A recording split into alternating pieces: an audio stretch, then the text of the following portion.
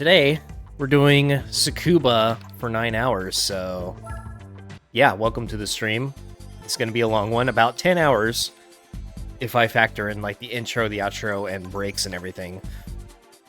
So, yeah, I want to get right into this, because otherwise we're going to be here forever if I keep procrastinating and adding time onto the stream and stuff. So, welcome to the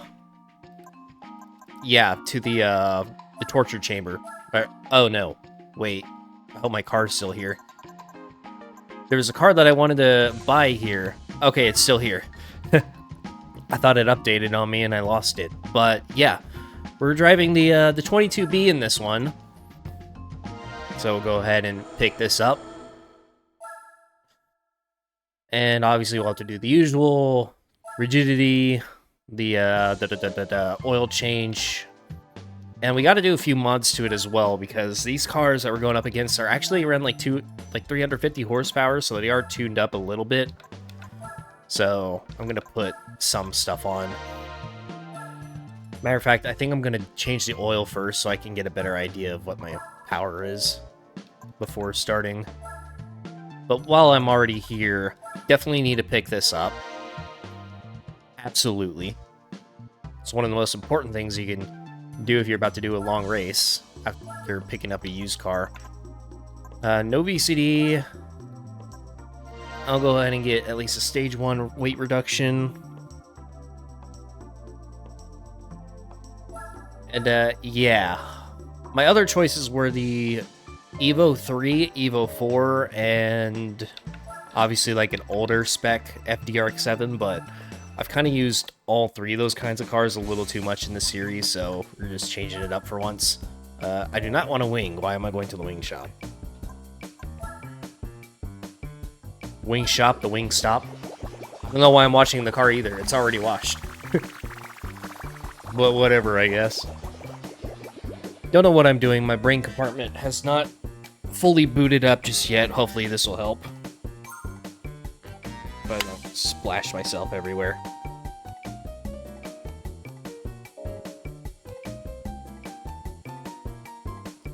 I keep forgetting I don't have a cup holder installed on my sim rig right now. Definitely need to do that soon. But finally, we're getting the oil man a nice drink. And I think I'm gonna put like a stage 1 turbo, or at least an intercooler on this. A chip for sure, and probably like, I don't know, we'll figure it out. I don't think I'm gonna need to actually get a turbo for this. I think I'll be just fine without it the way it is.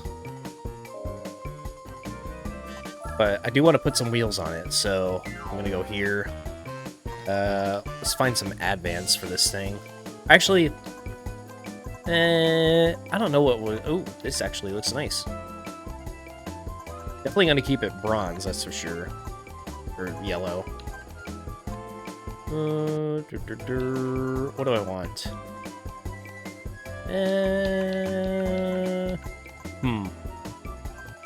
Decisions. I'm just gonna go with this. Just because I don't think I bought wheels for any cars in this entire series, so might as well do it now, I guess. This is our last chance to drive road cars other than the cleanup stream, so pick up some sport hards.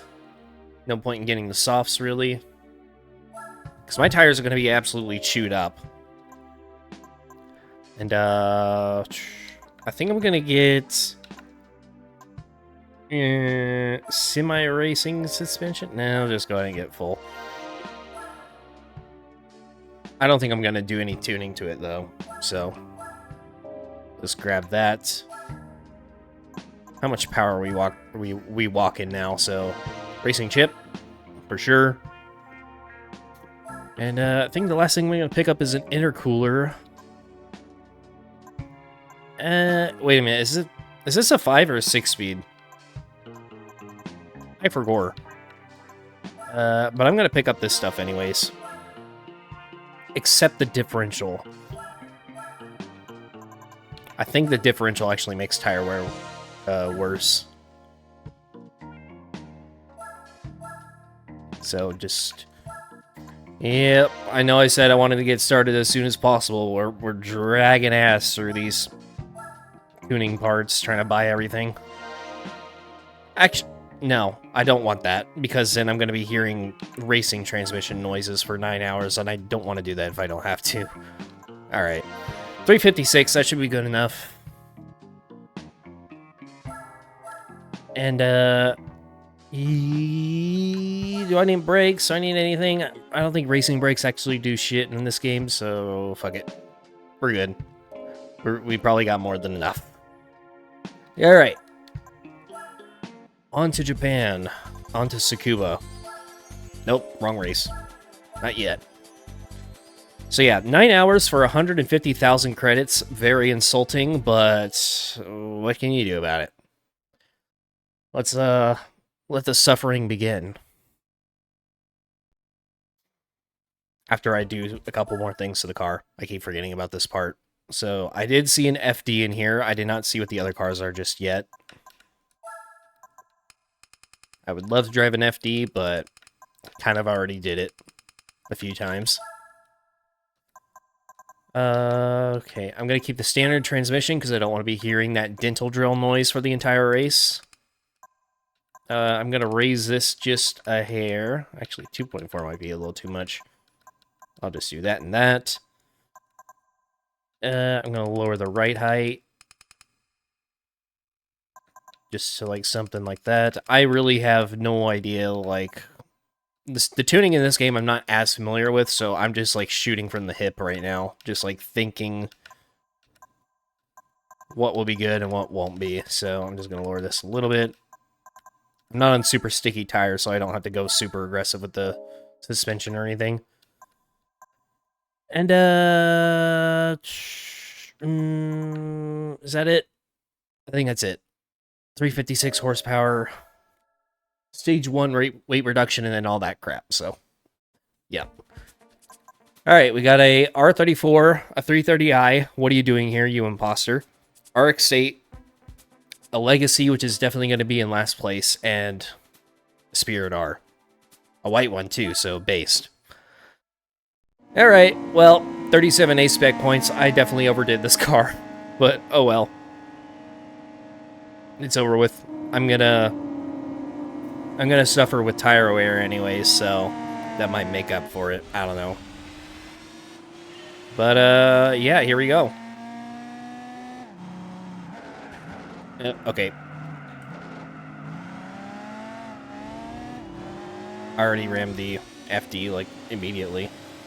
I should probably get rid of the dead zone in my wheel too. I really only needed it for Fuji.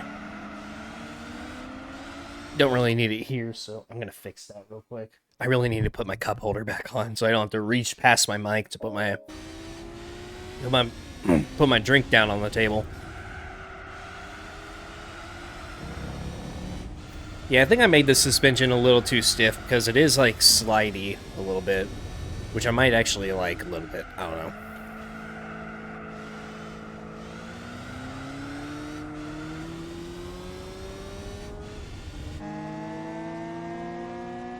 So yeah, whenever I did the previews for this race, trying to get a thumbnail, I saw like pretty much every car was around 350 horsepower, and that's what my car is, and I'm smoking everybody already. Lap 1, rolling start.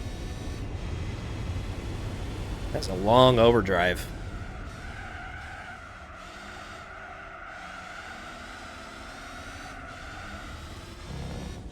Yeah, I probably should have kept the suspension stock. It would have been nice to have like a little bit of body roll. But this actually drives fairly decent.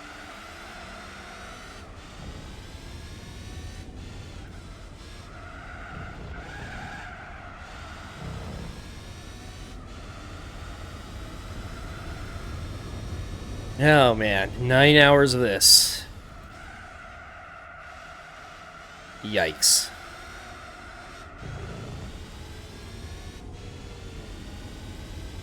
So, how we doing, chat? I don't know how to get rid of that annoying line on the side of my screen. That's probably just going to exist for this entire race. So, yeah, that's unfortunate. The textures used to be, like, really broken on this track, but then I discovered that it was actually mip mapping that was causing that, so I turned it off.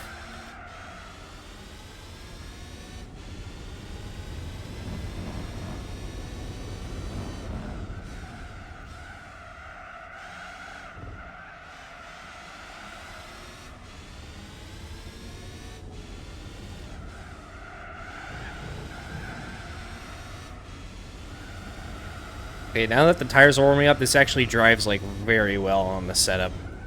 I think I did a good job, actually. Decent amount of rotation. Probably not good for the tires, but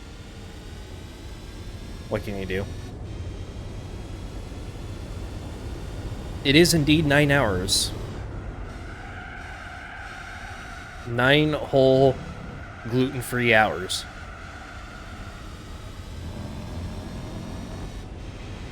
Non-dairy, gluten-free.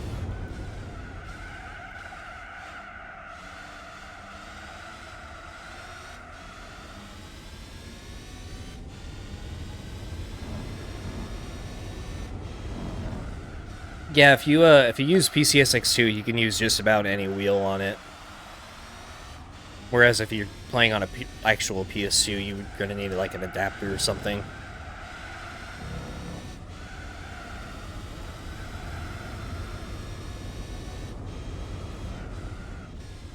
Yeah, I'm definitely gonna need like bathroom breaks every now and then and whatnot, but as long as the stream doesn't go over 10 hours, then I should be fine. YouTube's stream limit is about 10 hours, so that gives me, with the intro and outro and everything,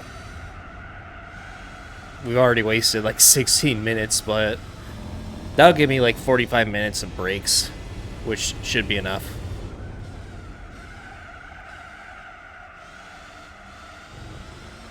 Over 9 hours! Classic.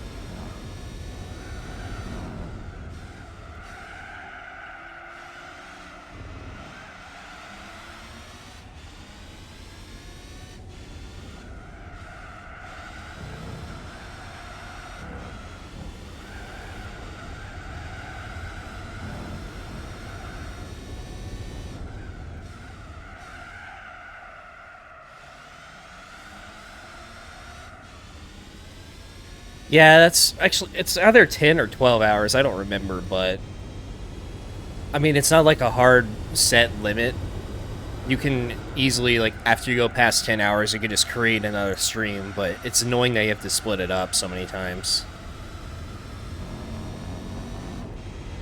I mean, well, technically you can stream past 10 or 12 hours, but the, what I meant to say is the VOD itself afterwards will, like, it either disappears completely or the VOD just shows like the last 10 hours of whatever stream it was. I forgot how it works exactly, but I just know you can't go back. You can't go past 10 or 12.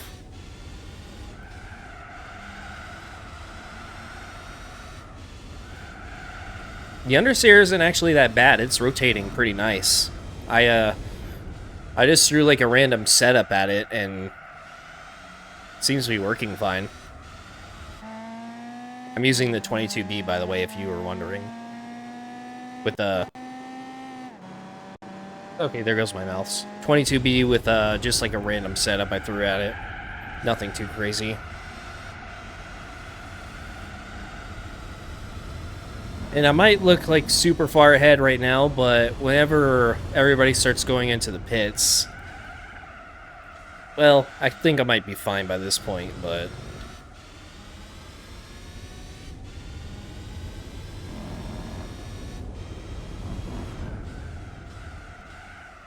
Oh, so it is 12 hours, okay.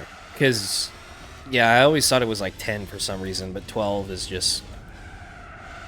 I don't know.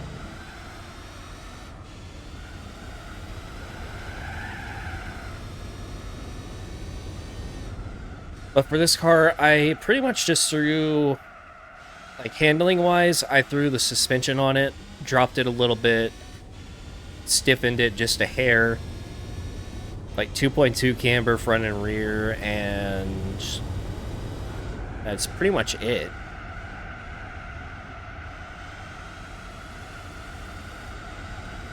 I mean, it's understeery on throttle, of course, but entry and mid-corner, it's actually pretty nice.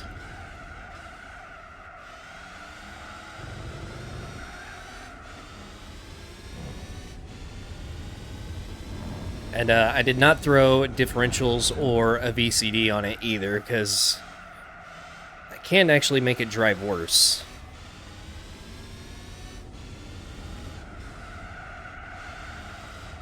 Nope, it's a Subaru 22B. I should probably put, like,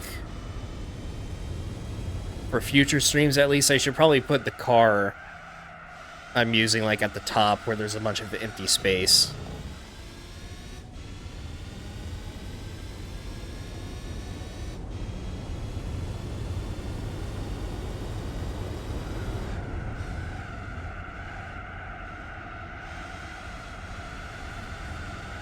Or I could just do this. I don't really need the rear view mirror at all anyway. Okay. That's what happens whenever I look at chat going into a braking zone. Just completely miss. Alright, well, I think I'm gonna lap everybody on round? Yeah. I don't know why my mind shifted to zombies right there, but I'm gonna lap everybody on lap 10.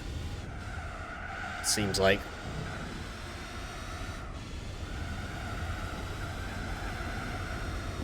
It wasn't my intention to be this OP, but it happened, and I don't really have time to restart it, so just gotta roll with it.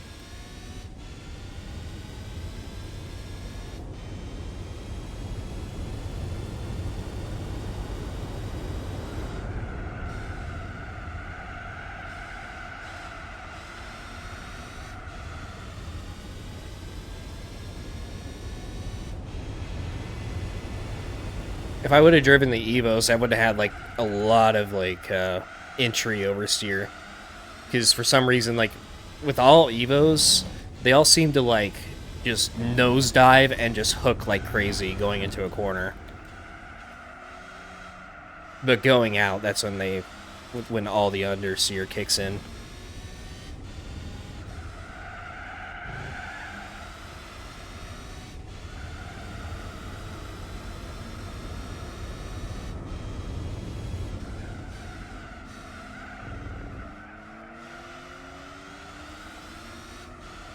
Alright, am I gonna get it? Probably.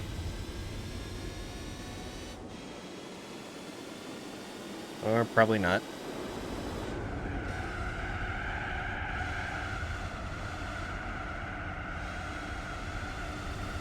Oh, the Legacy's going wide. Track's over here, boy.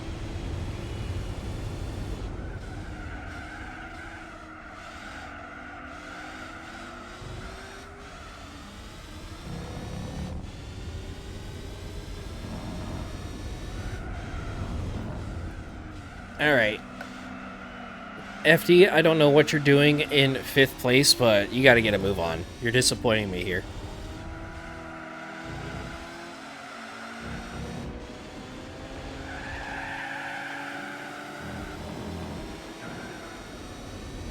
Now, it's got a few upgrades to it, because whenever I was trying to get the thumbnail for this race, every other car had like 350 horsepower, so I had to throw some stuff on it. And now it's a little too OP.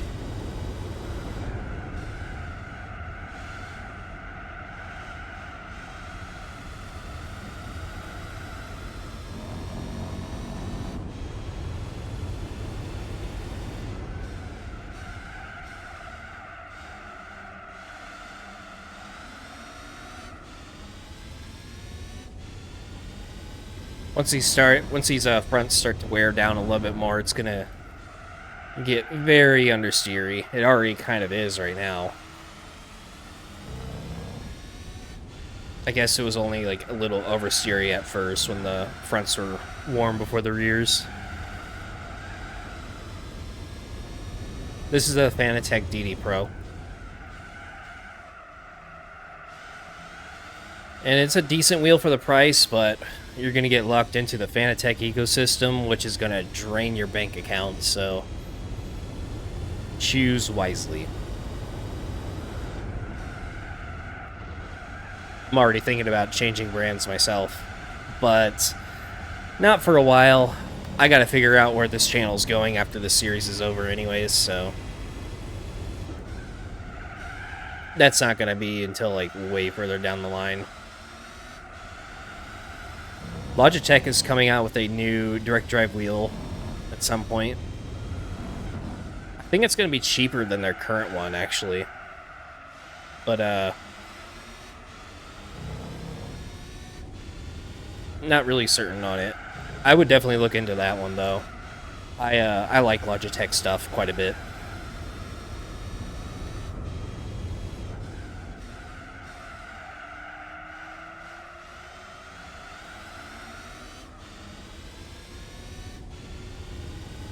The problem with doing more PS2 games is that it's really not going to drive the channel growth at all, realistically speaking.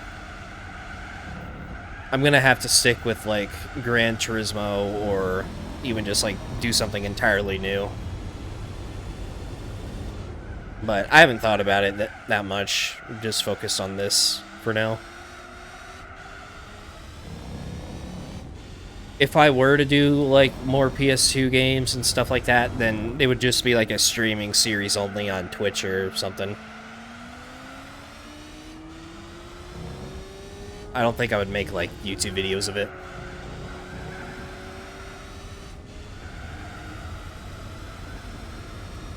Alright, I have officially lapped everybody.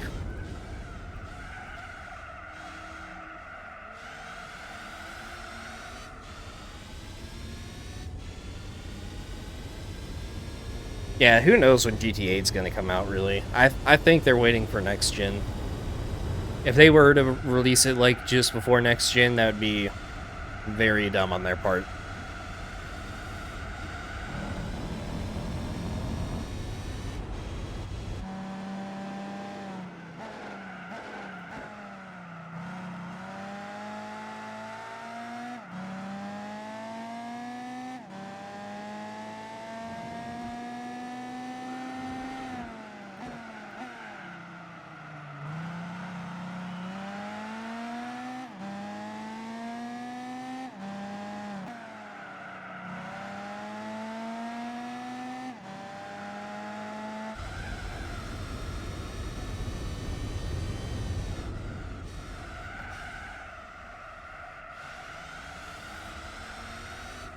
I'm gonna need to turn on some Spotify here in a minute.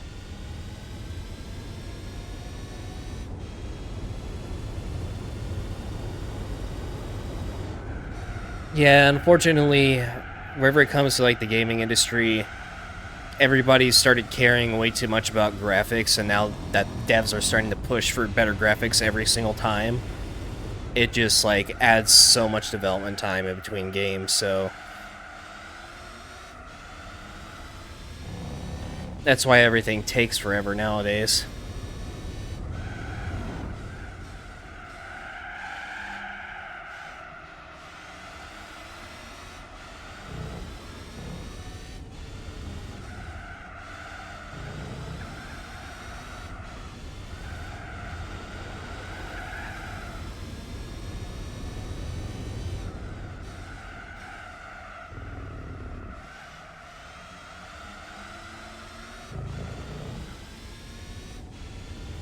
What I kind of hope they would do is, at some point, Gran Turismo isn't gonna, like, or Polyphony isn't gonna make Gran Turismo anymore. That could be, like, 10 years from now, it could be 20 years from now.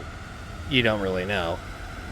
What I kind of wish they would do is, I mean, it wouldn't be good for the single-player experience, but I think they should just release a Gran Turismo game that's, like, the final edition, so to speak, and then just build off that one forever, instead of, like, build one game for a couple years and move on to the next game and build that one for a couple years and redo everything. If they could just, like, come up with the perfect game and just build on it and build on it and build on it, and change things like every now and then, add seasonal events and like careers and stuff like that, that would be, I think, like a really good idea in my opinion.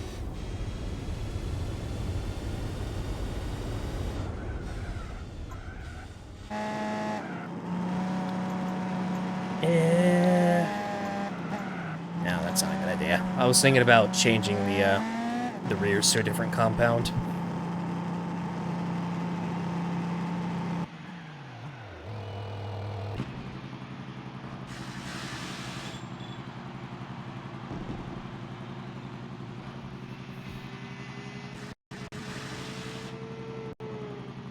All right, music time.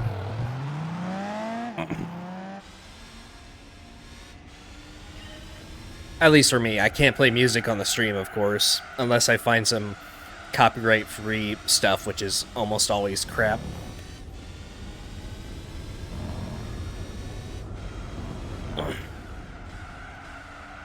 I played Forza Horizon 5 for like maybe 8 hours, but that's about it. I'm not interested enough in the whole series. Like, my main problem with Forza is the driving physics, and if a racing game can't get the driving physics right, then it's basically dead on arrival for me. There's nothing else I can make up for it. Music is a little too loud.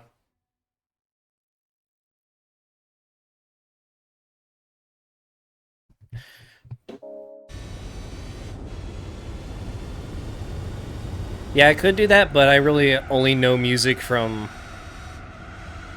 Gran Turismo and... Well, yeah, Gran Turismo, like, maybe as far as, like, uncopyrighted stuff goes. And Need for Speed. A couple of them, at least. I need to get, like, a good racing game music library.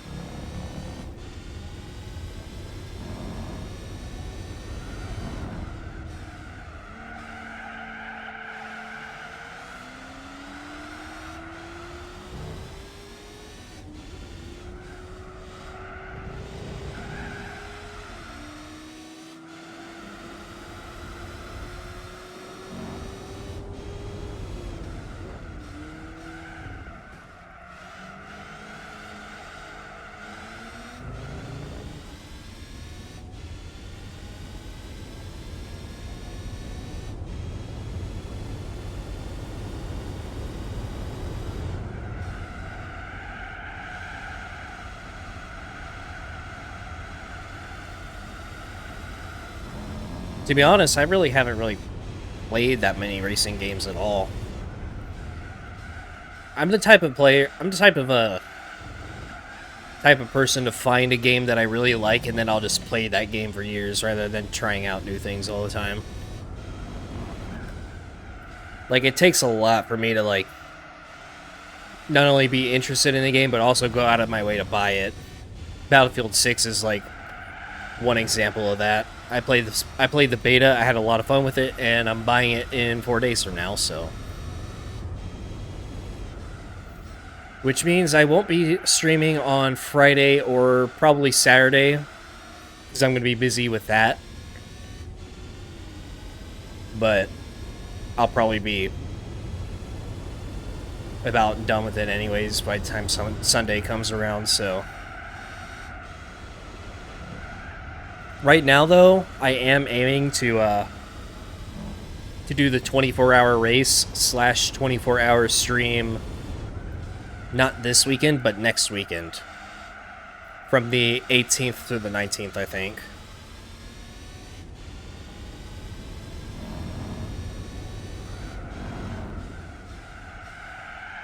It all depends on how fast I can get Formula GT and the cleanup stream done.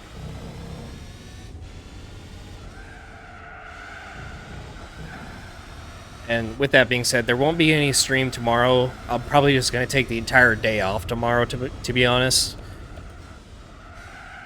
And then the day after, and maybe the day after that as well, I'm going to be working on some stuff on the side in preparation for the big day. Or the big weekend, I should say.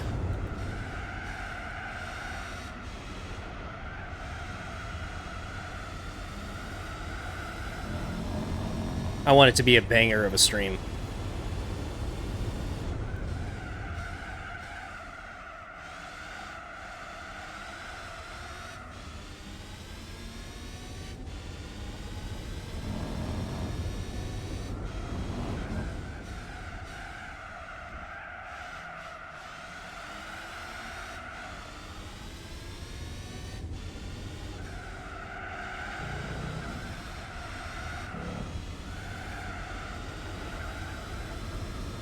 Oh, there goes the Legacy, lap 22.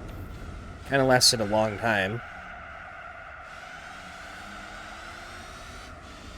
I wonder if I could have got away with standard road tires. They kind of have like a similar amount of grip to racing hards. Somewhat. Yeah, I played Tokyo Extreme Racer the other day, but I only played for like 2 hours. I still haven't figured out if that game's for me just yet.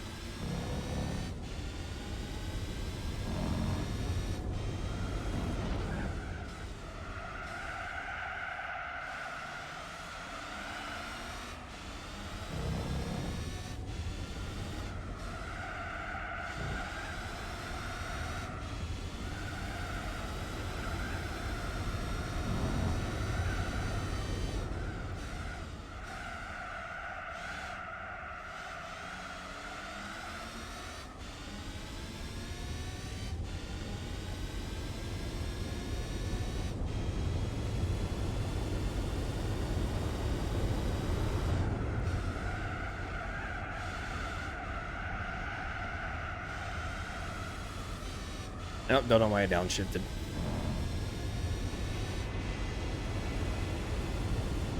Oh, I can't believe I didn't mention it yet, but today we'll finally figure out what my best time is on Tsukuba Circuit.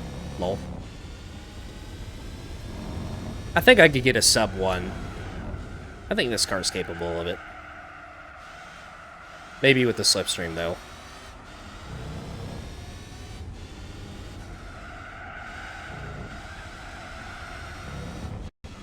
Oh, there goes my mouse.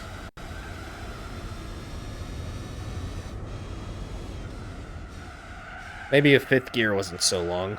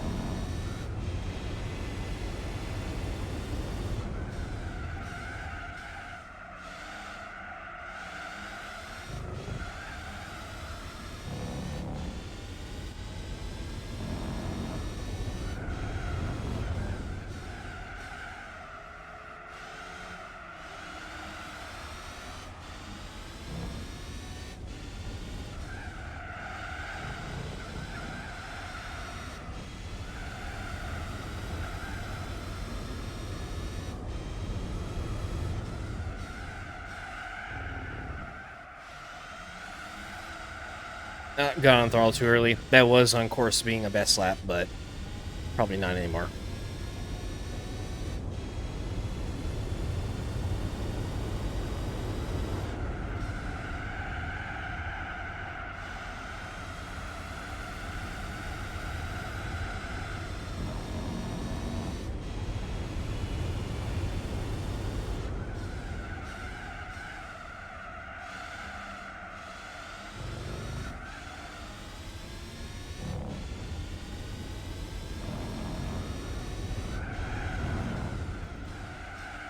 You know, I think I could probably get away with playing music on stream, but it's just going to be like super, super quiet.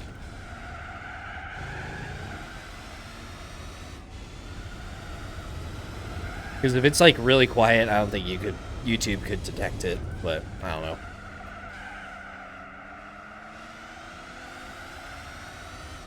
Not like it's gonna matter at the end of the day anyways, because it's on a separate audio track and I could just remove it for the episode.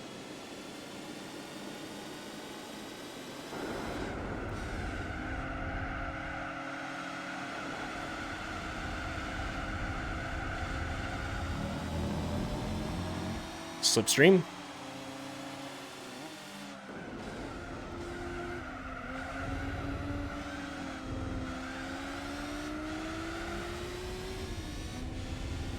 Took 25 laps, I think, for that R34 to go in. So yeah, my tires are definitely not the best tire life. No, I haven't talked to Admeister in a while. I'm not really in the public Discord space anymore, so that's where I mostly talk with everybody. But I got rid of it.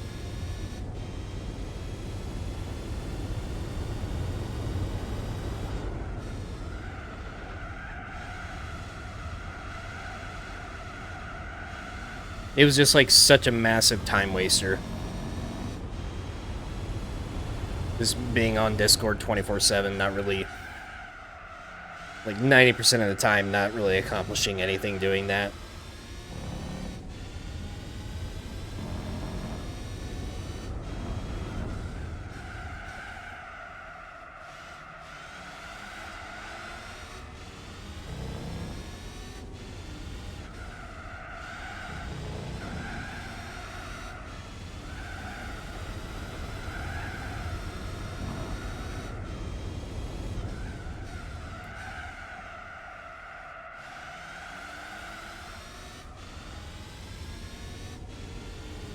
Oh, they got these in front now. I guess it hasn't pitted yet, though.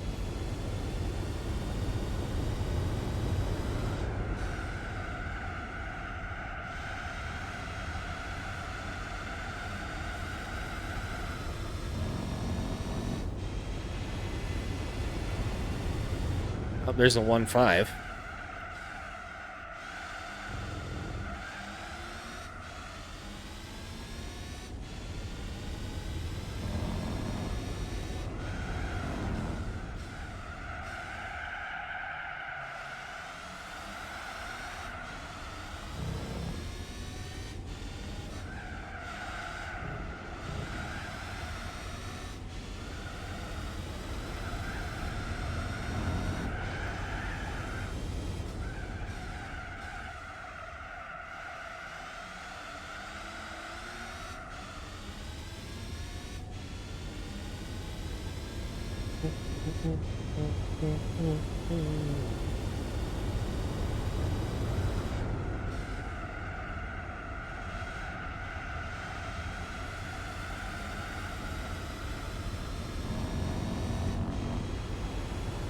Well, 30 minutes in, just got to do that 8 or 17 more times. Yay.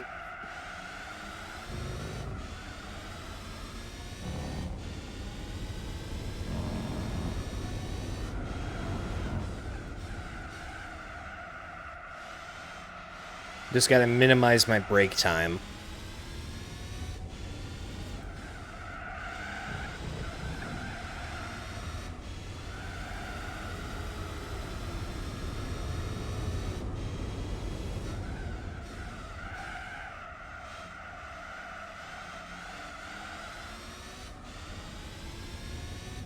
I probably should have changed my wheel rim to the other one because my fingers are, or my hands are definitely gonna get blistered on this crap.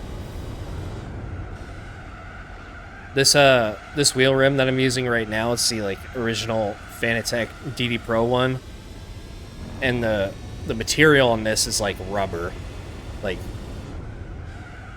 abrasive, sticky rubber. And after a certain point, it's going to start blistering your hands, so I might throw my gloves on.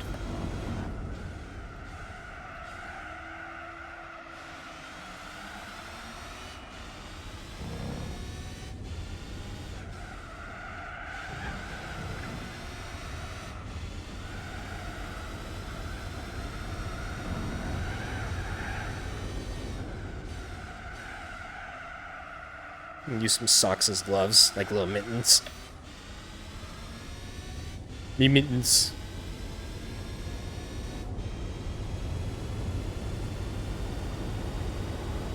I have a pair of gloves in the shelves behind me, but the more I get up and pause the game, the longer this is going to drag out. So I'll just do next time I go to the pits in a few laps.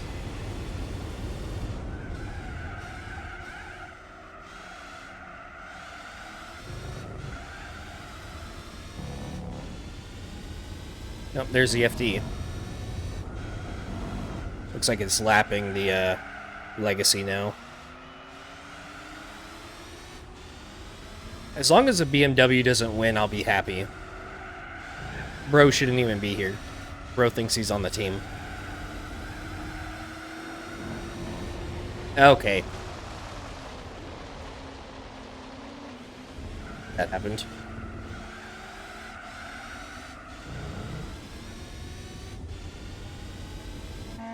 Never let them know your next move.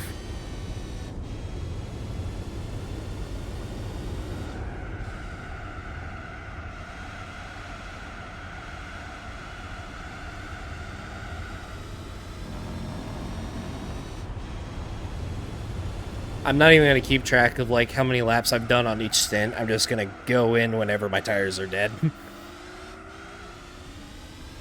Especially since this is a timed race, I don't have to worry about strategy as much.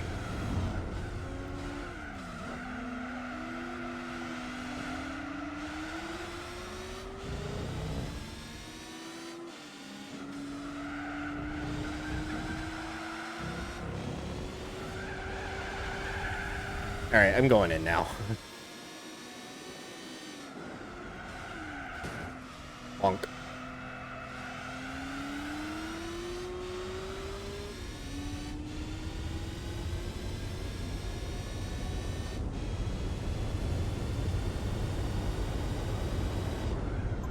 Alright, I'm grabbing my gloves. Wherever they are.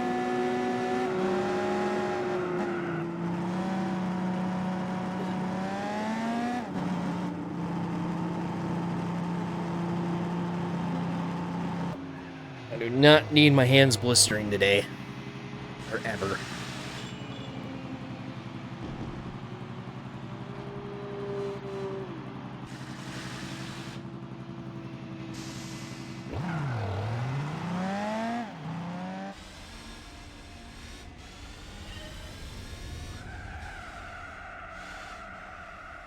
Timed as opposed to distance, or set lap amount.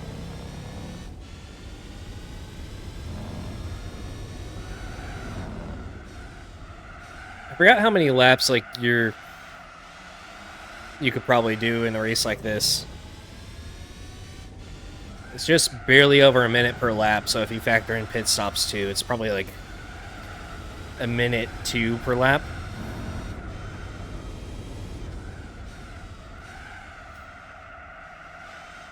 So 60 times 9,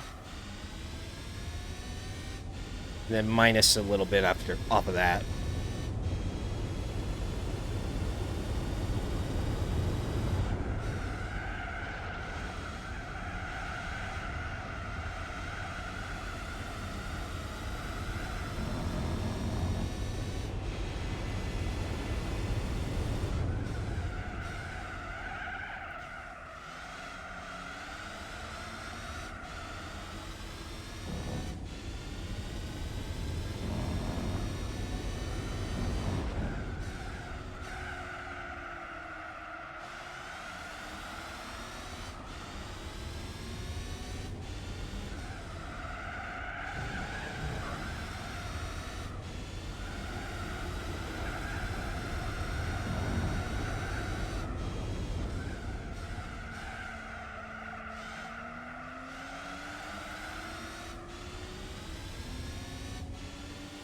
Well, it's lap 35. Is it going in? Where is it anyway? I think it just went across the line. Didn't... Oh, wait, no. I'm 1 lap ahead of it, so it's on 34 right now.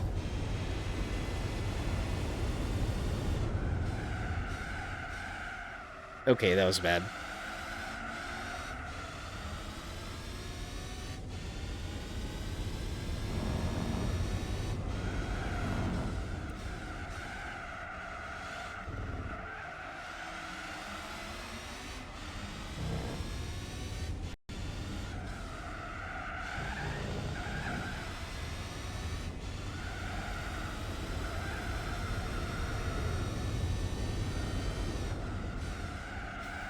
I don't really know what it is. It's like some kind of... It's just some kind of weird emulator bug that I haven't figured out yet. Before, like, the textures were bugging out on Tsukuba, but that was a MIP mapping that was causing it, so I turned that off, but now that line still appears. Not really sure what's causing it.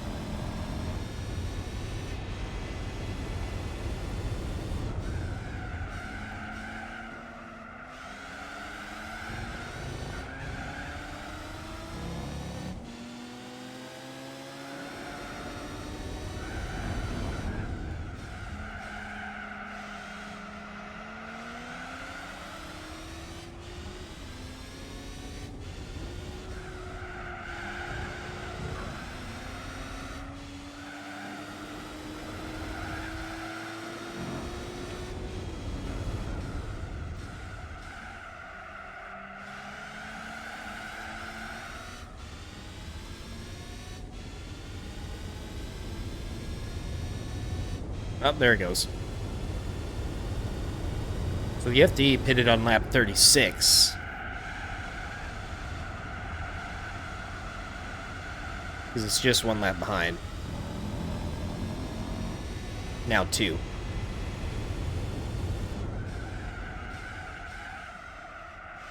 But yeah, that is like really OP.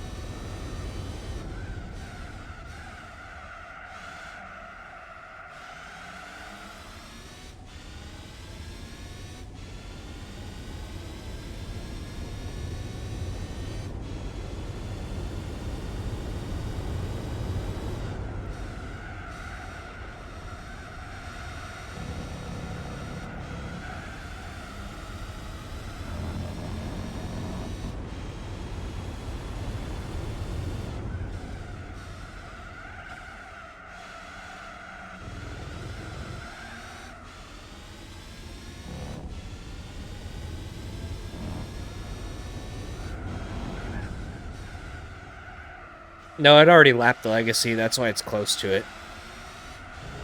It's still in P2. The Legacy is probably in P6 right now. Get on the track.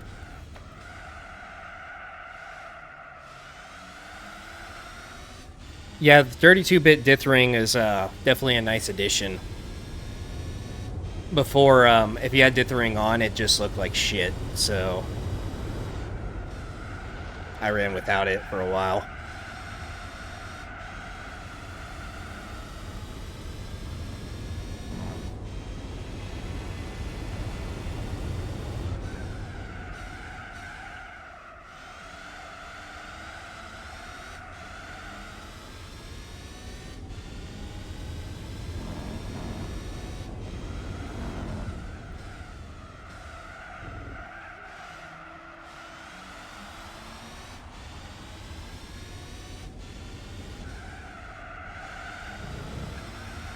The other day, like, I was messing around with replay cameras again, trying to make a little something something, and I forgot to turn on 32-bit dithering in my in the game version I was using, and it looked terrible. Like, the color banding was like crazy, and I was like, man, why does this look so much worse than every other version I played? And then I went through my settings and I was like, oh, I have dithering off. I should put 32-bit on. And that fixed it.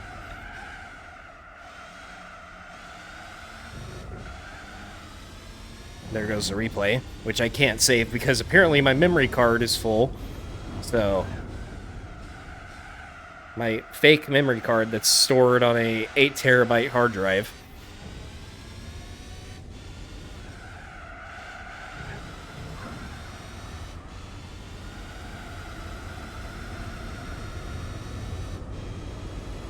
I tried converting it to a folder because apparently you get infinite space with that, but after I did that, the game couldn't read the save or the memory card folder thingy.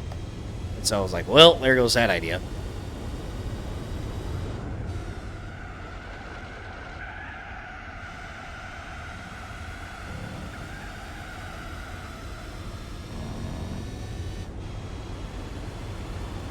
I'm getting a lot of 1-minute 9s.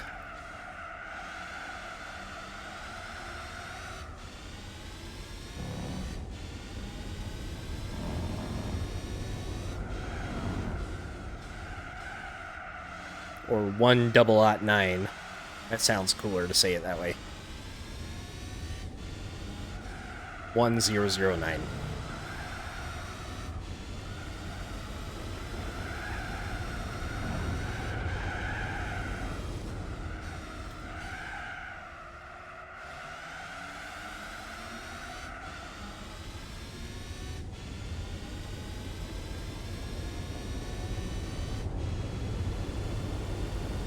That would be like the, I forgot what it's, I think it's like overdraw or something like that. Because the game was made for 4:3 aspect ratio, but whenever you use, a 16:9 patch, it doesn't change the rendering in the game itself, so you need a different one for that. If you watch some, like, early GT2 emulation videos, you'll see that, too, where, like, the trees and the buildings disappear on the sides of the screen before they go past. And it just looks really jarring. At that point, just playing 4:3, I don't even see the point of going 16:9 if it's like that. But they're making patches for that now, so it looks good.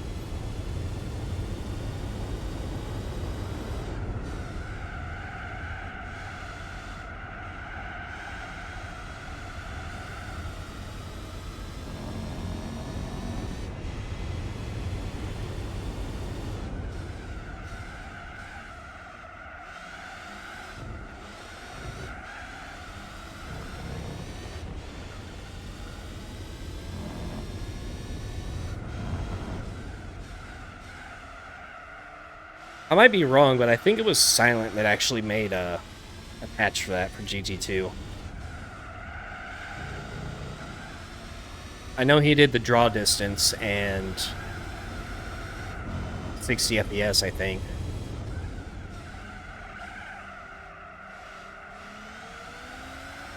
Either that or it was actually an option added to DuckStation itself at some point.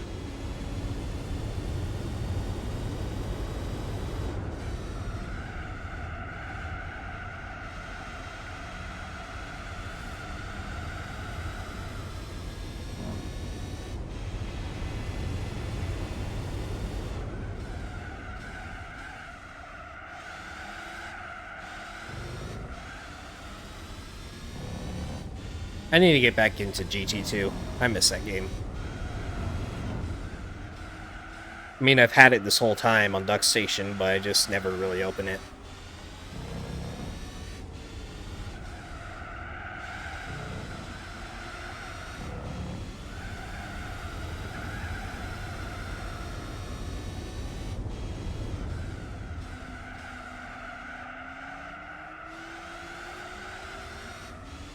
Alright, lapping the FD for the third time.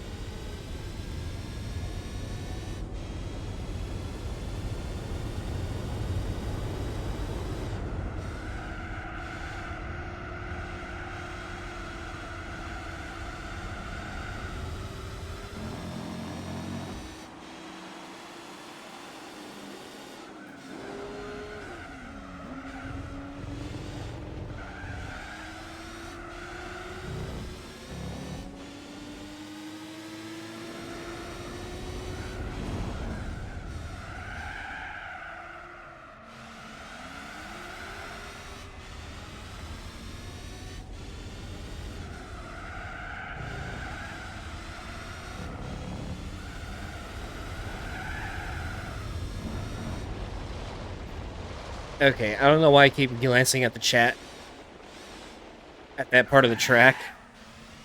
But yeah. Anytime I look at the chat, like in the middle of the corner, I just go off track.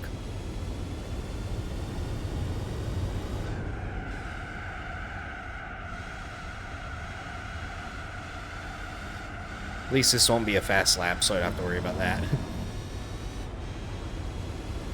Feeding my way to a sub-minute.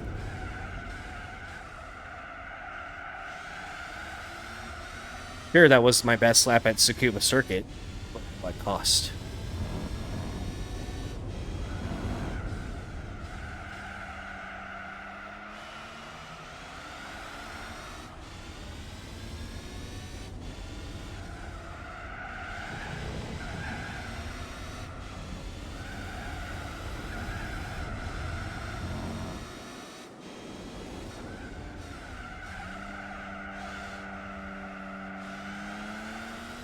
True, they are for off-road.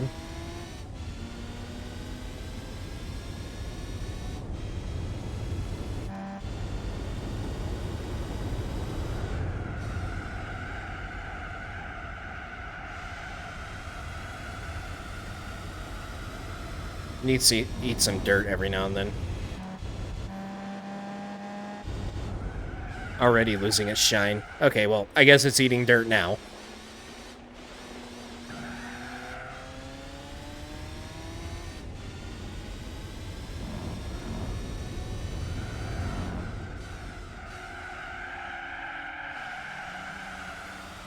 Nice.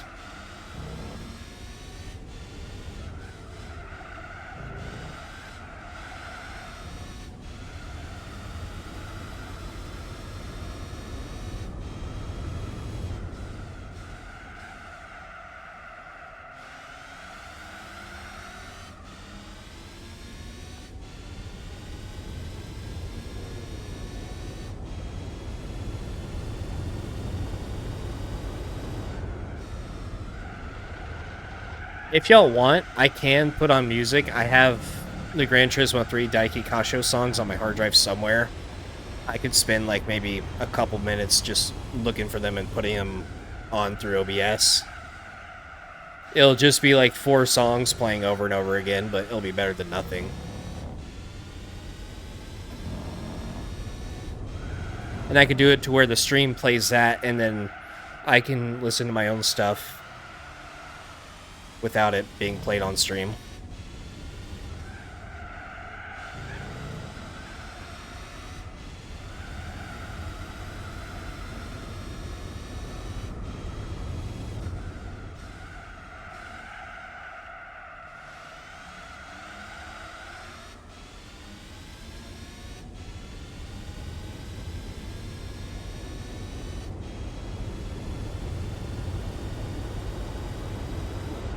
Yeah, normally I play everything without music, but if it's something like this, I need some other form of stimulation, or else I'm just gonna turn into an absolute zombie. Oh Yeah by Yellow is playing right now, by the way. I have a Spotify playlist of Gran Turismo 3 and 4 songs and TSC songs. So it kind of sounds like the in-game soundtrack is turned on for me.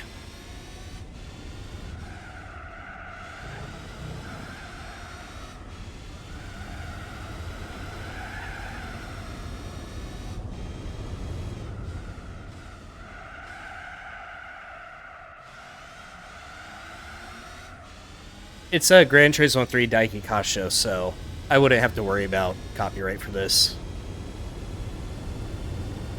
Alright, I'm gonna go in. Okay, that was a test.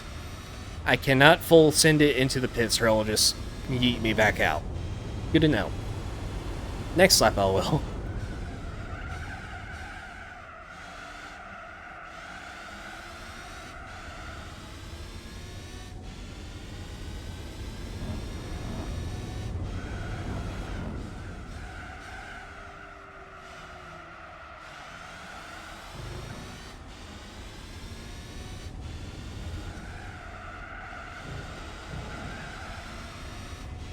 Actually, I hope I can remember how to set OBS to play like 4 songs instead of just one single file. It might take me a couple minutes to figure it out.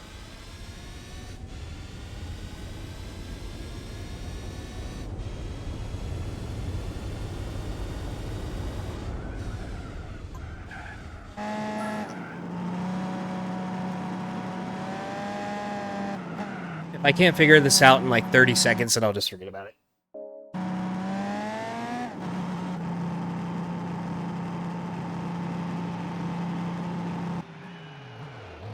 Alright, I'm gonna leave it right there. Once I start actually driving again, let me know if it's too loud or quiet. This song is not copyrighted, I know for a fact, so I should be fine.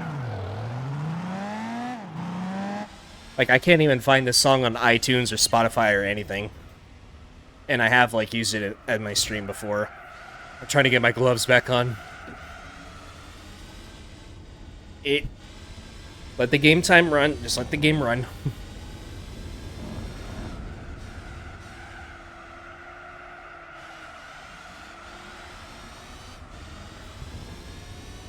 I don't think that one is copyrighted, Beeston. But I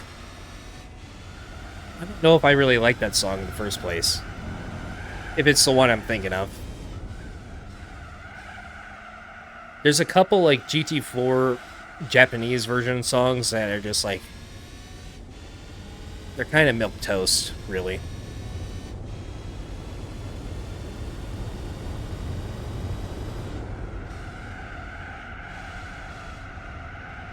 Wait a minute.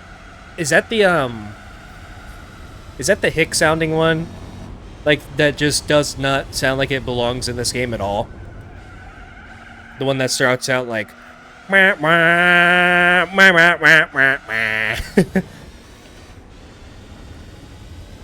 remember one time, like, on a stream, that song started playing, and I was like, ew, get it off!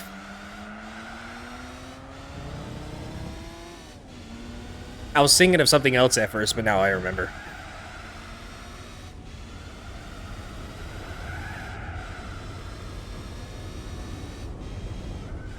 It's just like, I don't know what they were thinking. Like, they have some absolute bangers in the soundtrack. Jimmy Eat World, Van Halen, Papa Roach, and then they throw that in. Like, okay.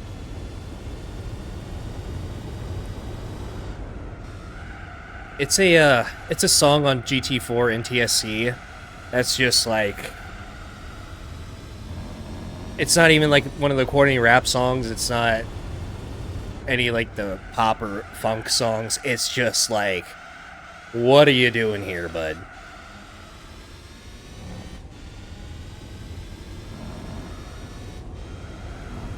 It's like a So Long Baby Goodbye, I think.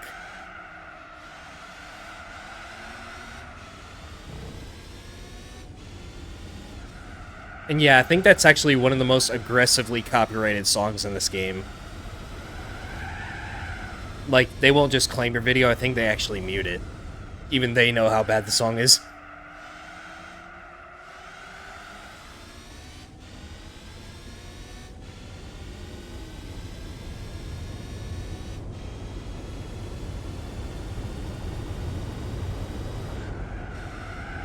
Can y'all still hear the music playing, by the way? Because this song is a lot quieter than the previous one. Might have to turn it up a little bit again. These songs are like very different volume-wise. Barely. Alright, yeah, I'll turn it up just a hair on the straight.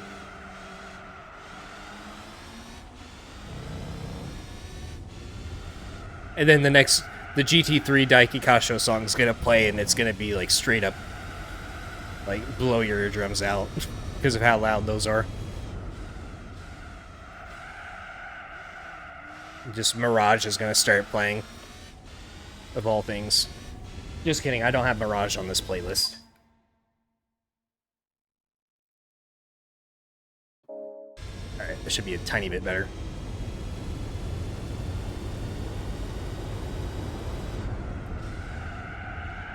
Mirage is the one song from GT3 I don't actually like. And matter of fact, I actually kind of forgot that song existed until the meme happened. And then I went back to GT3 and was like, oh, that song does exist on this game. I guess I never bothered turning it on. Because it sounded so not pleasant.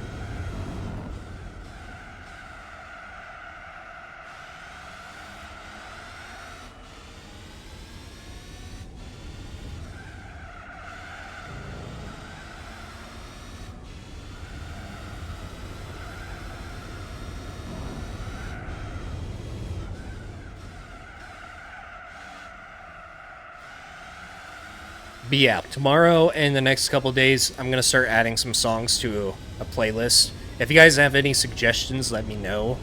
Probably not in the chat, though, because I would not remember to come back to this specific time and check. So, matter of fact, I don't really know how y'all can give me suggestions if you can't do it now through here.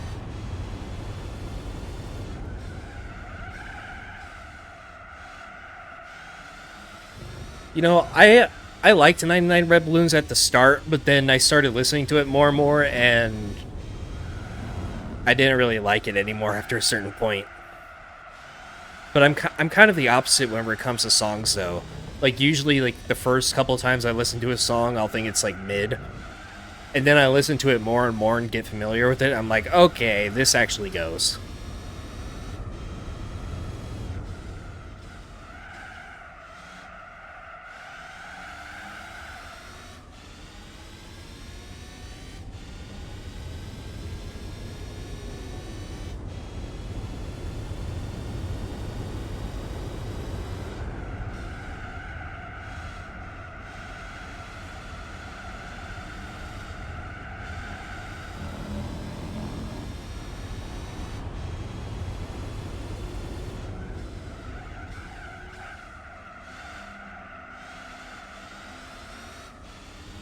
MP3 gain? Alright, I'll try to remember that.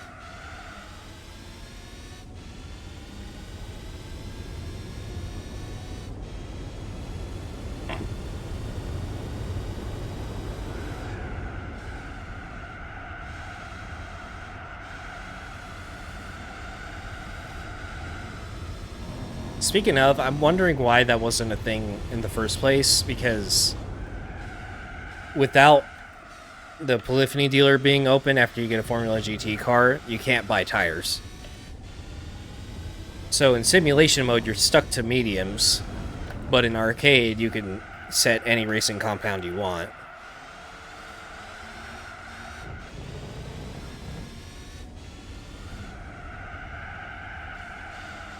Because I would be using, like, super hards or hards in the championship otherwise.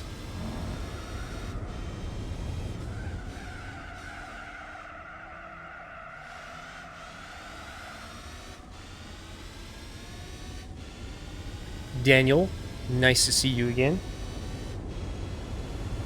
welcome.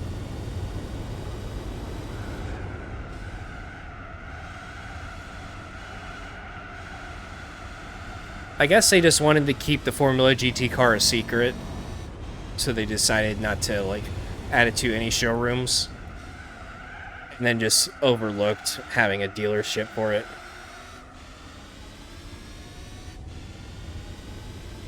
Oh, that's always nice.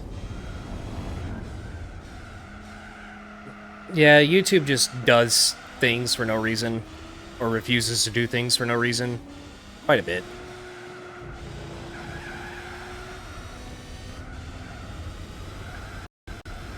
There goes my mouse again. And my car.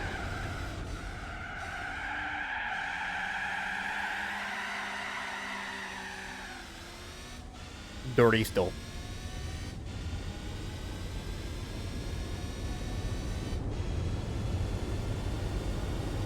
YouTube's too busy talking about fucking Taylor Swift.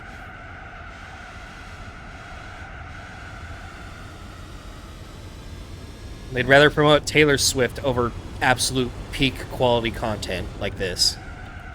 The nerve.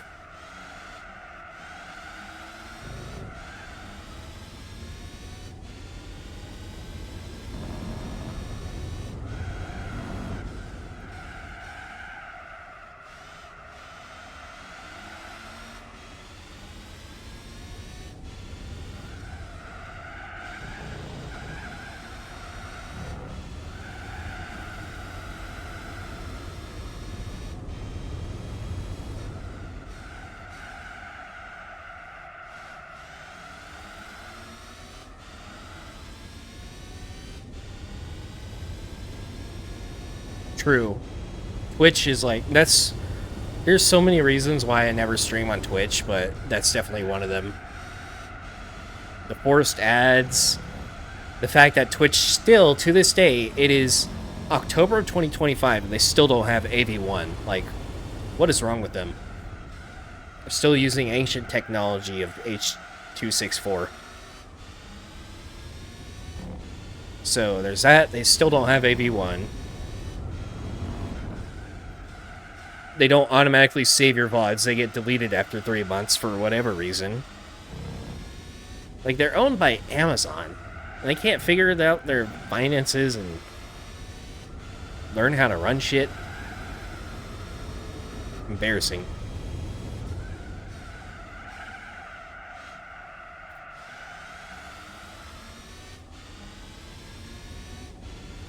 I don't know if Twitch has H.265, but even that's, like, getting kind of old. I'm streaming on H.265 right now just because, for whatever reason, I'm having... Like, whenever I try to stream AV1, my OBS just wants to die. So, yeah, recording AV1's fine. It's just streaming it, for whatever reason. I had that issue with the Nürburgring 4-hour stream, so I had to switch to H.265. H.264, I do not want to touch that thing ever again if I don't have to. It just looks so bad.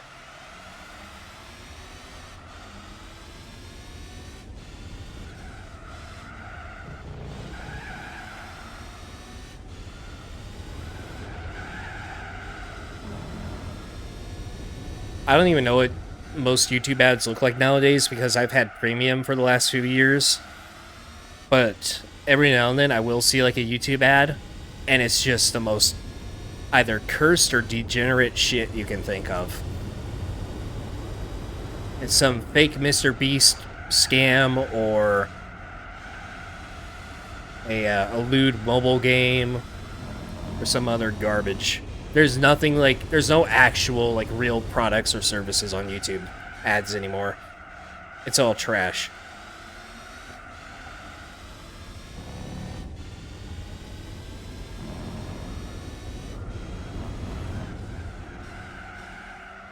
Like, they don't pay attention to what ads get put on their platforms anymore. They just let who wants to pay for it get it.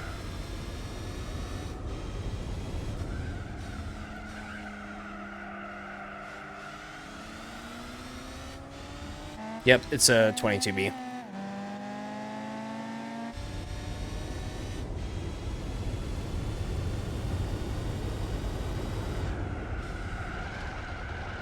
Maybe AB1 is just, like, still for only a few certain people, but I tried AB1 and it wouldn't let me do it.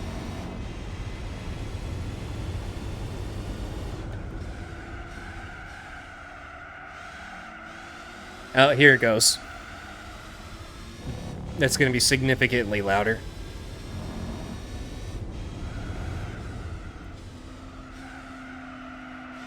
There's the extremely loud Gran Turismo 3 music. Let me know if I need to turn it down. It's probably... In OBS, it's showing it the exact same volume as the game.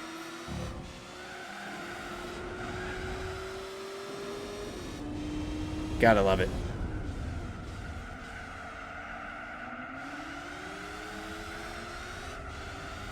Also, the FD is about to lap the R34.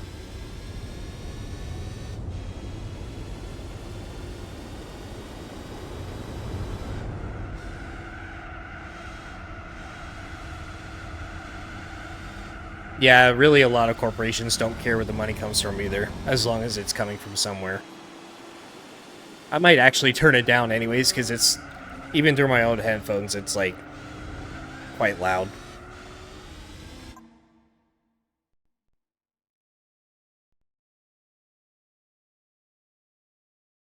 Alright.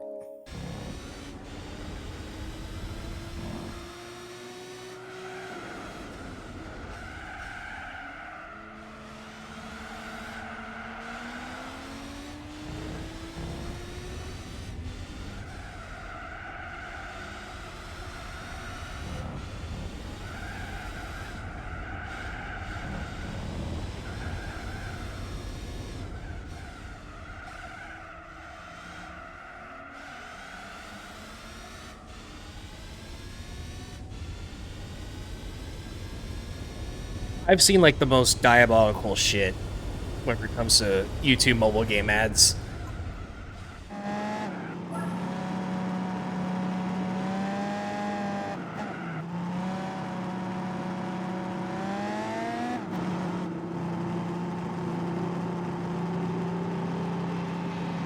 And it's so obvious, too. It's like they're not trying to be low-key about it. It's literally in your face.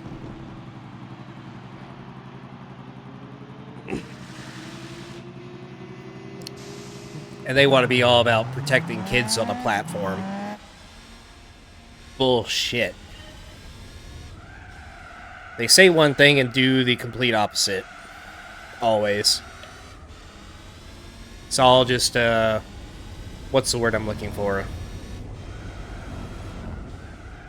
Lip service. We stride in providing safety and security for our audiences. Bitch, please.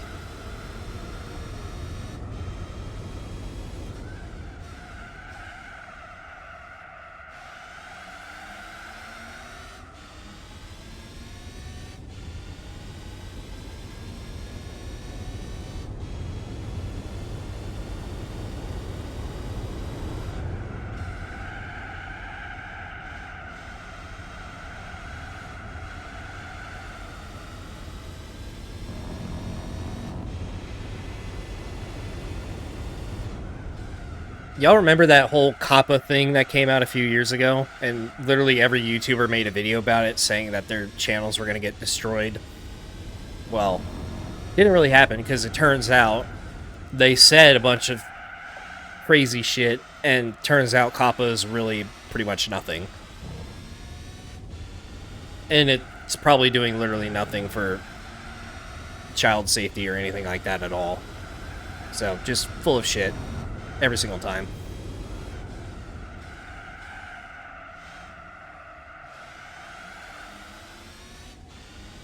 Yeah, and now with, like, the ID verification thing that's going around pretty much everywhere,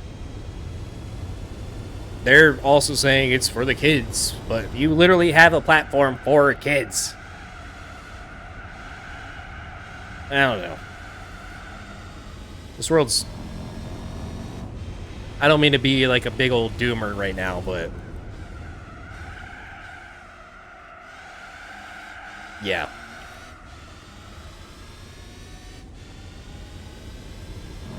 Oh my god, the brain rot is absolutely crazy. The brain rot channels where you can spot them from a mile away. It's the channels that have oversaturated colors and the people in the thumbnails are literally wearing like solid green, red, or blue shirts.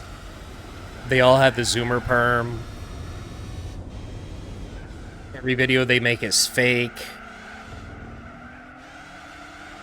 And then you have other slop content channels where it's mostly shorts whenever that have this problem, but first of all, there's like hundreds, if not thousands, of video or channels out there that are just stealing clips from other YouTubers. Like Outdoor Boys is like a huge example of it.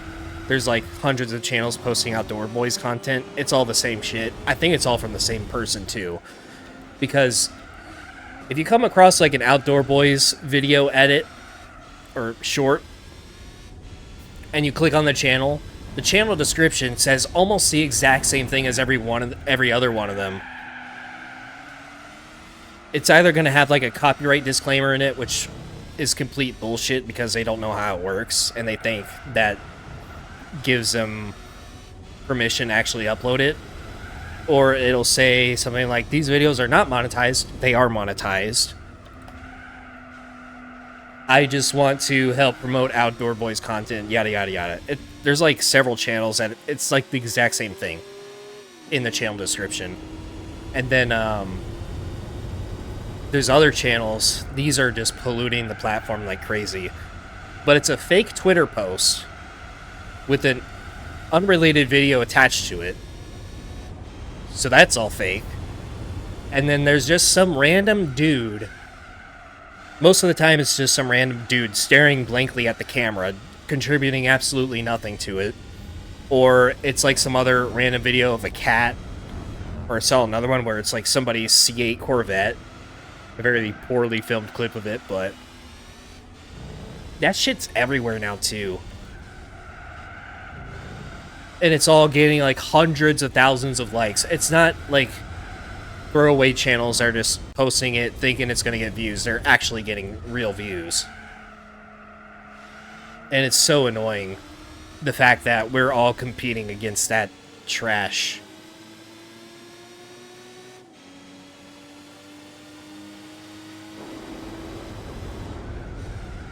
I wish they would do something about it, or some bigger YouTubers would start talking about it, but nobody has.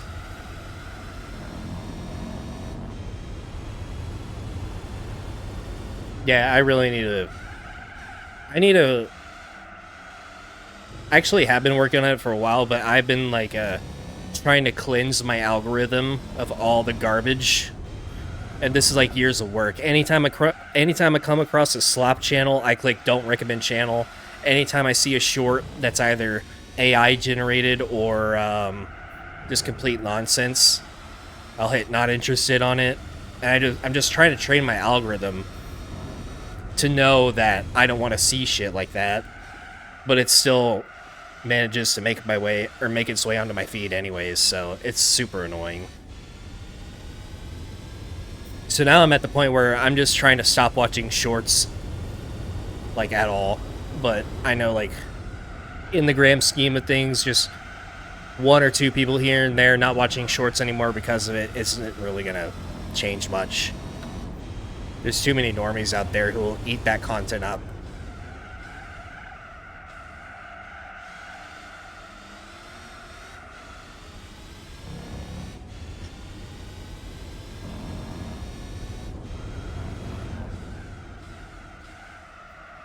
But it kind of sucks because I'm trying to tell myself not to watch shorts anymore, but at the same time, shorts are like a solid way to grow a channel, especially if you post them consistently.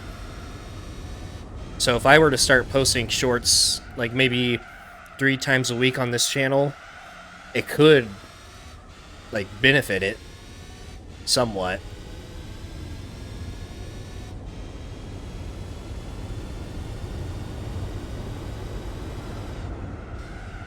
So yeah, I don't know.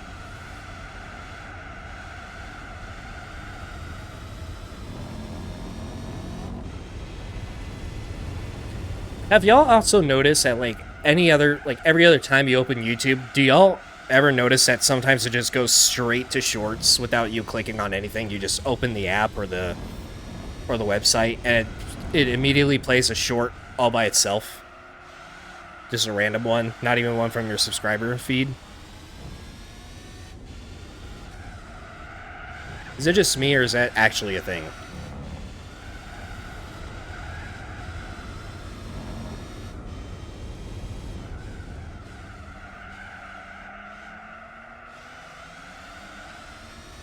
Yeah, that's also true. A lot of shorts content watchers, they only watch shorts. So, you are gaining subscribers from it, but your actual videos might not do that much better.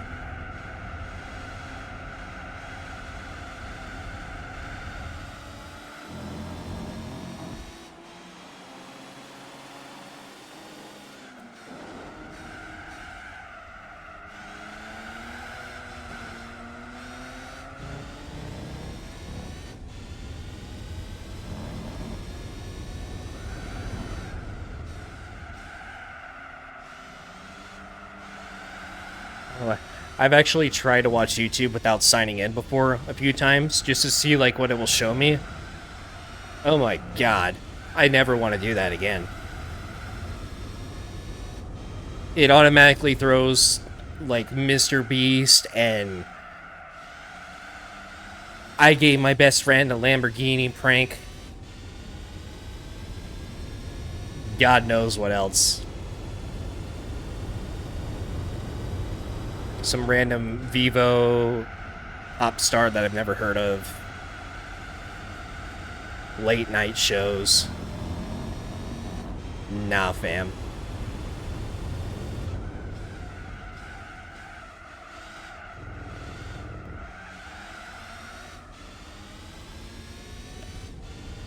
I never liked Mr. Beast from the start.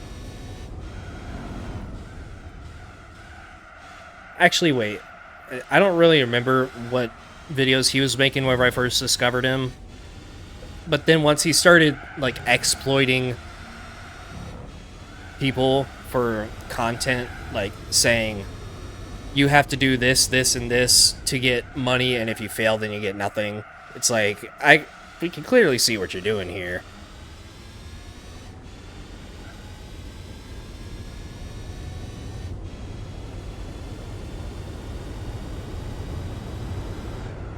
I didn't like Mr. Beast, like, long before the drama about him started, so.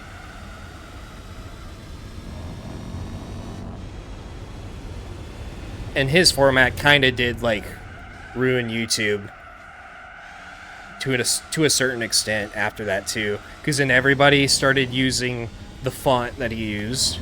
Everybody started doing, like, the super saturated colors and everything, and the over-editing, like, editing the exact same way. Oh my god. Alright, if y'all wanna hear me rant, let me talk about editing. So, I don't know about y'all, but I might be a 28-year-old man, but I do love me some Minecraft. It's probably my favorite video game of all time. And every now and then I will watch videos of Minecraft, just for, like, build ideas or mob farms and stuff like that. There's this phenomenon in Minecraft YouTube where even I can't fully understand it. And this started like a few years ago. This isn't something that's been going on forever. But hardcore Minecraft YouTubers, they all came out of nowhere like a few years ago. Like, I think, like, after Philza lost his 5-year world and that whole event went super viral, everybody started playing hardcore after that. But the weird thing is, all these Minecraft hardcore YouTubers, even, like, survival ones, they have the exact same editing style. The exact same. Some of y'all might know what I'm talking about, but the sound effects they use are the same. The inventory images that show up when they're showing them, like, things they need to collect, like, we need to collect observers, pistons, like, they pop on the screen the exact same way. The time lapses are the exact same way. The sound effects are the exact same. It's like it's the same person making all these videos, but it's like dozens of channels. And they all have like similar skins too. Like their skins are just like a blank color with like a couple lines on it for a face. Y'all notice that too? It's like, it seems like coordinated almost. You would think it's like AI making all these videos, but I don't even think AI is that good to be doing something like that. But I don't know. You can't tell the difference between any of them. That's always something that I noticed early on, but I've never seen anybody like talk about it.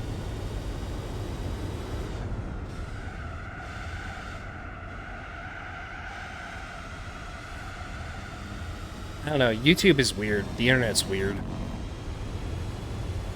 Even I don't understand some things to this day after being around for so long.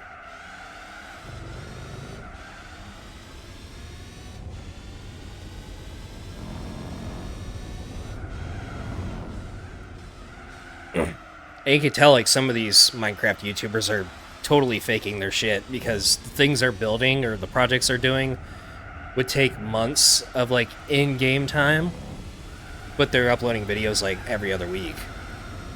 It's like, nah, you didn't do that. You're not streaming what you're doing either, so clearly you either literally live on the game or you're going into creative mode and light Matica and building stuff off camera. So I did a little mining off camera. I did a little building off camera, but for real.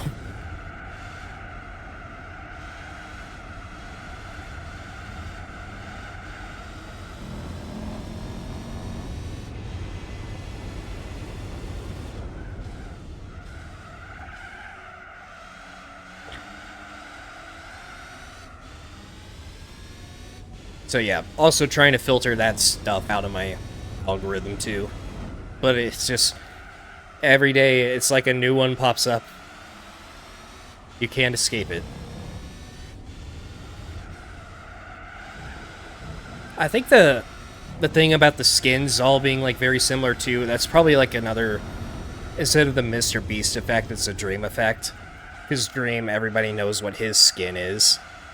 He got super popular, and then everybody's like, you know what, I'm just gonna do the similar thing that Dream did, make a just like a flat, plain, boring skin. Just because I guess that's what the kids like these days.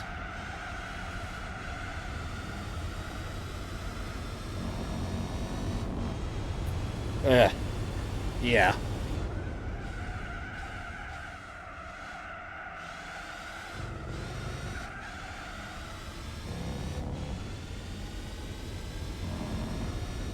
Anyway, I think I'm ready to stop ranting about YouTube. That's been about like a solid 30 minutes of me just complaining.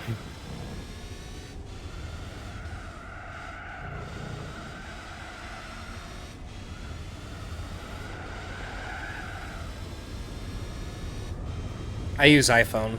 I tried Android, well, I've had Android work phones and I just never liked them.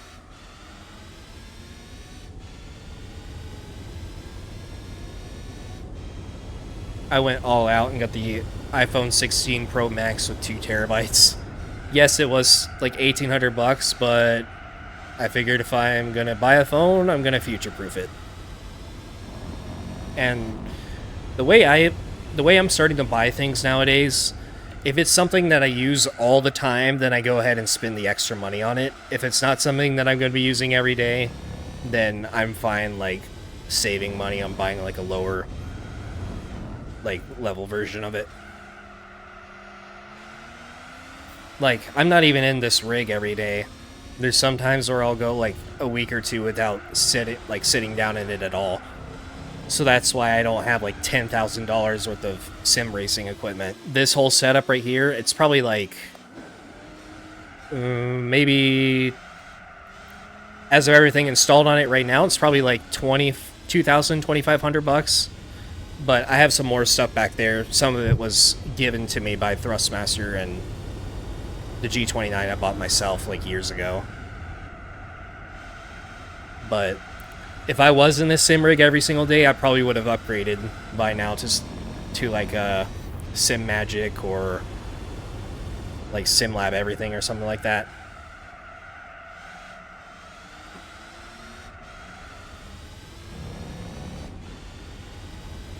Like the monitor I just bought for the rig, it's I went all out on it too. So 4K 20 or 240 hertz OLED 32-inch. So it's future-proof. This will be my monitor for like the next 5+ years.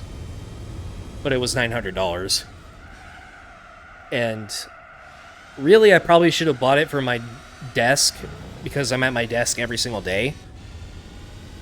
And then bought a cheaper one for the rig since I'm not here every single day, but I can always move it whenever.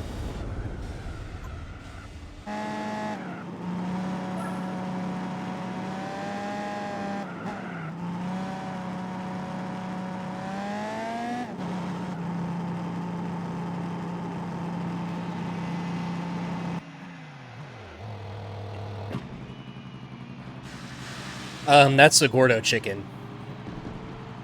He's been the spirit animal of the channel for basically the conception of GT4 Online.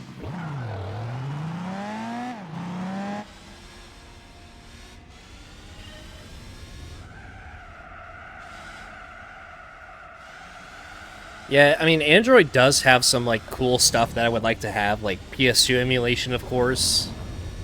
Harry's Lap Timer was an app that I wanted years ago that was never on iPhone. And, yeah, a few other things. Also, the music just stopped. I forgot to put it on repeat.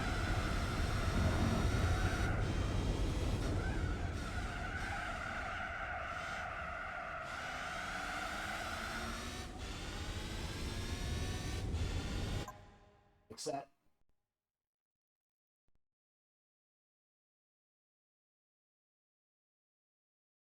Also put it on shuffle.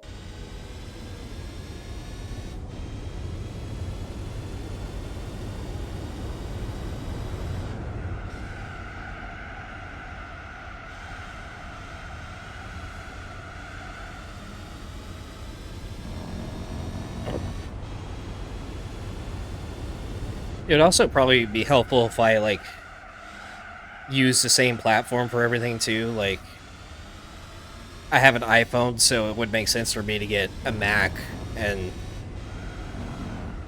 well, yeah, a Mac, I guess. And make all my products Apple, but... PC has an advantage over Apple. Or Mac, I should say.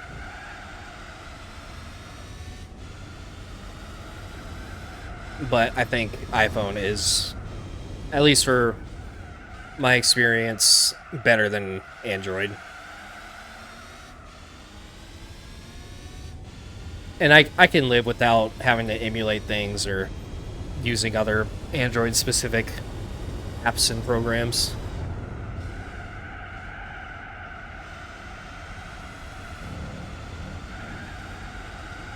But I would never buy an iMac.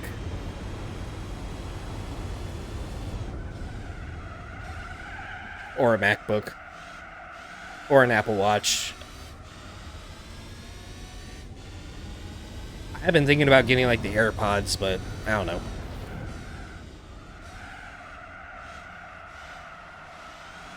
But that would be it.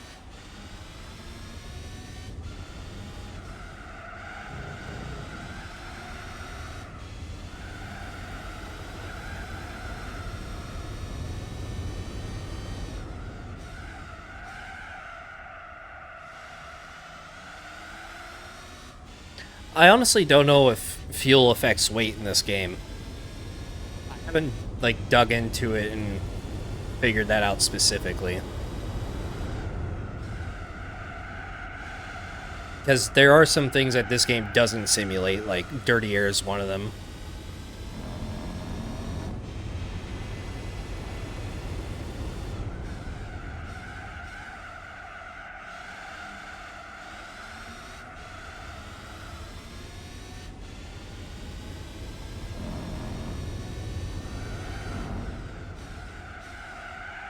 I mean, I could try it, see if my laps get any better.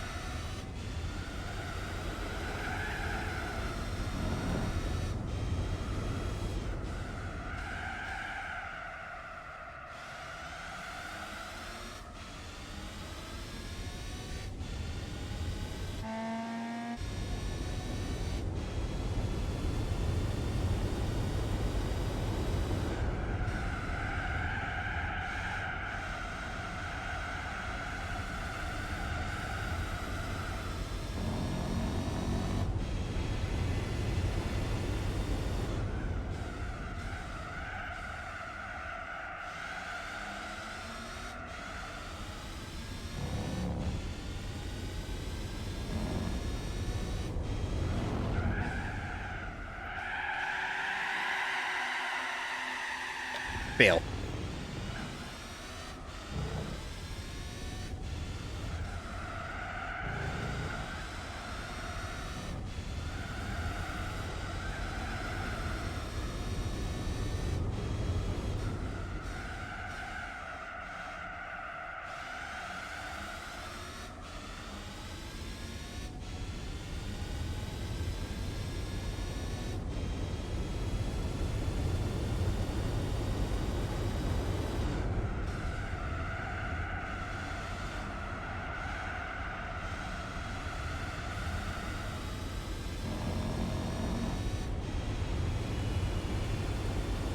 Oh, I didn't even notice at some point I got a new best lap.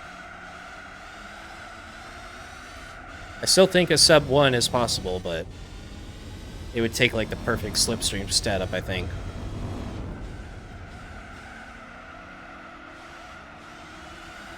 Like a couple solid slipstreams without them getting in my way. Probably like this lap, actually. If I can drive properly.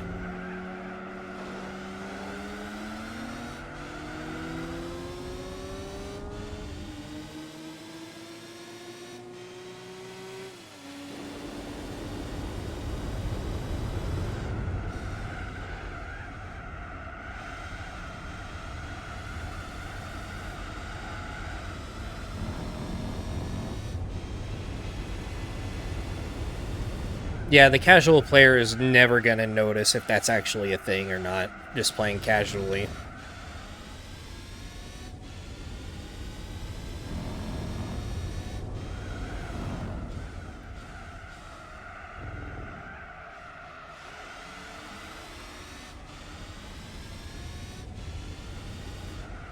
Yeah, I mean, I matched my car in performance, it's just difference in skill mostly, I think, because the AI, they like double brake into the corners like this. They'll slow down a little bit and then they'll slow down the rest of the way, especially if they're stuck behind traffic.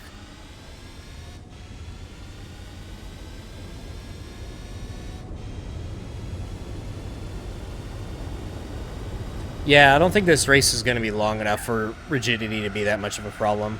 I did the refresher before, since this was a used car.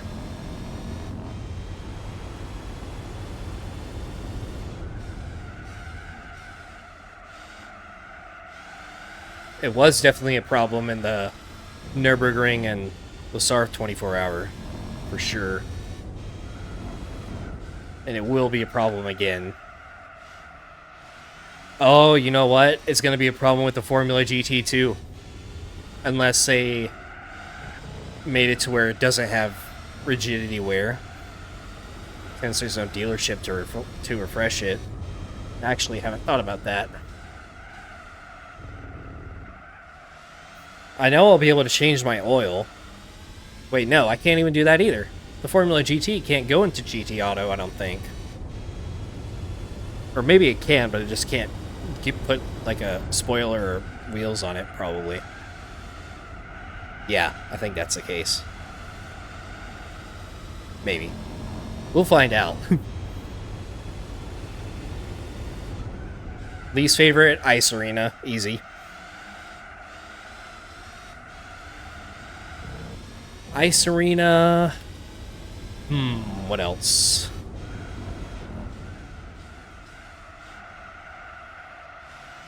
I think that's the only track that I actually, like, actively dislike. I guess I could throw a beginner course in there, too. Monaco, maybe?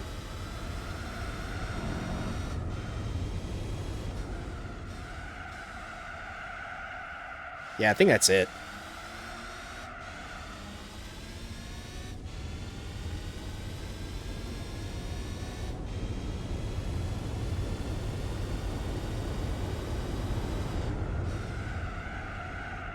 Oh, test course. Yeah, how could I forget that?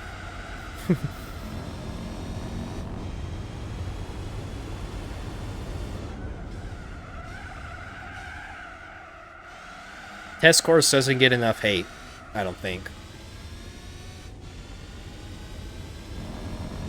It's like literally a single-use track, getting top speed and testing your gearing. That's it. Useless in every other aspect.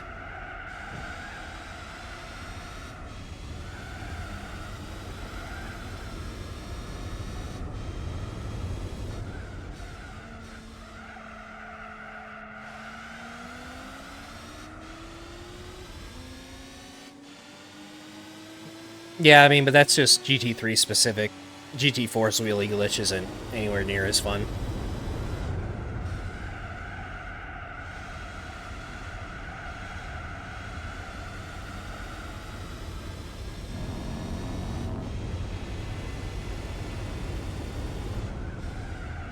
I like GT2's test course a lot, though. Especially in the turbo race. Because that was the one race that I grinded all the time back in the day.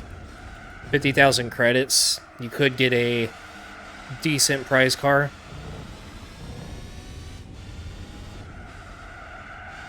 And racing against the HKS 180SX was pretty fun, too.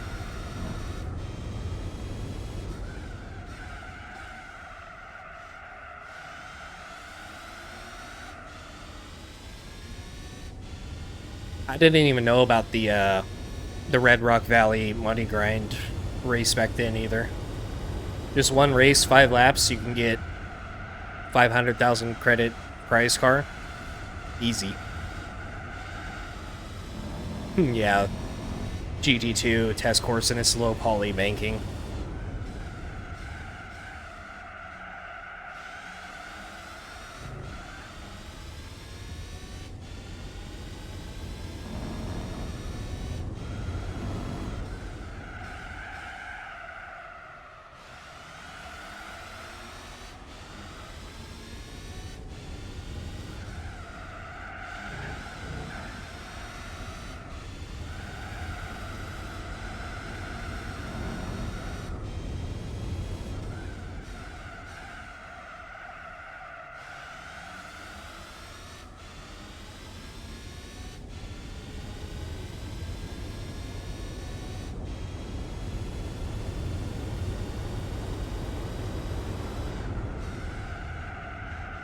Yeah, I wish I knew of that GT2 money grind back in the day.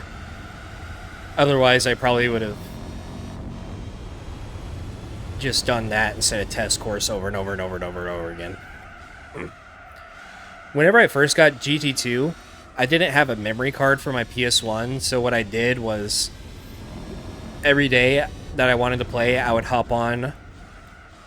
I would be starting the game all over again because I didn't have a save. I would go to the Mazda used dealership and buy the red FCRX7, do the one-make race a couple times. I'd get like 3rd or 4th place every time, but eventually I could afford the turbo. I would put that on, and then I'd start winning 10,000 credits every race, and then just keep doing that until I get the FD, and get the FD fully upgraded after that, and then just go straight to the turbo race at test course. That was my strategy pretty much every time. And then once I got a memory card, of course, I did the licenses and started doing other races and stuff.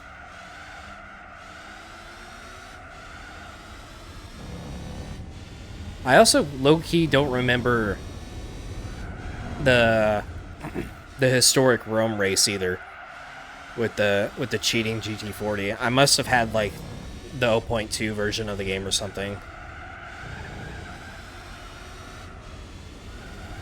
Or maybe I did race against it, but I don't know.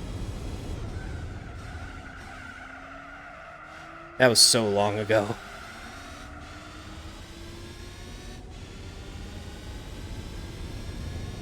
Oh, I should pin that, by the way. Memes.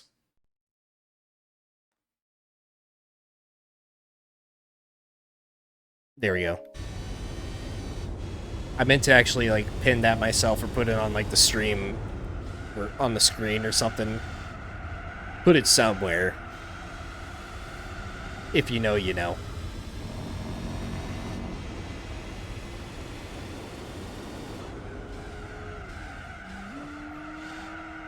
There were a few games that I had to keep doing over and over again because I didn't have a memory card.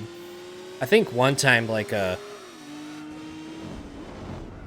don't know if y'all remember Spyro the Dragon for PS1, but I played that a lot when I was, like, 5.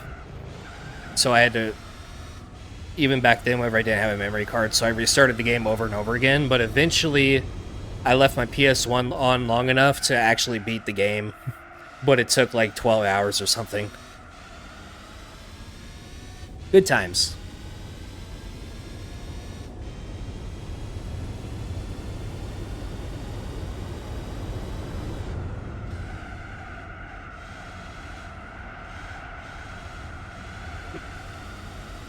Same thing for GT3 as well. My strategy was just to buy the Miata and do the Sunday Cup Super Speedway race until I could afford upgrades and then move on to the rest of the game from there.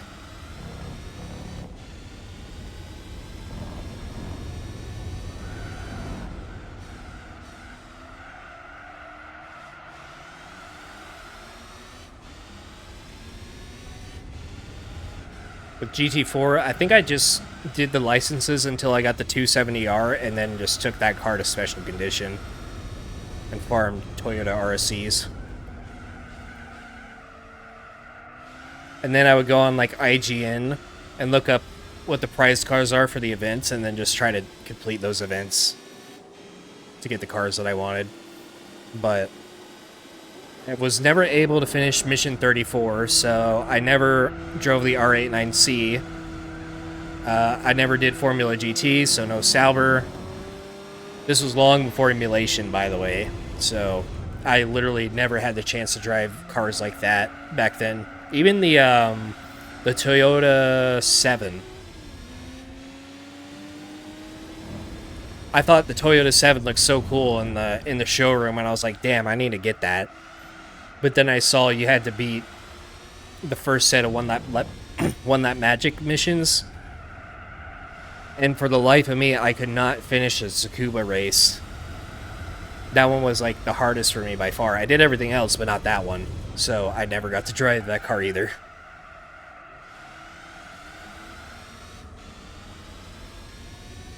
Multiple instances of that happening. Also, new fastest lap, wasn't paying attention once again. It always happens wherever I'm not even trying to do it. Every time. Oh yeah, I'm not gonna refuel.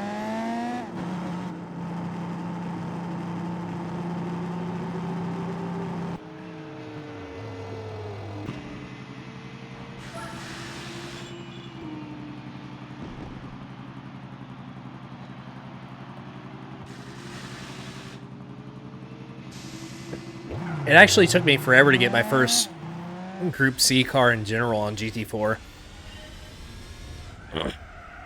So what I did instead was, whenever I wanted to drive one, I would just do the 3-lap battle mission with the R92 CP. And I would be like, God damn, this car is so fast, but I'll never be able to get it. But I did find the money grind eventually. And I think I bought... My first one was either... The XJR9 or the 787B. I don't remember, but eventually I got one. Pretty sure the Jag was the first one I ever bought, which is also the second worst of the Group Cs.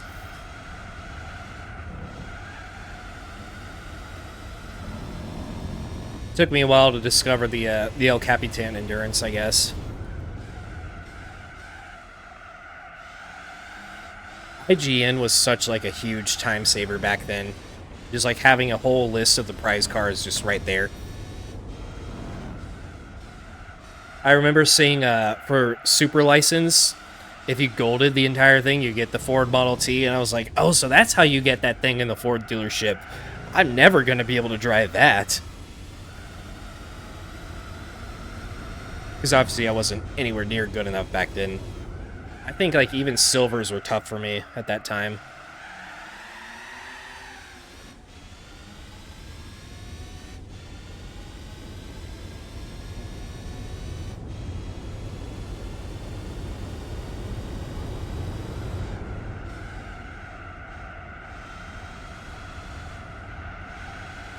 Well, yeah, I wasn't really a completionist back then either. Basically, my whole time spent playing GT4 was repeating money grind races over and over just to buy the cars that I wanted to drive.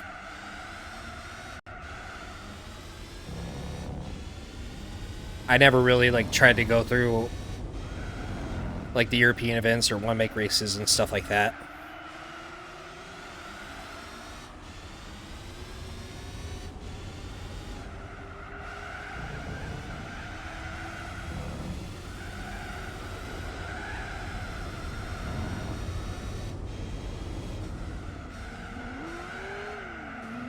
Wonk.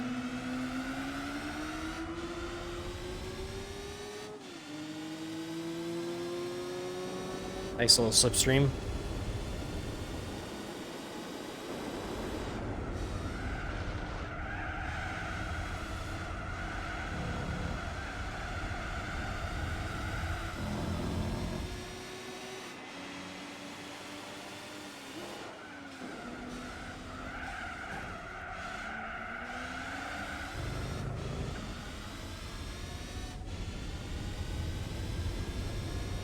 Yep, the 787B versus Bentley Speed 8 around George Paris. I watched that all the time as well. The Speed 8 was one of the cars I really wanted, but then I saw you had to win a 24-hour race, and even with B-Spec, that was too much work for me back then. Even with B-Spec, I never got one of the 24-hour races done. So, I also knew the Formula GT was out of reach for me back then, too.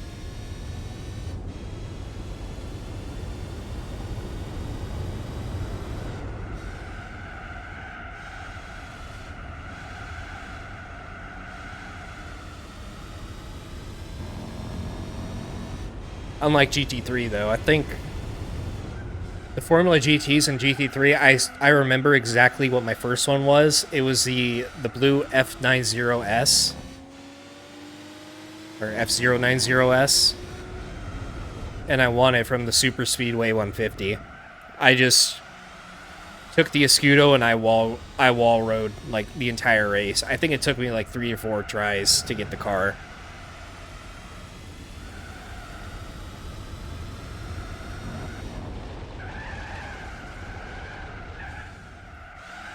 But that was my first one. F0 or F687 was my second one.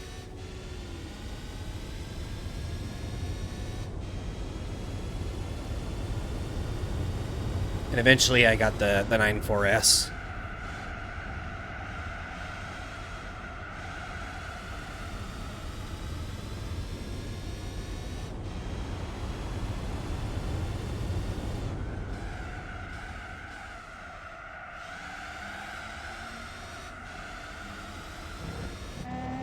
I just noticed something. Is that normal? Those oddly darker barriers in that spot. It doesn't look normal.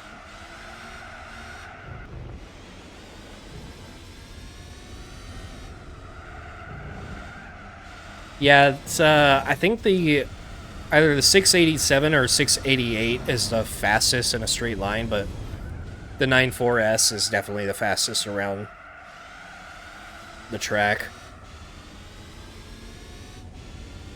Okay, I really gotta use the restroom now. I probably should have done it at the last pit, but oh well.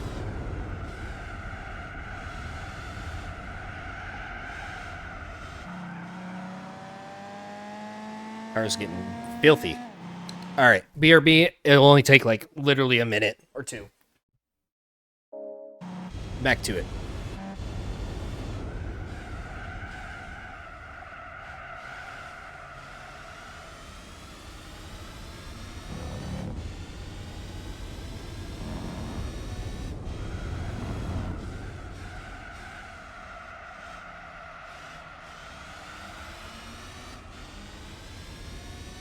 Yeah, I never really noticed that either until like literally a few years ago. Like I've always wondered like what the /S and the /M stood for, and then like, oh. Sure. Of course I didn't know like any old school F1 drivers back then. Yep, 206 is a solid car. Probably one of my favorites. But I think I like the 205 Evo too, but a little bit more.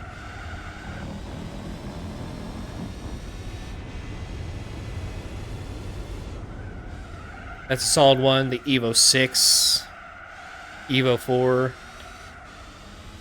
I'm more of an Evo guy than an Impreza guy.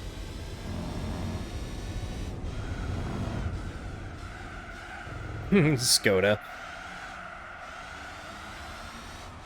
Remember that whole tease in GT7 where they thought they were bringing Skoda cars in? And it's just, nope.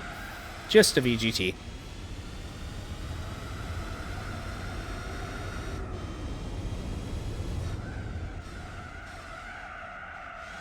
Oh, I like the Hyundai Accent a lot too in this game. The Accent and the 206 are my go-tos. I really need a new mic arm.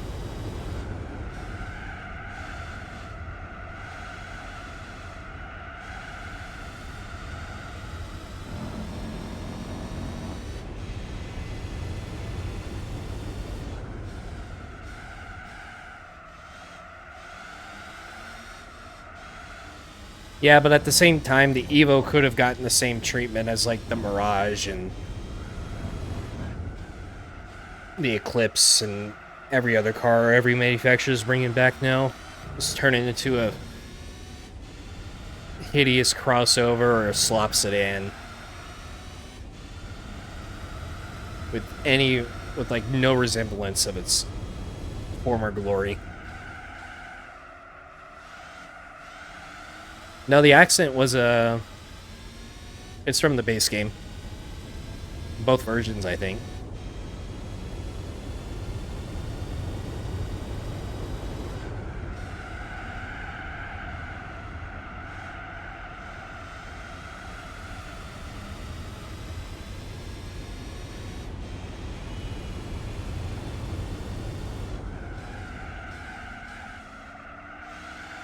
I never really got into the Delta. I mean, they're cool looking cars, but wasn't ever crazy for how they drove.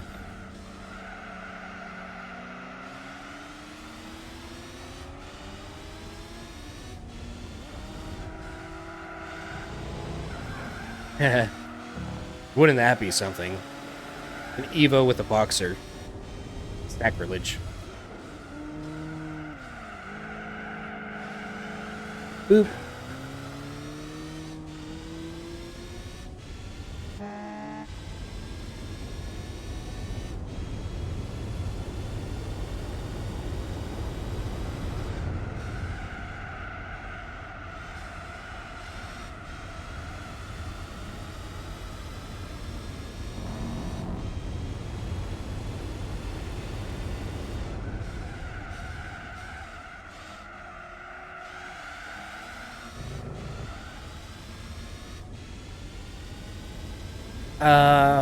Was it a black one by chance, Reaper? Like a Golf R with some Audi engine. I'm sure somebody else had the same idea once upon a time, but I remember seeing one in a Tommy F. Yeah video like 2 years ago or something.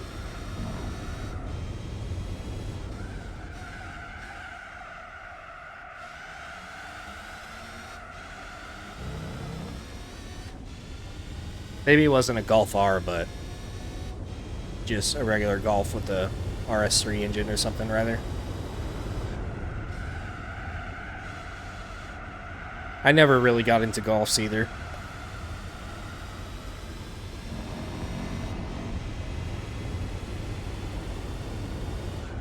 Oh, hello.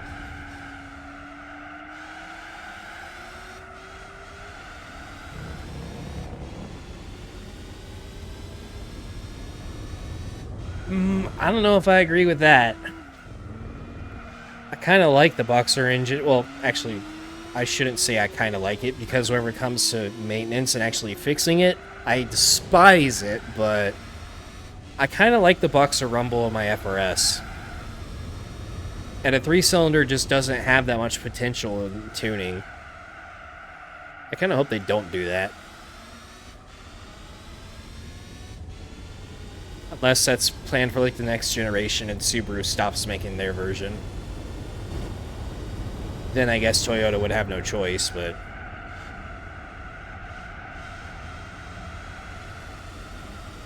don't know if that's something I would agree with. What 4-cylinder are they putting in the Supra nowadays? I haven't even looked into that. They're probably... no, the GR Corolla is also 3-cylinder, I think. I know the Supra has a 4-cylinder now. I just don't remember which one.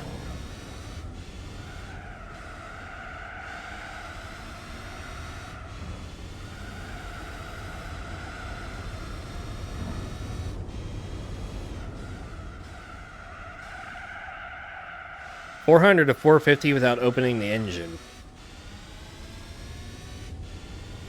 Damn. Okay.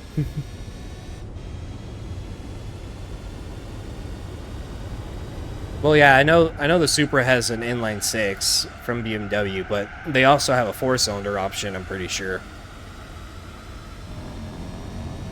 But this wasn't until like a couple years ago when they introduced it.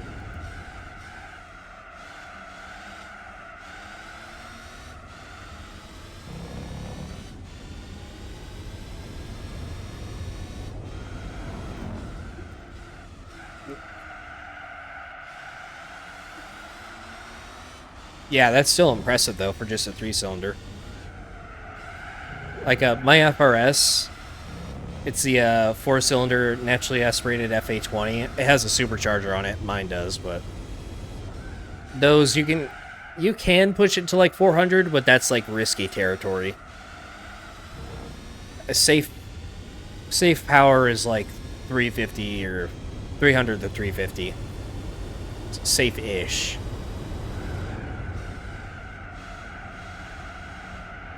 But that has problems with crank bearings and piston rings, of course, because Boxer.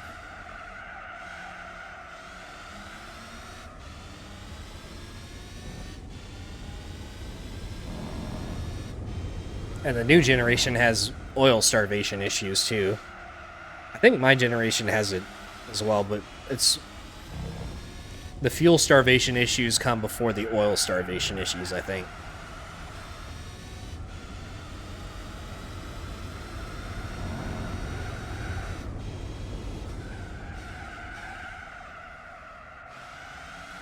The new Supra's growing on me.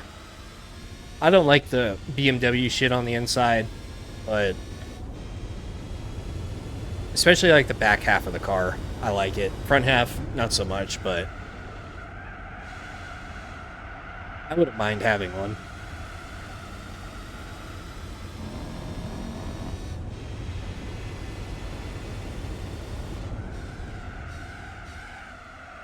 Well, yeah, I think everybody prefers the older one, but that's, like, unobtainium by this point. finding any decent example of an old Supra is like over 100 grand. And it's almost the same story with FDs now, too. FDs have been crazy for years. But nowadays, FDs are, like, just ridiculous. The one thing I'm surprised about whenever it comes to, like, old 90s JDM cars is that Evos are still relatively cheap compared to everything else. Like, you can find, like, a solid Evo 5 for, like, 35 grand.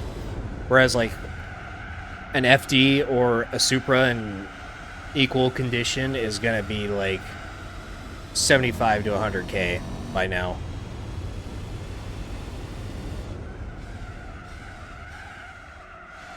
So, an Evo 4 or 5 is definitely on my radar if I ever get the money for one.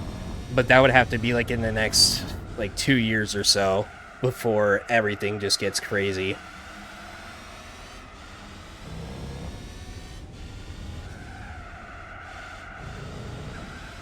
So that's like the first 276 horsepower car I'm going to aim for. D's probably going to have to wait till later unless I find like an insane deal somewhere.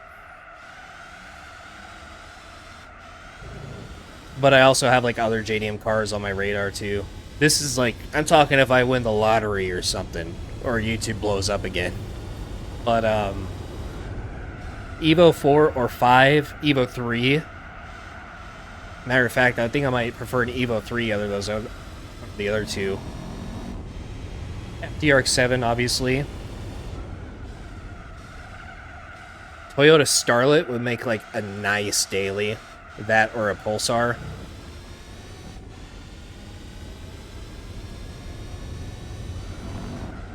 What else? FTO, Mitsubishi FTO, that would be a solid one. Definitely one on my wish list. Galant VR4, my god, I love those things. They look so good. If I could find like a pristine Galant VR4, that's probably like one of my top 5 dream cars. Without a doubt.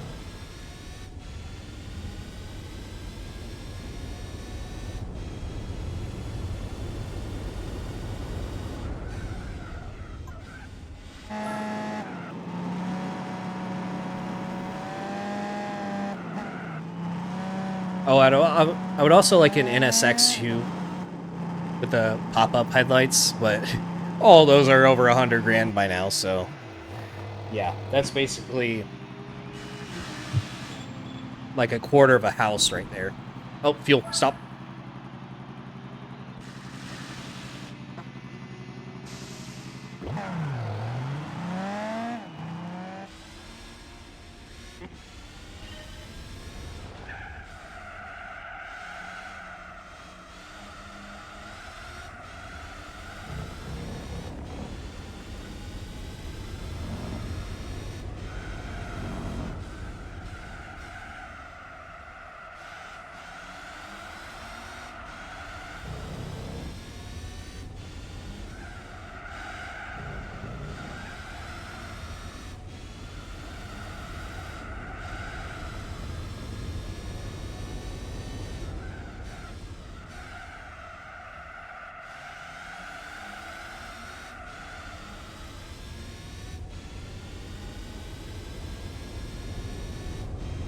Decent Iron Storm, just, or Ion Storm, I think I screwed that up, but yeah, my brain compartment is not fully booted up still, 2 hours later. 7 to go, though.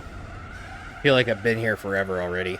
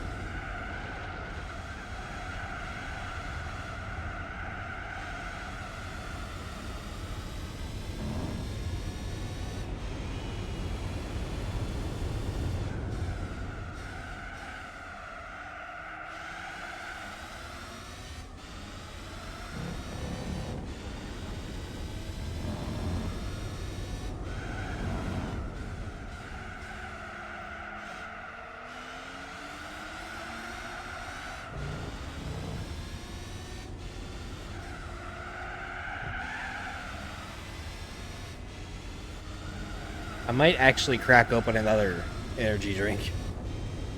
Just to ensure that I don't fall off too hard.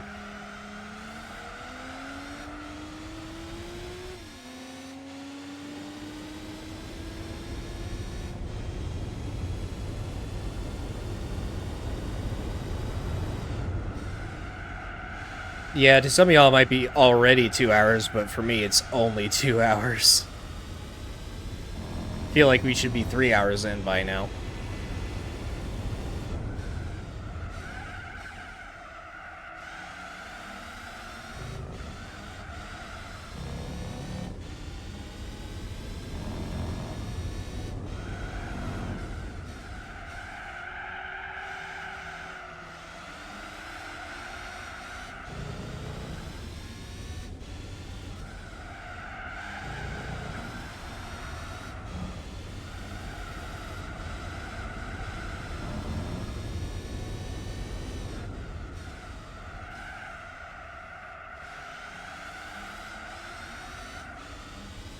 You know, one thing I think I might actually do, instead of pausing the game for breaks from now on, if I need to go use the restroom or get another drink or something, I'll probably just park the car on the side of the track and let the game time run up still. I mean, technically I could take like a 10-minute break right now and leave the game running, and I'll probably be fine by the end of the race still.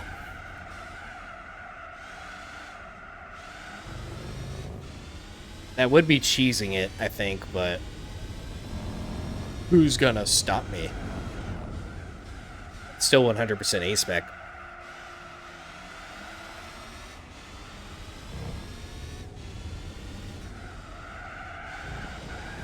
Like, I'll just park in this chicane on the right side.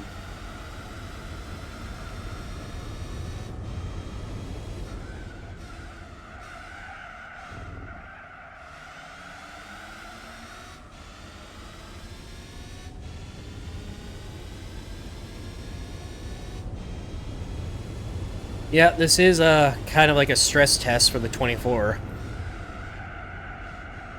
Because if 9 hours is bad, oof, 24.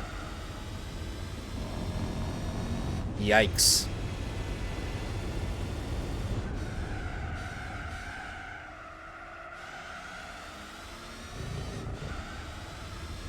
But I think I'm going to have... For one, I think the stream's going to be good enough to where the chat can actually keep me up for a while. Or at least I'm banking on it. Sub-minute, I mean, it could probably happen, but I would have to do some questionable corner cutting.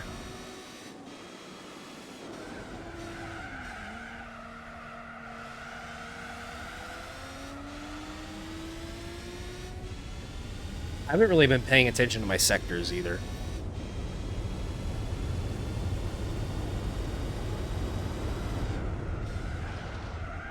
Trying to figure out what the optimal line is. The line is not optimal. Let me drive it my way.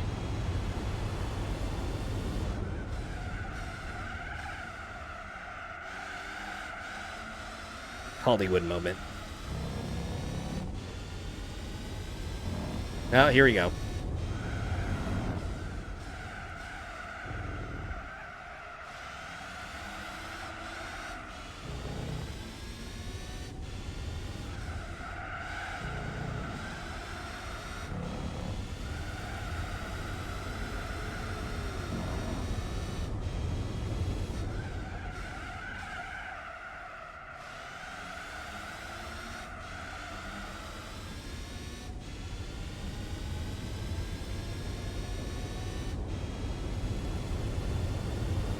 Yeah, originally I was going to use a rear-wheel drive car, but...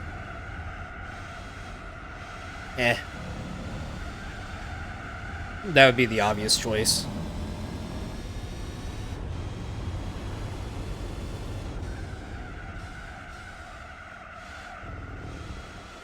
Was going to do an Evo 3, but I was advised against it.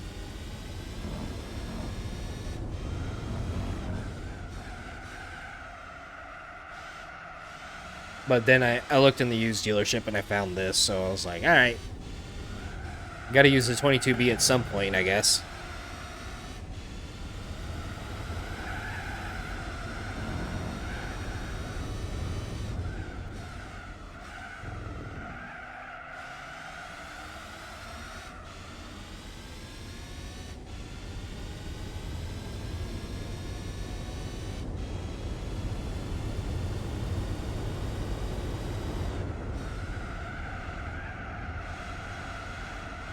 I think in the next pit, I'm gonna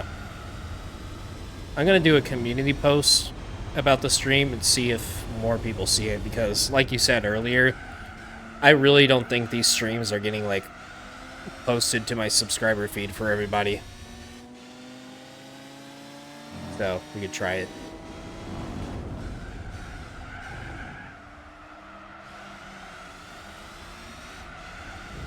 YouTube really likes to do that to a lot of channels, especially if they haven't been active that much.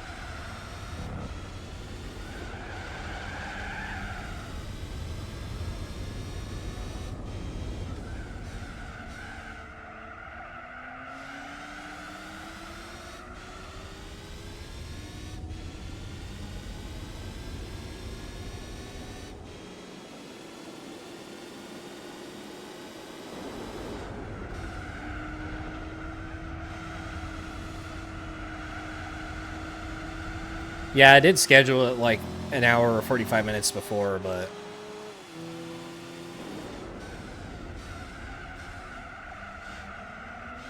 sometimes I just don't see it.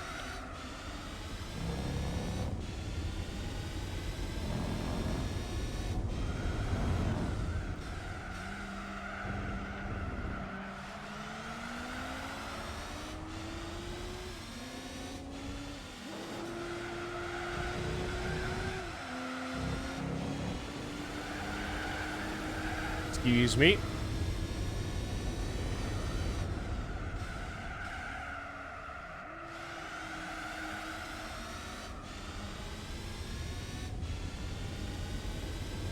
Might have to turn my fan off. It's drying my eyes out. Don't want that.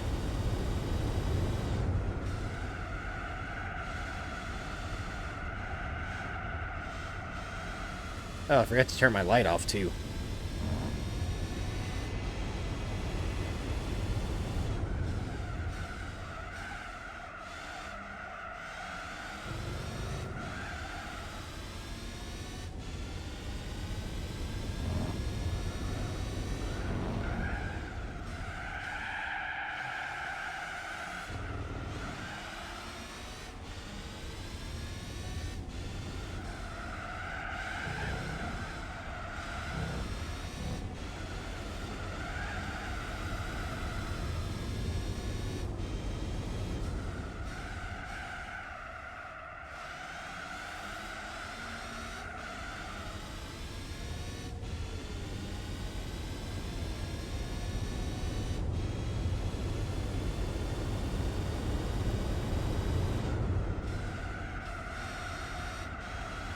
Oh, I know exactly how terrible the delay vertigo is in this game. It's not even worth the time.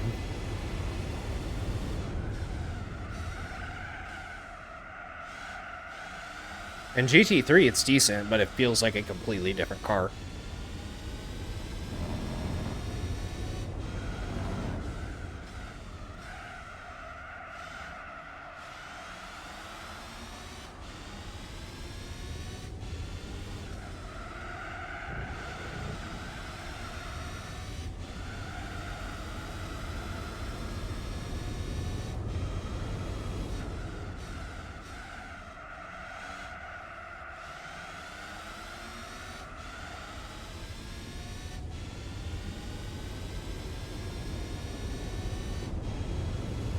All right, Daniel, see you in a bit. Hey, I don't mind if nobody wants to watch this entire thing, because yeah, 9 hours of this.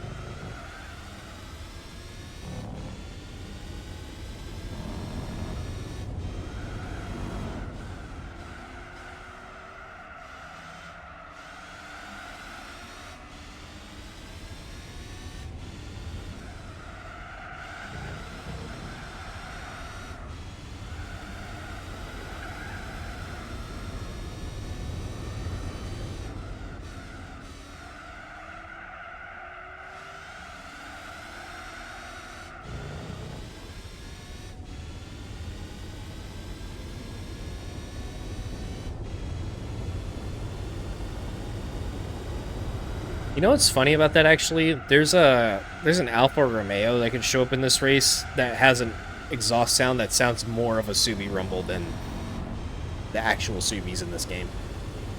Of course, these are all the JDM Imprezas, but even so, they all kind of have that Subi rumble to it.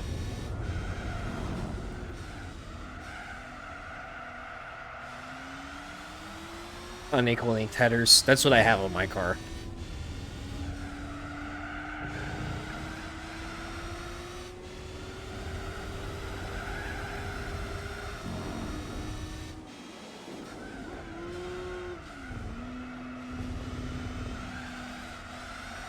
My car would sound good if it wouldn't stop getting so loose all the time. There's a hanger for the mid pipe that keeps coming loose.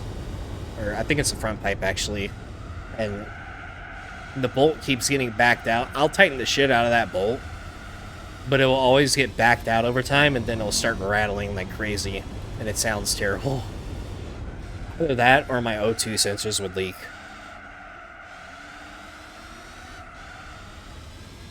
I should probably like put some Loctite on them, but I don't really know what I'm doing whenever it comes to Loctite.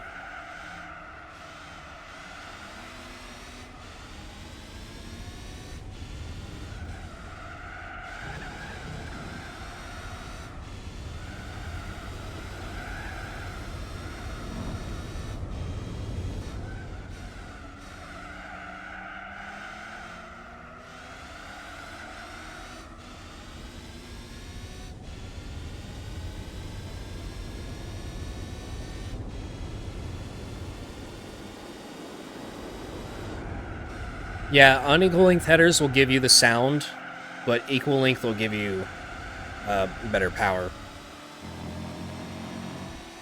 But I just went for the sound because the power difference is like minuscule if you're just street driving.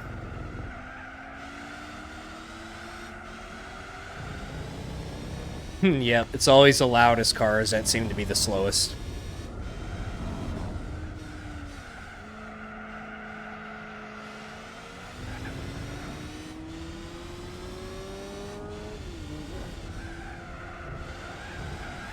My JDL unequal link headers, they were catless ones. They were like 600 used, I think I paid for them.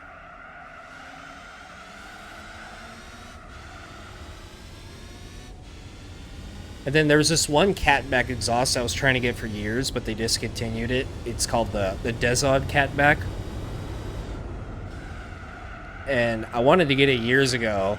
They stopped making it, so I was like, well, shit, I gotta wait for one to pop up on Facebook Marketplace. And then, like, 2 or 3 years ago, one finally did, and I picked that up for $300.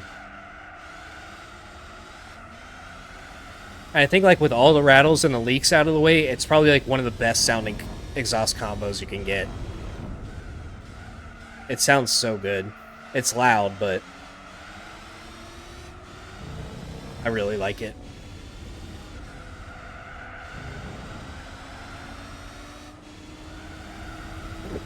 There's even a Cosworth catback you can... I think it came with, like, the Stage 1.2 power package. Because Cosworth had a thing for BRZs and 86s. This was, like, 10 years ago or something, but... there was a Cosworth catback out there for a while, so maybe some of those are still floating around. I would kind of want to get that just so it matches the supercharger, but... no luck so far.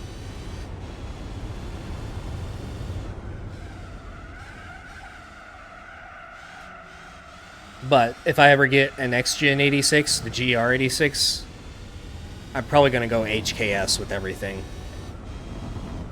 If you can't tell, I kind of have a thing for HKS.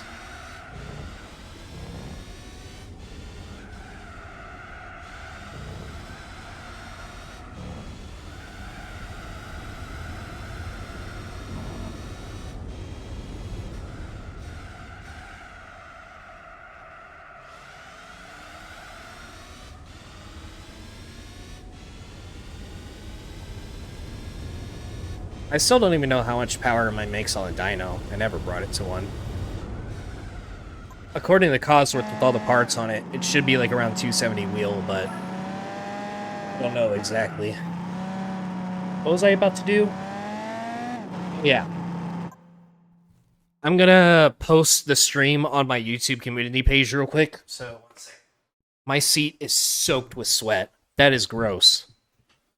I am an absolute swine. All right, back to it. Oh, gloves. Gloves.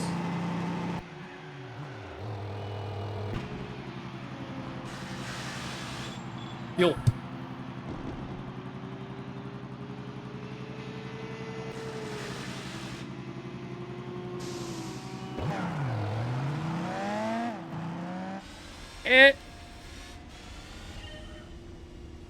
I wasn't ready. All right, there we go. It's not even hot in this room. I'm just sweating for no reason. The seat isn't really that breathable on long sessions.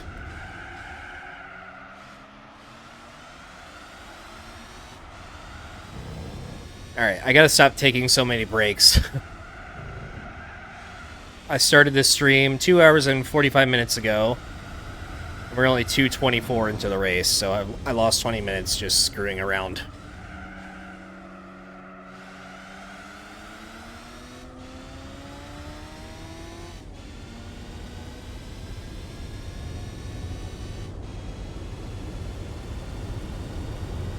Yeah, it's like that for every platform, it seems. Anytime you try to link something in a post, it'll just ignore the entire post and won't show it to anybody. It's like, what's even the point at that point? So instead, I'll post the image for the attention, and then I'll put the link in the comments. Nice way to get around that. Or in this case, like, since it's on YouTube, people could just go to the channel and join the stream through there.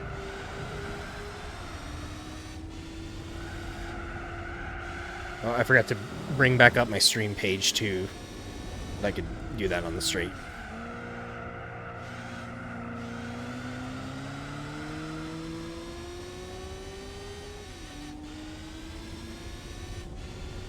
There we go.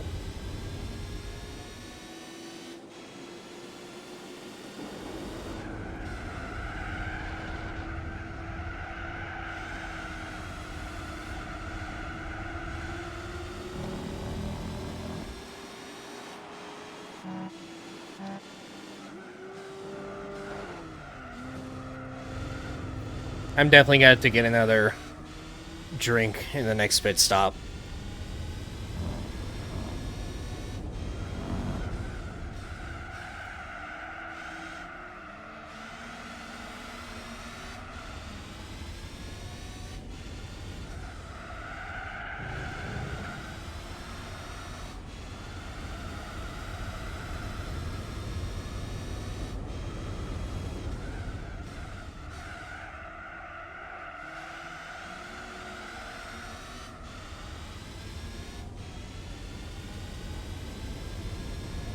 Ugh.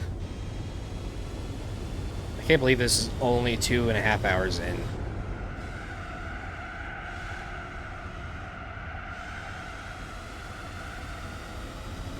BMW.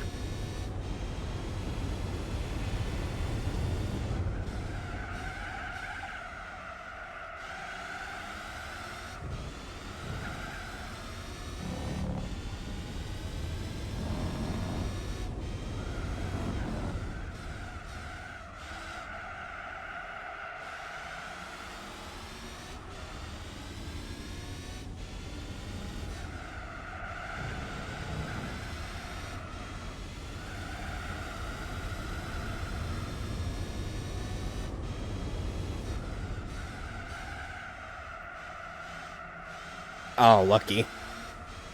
I wish it would start cooling down here, but it hasn't. We're still in, like, high 80s, low 90s. It's gross. I'm just waiting for that first, like, strong cold front. Bring it down to like low 60s for the high. Then we're talking.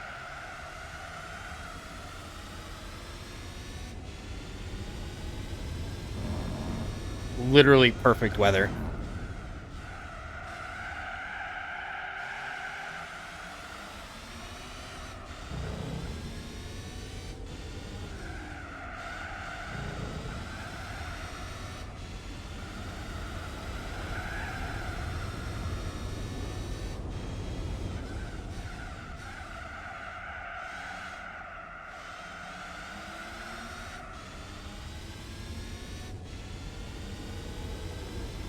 Thanks, Bullvine. I appreciate it. Bullvine 7X, if I said that right.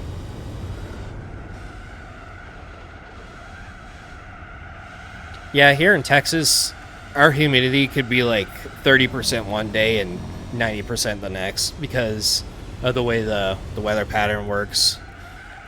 Like one day you could get cold, dry Arctic air from the north, and then the next day the Gulf of Mexico is just blowing everything up here, and then it's just hot, gross, and sticky.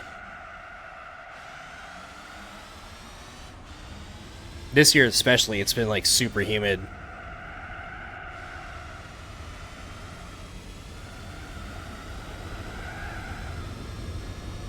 Hence why I will never ever live in Florida. I hate humidity so much. Like, humidity bothers me way more than the heat or the cold ever will.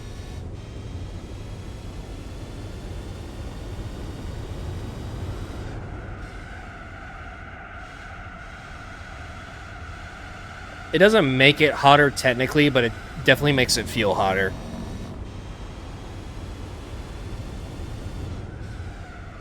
And it makes cold weather feel colder, apparently. I've never noticed it myself, but I guess it makes sense.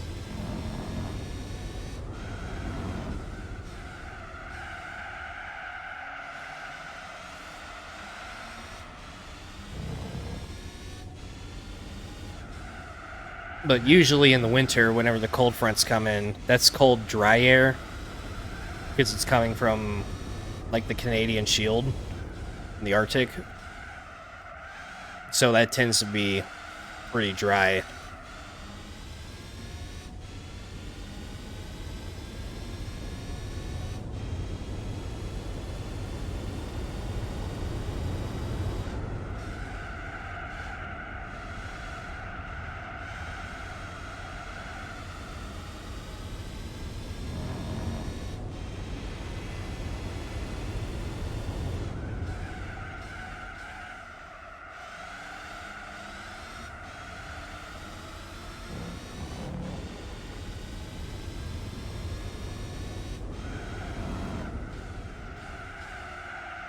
Yeah, you would think it works that way, but it doesn't. I don't understand it either, but that's the way she goes.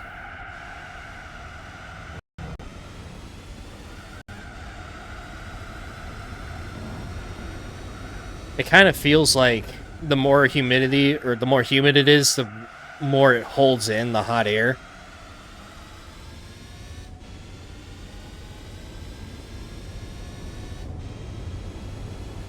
Like, it literally sounds like it should be the opposite way, but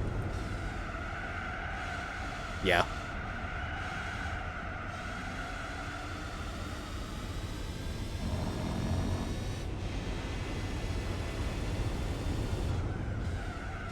We've had some pretty bad winters here in Texas the past few years.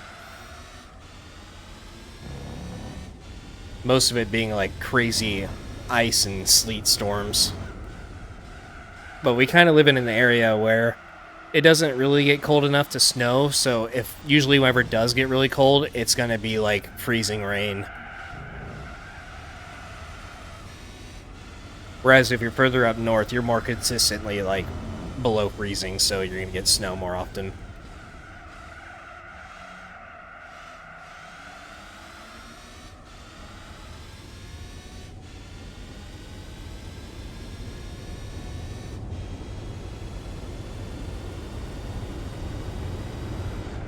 I remember my first time going to Death Valley, and whenever I got out of the truck, it was like 120 something degrees, or like 122 or something like that, and it felt like I was opening an oven door. It was nuts.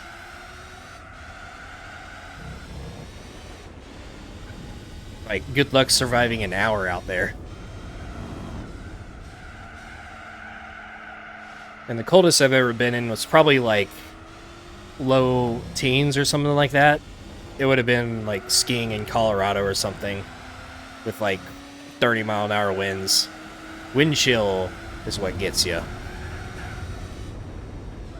That shit can get crazy.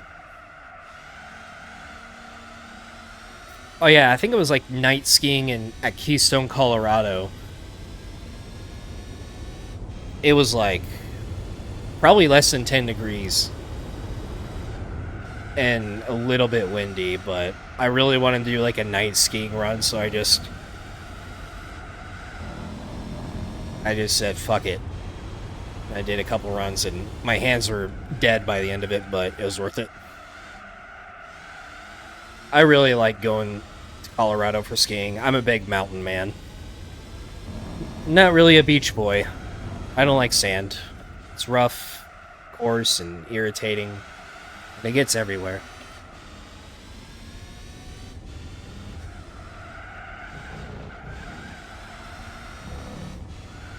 I like the mountains.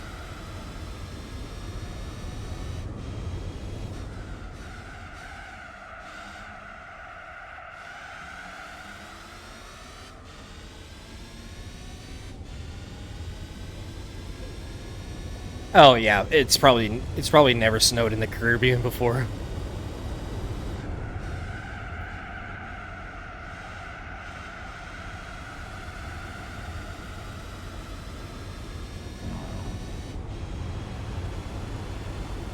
Yeah, like places like Wyoming, Montana, and the Dakotas, they can get pretty brutal. I can understand not being a fan of winter if you live up there, but down here in Texas, winter is like heaven. Because our summers are just so ridiculous.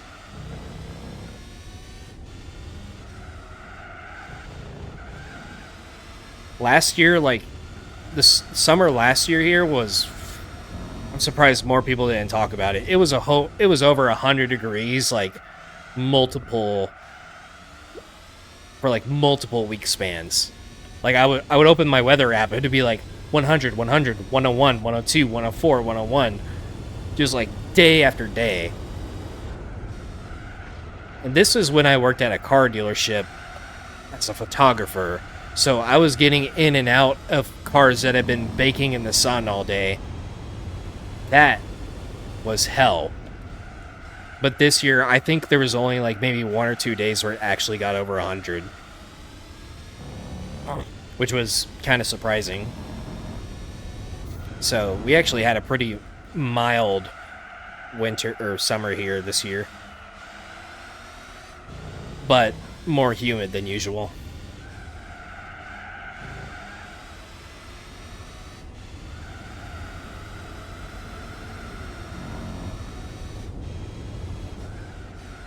Yeah, snow is cool if you don't live in it. If you travel to snow or you have a freak snowstorm, then it's fun. I would, like, Buffalo, New York, they get that lake effect snow every winter. I could understand hating snow if you live up in that area. Because, like, Buffalo, New York, they're right next to Lake Erie, and for those of you who don't know, there's this thing called lake effect snow where if the temperature of the lake is at a certain point and the air temperature from like a cold front above it is like much colder, then it causes this thing called lake effect snow where basically steam rises up from the lake and forms like continuous storm clouds above it. And it will literally dump snow like 20 miles off the coast continuously for like up to like past 24-hour periods. And so Buffalo, New York, they could get like 10 feet of snow in a single week. Maybe even more. I don't know like actual numbers, but it's insane.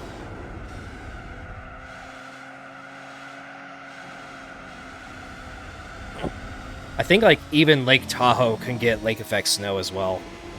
I think that lake is big enough for it. But those water temperatures don't really get that warm, even during the summer. I was there like a month ago. Beautiful place. Definitely going back one day.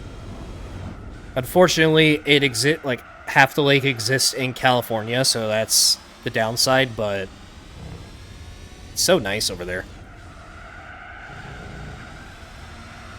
Yeah, it's literally infinite snow for as long as like the air stays cold.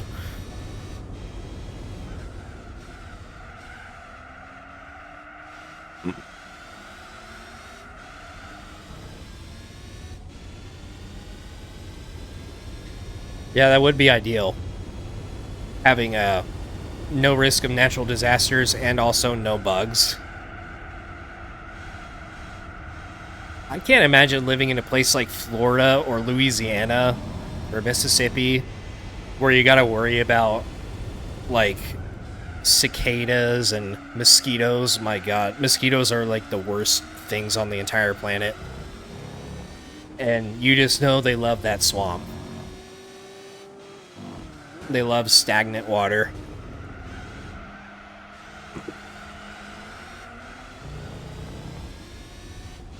If mosquitoes did not exist, I would probably be more inclined to move around that area, but they're bad here, they're bad there, they're bad in Alaska even.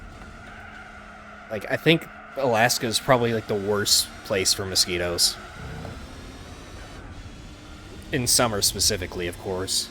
But I always hear about like the giant mosquitoes they have there. Because Alaska does like have a lot of wetlands from like the permafrost creating like all these little ponds and lakes everywhere.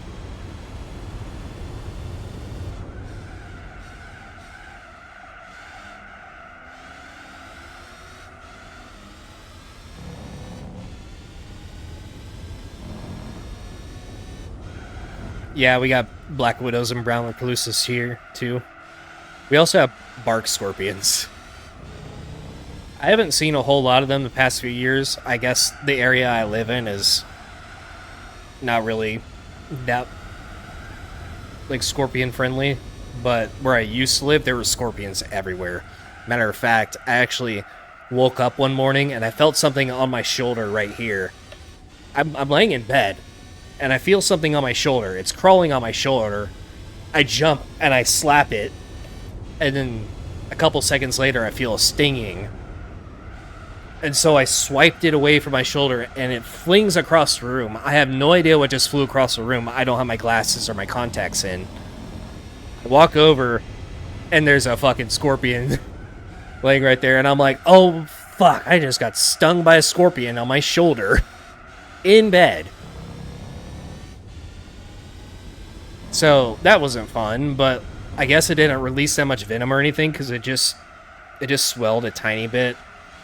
Usually bark scorpions are like, they can put a pretty bad hurt on you. And sometimes they're actually deadly, but it's kind of rare. You would find scorpions like in your clothes and shoes all the time there, in your own house. After you spray for pests, they just still somehow make their way in. Here we got like a ton of wolf spiders. Especially like the first couple months I've been in this house, there were wolf spiders everywhere. And they would always like show up in my bathroom. I guess they're crawling like through the vents or something, but nowadays I don't really see hardly any of them in the house. They're still everywhere outside, but wolf spiders are actually kind of chill. They can bite and they can hurt, but they almost never bite in the first place unless you like give them a reason to.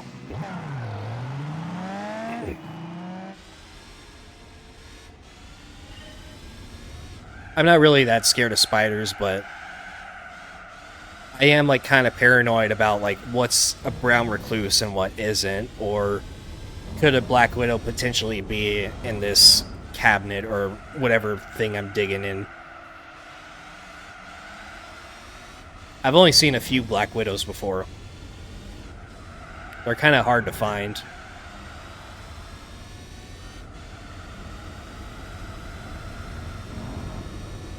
It's hard for me to identify a brown recluse properly though, because I have seen like a few spiders that are a solid light brown color all around, but their shape is like different from an actual brown recluse.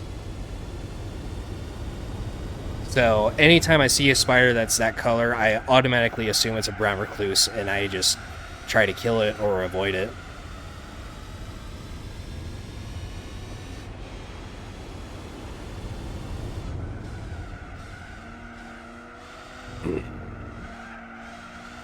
But those are like the two most common ones. And then there's that I forgot what kind of spider it's called, but it's a very like color, like they can get huge, like maybe this big. And they're like they have like bright yellow stripes around them. They're really easy to see.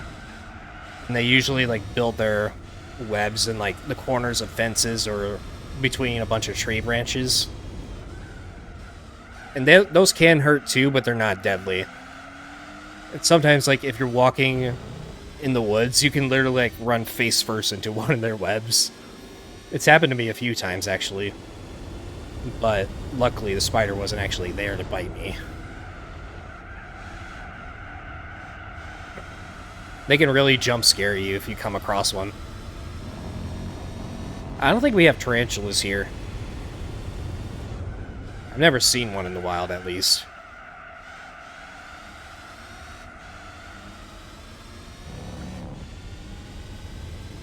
Oh, we have a lot of jumping spiders too. Those are chill. It seems like everybody's favorite spider is a jumping spider because they're just so different from everything else.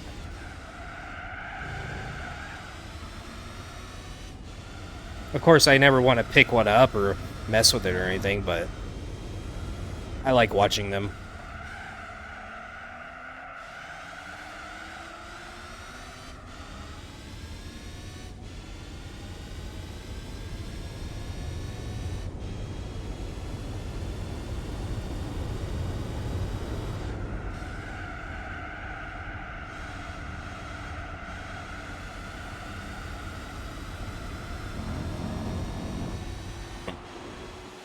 Yeah, jumping spiders eat flies. Just that reason alone is why I like them.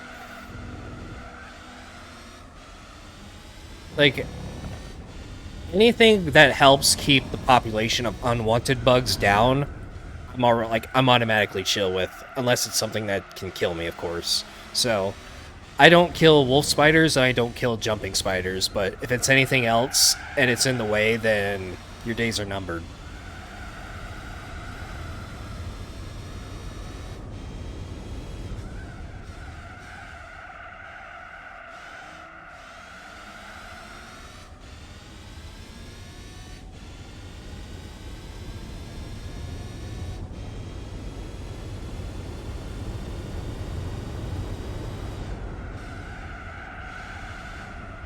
Yeah, we got some daddy long legs here, and stick bugs, I think they're called.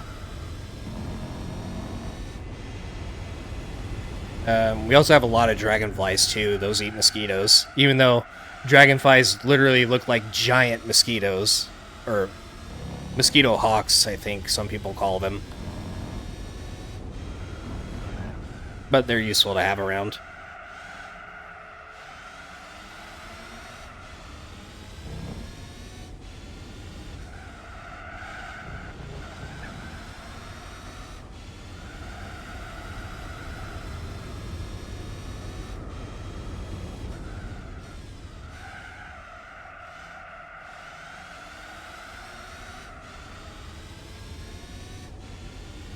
Is it weird that I kind of like the sound of cicadas? As long as it's, like, not too many of them. I don't know why, but I get, like, a certain bit of a nostalgia whenever I hear one.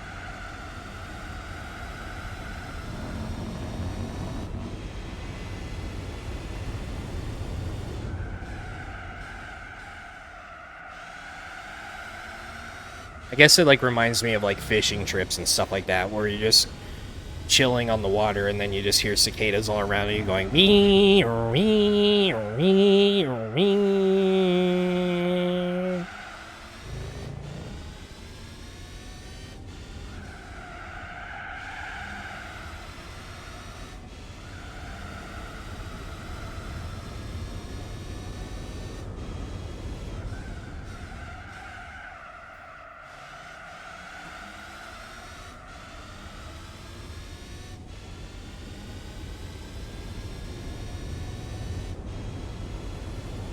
I think we have horseflies here too, but not a whole lot of them. They usually just hang around the cattle. Flies in general, it's just flies, mosquitoes, and gnats. I would do anything to try to like just keep those away permanently. But if you try to kill or spray for those bugs, you kind of kill everything else in the process too.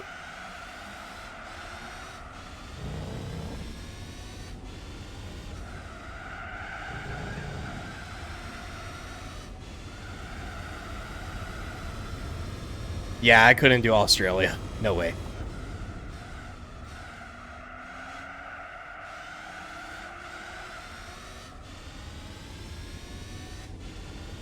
Snakes, spiders, freaking yoked up kangaroos. Have y'all seen those kangaroos that look like they like go to the gym and are on TRT? They're just like absolutely jacked. And they have sharp claws too. No bueno.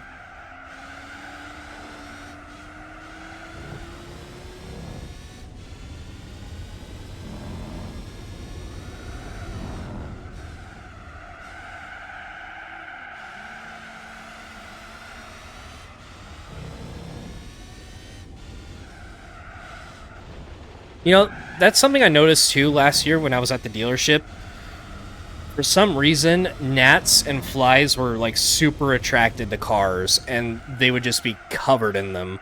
Just like parked in the parking lot, just covered with gnats. I don't know why, but it was like over 100 degrees outside, so you just know that paint was like a stovetop at that point, but they were just covered.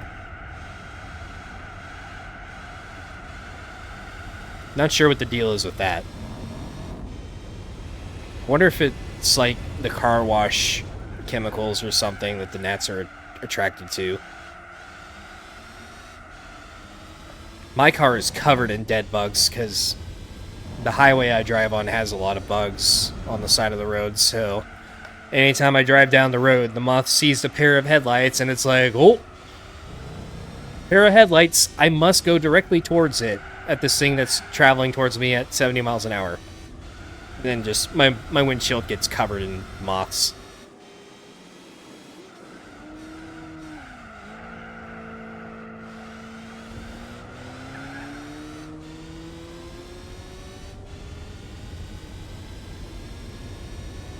Oh yeah, I did see that video of the dude punching the kangaroo. That's like the first time I ever saw like a jacked looking kangaroo. Like literally trying to square up with the dude.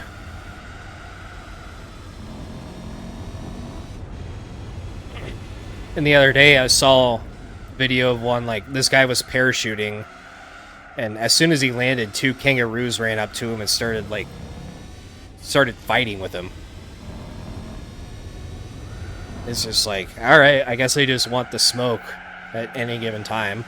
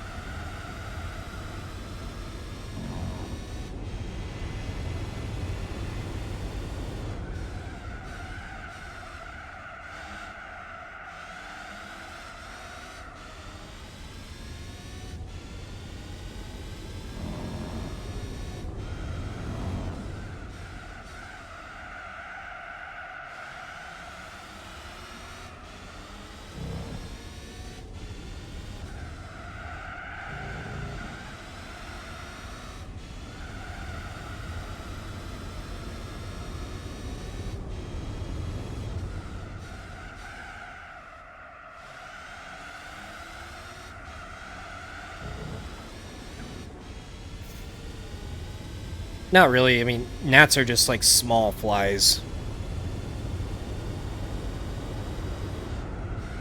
But they are just about as annoying as mosquitoes. Because with flies, you can usually spot them.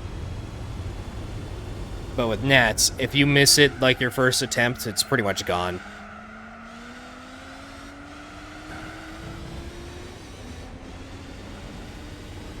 So, like, yeah. So, a fruit fly is like the smallest version of a fly. A gnat is a tiny bit bigger than a fruit fly, and then a fly is a fly. But they're all, like, very similar.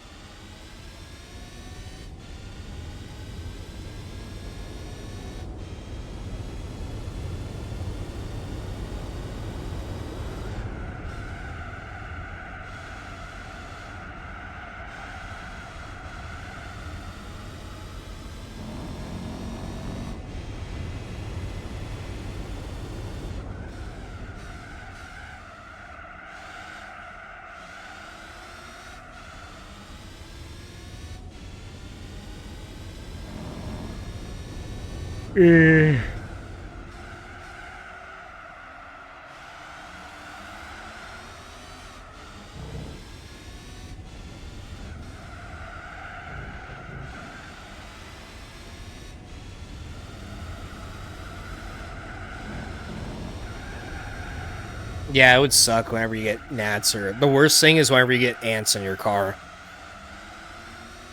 Because then you're never going to get rid of them. They'll, like, stay, like, below all the panels and stuff.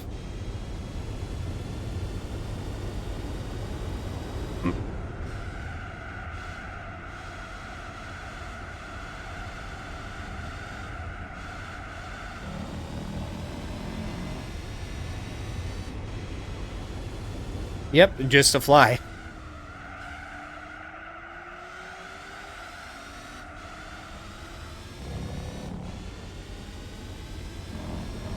But a mosquito flies. But a moth flies. Not a fly.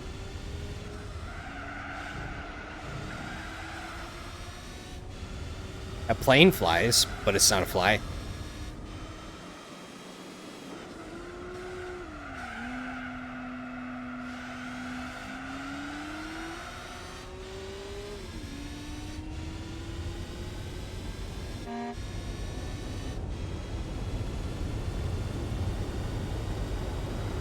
No box yet. Stay out, stay out, stay out. In.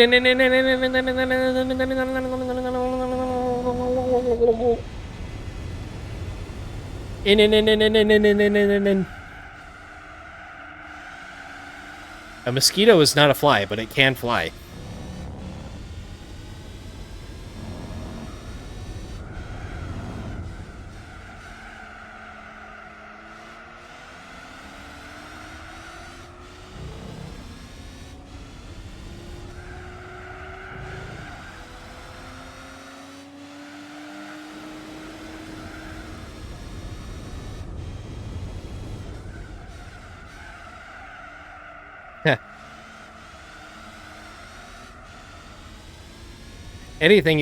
Anything can fly with enough effort.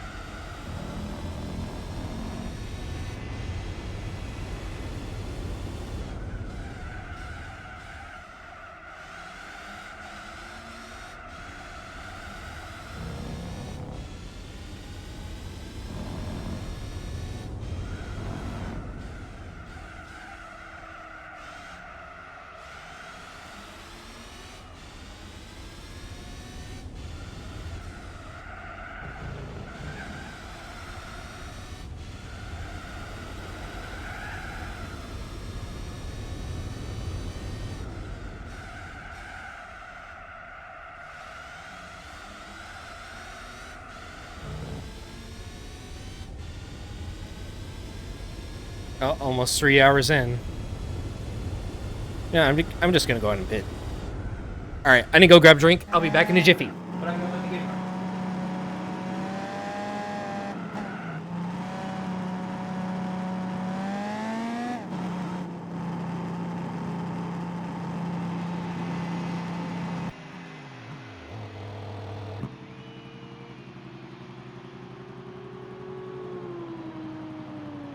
Come on, are you serious? I really have to click that?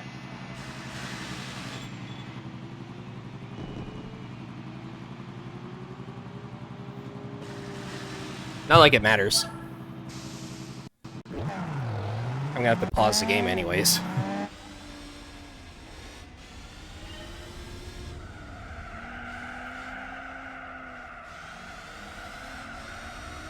need to get my mouse off the screen.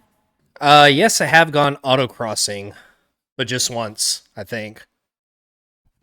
I tried to go a second time, but they canceled the event last second after I drove an hour and a half to get there, so that was nice of them. I literally bought a brand new set of tires, and I was like, hell yeah, I can't wait to go autocrossing tomorrow and try these out. I drove an hour and a half down a toll road, mind you, so I paid to drive there on top of the gas. And then they're like, well, it seems like the venue double scheduled, so our event is canceled. And it's like, thanks for ruining my entire day, plus my day before it with the tires. But yeah, I have gone autocrossing once. At Road Atlanta, of all places. It was for Grid Life South 2017. That is a story in and of itself, that whole trip. I have told it like once or twice on this channel before, but some of y'all are new here, so it would be. I guess it'd be fine for me to tell it all over again. But let's start from the beginning. So my current car, my supercharged FRS, I got it in July of 2017, and I was like, bet, this car has some stuff on it. It's going to be great on the track. You know what? Grid Life 2017 is coming up. It's at Road Atlanta, which is like 900 miles away, but all my buddies are going to it. It's going to be sick. We're getting an Airbnb. There's going to be like 10 of us there. It's going to be an awesome weekend, so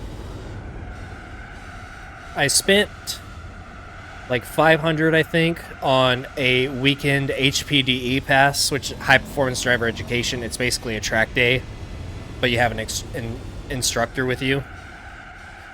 So I spent like $500 on that, like 2 or 3 months in advance.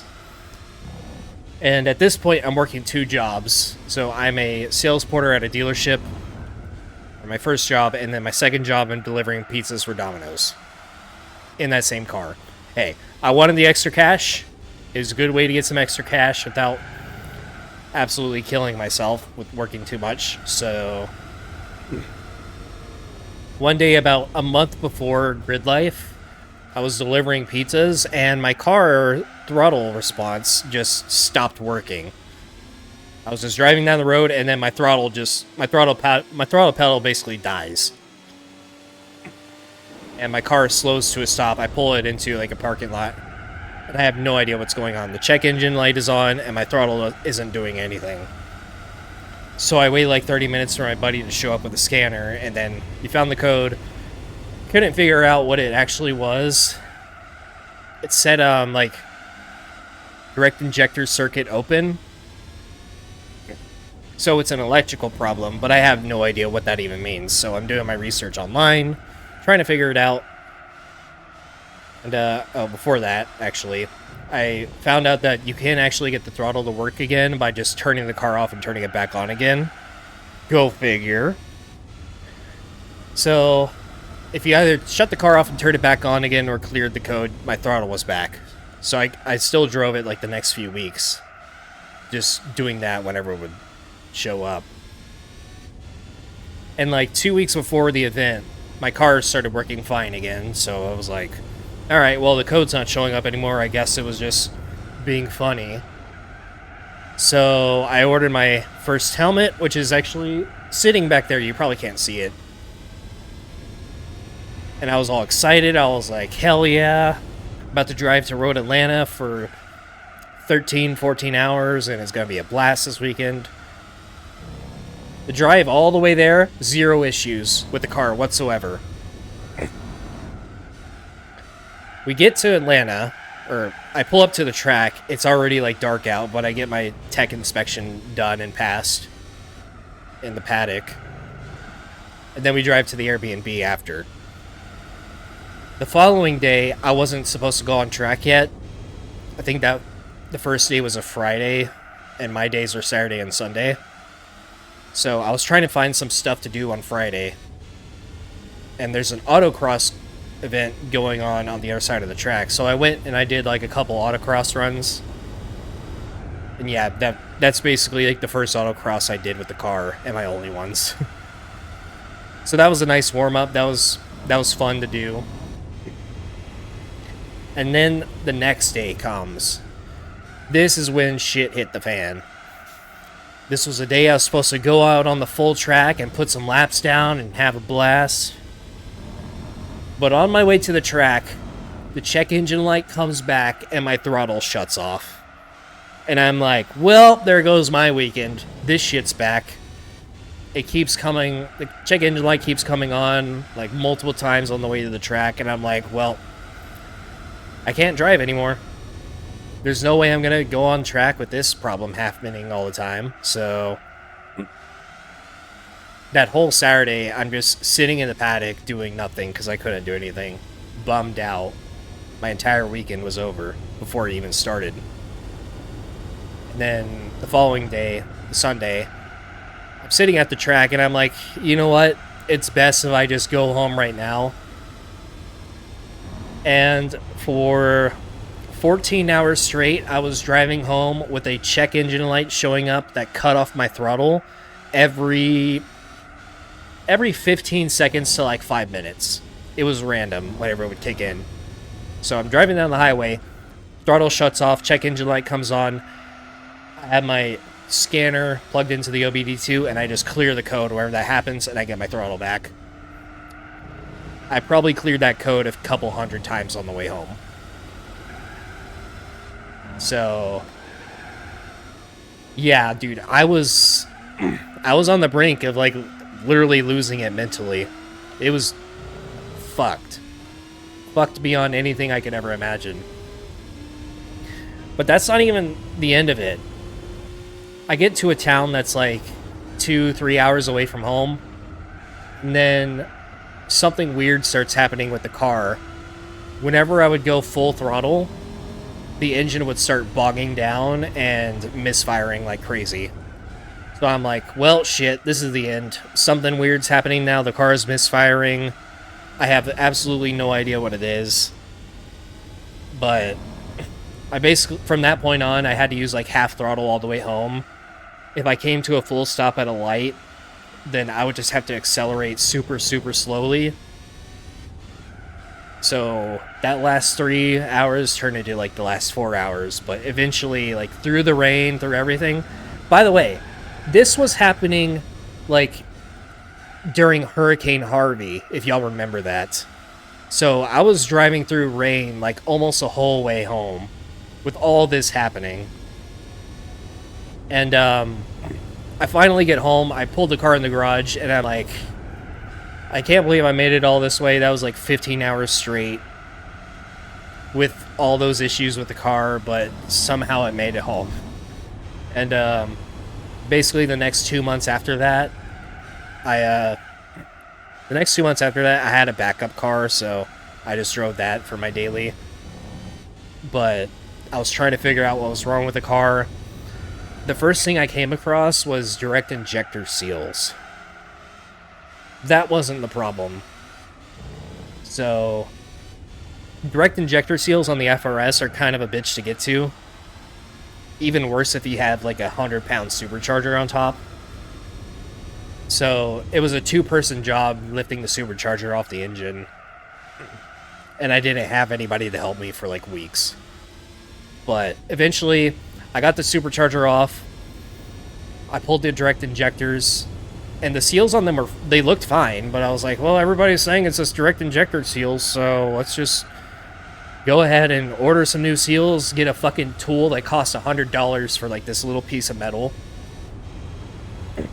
And I took the injectors themselves to like this place in Houston that does injectors, like cleaning and stuff, so I got that done too. I eventually got the car all put back together, and the same problem was still happening. So at this point, I'm like fully defeated. I'm like, I don't know what to do anymore. It's over. It's so over. So I took the whole car apart again, put it back together, thinking maybe I fucked something up. Still didn't work. This is like... The car has been down for like 2 or 3 months at this point. So I'm just like turbo defeated. And I don't know what caused me to like double check this. But I didn't put the car back together all the way on one of my test runs. Because usually like whenever you're building something, you don't do it all the way the first time. You want to like do like test boots or test runs to see if everything's working properly. But one thing I didn't do is I didn't mount the direct injector ECU to the block, because I didn't know this at the time, but that's actually how the ECU grounds itself as well. There's like a metal plate on it, and the metal bolt that goes through it is what grounds it. So I didn't mount it, and it didn't have a ground connection, which is what was causing all those issues in the first place. And so I was like, you know what, let me just put every single thing back together exactly the way I found it, and then try it again. So I mounted the ECU back to the engine exactly the way it should have gone, and it worked. First try. Well, not first try, but more like the third, fourth, or fifth time. And dude, it was like... the amounts of relief and joy that I felt in that moment after so much like tedious bullshit, it was like euphoric. And I was also like super pissed off at myself for finally figuring out like that one issue that was the problem the entire time. It didn't have a good enough ground connection. It was something that could have been fixed like in 10 minutes from the very beginning. But because I read the wrong information online, or I came to the wrong conclusions, it turned a 10-minute job into a 3-month-long job, and hundreds of dollars. And dozens of hours, too. So that was like... Once that was all over, I was like, man, I'm never, ever getting a Boxer engine again. Number one. And number two, I'm doing way more research after this. I do not want to go through that again. So, yeah, that's my first autocross experience. Pretty much. A whole trip of agony and thousands of dollars in the trash. For, yeah, basically nothing. But ever since then, I've never had anything like that happen. I've had like a few issues with the car here and there, but I've usually fixed it like the first or second try. But still, I hate touching the engine in my car. Just to change the spark plugs, you gotta undo the... Like, if you want to do it the way that's not absolutely painful to your hands, what you do is you undo the engine mounts, and then you jack the engine up from like one side, change the spark plugs, put it back down, jack it on the other side, change the spark plugs. I had to do that last year whenever one of my, not O2 sensor, when one of my, what's it called? Coil packs went out, which goes on top of the spark plug.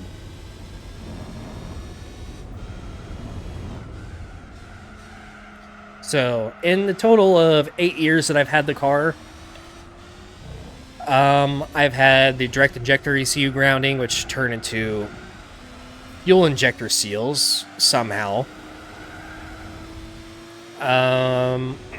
I've had an O2 sensor go out, a coil pack go out, and my throwout bearing go out twice. Actually, no, the first time it was my throwout bearing, second time it was my pilot bearing on the flywheel. But then whenever I took it apart again, I was like, well, my flywheel's fucked too, so might as well get a flywheel and a clutch. That was a thing. I've had, like, so many, like, just annoying things to fix on the car over time, but that's all part of it. Especially if you're not a master mechanic and you try to do everything yourself. Sometimes you're going to screw up, but I can't really afford to take it to a shop and have them charge 125 hours or $125 an hour for labor. A clutch and flywheel job would have gone from like $1,500 for the cost of the parts to like $3,000 plus for everything.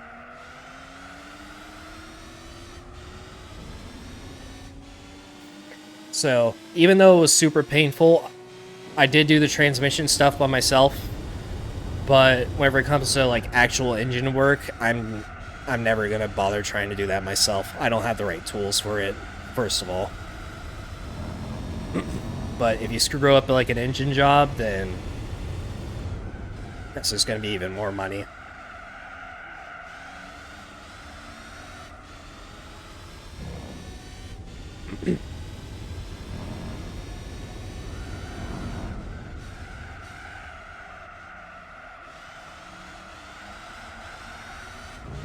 But I would like to get rid of the FRS at some point. I don't see myself keeping it long term. Or at least not anymore. Unless it turns into like a full-on track car, which the channel would have to do like good enough for me to justify doing that, but probably not going to happen anytime soon.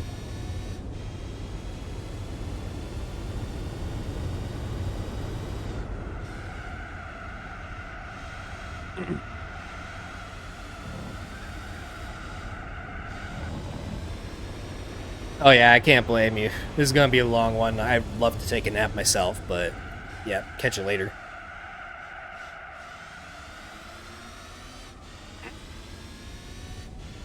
I mean, there is a way to make AI faster, but it's all just like cheat engine related, too complicated to explain. And that's also like not great of a method either. What do I want to get after the FRS? Well, the car that I want to get, like my next sports car, is definitely a GR86. I mean, it's basically the same thing. Probably going to have the same problems. But I just really want one. But I also kind of want a truck, too. Especially if I want to start going to the track. I'd like to have a truck to where I could just tow my car to the track instead of driving the car. And plus, like, I really could use something more practical. But if I buy a truck, then my truck is going to be basically all I can afford. I can't afford 2 car payments. Hell no on that.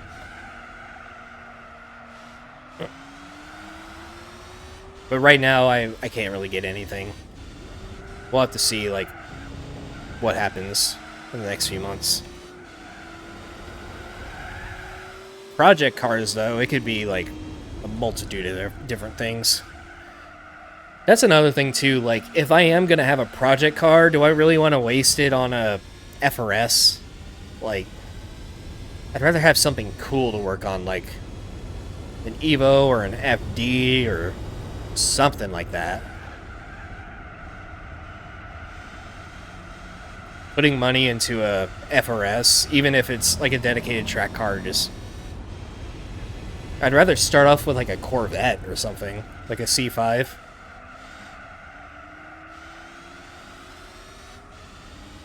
You know what I mean? But then again, my car is barely worth jack shit these days anyways. I'd be surprised if I could get 10 grand for it. I don't know.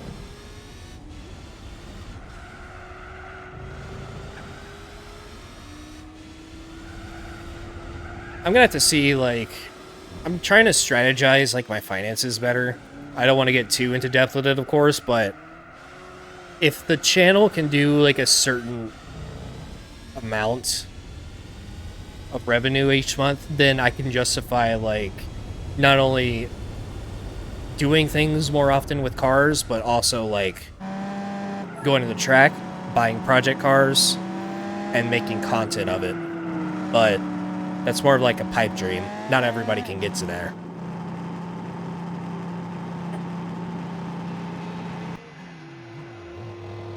Miata with the rotary, I probably wouldn't put a lot of time into that.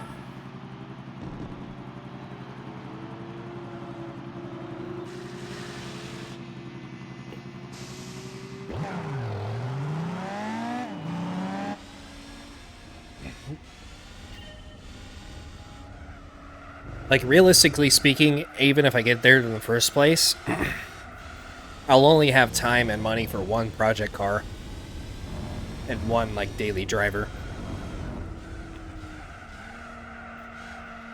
So it'd have to be something that I really want to do. Like, I'm not Cletus McFarland or TJ Hunt or Tommy F. Yeah, like, I can't just, like, throw money at everything.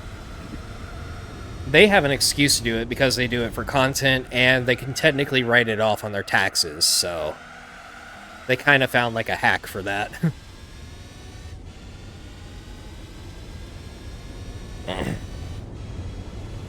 Oh, yeah, Tavarish is another good example. Those are, like, the ultra-successful YouTubers. A filthy casual like myself, I'm nowhere near capable of doing something like that.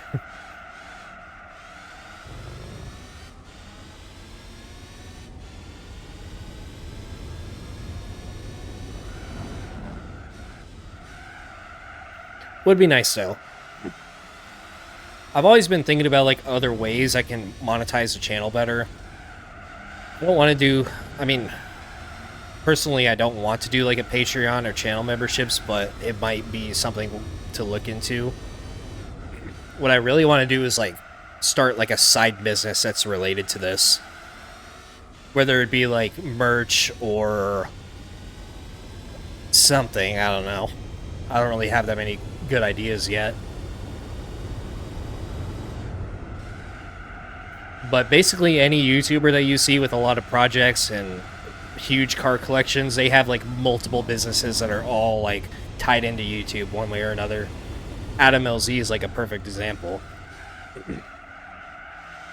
He's got LZMFG, which is his merch company. He's got Drift HQ. He leases buildings to people at the compound. His YouTube channel, of course, his sponsors. He's got, like, several streams of income to be able to do stuff like that.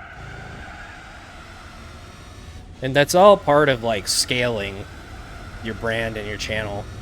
You just have to, like, start doing stuff like that. Some people will see it as, like, selling out, or this is a very popular term back in the day, but something called money whoring. Which is, back then, it basically means, like, you're a money whore if you do anything to, like, monetize your channel past ad revenue. So if you started taking sponsorships or selling merch, you're basically a money whore. But that was, like, 2015 and earlier. Times have changed now, so it's pretty much normal for people to do that. Yeah, it's been a dead term for a long time, but it went from, like, money whore to sellout. I guess sellout still kind of floats around a little bit, but nowadays it's just, like, I don't really know what the term is anymore. I think people just use, like, clickbaiter or something. Indeed.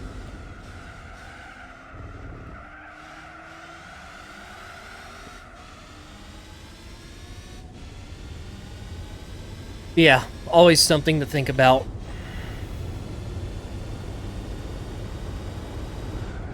In my case specifically, it's going to be super difficult to do that stuff, like just making Gran Turismo related content.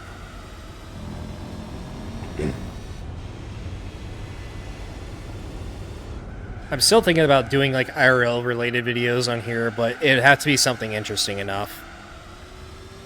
And something that ties into the current content as well.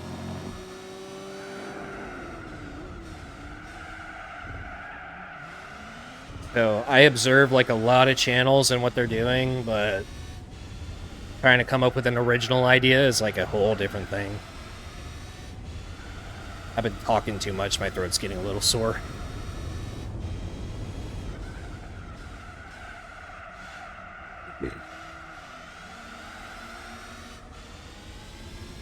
Oh yeah, especially these days. I'm competing with brain rot, with AI, with clickbaiters, with everything you can imagine.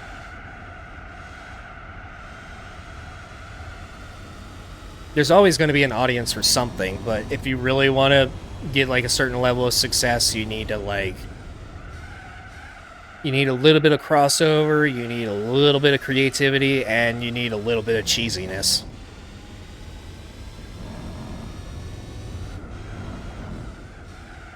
Basically, you gotta do a bunch of trend hopping.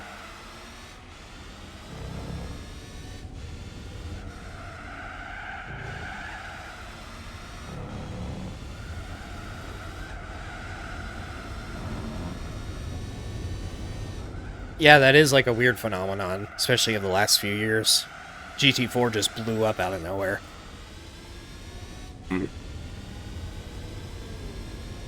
And it's weird too, like, nobody glazed GT4 until the videos of it started doing good.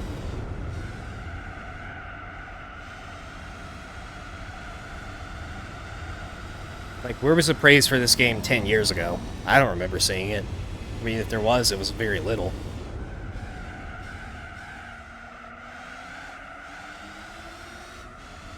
But now, like, of course, now that I'm playing through the entire game all A-spec, my opinions are starting to shift a little bit. It is starting to get a little stale.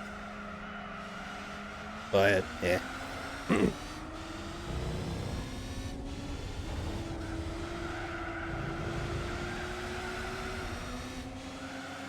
Yeah, I think it's only a matter of time before Night Drive has, like a really hit video of GT4.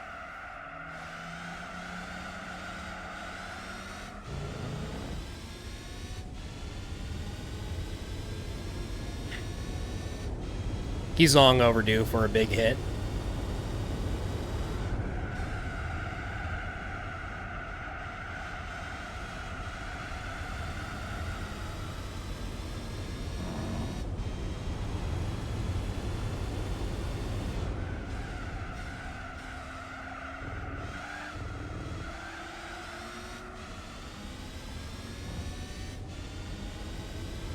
Yeah, I saw bits and pieces of it, but I didn't have time to watch the full video.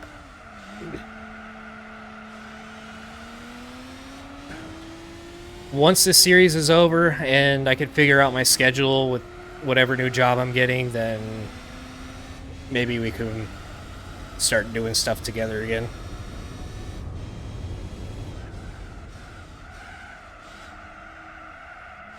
I'm still, like, surprised that GT4 Online is, in general, it hasn't, like, fully got out there just yet.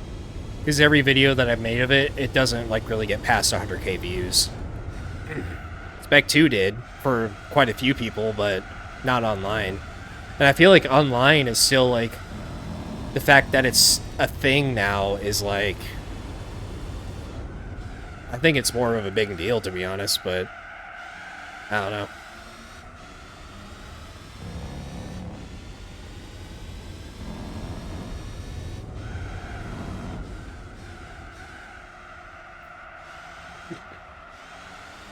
Yeah, I think that's the case too. Like, even I knew about. I never played Most Wanted, but I just saw so much Most Wanted content and streams in my feed for years, and it's like, all right, we're kind of glazing it a little too much here. Let's find something else. And then I guess GT4 is what everybody went to after that. I wonder what the next one's gonna be.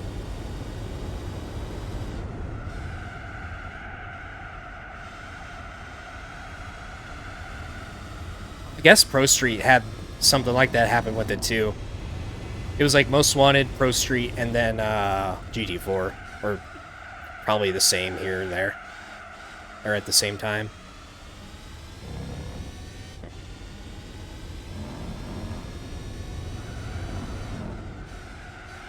But I think like with Most Wanted, it was probably the mods that brought that game back to the spotlight. Pro Street, I think Pro Street kind of did it all on its own.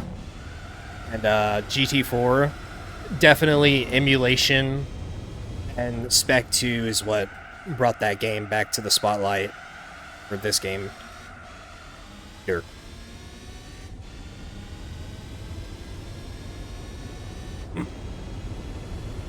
Yeah, I mean, GT4 Online does have like its bugs and weird issues here and there, but it's just so unique and cool that it exists. Something that nobody probably ever thought of back in the day. Like, I never knew there was an online version of GT4 until I saw a video of it. I was like, wait, this is a thing? Hell yeah, let me get this shit.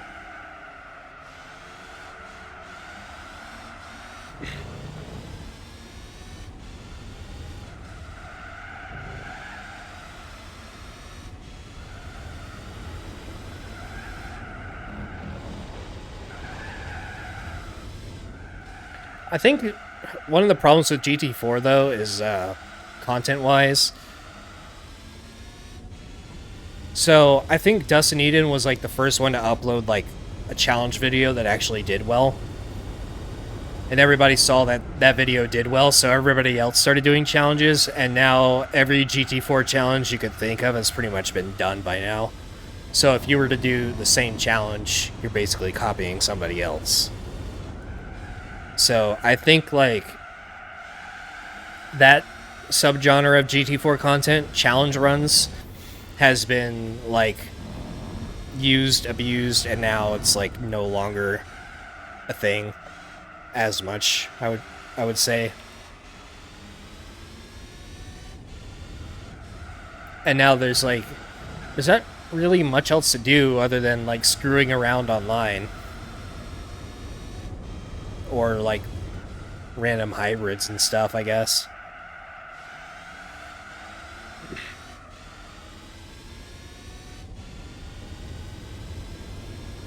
I would like to see GT3 make a comeback. But, of course, that game doesn't have anywhere near as much content in the first place, and challenge runs, with the way the game is designed, it's not really as much of a interesting thing to do, I guess. I think GT2 is a little too old for YouTube relevance in the first place. GT5 and 6, just like, there's almost nothing to those, I don't think.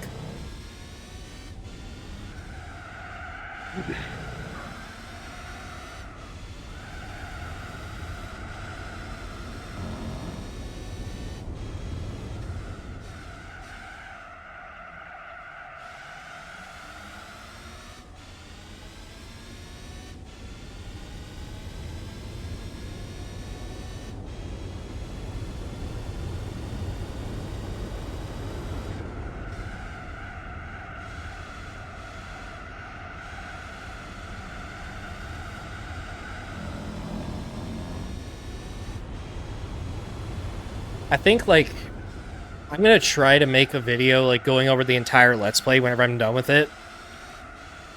Because I still have every single episode. And I can make, like, one video going over, like, just the progress of the Let's Play.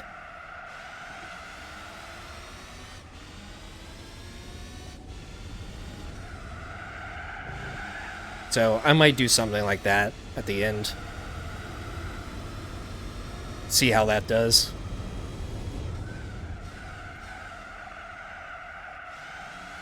I don't know how I would title the video, though. Because there's kind of, like, different ways you can title it, but nothing really sounds that interesting, at least, like, of the titles I've thought about. I beat Gran Turismo 4 without B-Spec. It's an okay title, but not really, like, eye-catching. Or Gran Turismo 4 took me 5 years to beat. I don't know. I'd have to think of, like, a clever title that's actually, like, interesting.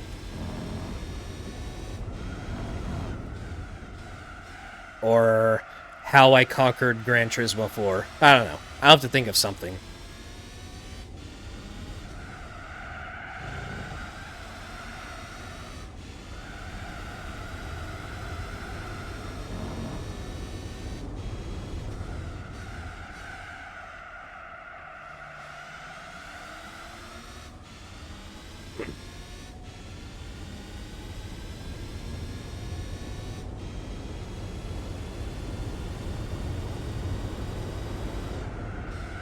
Yeah, I think, like, if the title says B-Spec in it, people are going to be like, I don't know what the hell B-Spec is. Maybe that sparks curiosity, or maybe that just makes people think, like, okay, whatever. Whatever that means, bud. The title can't be too long, though, for a video like that. GT4 ruined my life. Until I made it.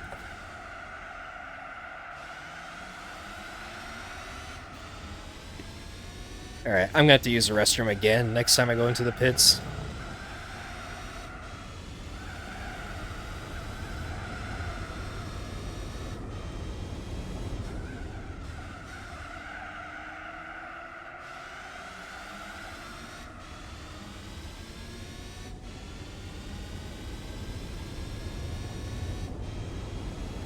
I feel like my run is, like, way different than others, though, because I know a couple people have done, like, 100% A-Spec before, but a lot of runs, they did use B-Spec here and there. And I'm like, well, I did the entire thing myself. I drove every single mile. There's got to be, like, some kind of extra credit for that.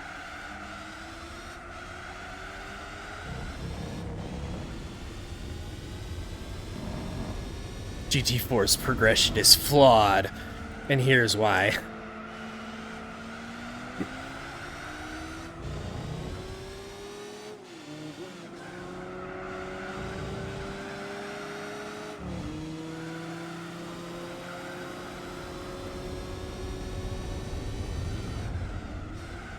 Okay, I'm kind of surprised, like, all of us are back together on the same part of the track. It feels like lap 1 right now. That's funny. The planets have realigned.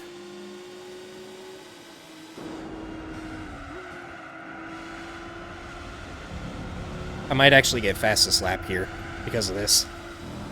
Okay, no, nowhere close. I forgot my fronts are dead. This is vanilla, not Spec 2.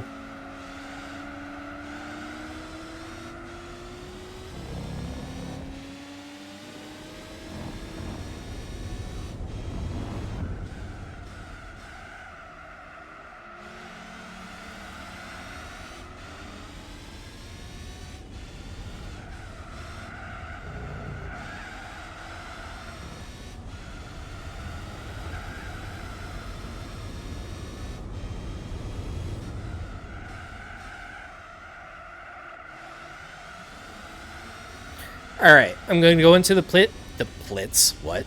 I'm going to go into the pits. I'm going to make sure to click X this time, but I'm going to let the game run. I don't care if I leave the pits and I'm AFK at the end. I need to use the restroom, but I'm going to let the timer go.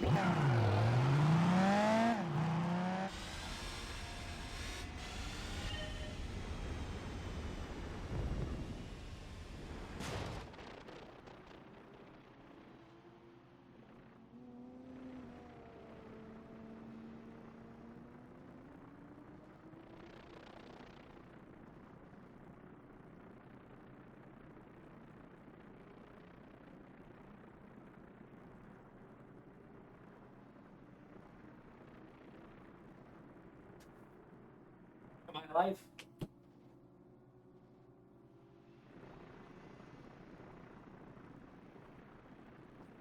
He did. Alright. Okay, maybe I probably should have just sat in the pits. I guess it makes no difference. I think at some point it eventually just does a pit stop anyways.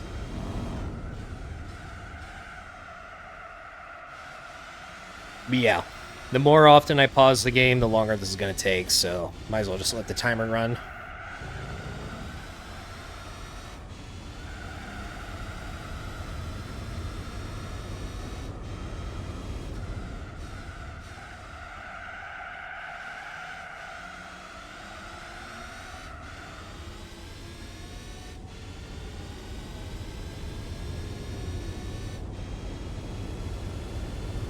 Just to stay alive.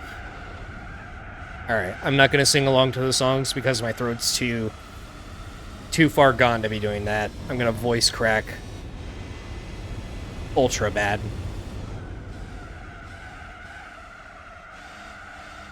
How's it going?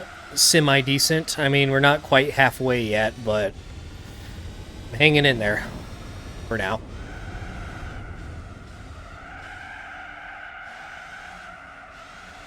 For now.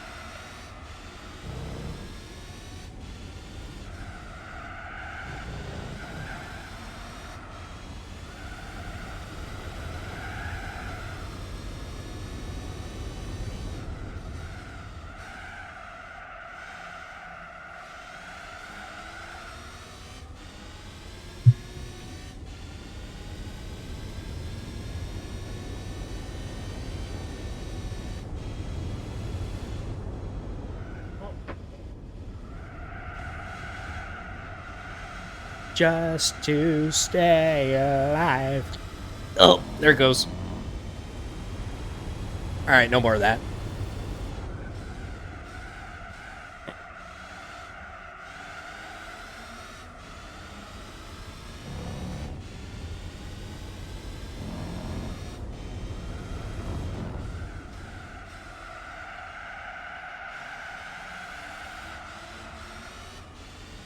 I thought about changing my steering ratio because this race is obviously I'm doing a shit ton of steering, so if I don't have to do anywhere near as much steering input for these corners like this one, maybe it'd be easier on my hands over time.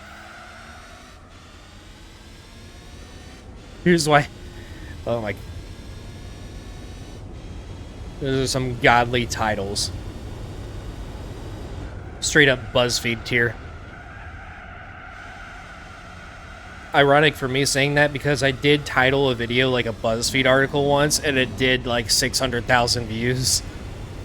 And go figure, it was my video essay on GT4. Of all things. In the height of Gran Turismo 4 content, nonetheless. Who could have seen that coming?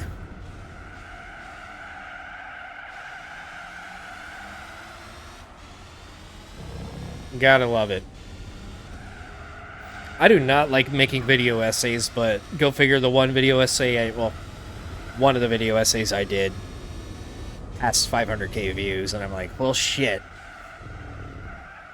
Don't tell me I'm going to be forced to be making this content for the rest of my career.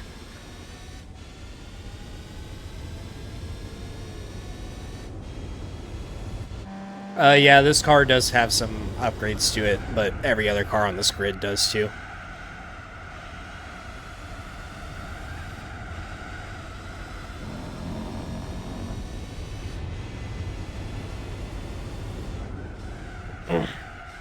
Why GT4 is perfect and worthy of worship.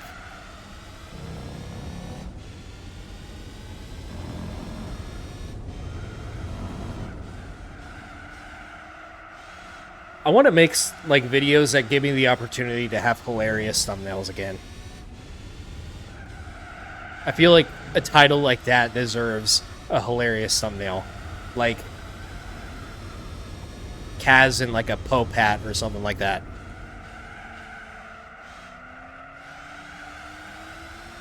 Whatever the thing is called that the Pope wears.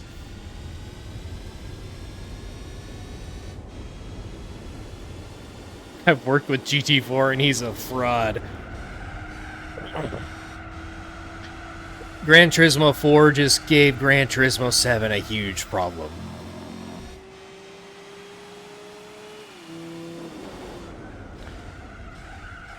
GT4 was released in 2038. I actually did something similar to that. Whenever I made the GT4 HUD for GT7, I was like, okay, if I title this like I made a Gran Turismo HUD for Gran Turismo 4 HUD for Gran Turismo 7, nobody would click on that shit. Like, that's just way too hyper-specific. You gotta be like a little bit...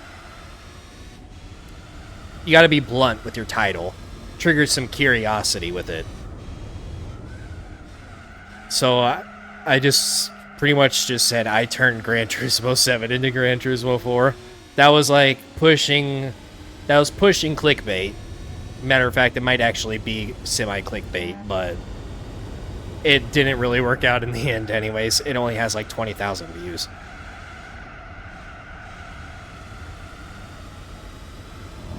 Honestly, I don't really feel a difference with the fuel. But I don't think it's a big enough difference to notice a difference.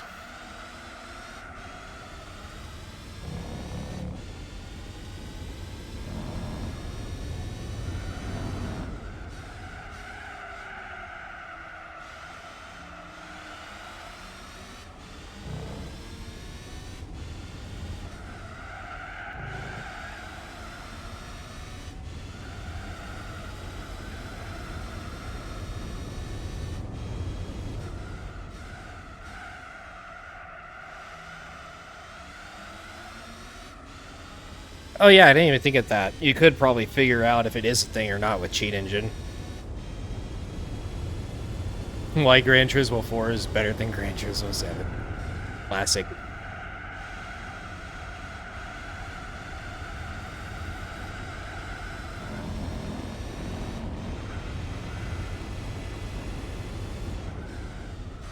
Gran Turismo 4's hidden secrets in all caps proves why it's a superior sim to iRacing or GT7 or something. If you put the word secret or hidden or deleted or something along those lines in the title, you're just guaranteed to get views. People will eat that shit up.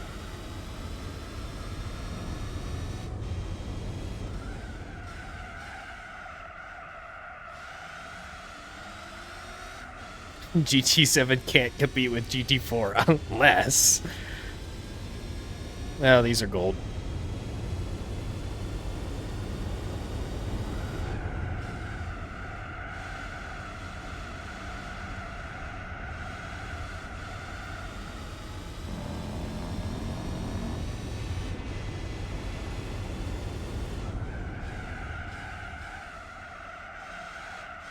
Gran Turismo 8 has no hope of beating Gran Turismo 4.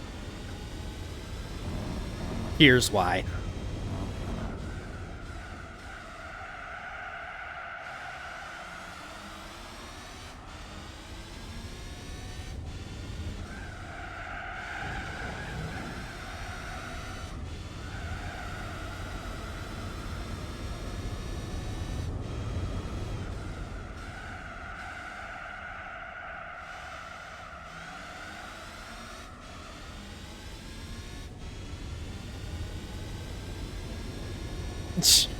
Comparing GT2 to GT7, that's a new one.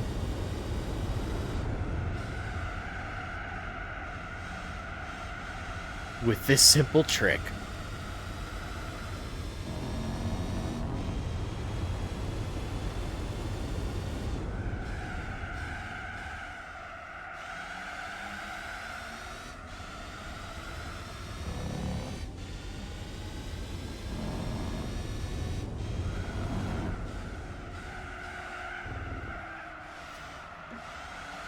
Oh, I just thought of a good one. I hacked Gran Turismo 4 to look better than Gran Turismo 7. And it's a video about the texture packs.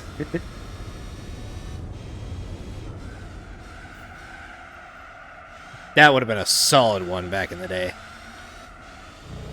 Back in my day.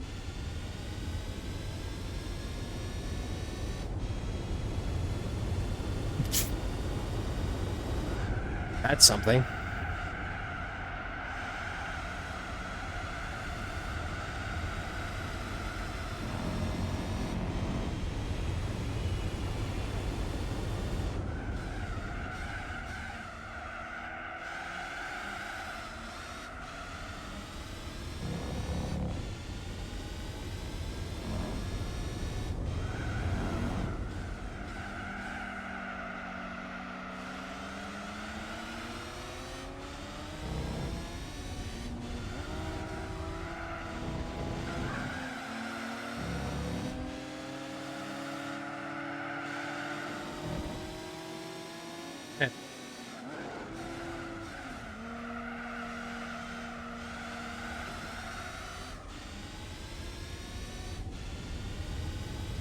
I never got into Reshade.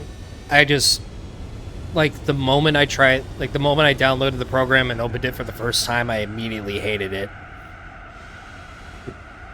I spent, like, several hours messing around with it, but I just hated it.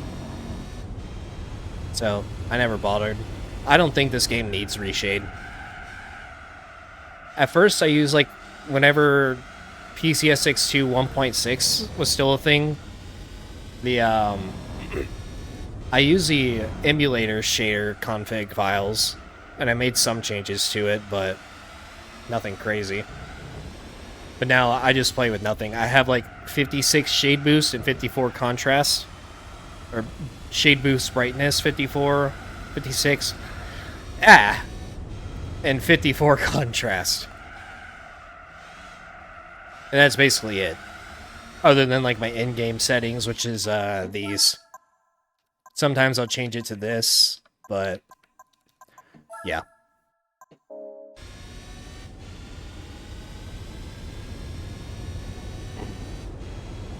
It's very track dependent with the colors. Like Tokyo, for example, that track looks very gray and washed out. Not a lot of color to it, but the contrast is also weird. But El Capitan, it looks perfect the way it is. Laguna Seca looks good. Fuji 2005 looks decent. But the other tracks, they just look not so great.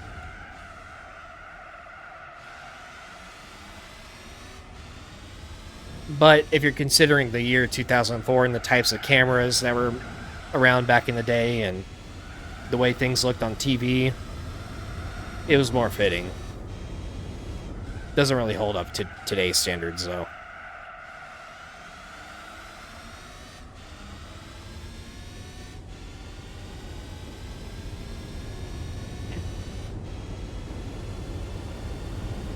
Yeah, both of those definitely look better in GT3.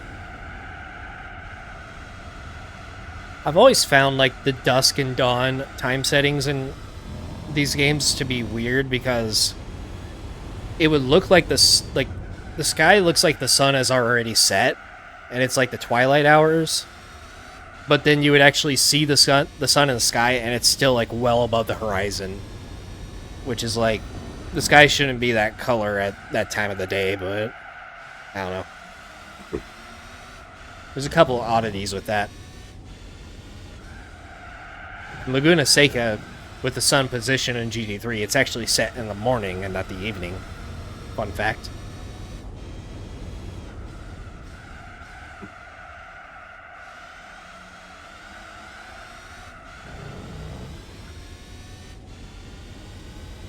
Gran Turismo 4 Ray Tracing 2025 Photorealism RTX 5090.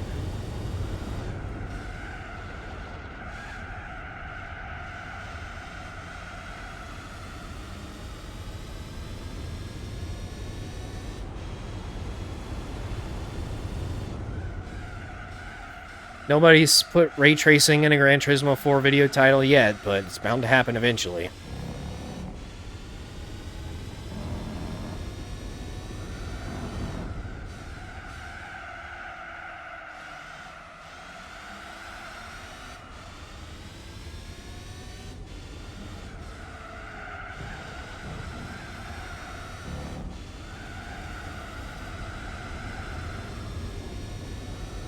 Yeah, I kind of miss that too. It's called the mirage effect. Wherever the ground or a car gets super hot and then you see like the waves coming off of it, that's a mirage. That was pretty cool.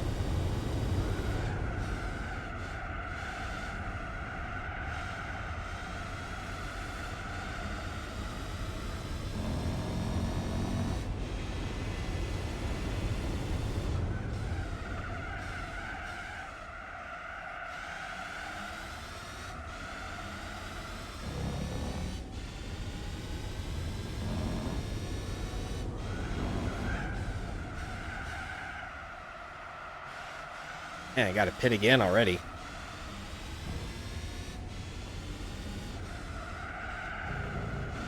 Hey, we're almost at 4 hours too. Not gonna lie, the first like 2.5 hours felt like they took forever, but this last hour and a half kind of flown by a little bit.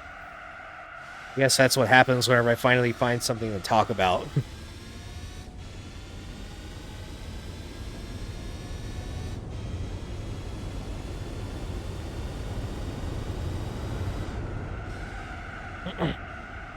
I don't have an NVIDIA card. I have a Sapphire 7900 XTX AMD card. I had a 2080 Super before, and I was like in desperate need of an upgrade. And NVIDIA stuff was like completely, like at that time, it completely disappeared from like every store. And then I found the 7900 XTX on Newegg for like 850 bucks, and I said, screw it. I bought it, and then immediately after I bought it, the price went up to like 960. So, I kind of got lucky. But it's a great card. I love it. It doesn't have like NVIDIA specific features for whatever you need NVIDIA specific features for, but it works for what I need it to do. It's so good with 4K. Has a couple issues with AV1 encoding, which was the main reason why I wanted to upgrade in the first place, but it's fine.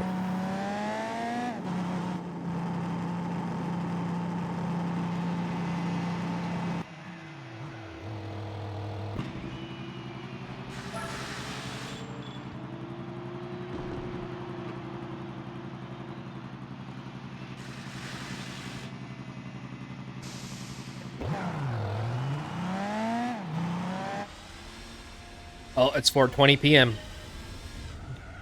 Dank.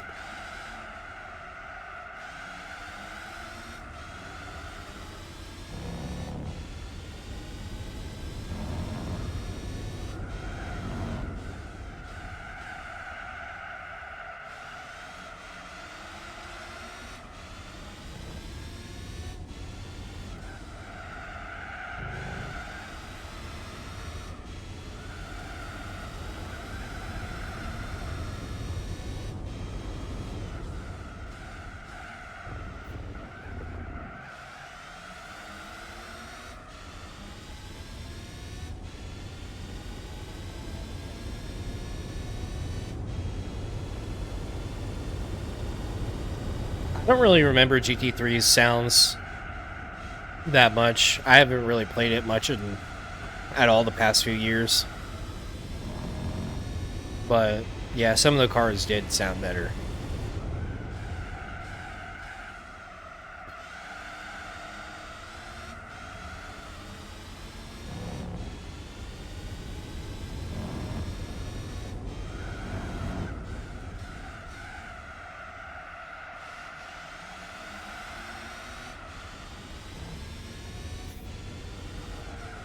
The Escudo for sure sounded way better in GT3.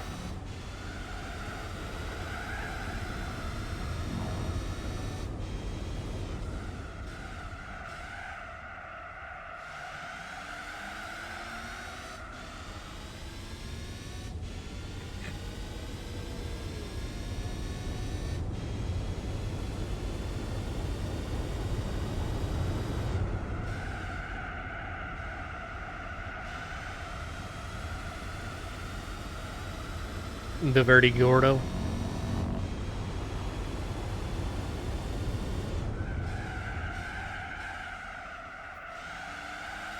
think I'm actually going to play a little bit of GT3 after this series is done.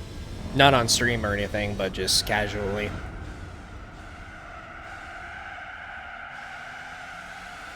Nice little rotation around there.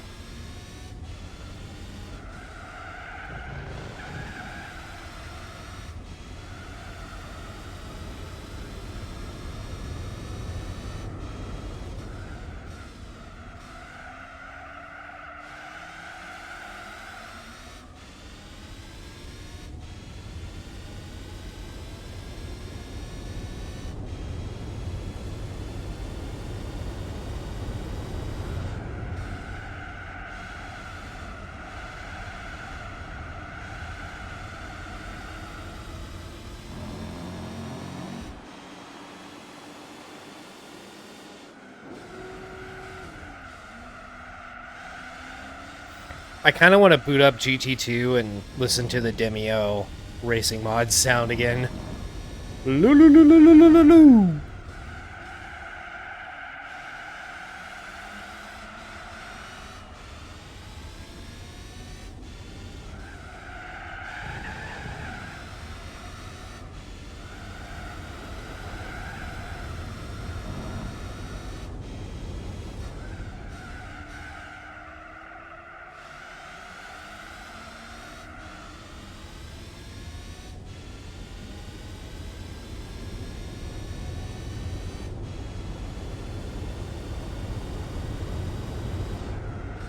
I really wish I could get rid of that weird line.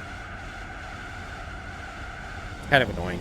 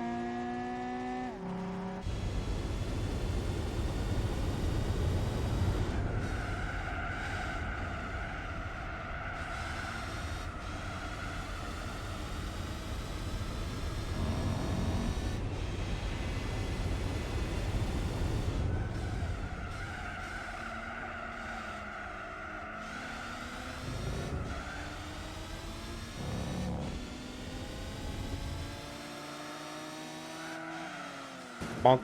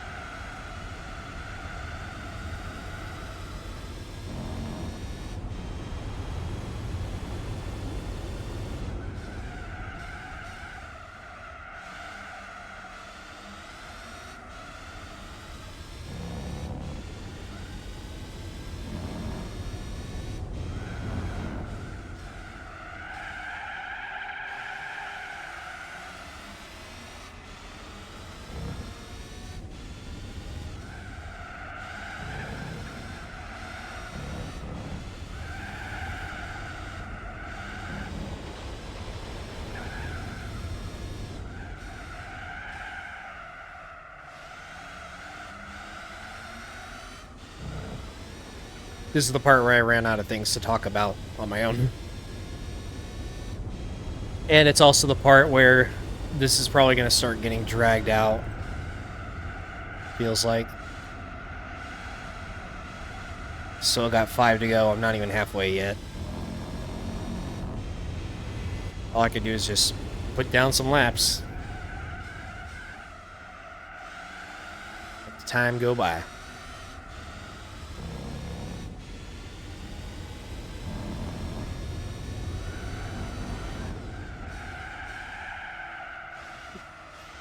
What's up, Luke? How you doing? Welcome.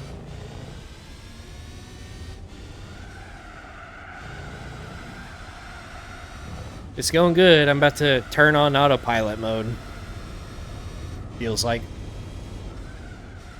Not, I don't mean B-spec, by the way. I just mean, like, my brain compartment's gonna shut down and I'm gonna put laps down.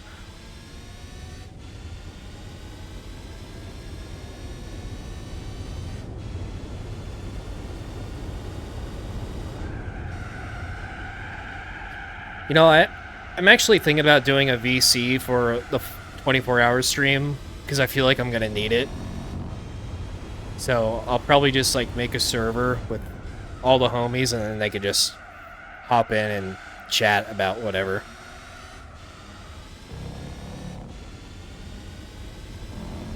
Maybe I'll invite some extra guests as well.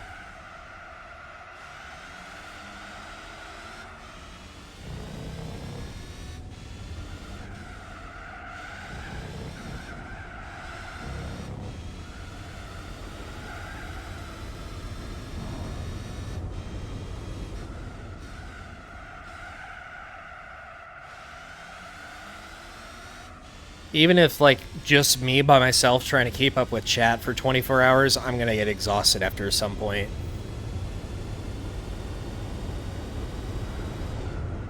So having other people in the VC trying to fill in the gaps of me talking would probably help a lot.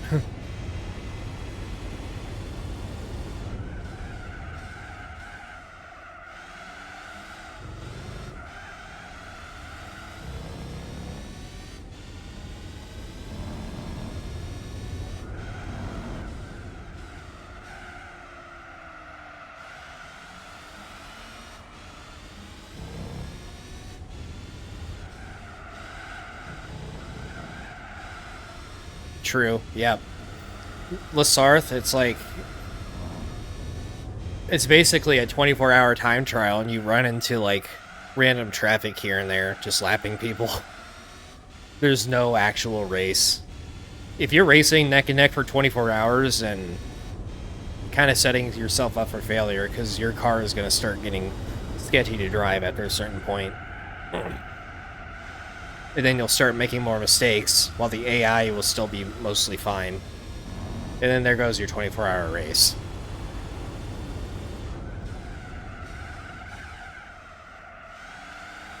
I think it's impossible to, like, try to balance it out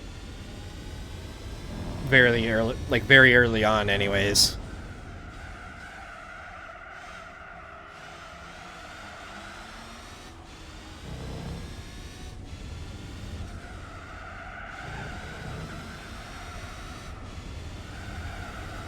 So it's not even a fun thing to do.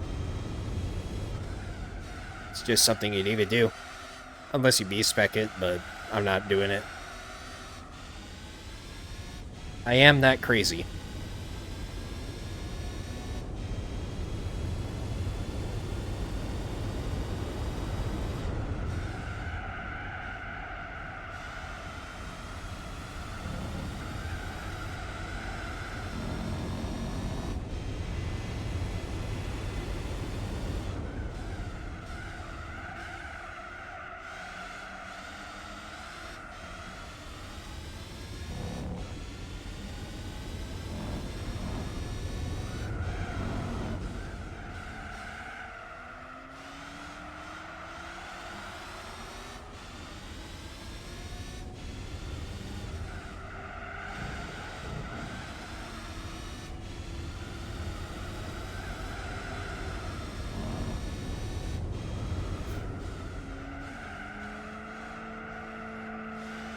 Yeah, true. I definitely felt that way after the Nürburgring race.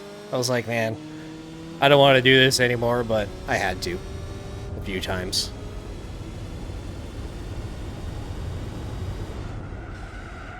I'm probably going to feel that way about this game after that race. Like, man, I don't ever want to play GT4 again. I don't want to play with you anymore.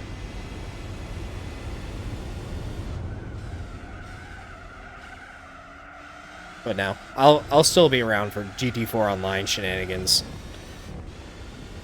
Maybe some Spec 2 here and there, but for the most part, I don't know if I could keep playing this game, because I still have Formula GT before that, mind you. Like, after this, the next thing is Formula GT, and that's longer than the 24-hour total.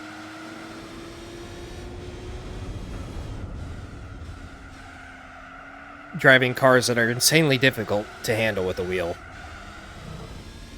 So, I might lose my shit during that, if anything.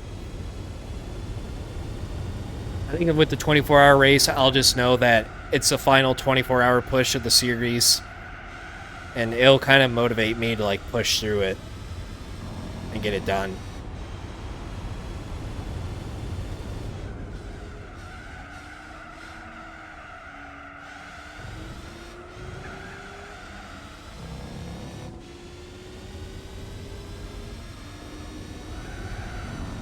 No, I have to do the full championship. It's a 100% completion run, so every individual race I need to not only complete, but get P1 in. In fact, there's like maybe a couple dozen races that I have to go back and get P1 in, which is why my completion percentage is still pretty low. So that might take a full day to get through all that.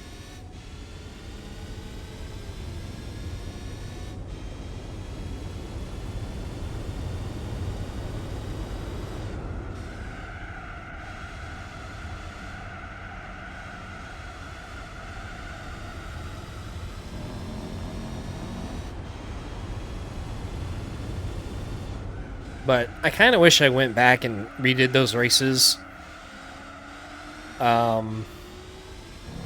whenever I first did them, so I wouldn't have so much work for myself today. But yeah, I just didn't really think about doing it, or I was too lazy.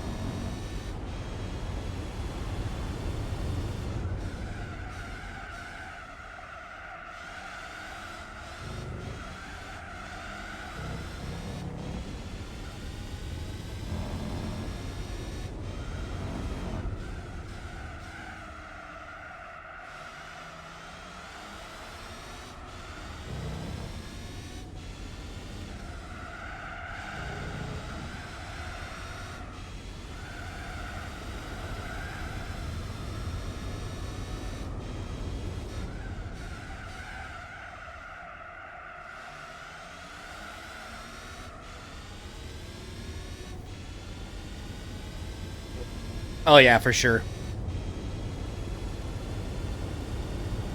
It's gonna be echoing in my nightmares.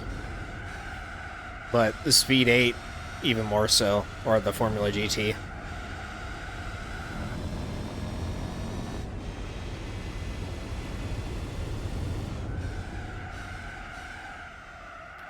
One of the reasons why I'm listening to music, so I can hopefully drown it out a little bit. In fact, I kind of want to turn this music off and go back to my Spotify, but I don't know. I don't really know if this music is actually adding anything to the stream overall.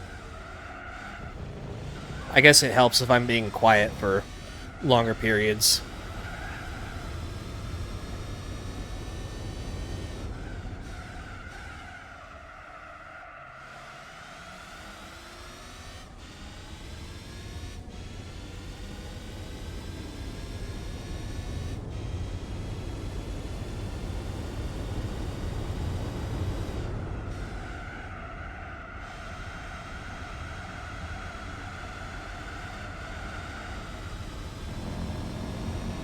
When is the next stream? Probably not for a couple days. It's either going to be Thursday or, well, not Friday, because Friday I have to do something in the morning, and Battlefield 6 is also coming out, so... The 10th and the 11th are automatically off the schedule for me, so I'm going to be doing that. But Sunday, probably. Monday for sure.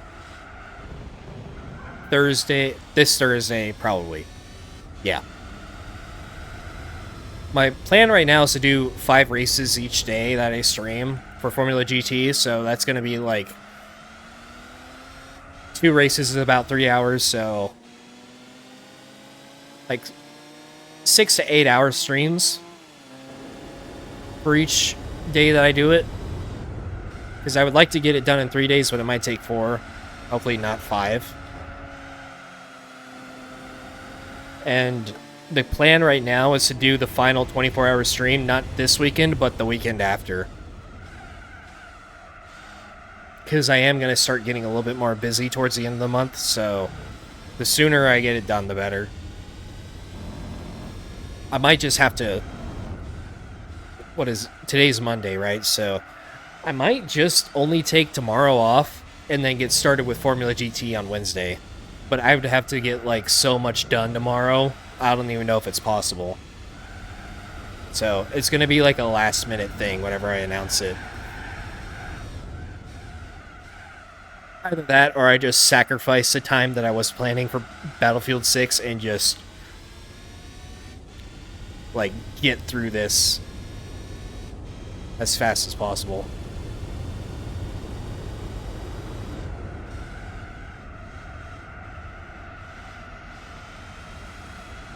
I probably should have pitted.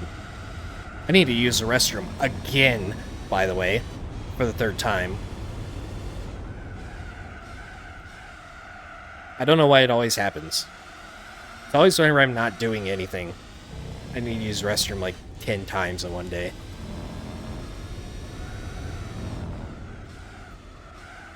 Why they use Tsukuba for this? Japan, I guess. Favoritism. But 9 hours is like... Is there like some kind of Tsukuba event that lasts 9 hours long in real life or something? Or did they just like make it up as they went? Who knows? But yeah. I'm going to go into the pits. This time it's actually going to take me a couple minutes, so I am going to pause the game for this time. I'll be back in a few minutes. I'm thinking about having a little fun in one of these streams. Not Formula GT. It's either going to be the end of the 24, which is probably not good for my health if I do it then, or it'll be during like the cleanup stream or something where we could just screw around and have fun with it. But I want to do another drunk stream like we did with a Nürburgring 24-hour where I got fucking drunk off 2 beers. Yeah, that was something. Like, turbo lightweight. But what do you guys think of that? Also 69. Nice. I'm thinking about, like... I don't want to get, like, wasted, but just drunk. Because the last time I got wasted or hammered, it was not fun, and I regretted it for, like, the next 2 days. So, I'm thinking just, like, a casual drunk stream. We just go back and do old races that I didn't gold, cheese the hell out of them, have a little bit of fun before the big 24.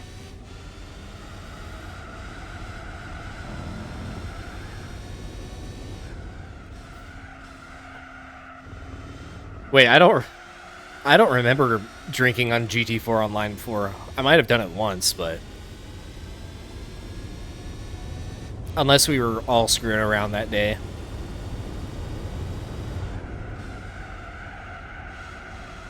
I rarely do it nowadays.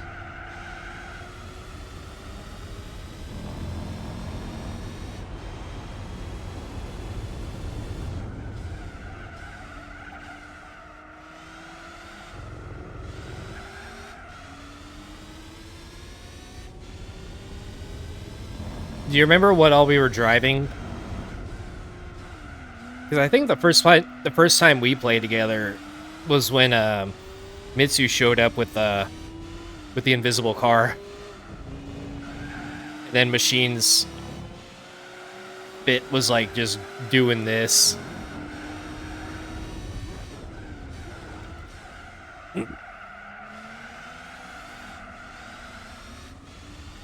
Yeah, it probably was in the Miata, because I think that's like one of my only hybrid builds on GT4 Online.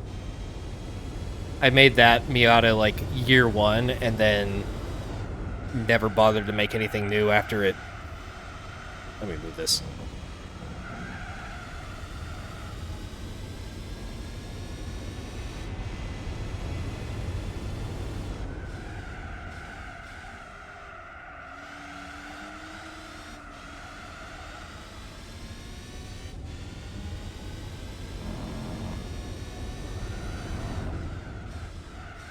No, I mean, like, for the drinking stream,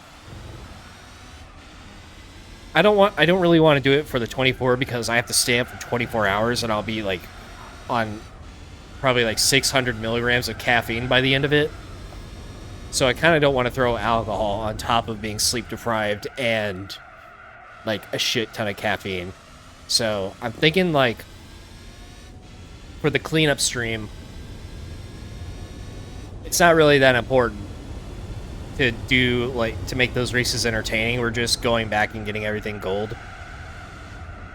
So I'm thinking we could have a little bit of fun with that, because it's just a bunch of random races.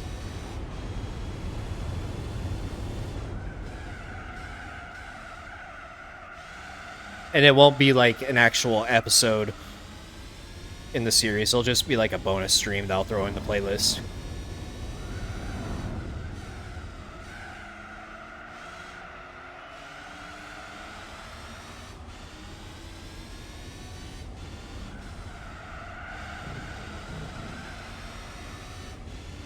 So there wouldn't be like any kind of scenario to it.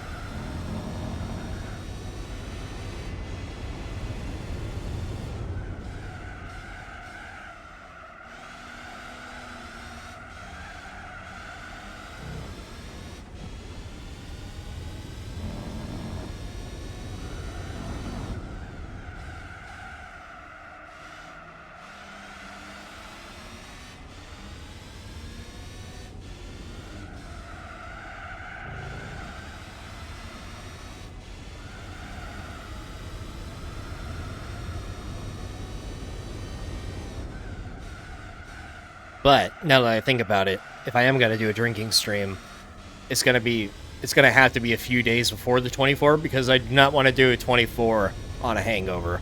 Hell no.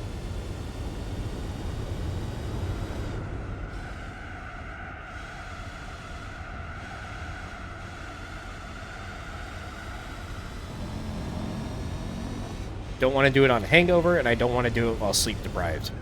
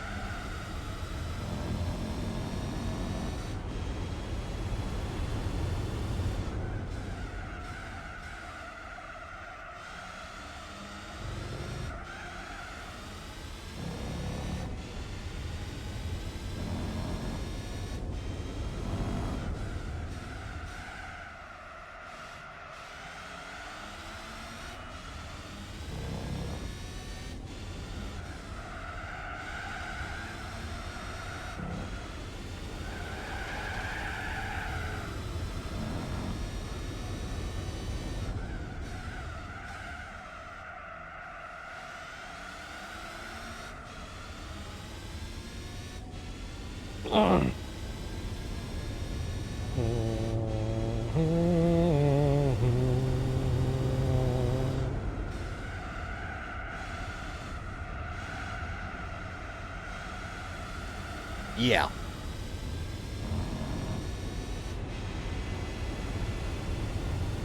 Oh, I didn't even know I didn't even realize we passed 250 laps.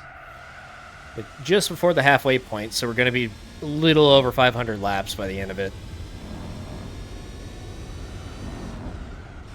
I'm thinking like 5:15 ish.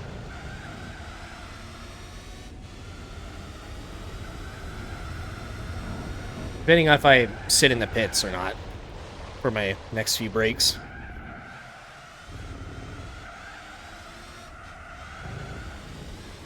Or if I keep doing that. I literally have nothing else on my playlist. Except Real Dream by Deep Sky. It's that, and the rest is Daiki Kasho.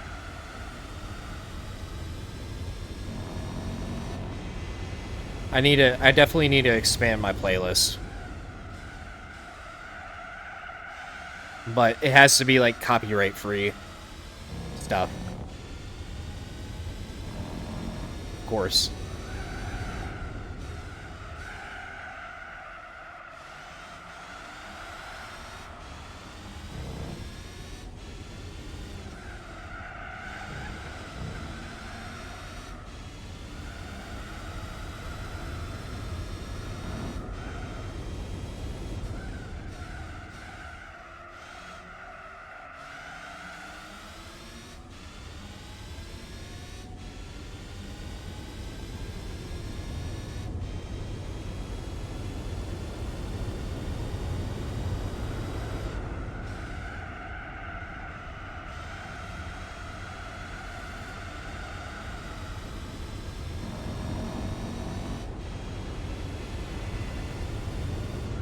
I don't think I'm going to get a sub 1, now that I think about it.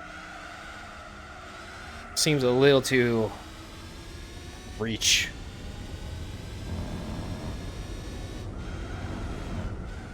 Not without the perfect slipstream setup.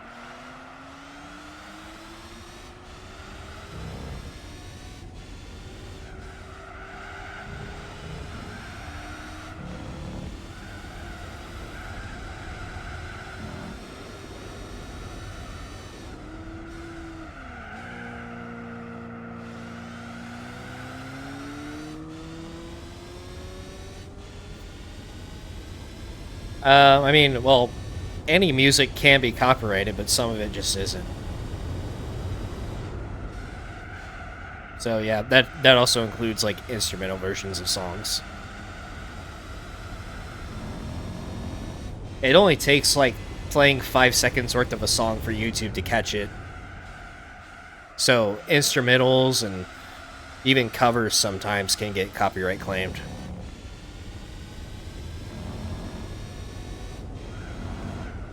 But some video game music you're okay with, as long as it's not like licensed music from another artist or something like that.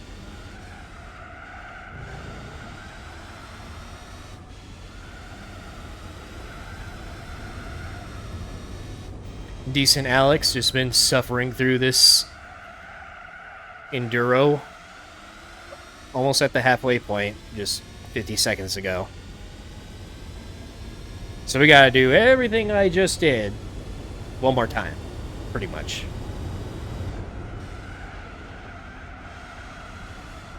And honestly, it hasn't been too bad so far. My neck is getting like a little sore and stiff, but I just need to like keep it against my headrest.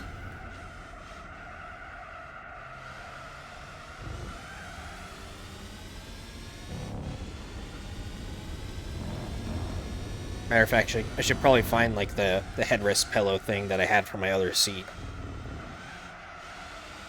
It's in here somewhere.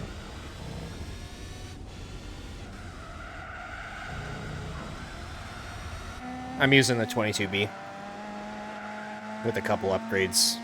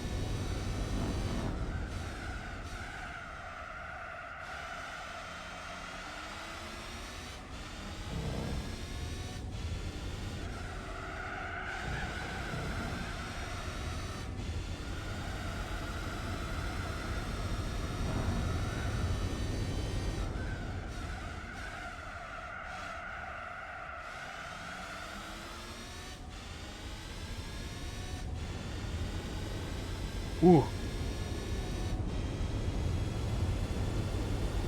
Ooh, my neck. That was a painful crack. I'm not doing that again. You ever get that whenever you feel like you need to crack your neck, but then you try to do it and then you do it the wrong way and then... Yeah.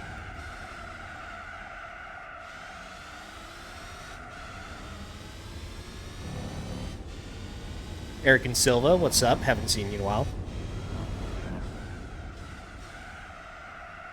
Reminds me of that one clip from DBZ Abridged, if y'all know what that is.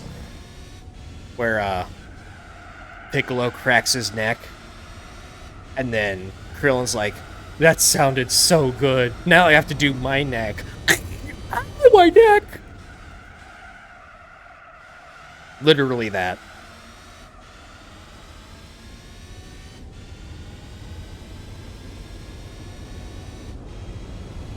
I could quote that entire series, by the way.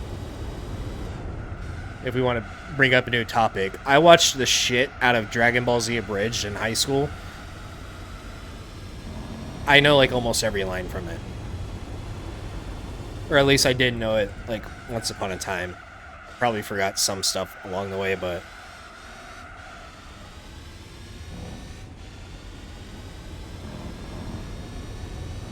It's crazy to think that that was 10 years ago.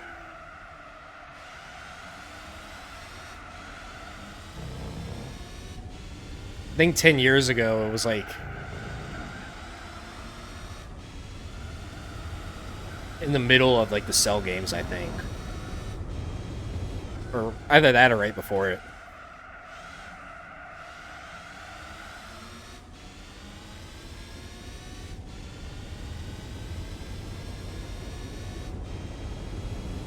I need to watch it again. Like, next time I get on a long flight or something, I'm gonna download the entire thing and just binge it.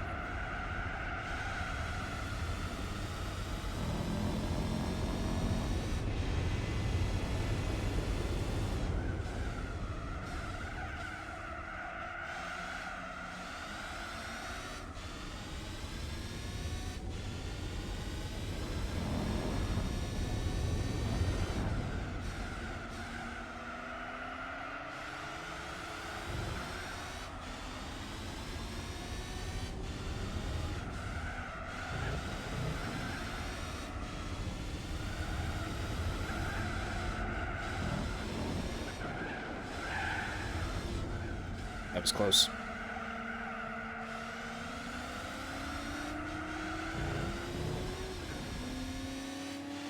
I think by the 8th hour, I could probably drive these laps with my eyes closed.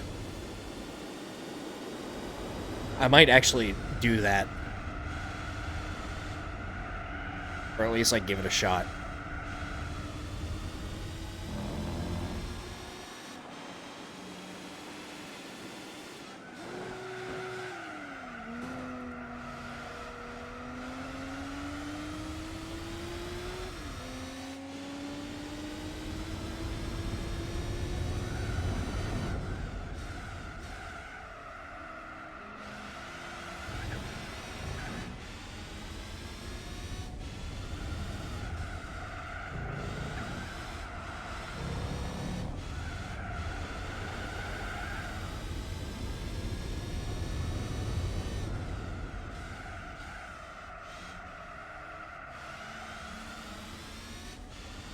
Yeah, I wanted to use something all-wheel drive. My first choice was an Evo 3, but I was advised against it for the tire wear.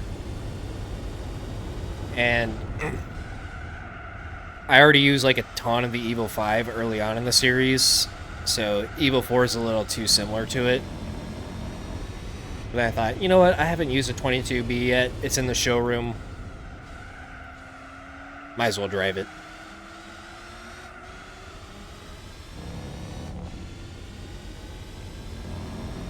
Every other JDM car I've pretty much driven by now.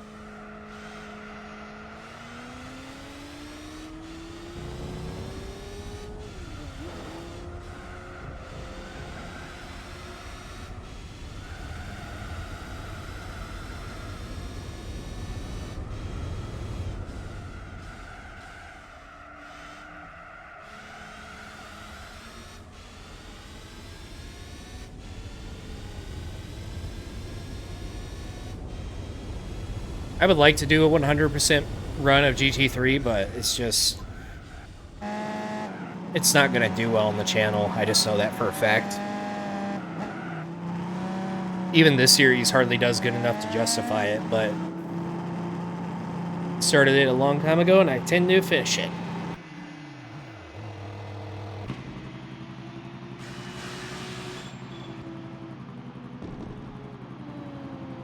This might be the first yawn of the stream. Oh boy.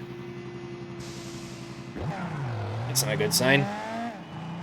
Got 400 milligrams of caffeine in me. This shouldn't be happening.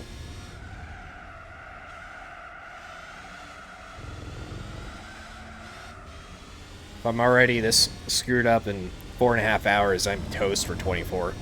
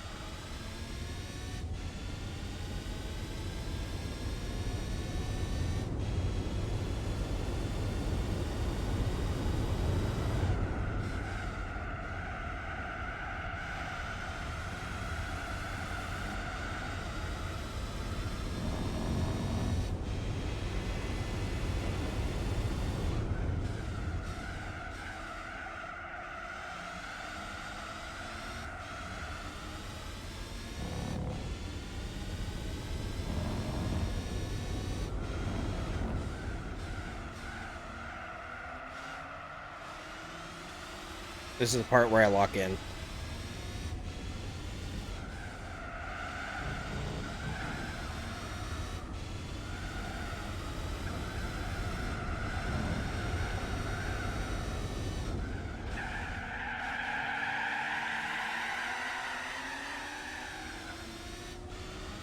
That was slightly on purpose.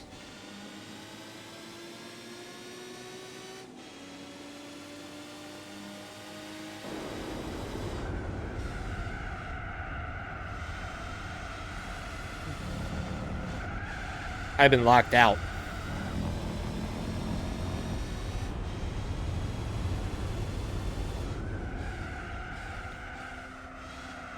We all locked in.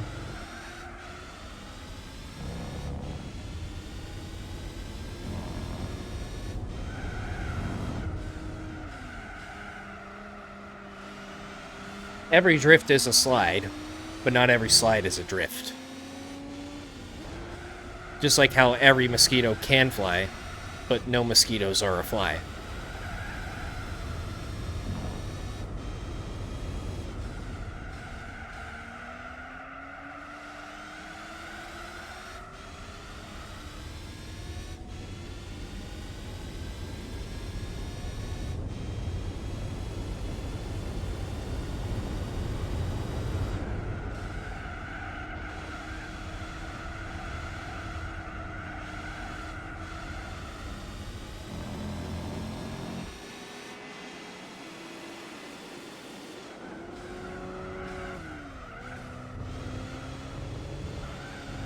Honestly, these songs are kind of good for endurances. They kind of fit for it. Don't know why, but they just do.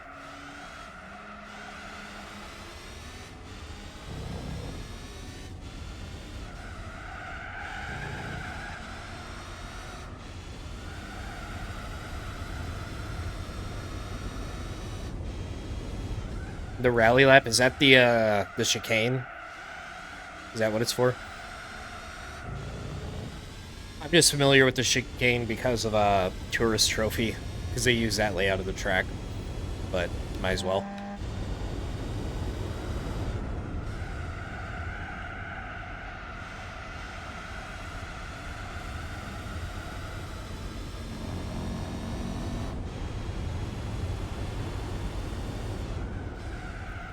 Oh, the whole lap off the track? Probably not.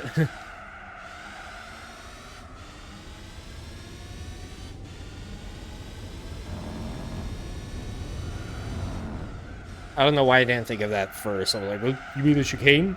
No.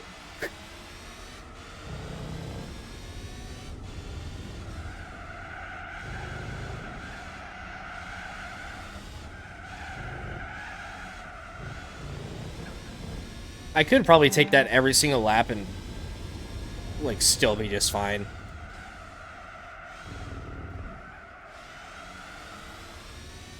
Well, I already did 24 hours of the Green Hell, but I spent like a month doing that race.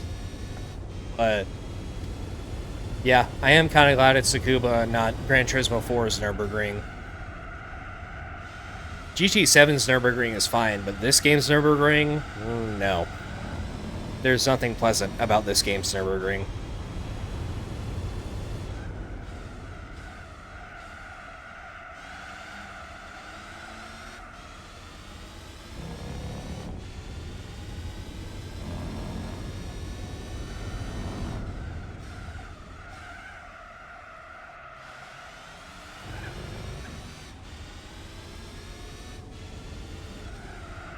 I wish instead of this race they would have done like special stage or something.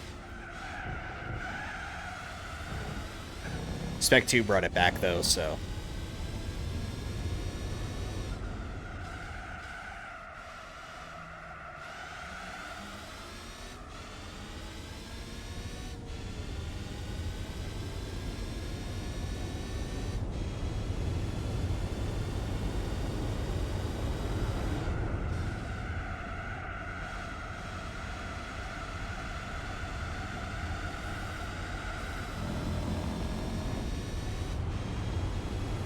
Honestly, that only adds like 2 to 3 seconds per lap doing that chicane.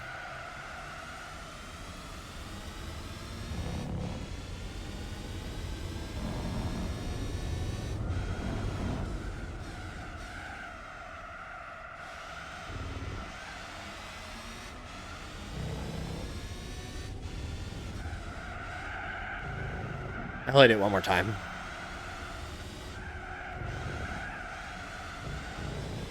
Alright, that's enough.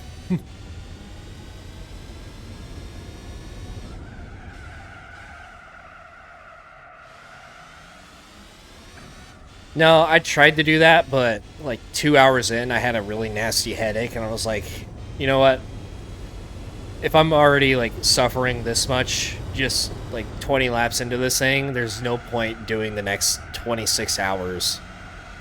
So, I forfeited that run pretty early on, but ever since then, I haven't really had the time to redo it, and now that this is the focus, probably either not doing that at all anymore, or I'm going to wait a little bit longer to retry it.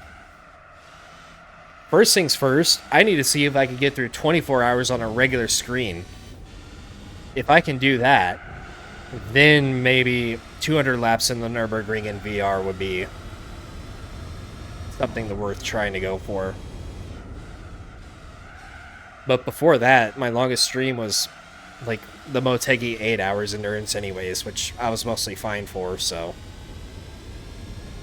I've never really tested myself beyond 10 hours. Especially when it comes to like trying to stream it. My longest gaming session of all time was, it was either 23 or 25 hours. It wasn't 24, but either 23 or 25 hours on Black Ops 3 Zombies, like a week after Horizon Drac came out. It was a 2-player co-op world record run, and me and my partner had the world record for like a day. Round 104, 2 players. And then like maybe 10 hours later it got beat. But that was 23 to 25 hours straight, no long breaks.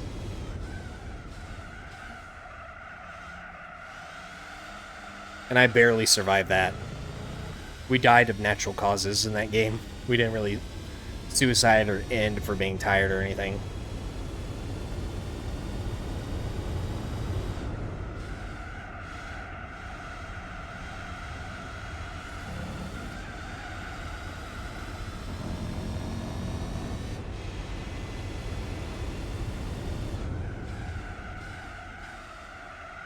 And that was just like sitting in my chair holding a controller too. I wasn't like using a steering wheel or looking through a VR headset or anything like that, so that's like as easy as it gets. Except you're not moving around, so you're just sitting there like a zombie yourself. I guess it's easier to doze off that way, but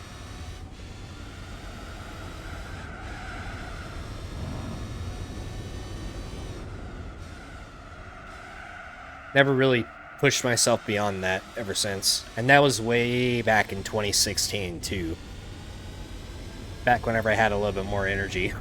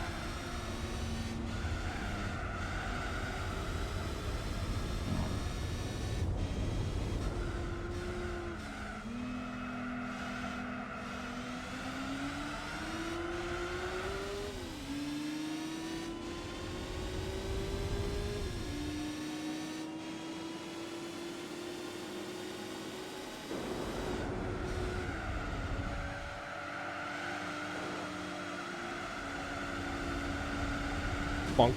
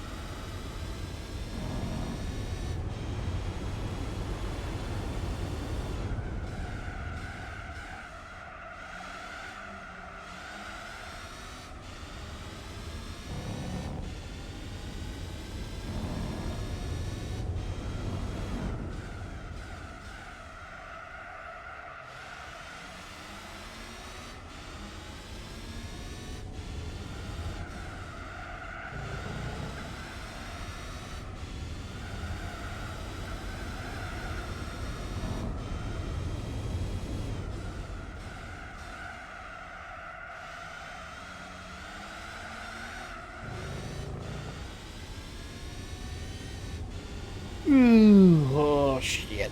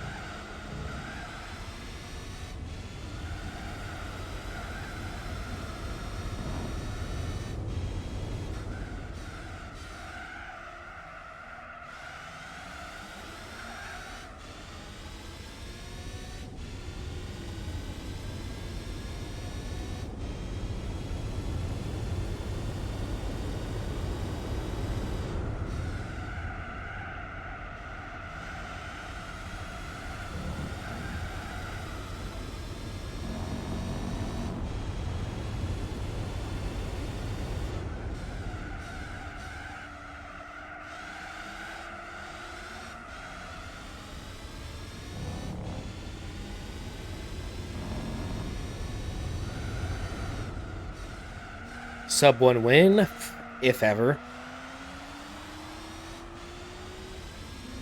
Probably never, to be honest. I don't think this car is capable of it, or at least I'm not. I don't even think a solid slipstream is gonna help enough. Okay.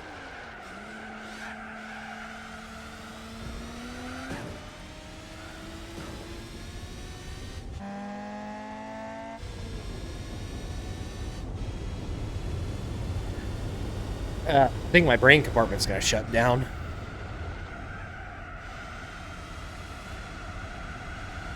And just go on autopilot mode. Clean driving, no cheats.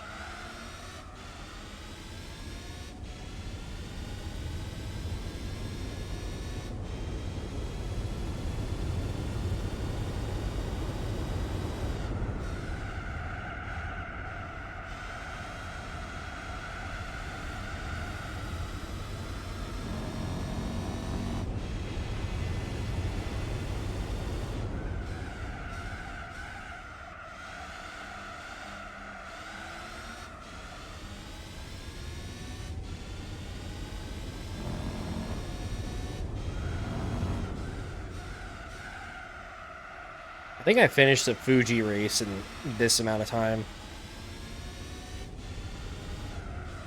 So this is almost like doing that twice.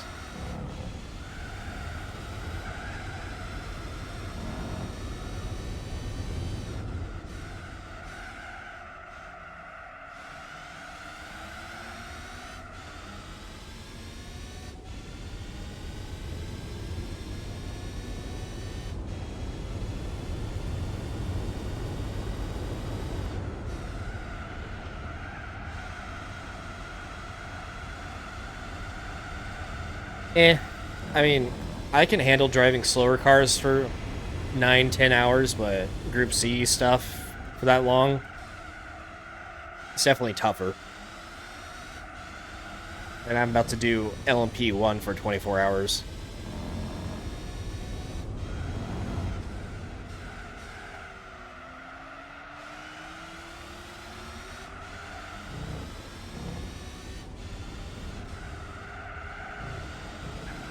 If I was doing Formula GT, I probably would have just finished race number 3.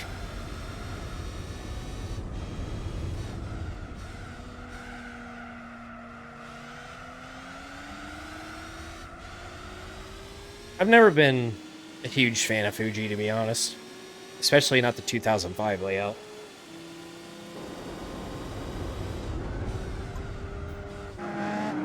Oh, man.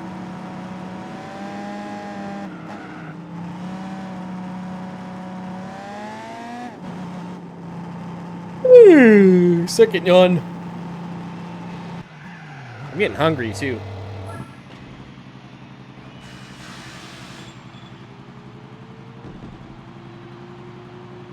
I should have ran and grabbed a snack. Yeah, I don't know why. It's just... Sometimes I'll get super tired in the middle of the day, and all it takes to wake me back up is just laying in my bed for like 5 minutes. And then I'll have all my energy back somehow. Most of the time I get really tired just after eating lunch or something, but it's like every single day I hit the afternoon crash. I hate it.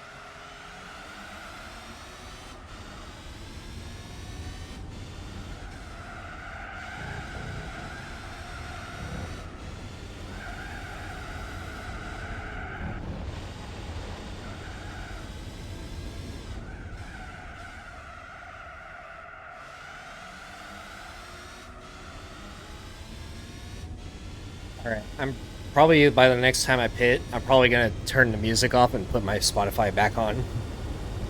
This is like the 4th or 5th time the song is played now. I guess unless you're on mobile, anybody can really throw on their own music if they feel like.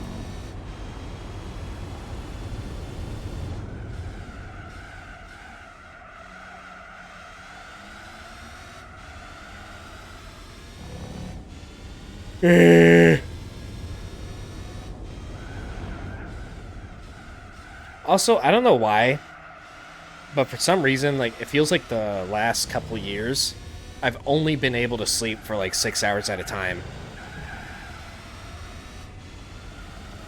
Like, 6 hours, that's it.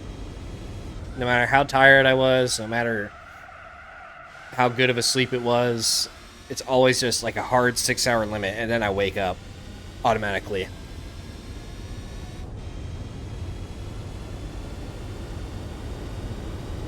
I didn't really get any GT4 vibes from 7. I got GT Sport vibes, but that's about it. And I rarely touched GT Sport when that was a thing.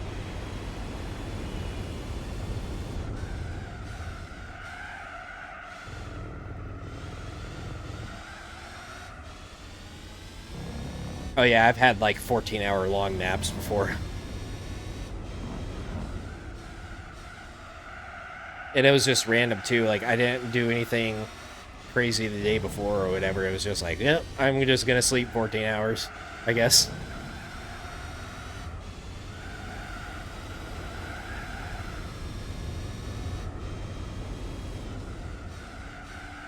Oh my god, another one! Fuck!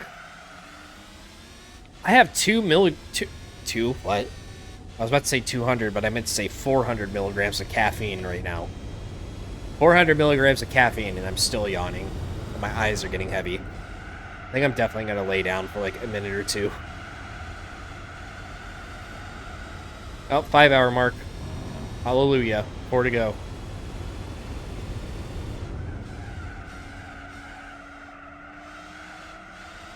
Yeah, straight up. A hard reset.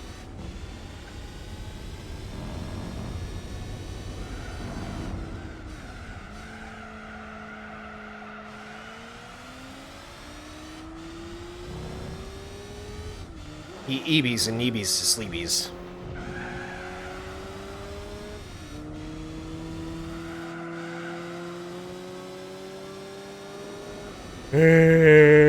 Stop it.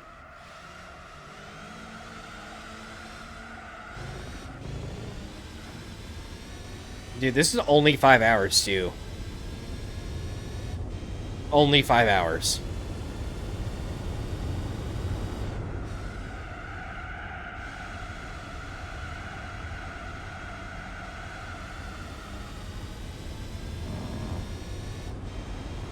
I don't think this light in my face is really helping either, so... Oh, I can't do that. Can I just turn it off? Okay, you can kind of still see me, but I'm going to turn that off for a little bit. Maybe it'll help.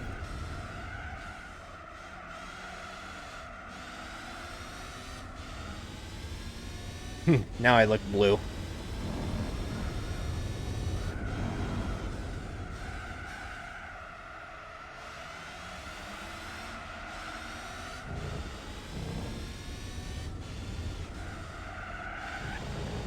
You know, I might just park it on the side of the track, let the timer keep running, but I'll go down and like take a 5-minute nap. I would probably fall asleep during it though, so not the best idea I've ever had.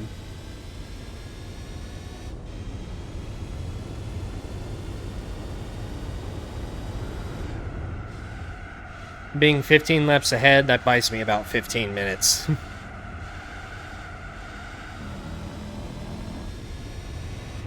True.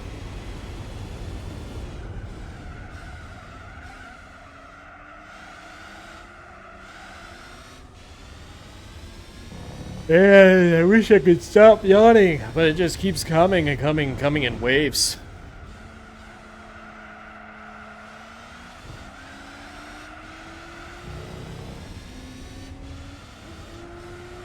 Yeah, it's never, ever a short nap.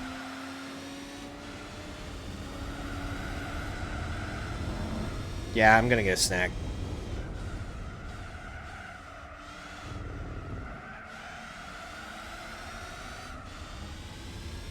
Oh, I thought I had a water with me, but I don't.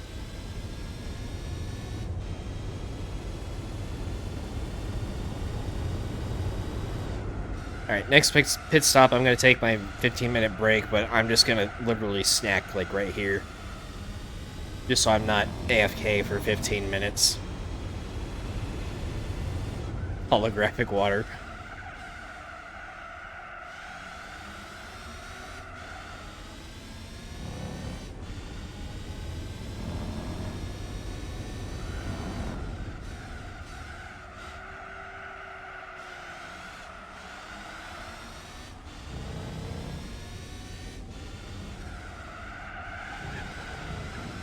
Am I crazy, or isn't that like a SpongeBob thing? Where, like, I think it's like Squidward eats, like, holographic food or drinks holographic water or something like that? Or am I thinking of something completely different? I probably am, because my brain compartment's, like, it's buffering IRL right now.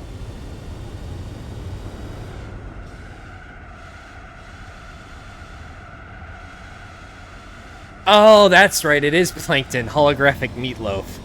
I knew I wasn't crazy.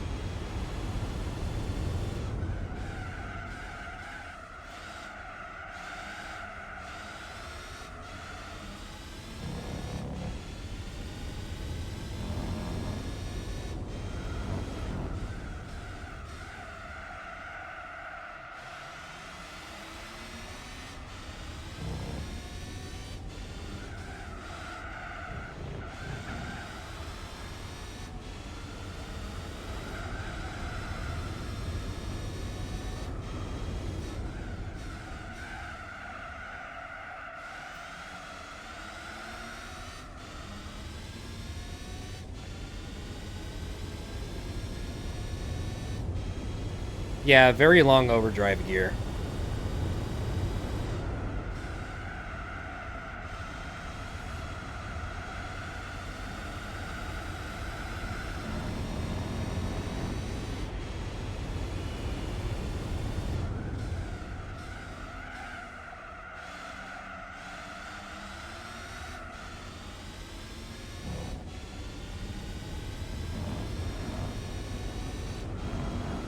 Yeah, it is a 5-speed.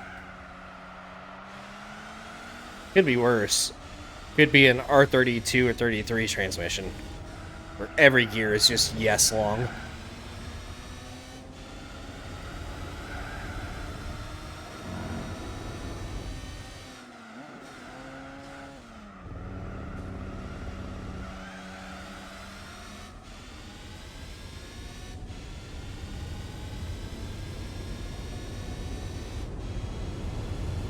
Where 5.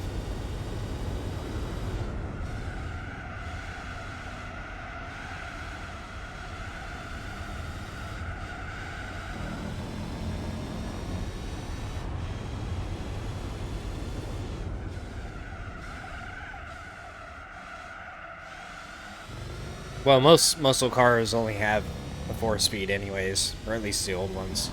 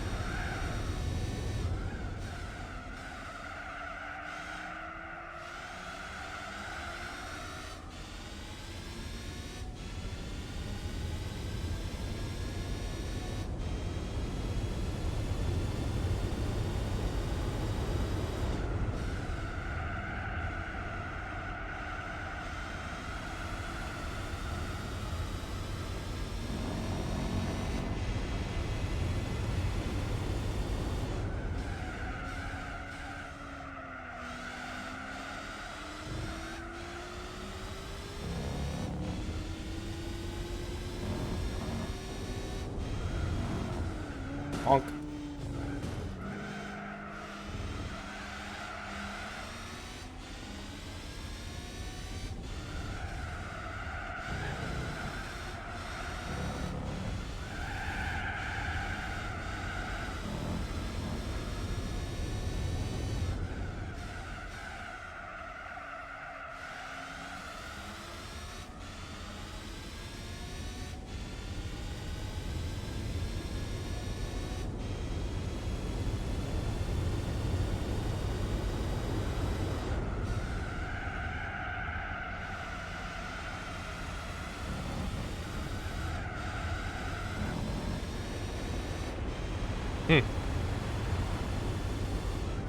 Yeah, GT2 Like the Wind was always funny for that reason, because there'd be some road cars in there that are like have a ton of power, but they just top out at like 160 or something.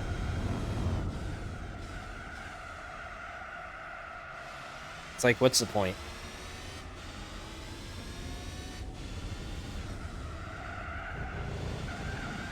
Also, what's up, Mario? Welcome.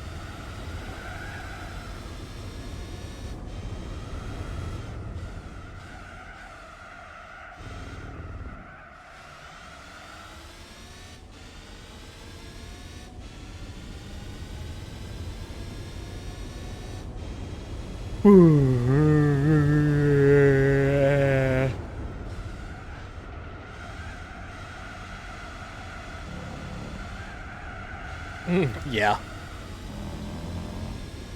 It has that problem with GT2 as well, I think.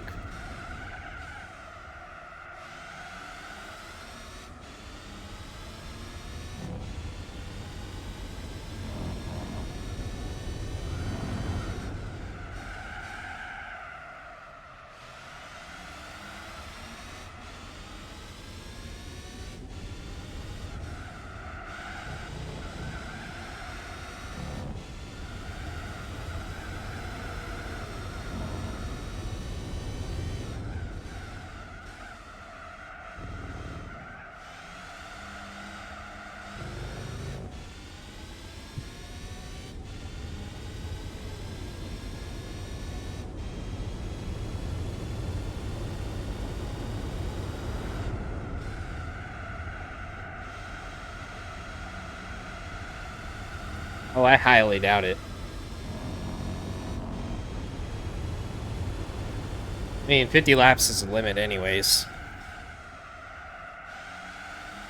Unless they cheats it.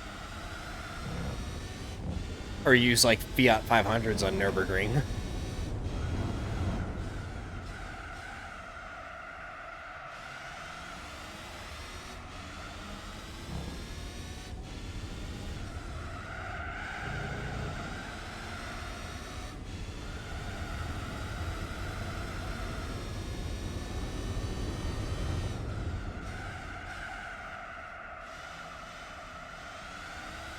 Wait, you can desync mid-race?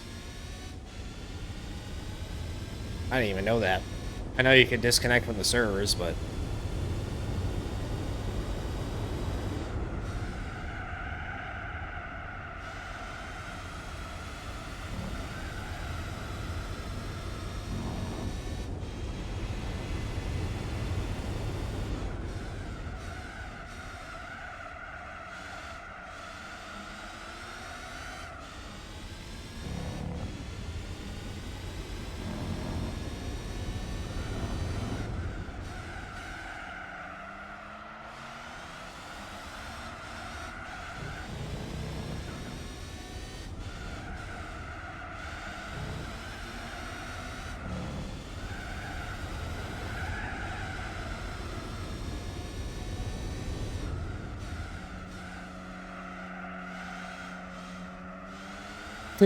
Negative lap count.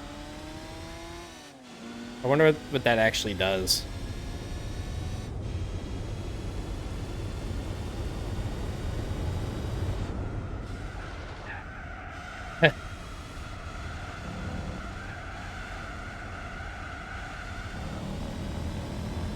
Oh, we're almost lap 300.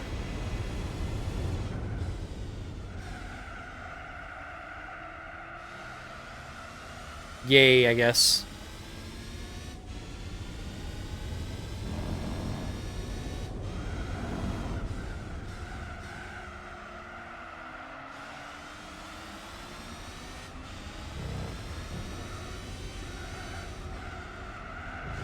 Alright, well, next lap I'm definitely pitting, and I'm gonna lay down for like 30 seconds, see if that reboots me. And, use restroom again for the 4th time. Again, I'm like on a record streak for restroom breaks. And I need to get some crisp cut H2O and some snacks. So... Yeah, hopefully that reboots me a little bit.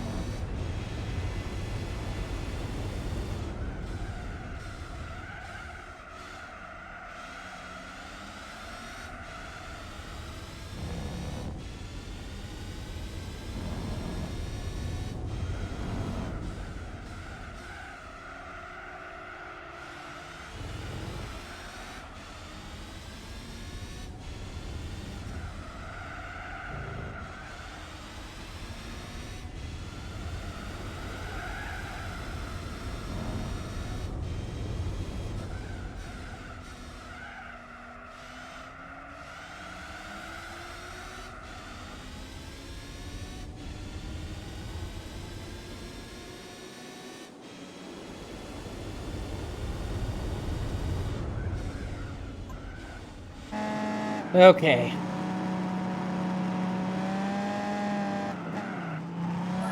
So, I'm gonna pause this.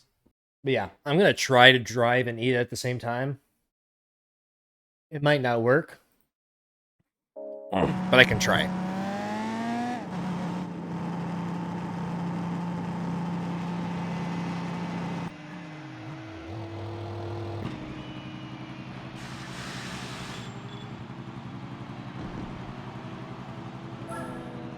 Mm. Well, I guess I'm going without my gloves for a minute.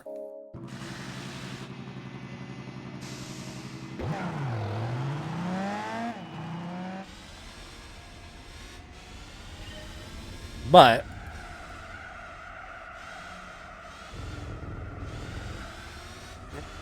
I do feel a little bit better now already.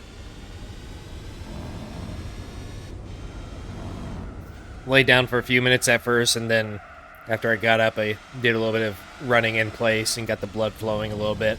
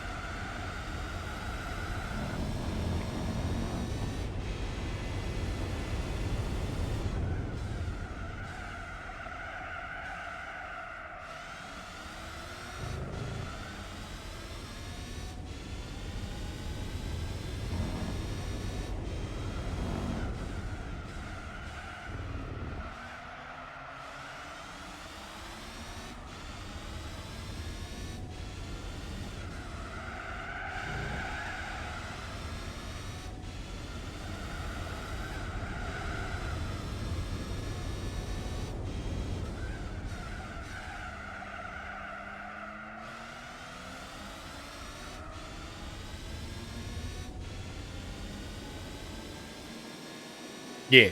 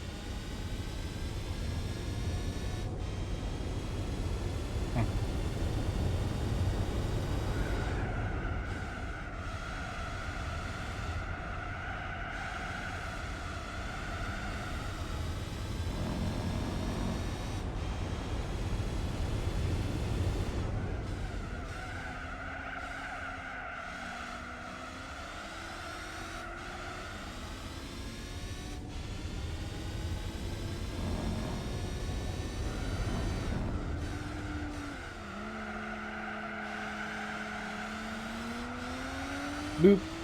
Oh.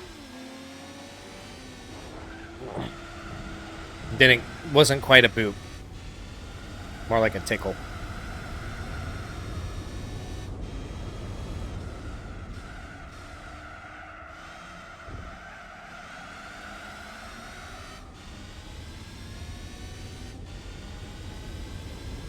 Machine might be here? What do you mean by that?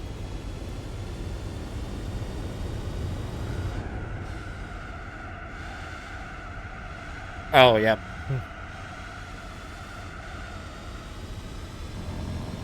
He has been summoned.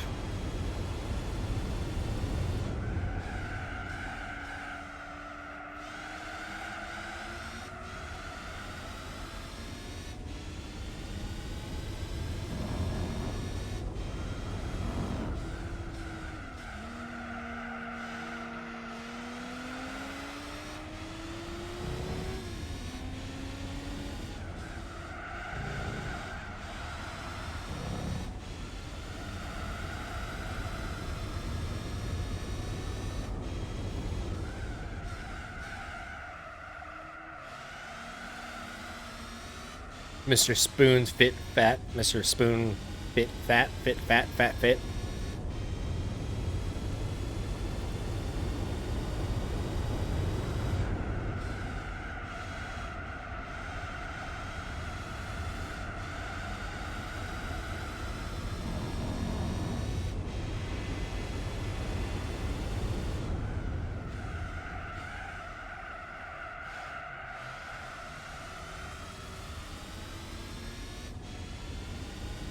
These meat sticks are supposed to have cheese and jalapeno in them, but I think they forgot to put the cheese in this one.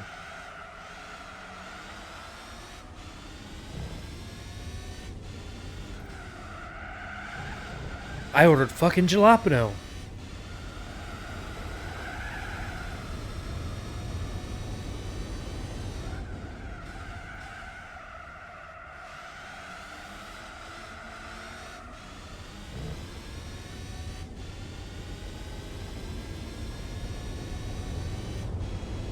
Oh, there it is. Yummy.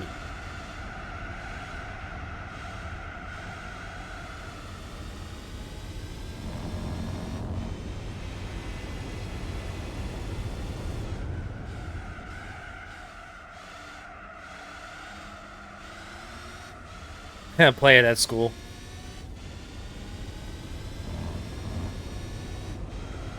Man, I wish emulation to this level was a thing 10 years ago. Because I probably could have played Gran Turismo 4 at school and gotten away with it.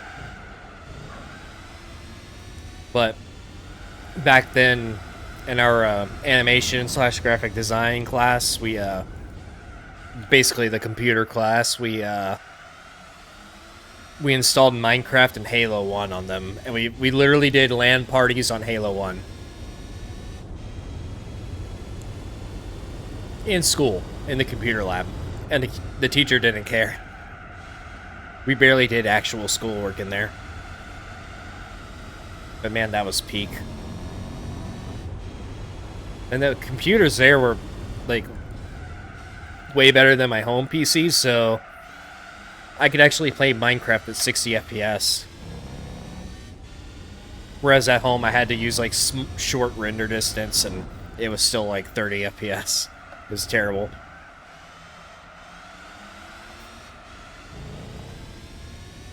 That's where I did all my PC gaming back then.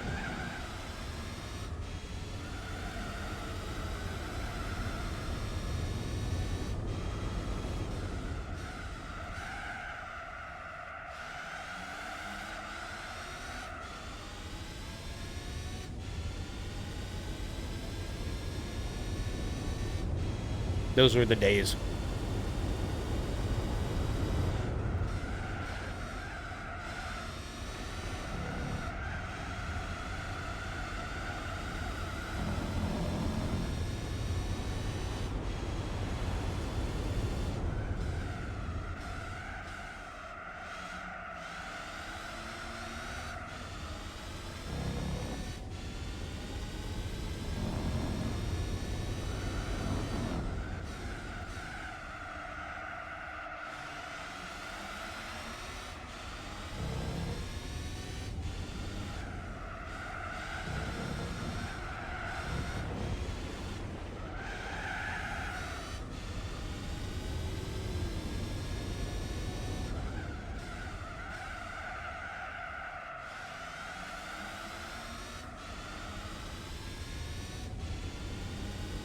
You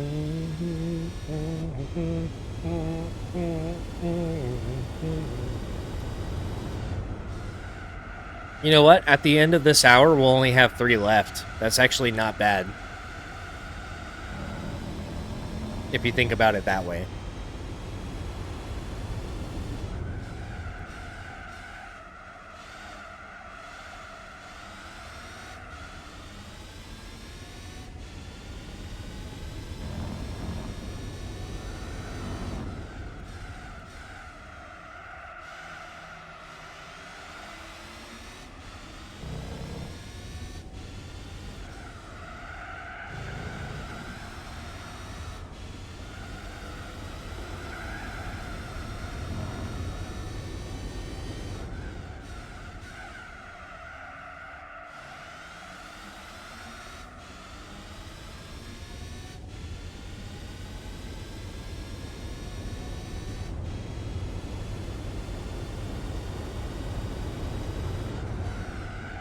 Ooh.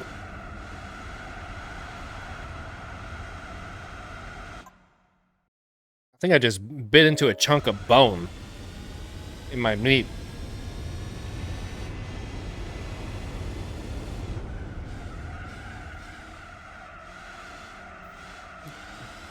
Don't you hate it whenever your meat gets bony like that? Wait, what?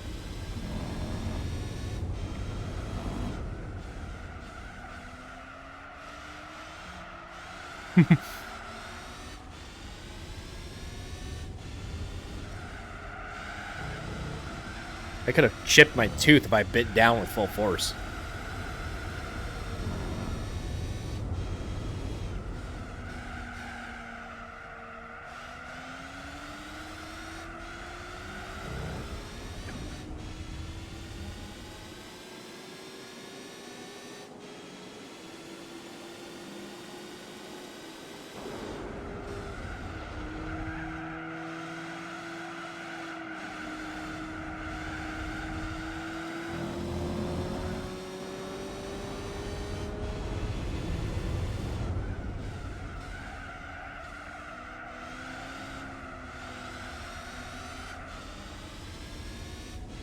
Anyway, swiftly moving on.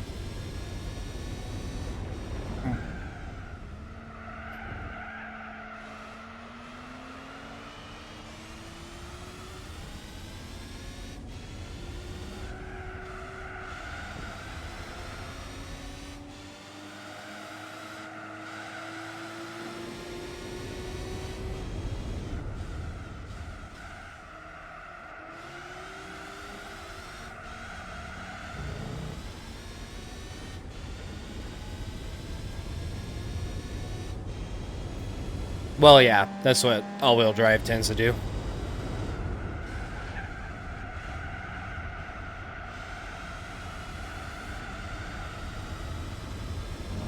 They really do be like that.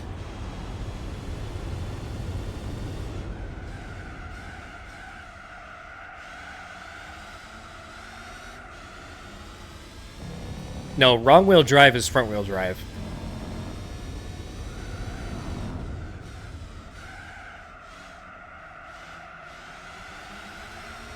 There's plenty of tutorials on how to install and run PCSX2, but nobody's gonna really teach anybody how to pirate stuff. So that's the thing.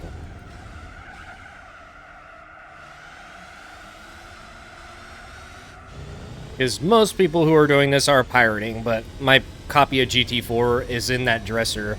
The BIOS that I got from my PS2 is in that dresser behind me.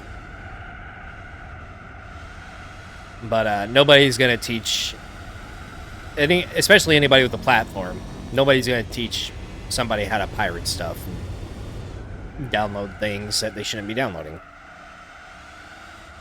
But, you know, nothing's going to happen, realistically.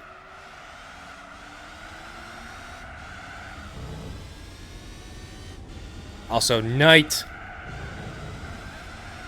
the VY life, or wife, the wife.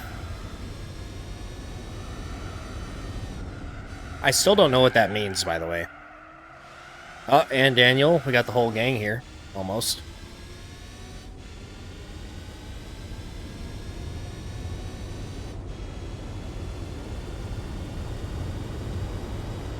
Damien.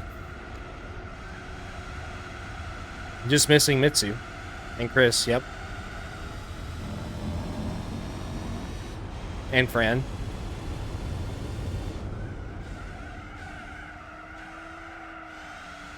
And Rick and Biddy.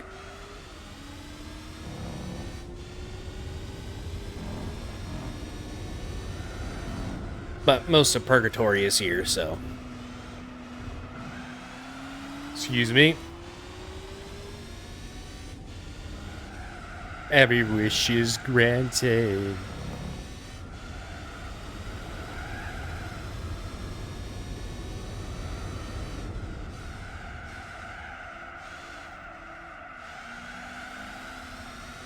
Yeah, we kind of have like, or at least I have like a couple different online squads, I guess you could say. There's Purgatory, there's Rick's squad, and then a couple other separate ones, on my end at least.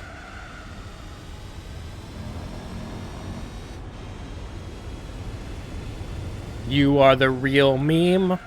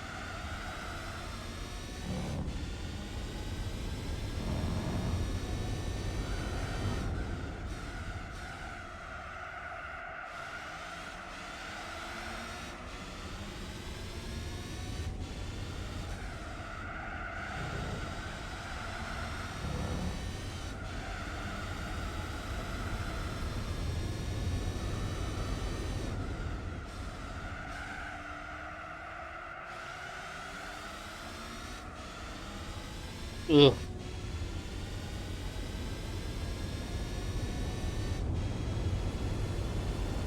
Go one more.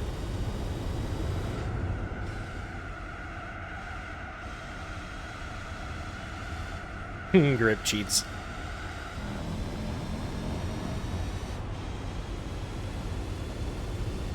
Grip cheats are real, by the way.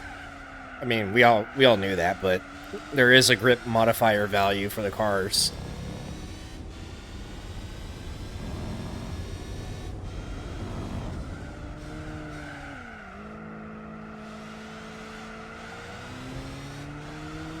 I'm gonna get pushed off the track right here. Or at least there was an attempt.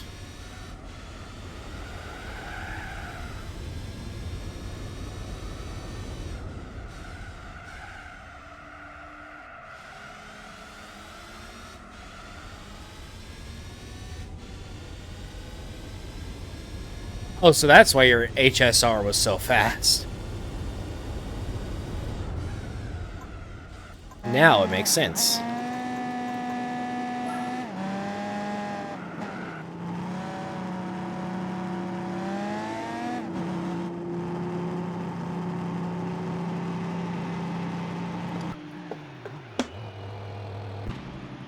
All right.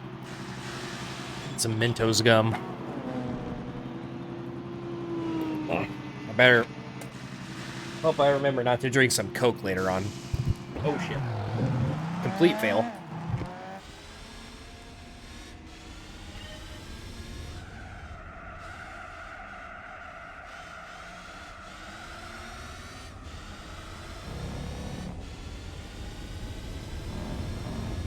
Mm-hmm.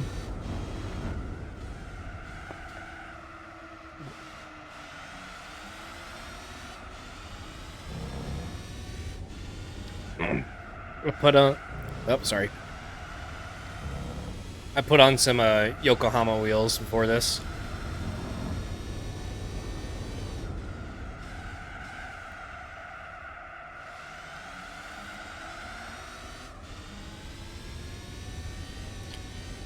This is a vanilla GT4, not Spec 2.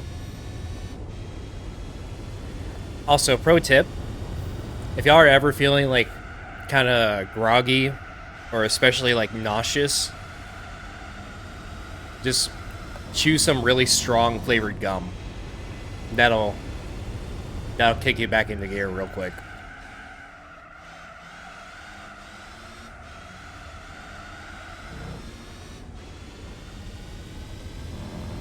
And now it's going to be harder for me to talk now that I'm chewing gum, but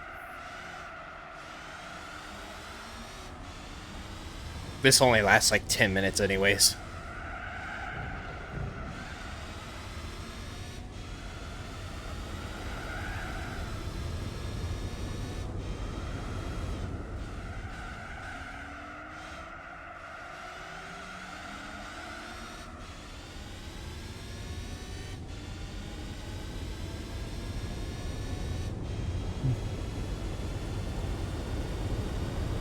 I made a Nike one with a absolutely broken suspension, and in the menus the car was just like, it was either like wheeling straight up like this or it was like nose planting like this, just like a straight 90-degree angle. Actually, I think I posted a picture of it in the chat.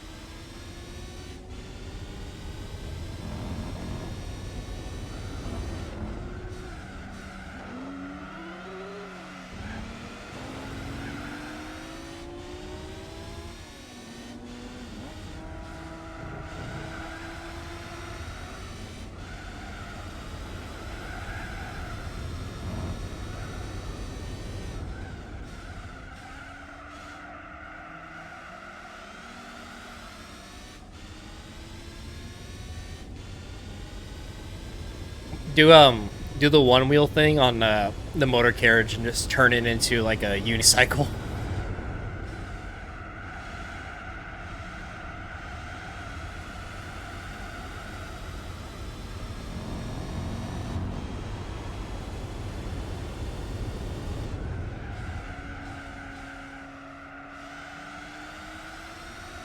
Oh wait, did it actually show up in the stream? I thought I was in the charger for that.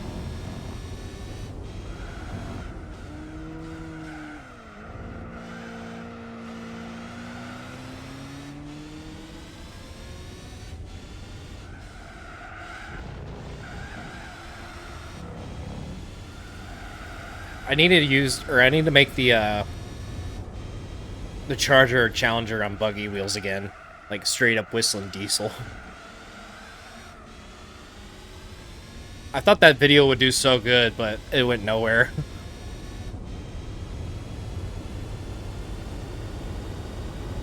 That and the squatted Silverado.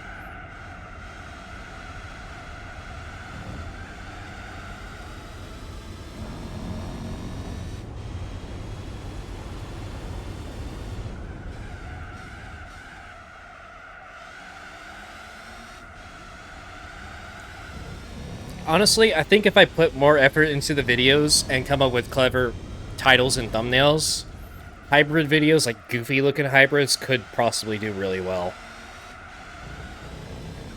But I'm not smart enough to figure that stuff out just yet. It's taken me a while.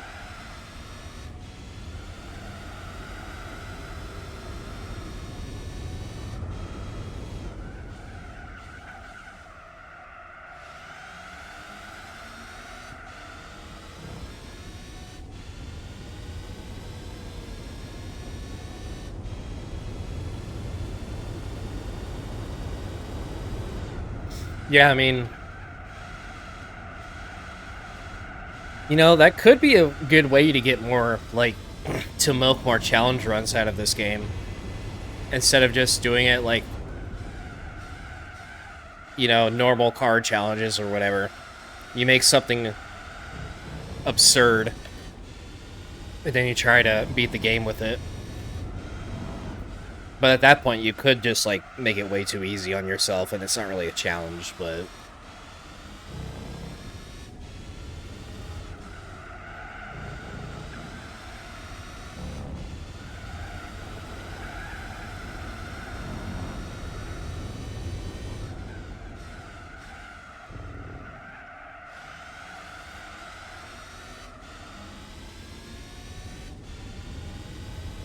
I might actually do that, Daniel.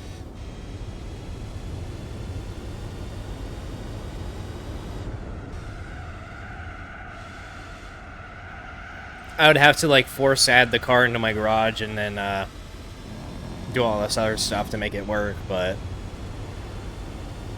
I could do that.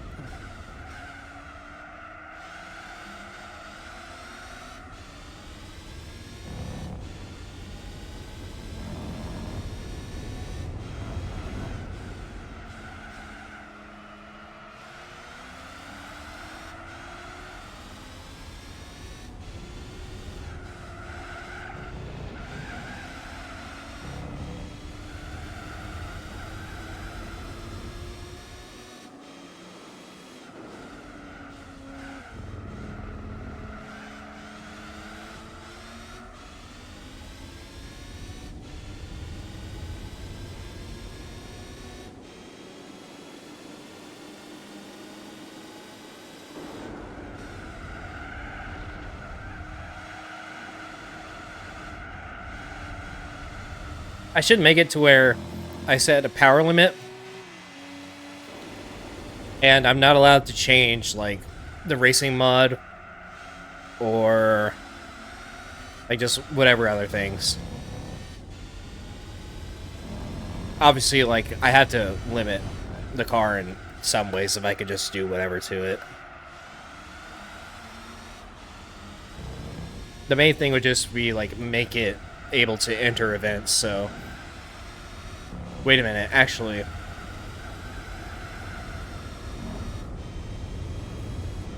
That could probably be a problem with stuff like Boxer Spirit. Because for Boxer Spirit, it doesn't say, like, Boxer Engine, it has, like, an actual list of cars. So, I would have to, yeah, change the car banner for that.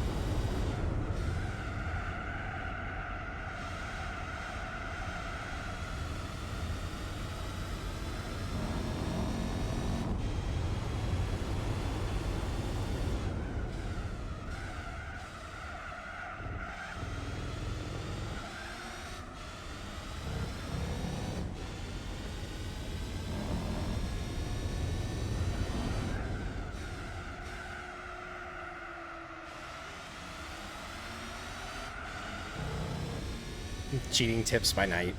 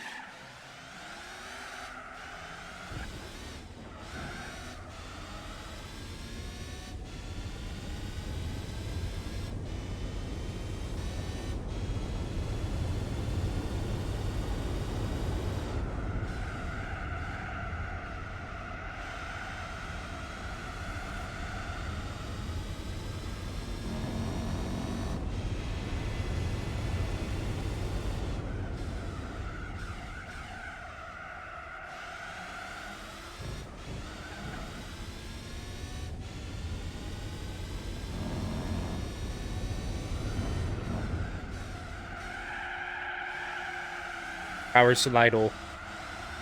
Really?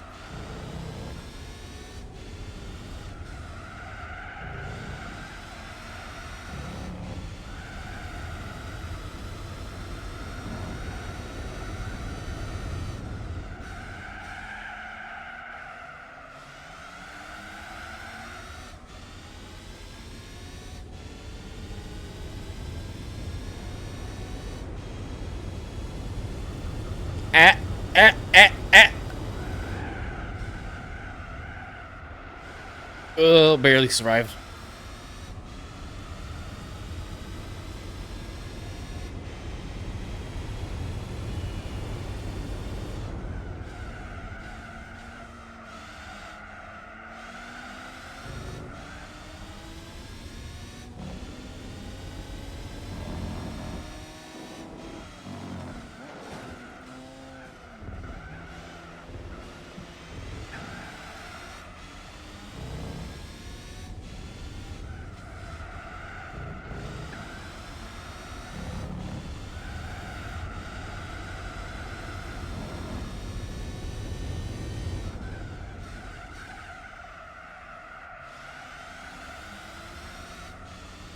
Other one. Please don't go crazy on me.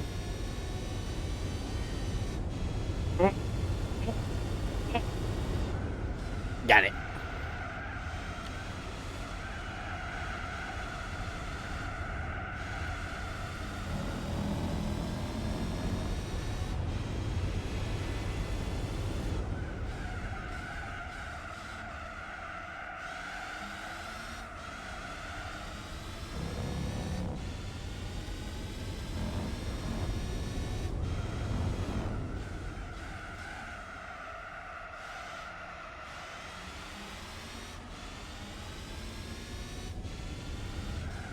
Spoon fat, spoon fat.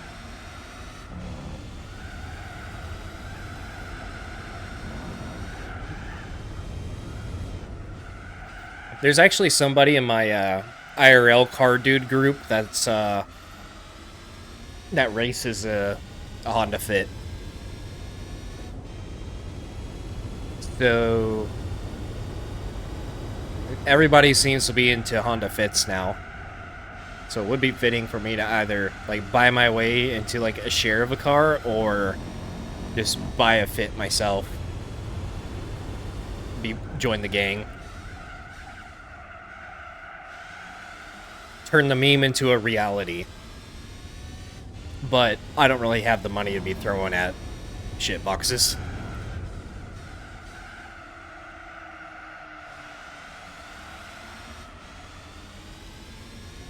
Yeah, it seems like everybody's getting into Fits.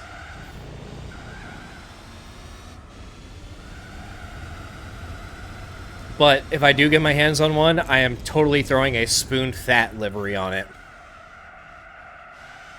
It will literally say spoon fat.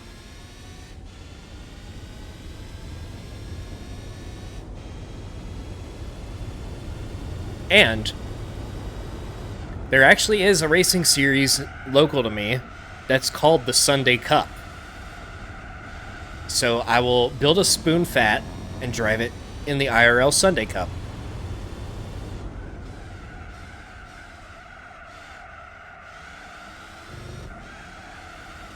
What do you think of that?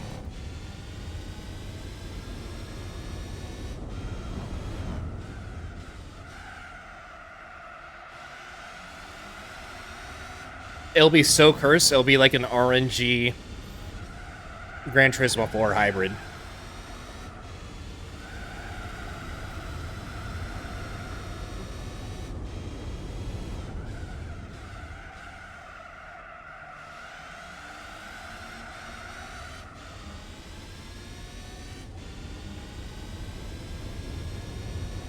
Sounds good, Saku Pin, if I said that right. I'll just say Saku for short.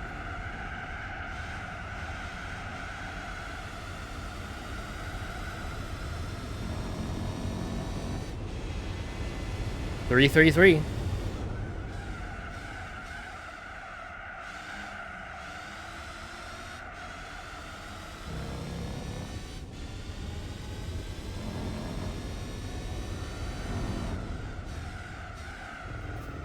Halfway to the lucky number, but not enough time to hit it. This would need to be a 12-hour race, which thank God it's not.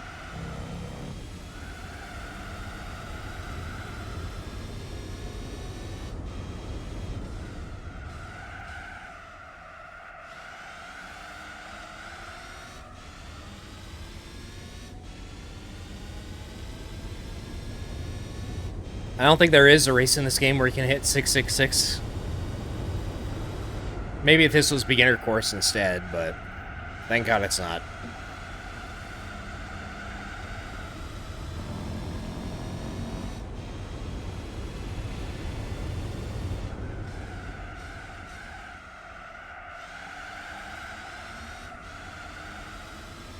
Imagine that's the endurance race we actually did on GT4 Online.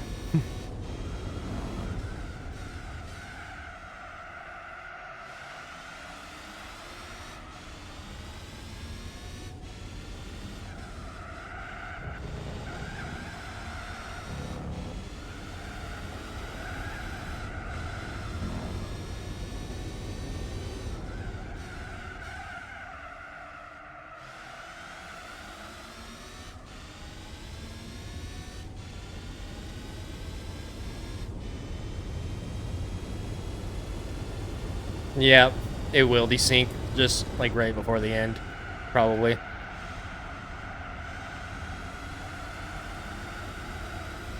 That would happen.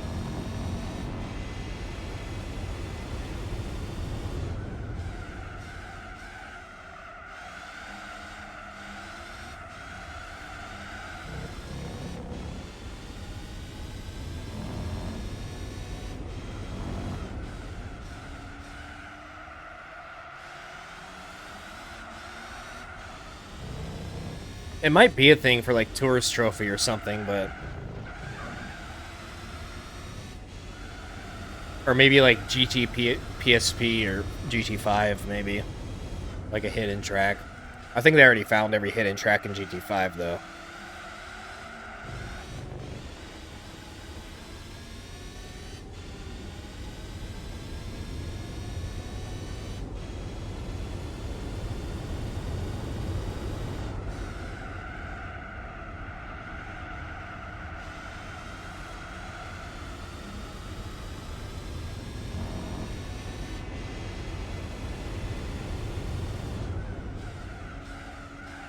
Oh, it's in GT4 Prologue?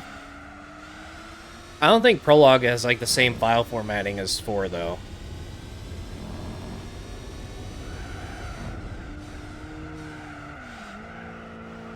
Otherwise, we probably would have had Grand Canyon Short by now.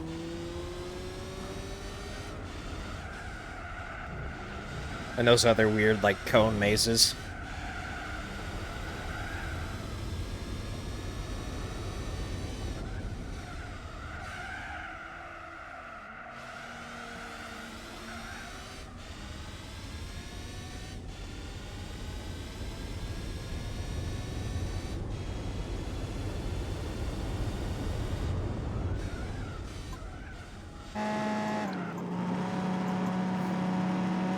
Actually, I probably should do fuel, and if I already have enough, I'll just, yeah. Bike hybrids.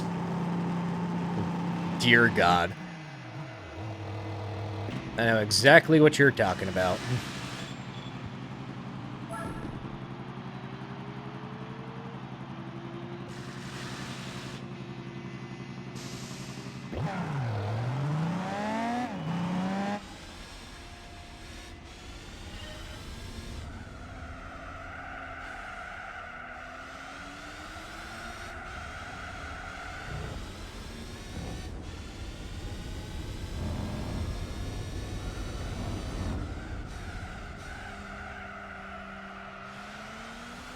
Bike with a wheel.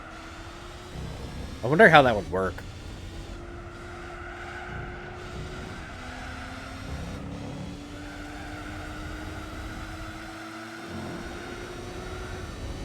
Ducati Storia.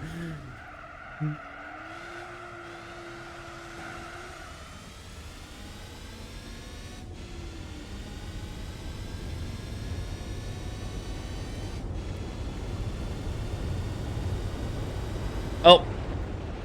I had to spit my gum out. Alright, well, here's your rally lap. Sort of.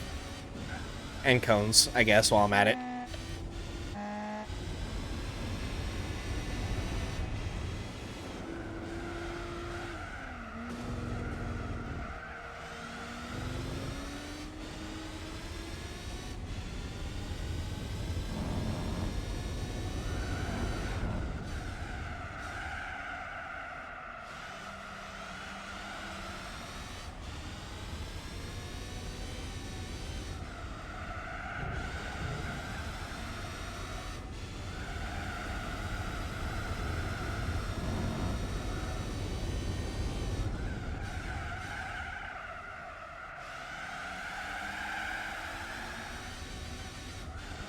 Dorito.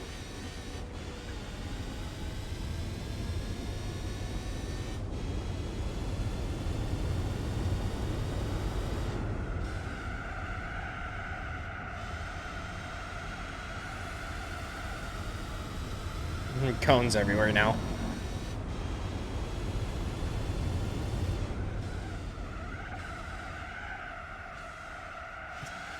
Unfortunately, I'm gonna have to mark that lap as invalid. Hello, I'm a world record holder.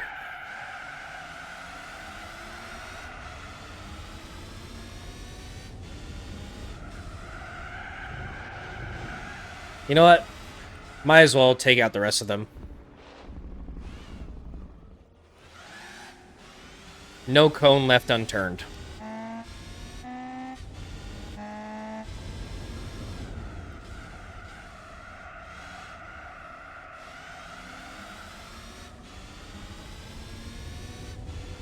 Hey babe, did you know I'm a world record holder?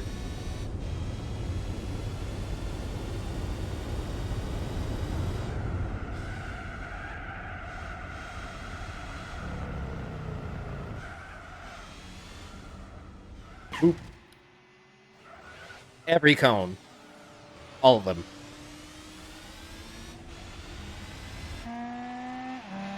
Oh, there's one standing right there. Can't be having that.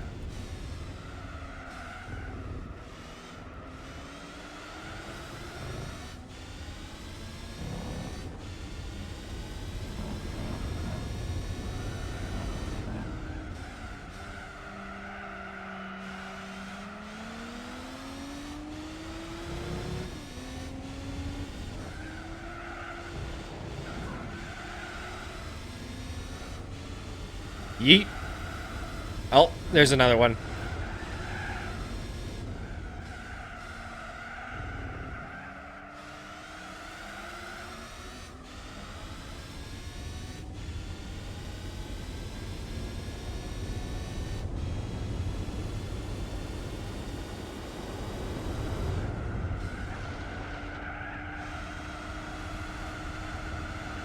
Alright, where are you?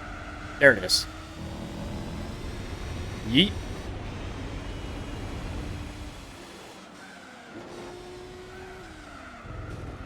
The chat of all time. Do you have a USB keyboard? Thank you for the other day.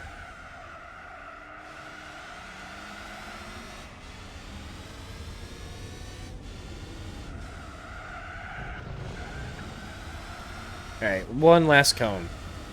It must be destroyed. Alright, that's all of them. Mission accomplished. I agree. I don't understand. You okay with this track?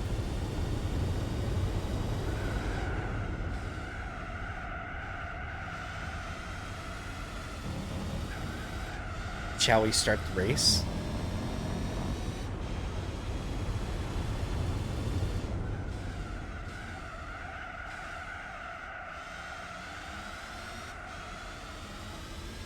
If I was a developer, I would have snuck in like a Easter egg for knocking over all the cones in the track.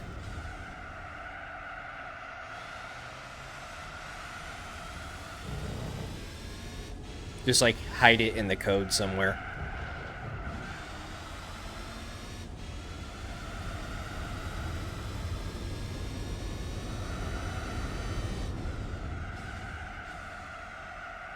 This his number of laps is not okay.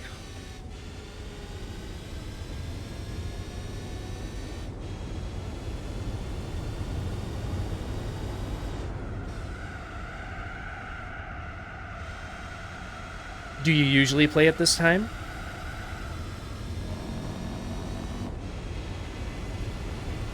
Would you like to use voice chat?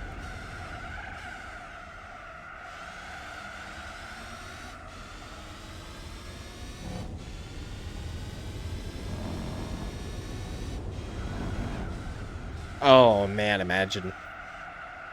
Somebody spends like, they have trouble setting this up, they spend like days and days and days trying to work it out. Then they finally are able to log onto the servers and they see a race. And they're like, oh yeah, I can't wait to play. 6 hours later. They're just sitting there. Staring at the screen in agony. At that cursed wheel icon. And then at the very end, they realize the lobby's actually bugged. And there's no race.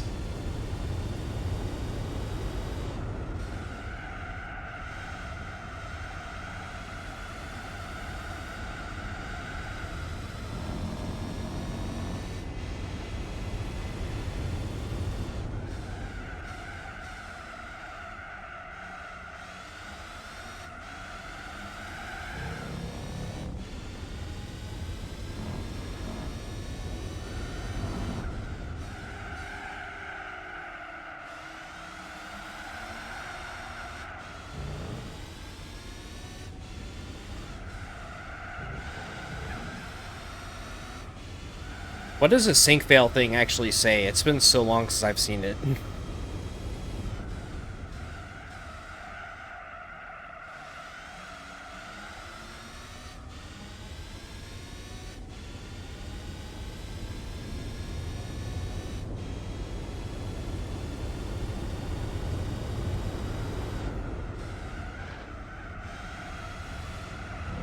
An error has occurred. Please wait 10 seconds to retry it, or press the reset button to reboot the system. Do you wish to retry?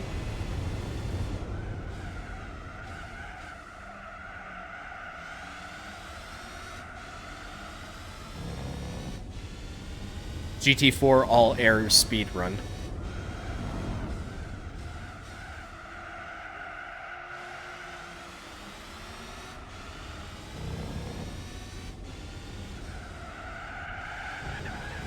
Daniel is cursed with sync fail. I'm cursed with failed to join.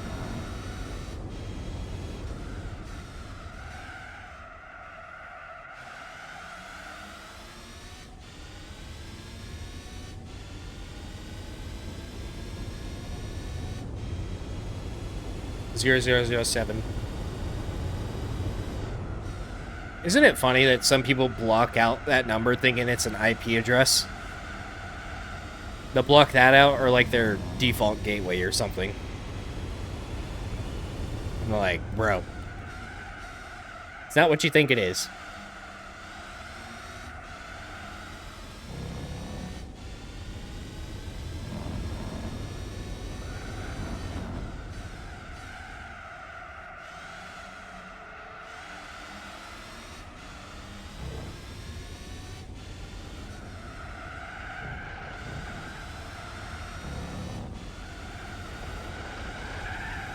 Yeah, it's not your, like, real public IP.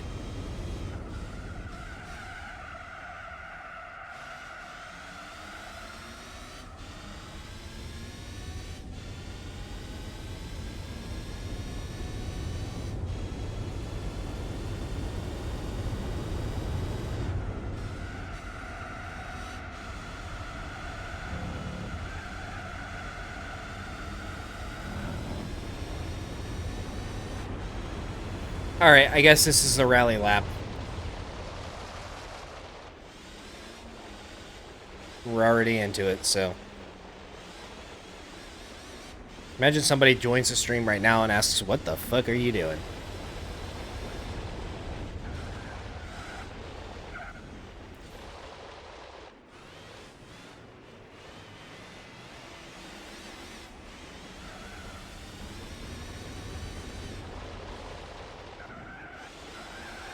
This is the opposite of ideal. This is very bouncy.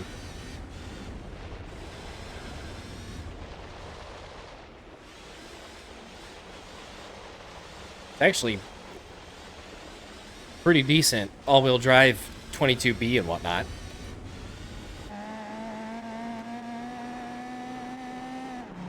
Subaru.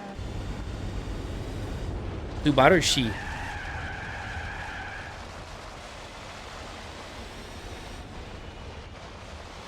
Subarashi. Alright, that's enough of that.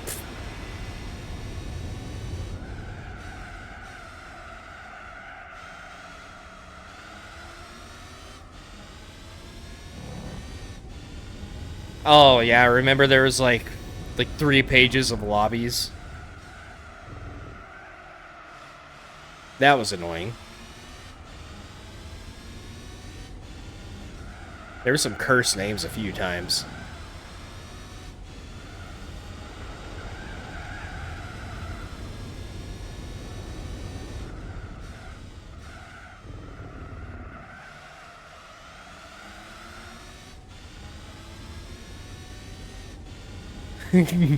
Goth lobby.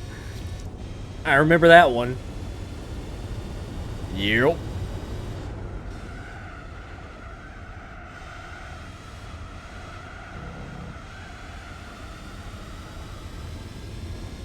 Good old days.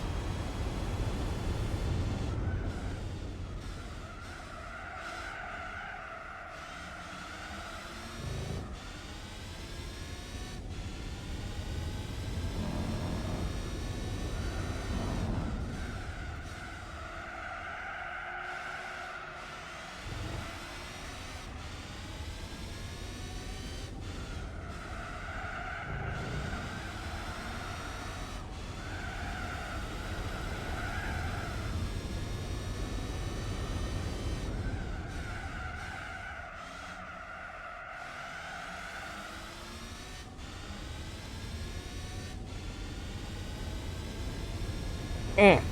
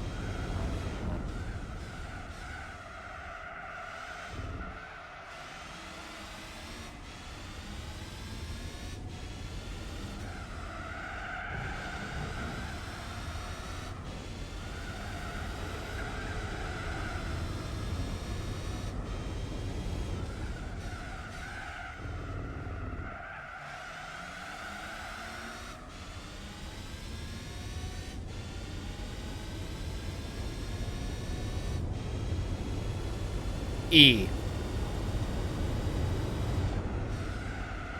The meme of all time.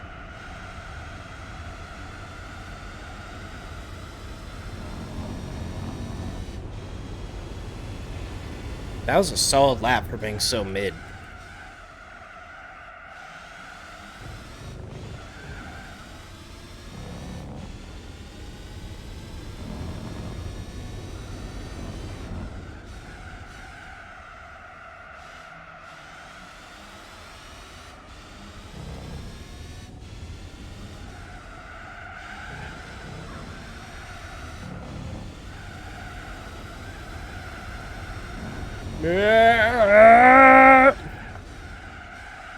That was close.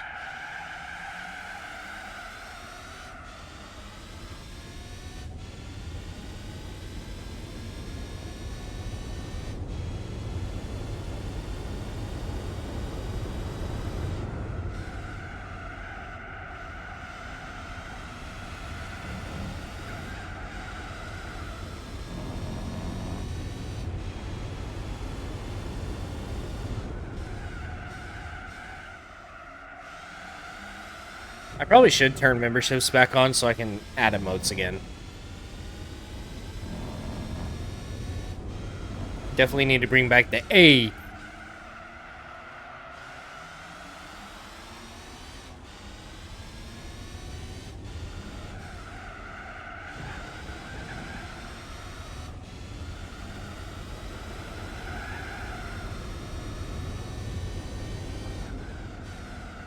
Alright, haven't seen this many cars together in a thick minute. Yeah, there we go. A.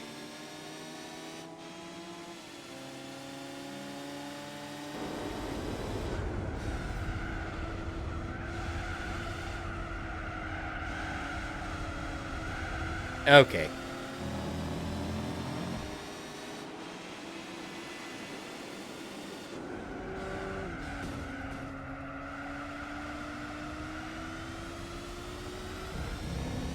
Isn't that fucking crazy? Like, GT4 Online is already, like, 4.5 years old. The revival.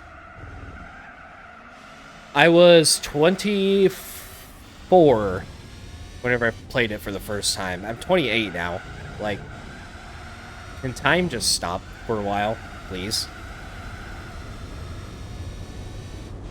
It's fucked. We're getting old too fast. For real, for real.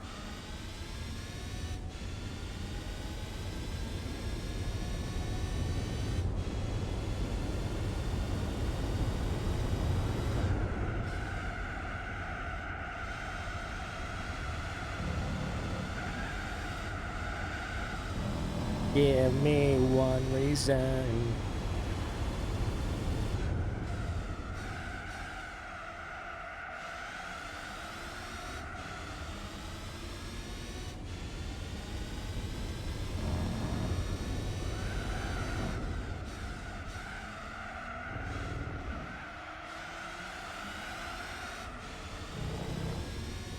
I still wish replays worked with it. Content would be so much better if it did.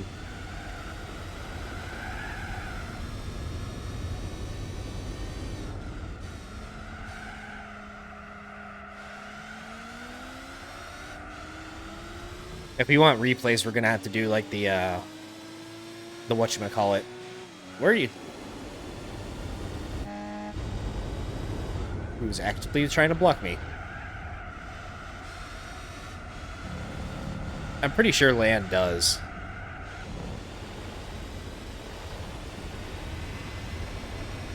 What is the thing called? Like X-Link Kai? I might look into that.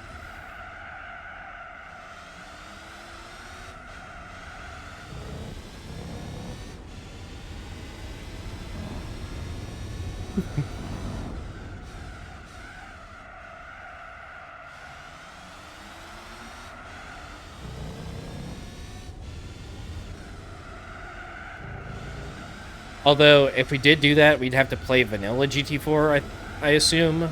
I don't think online would have LAN capabilities if it's online, but we'd have to make like a whole new cheat table for it.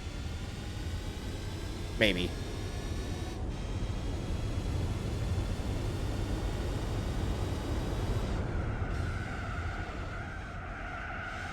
GT4 PC port.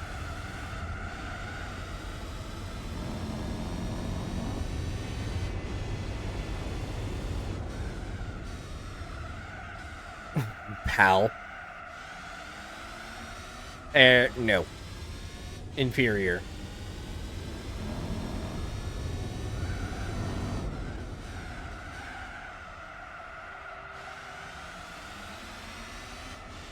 Okay, pal.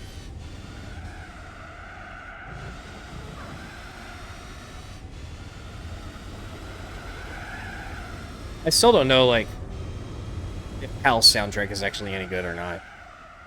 I know NTSC has some goofy stuff on it, but... Does PAL have Van Halen? Does it have Jimmy Eat World? Does it have... Degreasy Rides? No.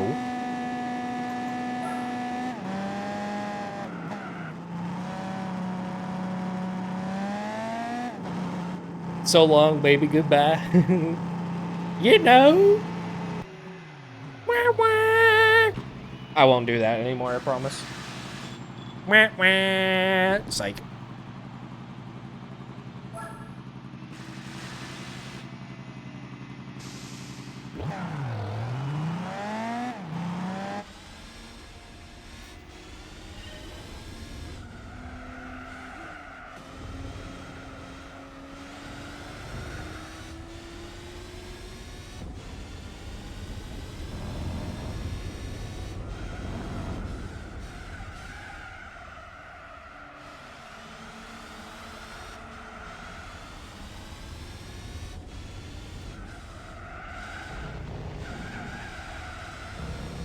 You know what we need to find?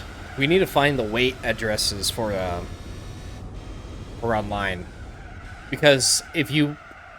I'm sure y'all might have seen my video of it like years ago, but if you set the value to something negative, it just yeets your car everywhere and you just slide like ping-ponging across the track. Request denied.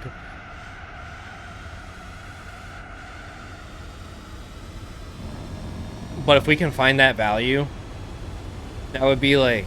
That's actually a good video idea now that I think about it. One person tries to drive around the track, while everybody else is just sliding everywhere. But that's basically what I did in my video, I guess, so... Yeah, that but online.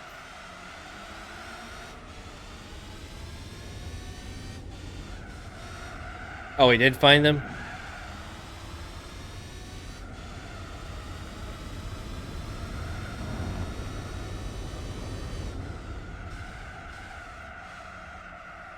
Five hackers versus one pro.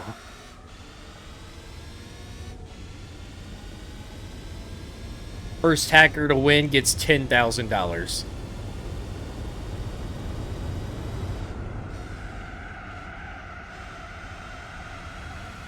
We should do something like that, where we just try to build the fastest car we can. Something that's actually controllable, and then we just race them. It's easy enough.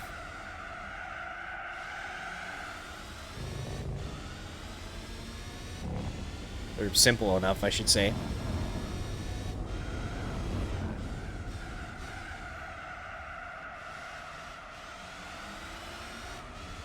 100 credits giveaway.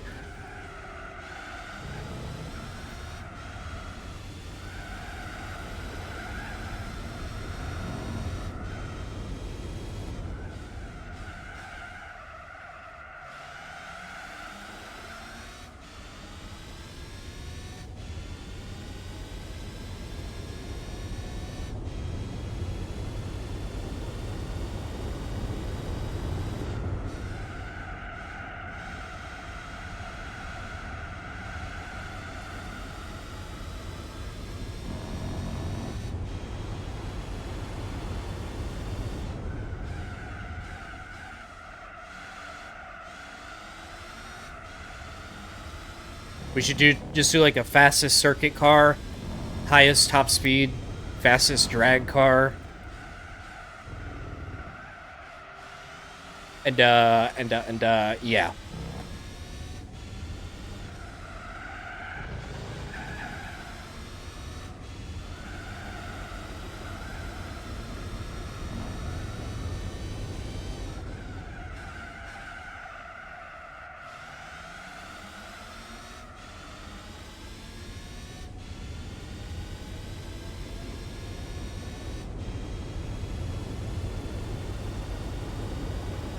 I still want to find out like the countdown timers. Turn a race into a driving mission. Even if everybody has to do it like on their own side, that would still be like pretty cool to do.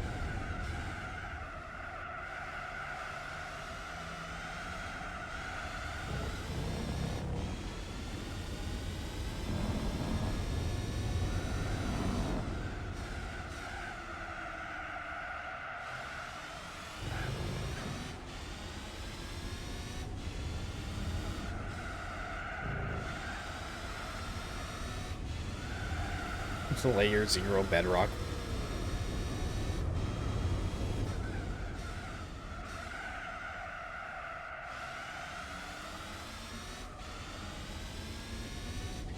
Man, I need to use the bathroom again for like the 5th time. Why does this happen to me? How could this happen to me?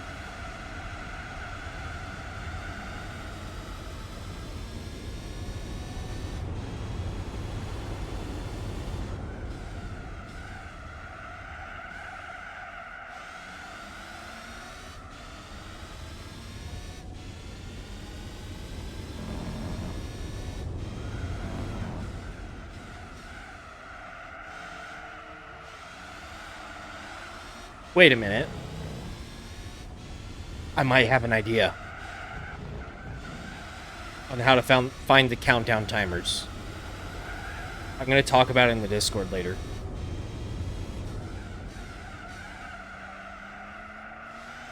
Because I know how the countdown timers work. I know what to look for initially and then every other so often.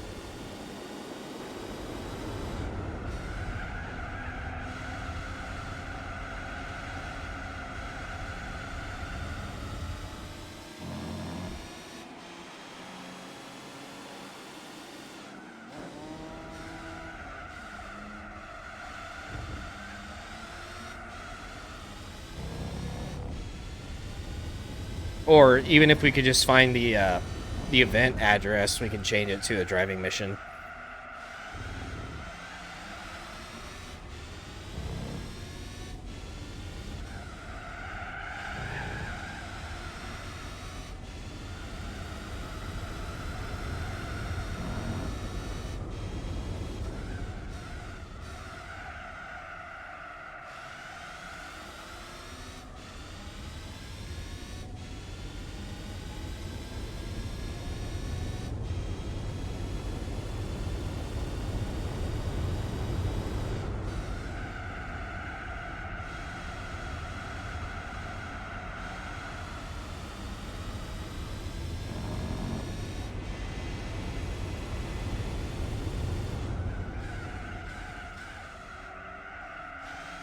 Won that magic at Circle Course with patents.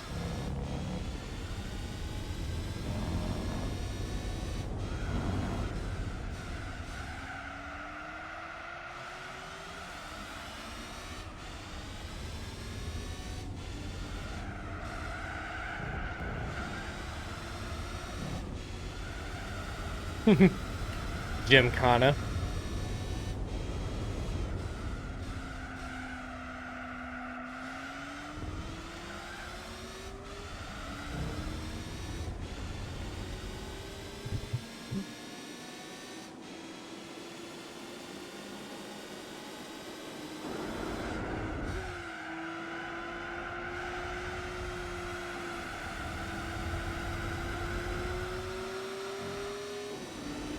Oh, that was almost it. I thought I was going to have fastest lap there with the slipstream, but nope.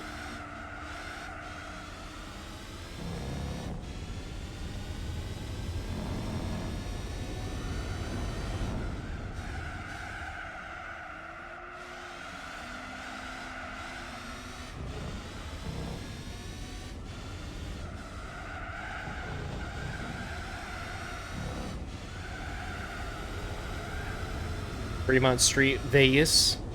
Definitely a dope spot. It's real greasy in real life, though, I've heard.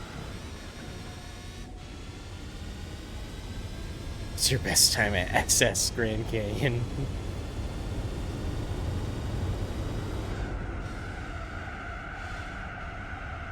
Yeah, I don't know.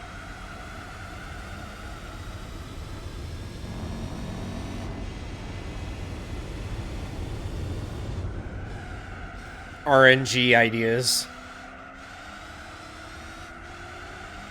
These ideas are worse than a random GT4 hybrid request.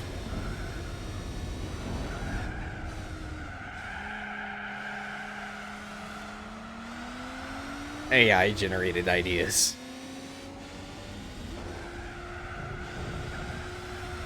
Imagine I just went full slop and had AI make my thumbnails, my video ideas, my scripts, my commentaries.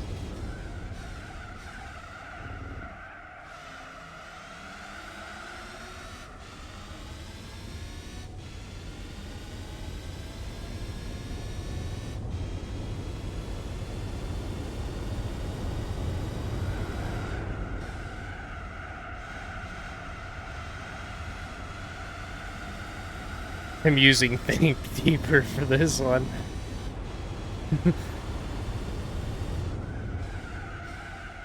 Oh man, the Voldemort of my comments section.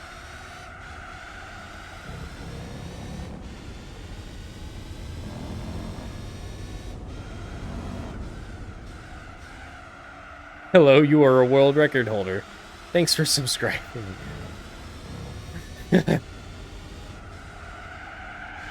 World record for the most recent subscriber of the Rowdy GT YouTube channel.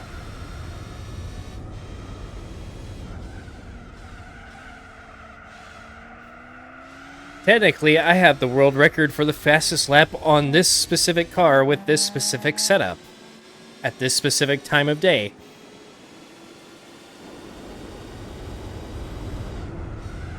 While wearing cheap Sparko driving gloves.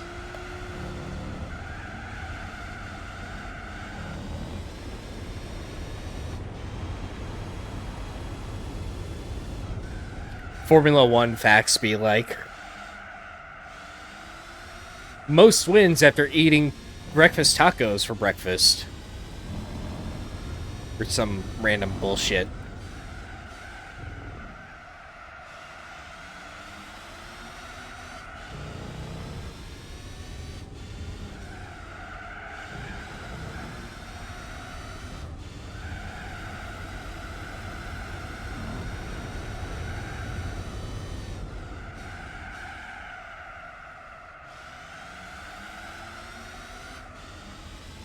I'm about to sneeze.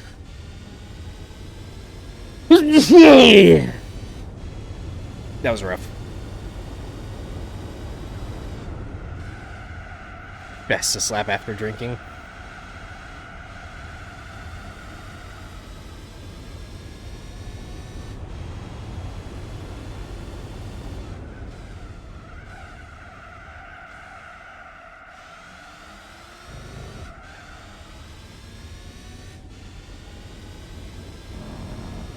You know, I had the track list file a long time ago. I think it's on like my old OS hard drive, buried somewhere, like in the desktop.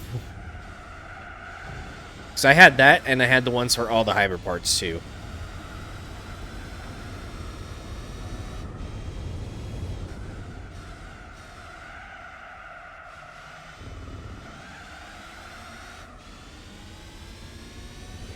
I don't think it is in because I actually tried to look for it the other day, but I never found it.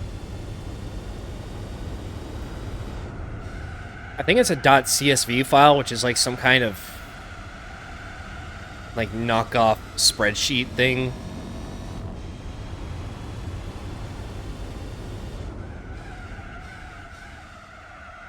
Could have sworn it was like a browser-based spreadsheet of some sort.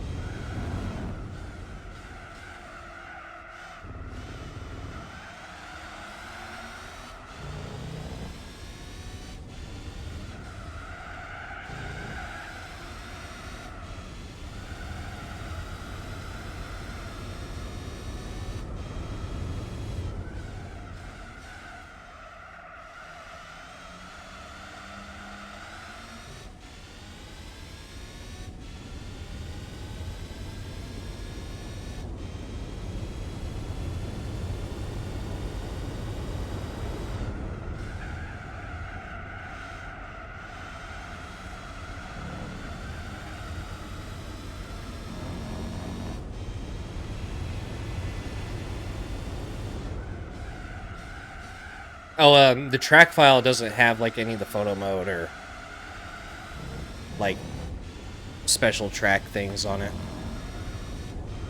I don't think.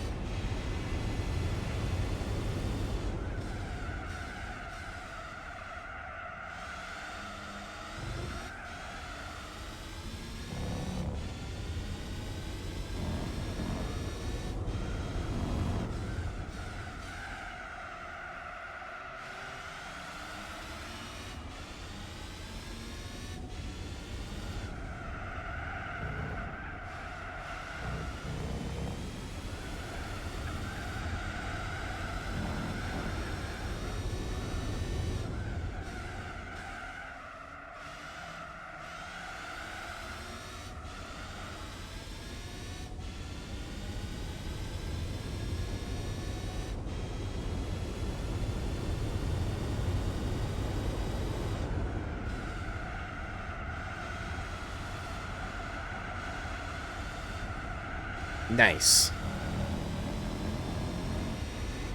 Also, 2.5 hours to go on the final stretch.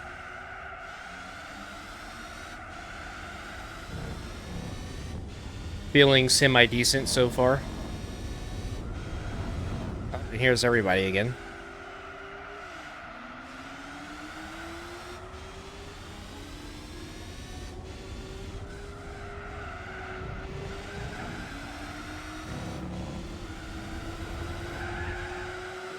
Our Assisi the goat.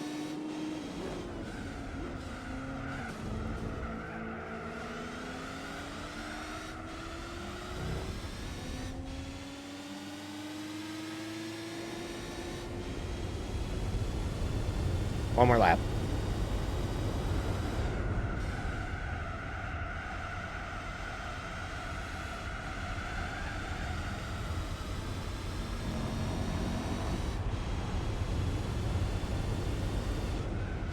I'm pretty sure that's beginner course. 20R, 60R.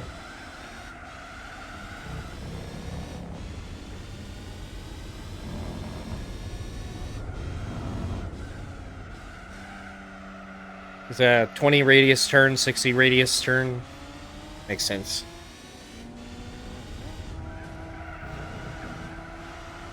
I have no clue. Sometimes I'm pitting on like lap 15, sometimes I'm doing 17. I think I did 18 a couple times, but I just haven't really been paying attention.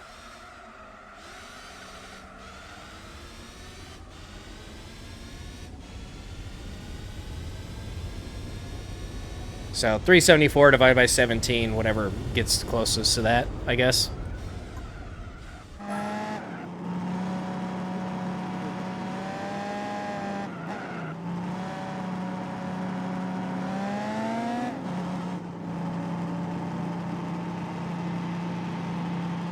Wow, I am very purple on the camera. I've lost a little bit of daylight through my window, so I guess I'm going to turn this back on for now.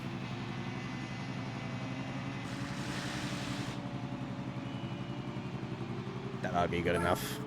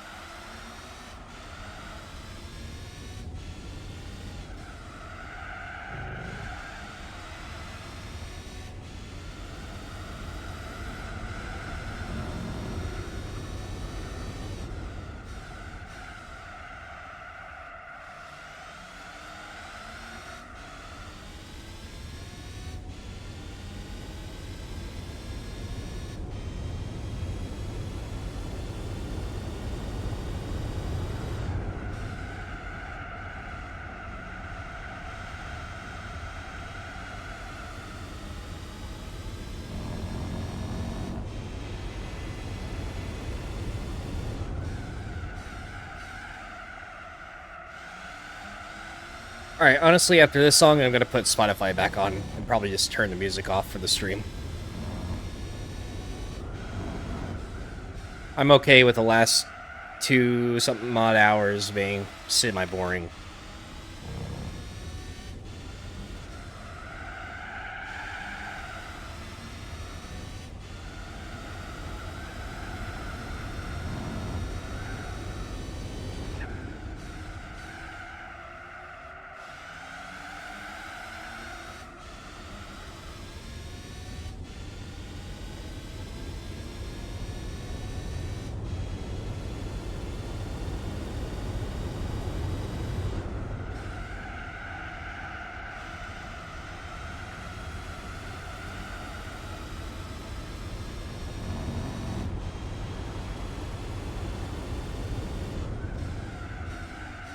Can somebody tell me how long I've been streaming so far?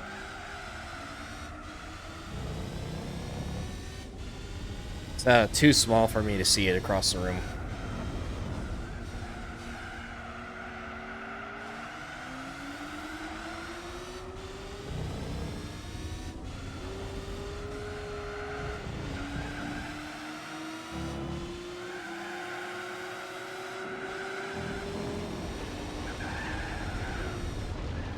Oh!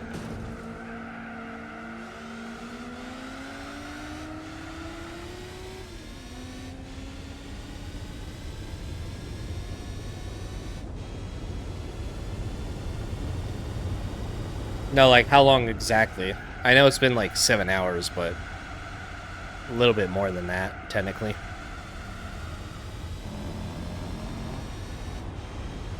Wait, no, what am I saying? I know what time I started. I've been streaming for like 7 hours and 16, 17 minutes or something like that. Sure. Don't know why I just didn't think of that.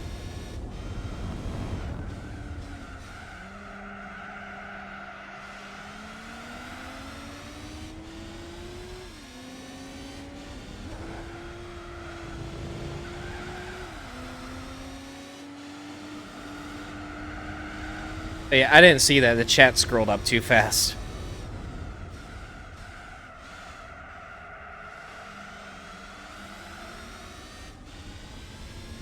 Let me read that. Is that from ChatGPT or something? What on earth did I just read?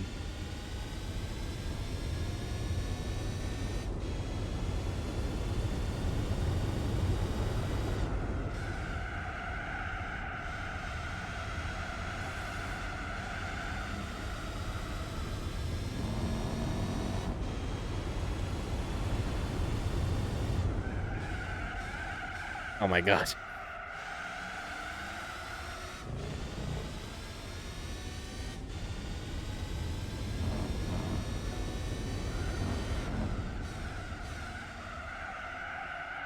Hold the brakes and bring back the beat.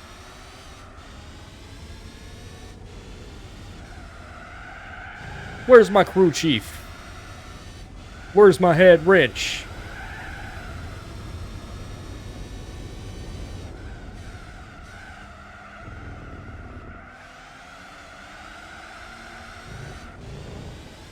Where's my head wrench? I need my crew chief.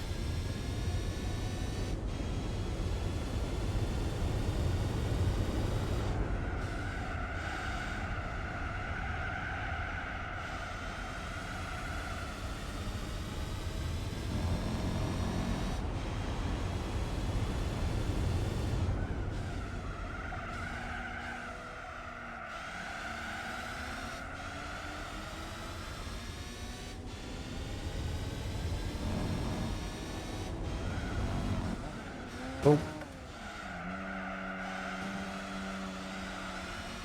Well, I just zoned out for like a few seconds right there. Ugh.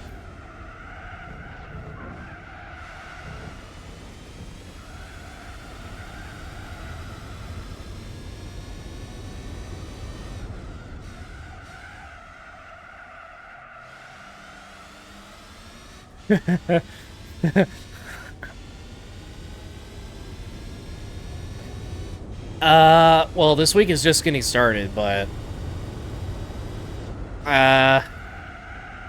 there's definitely not going to be a stream tomorrow. Maybe not the day after either, but I am going to try to have at least one before Friday. One on Saturday for sure, and then one probably on Monday next week. The cleanup stream is probably going to be next Wednesday or Thursday, and then the 24-hour is going to be that Saturday. Next weekend. So, it's all coming up really fast, and I don't think I have enough time for it, but if I don't have time to make the trailers and promotional material that I want to, then fuck it. That's the weekend I need to get it done. Otherwise, it's going to have to wait, like, probably a few more weeks. Which I don't want to do.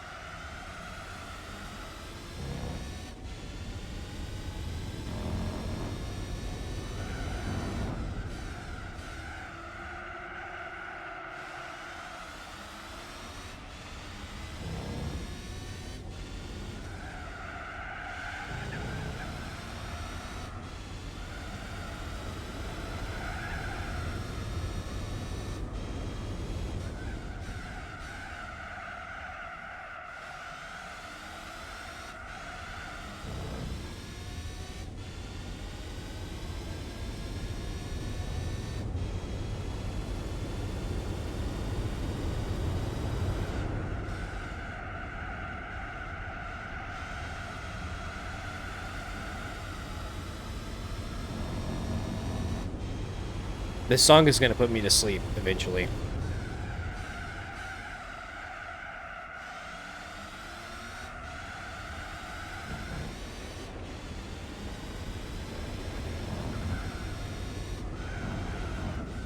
I know I said I was going to turn it off last song, but I forwore.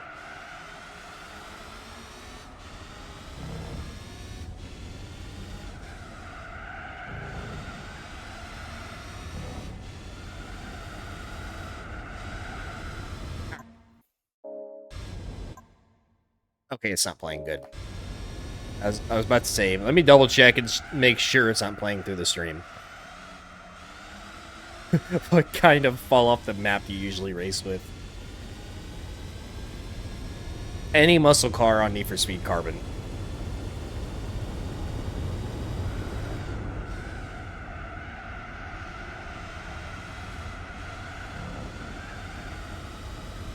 Angie's Charger.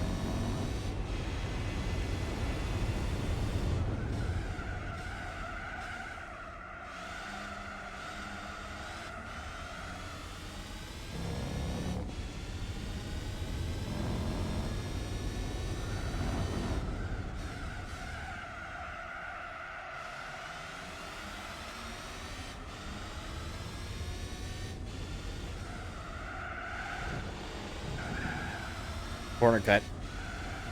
Corner cut. To my disadvantage.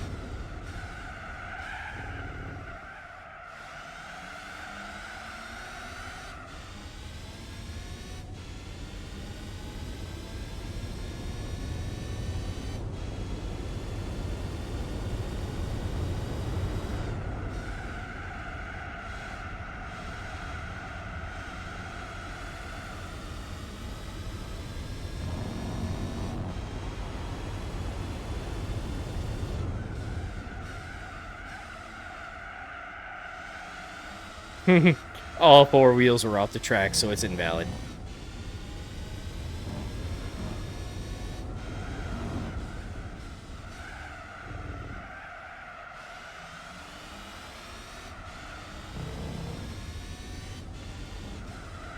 Unfortunately, I'm gonna have to mark that lap as invalid.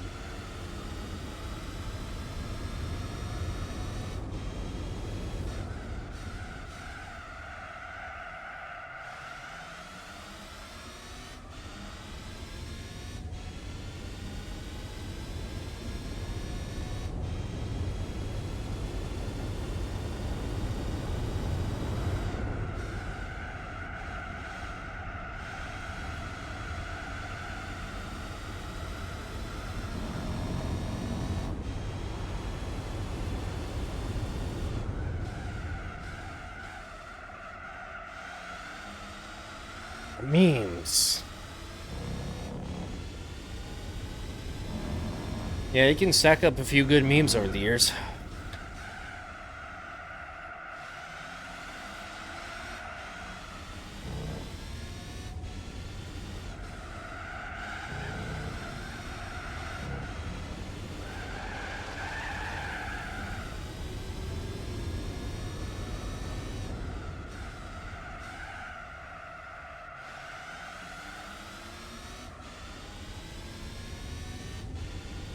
Mini memes are born through salt. For sure.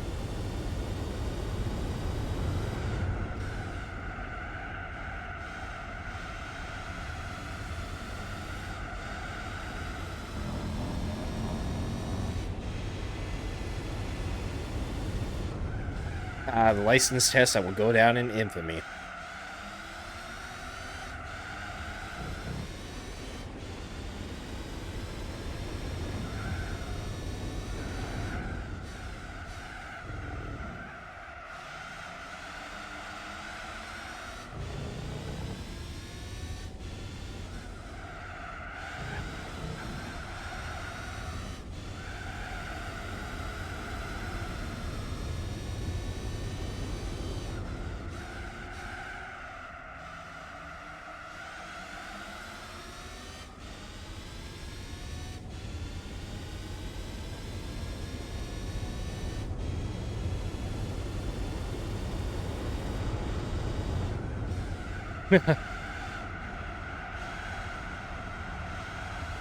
Yeah, I've seen comment arguments go like many, many months. There's like chains of replies.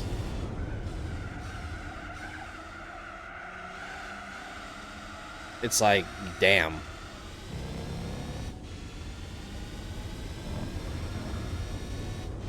These three are still in the exact same order as they have been like the last 2 times I've lapped them. FD in the back, R34 in front, and then the BMW at the front.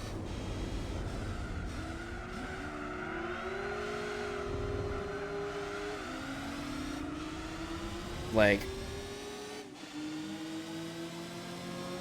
well, the RX-7 is still in P2, so it's probably like 1 or 2 laps ahead of the R34 and this car.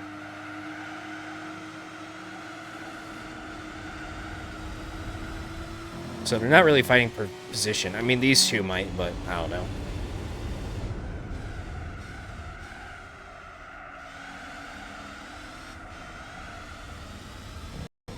Oh, there goes the mouse.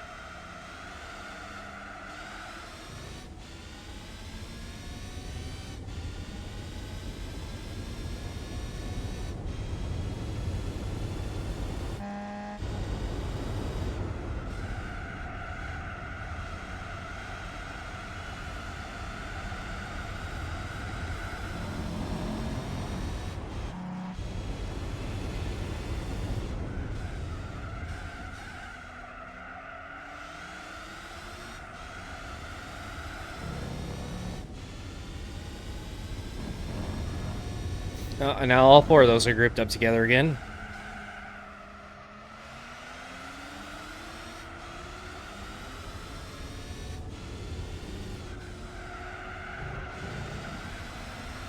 Legacy's going wide. Here, join your friends back there. Okay, I really thought that would do more damage, but it didn't.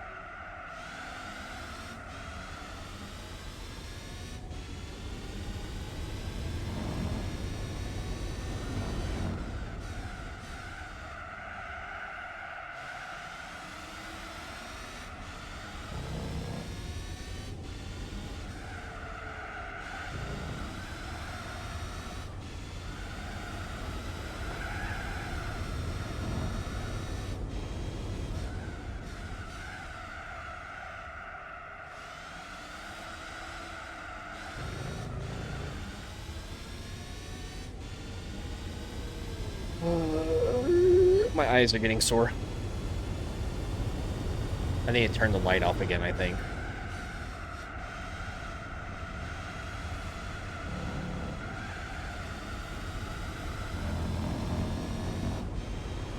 It's just too bright.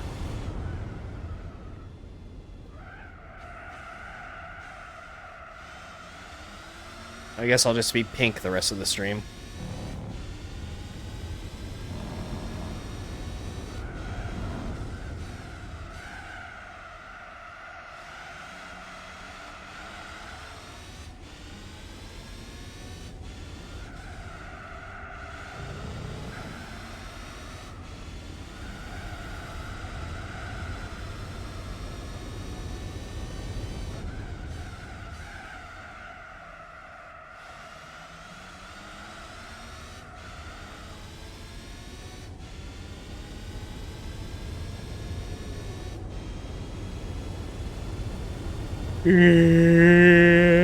First yawn after the break.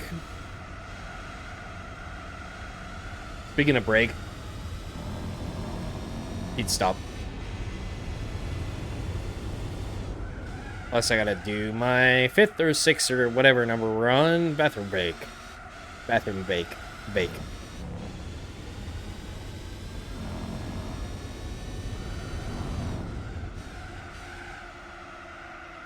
Wow, that RX-7 took off ever since it got in front of the R34. Just held up by traffic forever.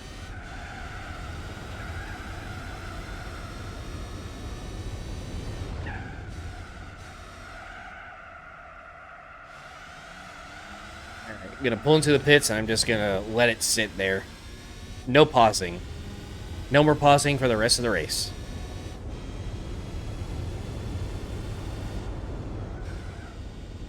BRB.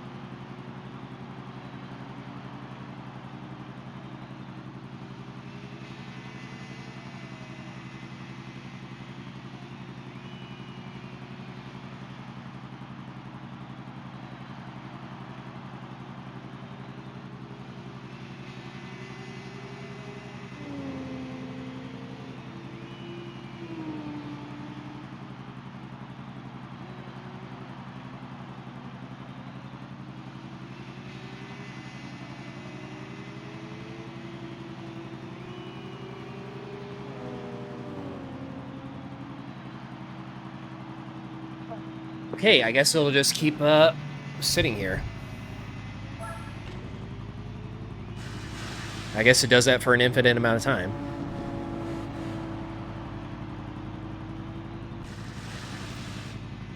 Yeah, I kind of paused the game a little too many times so far, so I'm just letting the clock run down while I do stuff. Also, hi, GTR.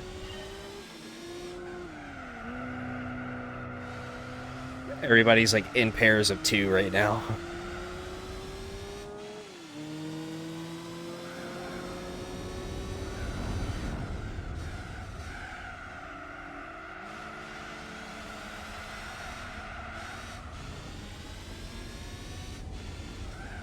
Well, that's useful to know for the 24. I think I actually could get away with just letting the clock run while I'm in the pits.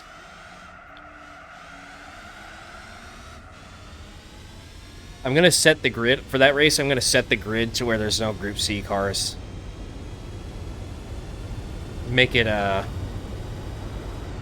canon to the race.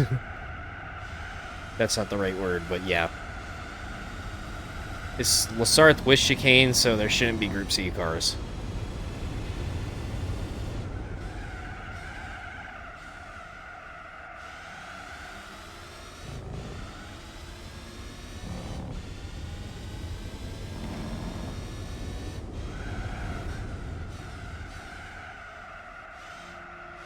I mean, sub 1 is probably possible. It's just... Okay, just ignore my shift wheel. But, I think it is possible. If you cheese it enough and you get the right slipstreams, but... Haven't been able to do it yet.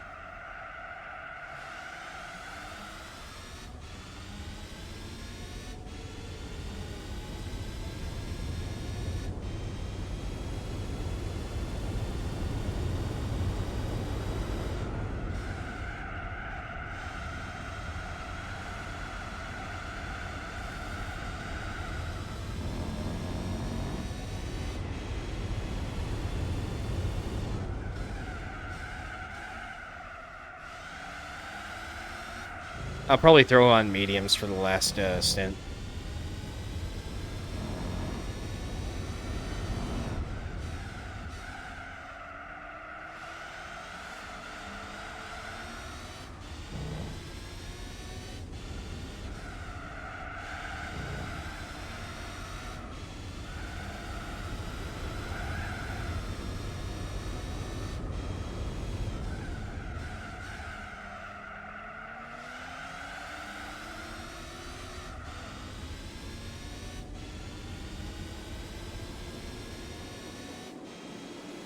Because it's all-wheel drive, and this is a left turn dominant track, so that's gonna get the most wear. You're turning left more often than you are right. Every track, except like tracks that cross over themselves in like a figure-8 pattern. Every track is gonna have more wear on one side than the other.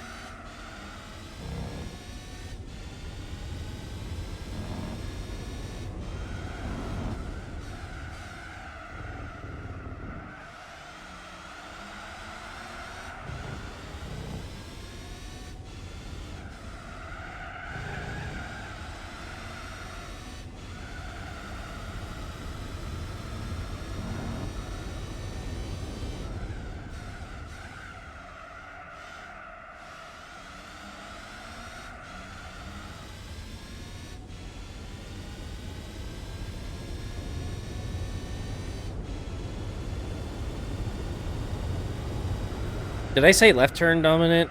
I probably did. My brain compartment's shutting down, but yeah. More right turns mean the front left is going to get the most wear. Because it's the outside tire. The outside tires always work harder than the inside.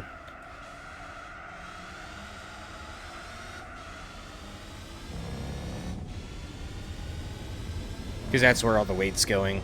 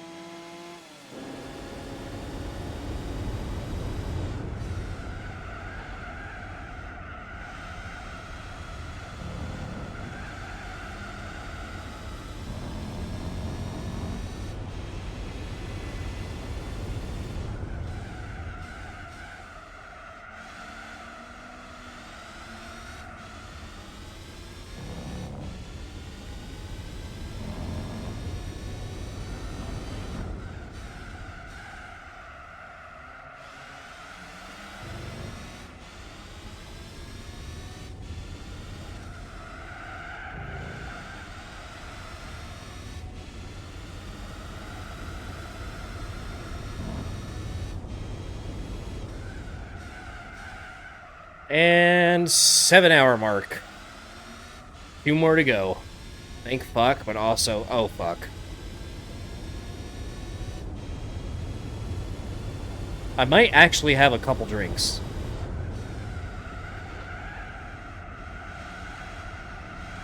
For like the final hour. Take a few swigs of Captain Morgan or something. Also lap 400, so there we go. 7th hour and lap 400 in the same, yeah.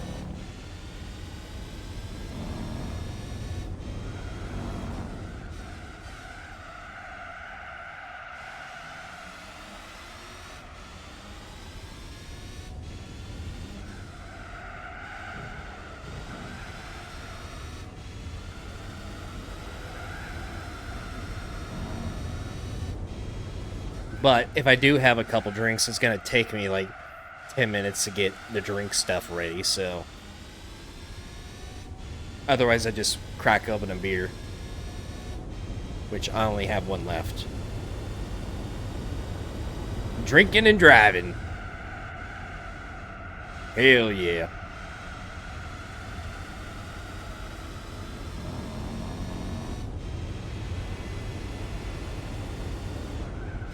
Oh man, this. I know y'all can't hear it, but the music I'm listening to, turbo nostalgia right now.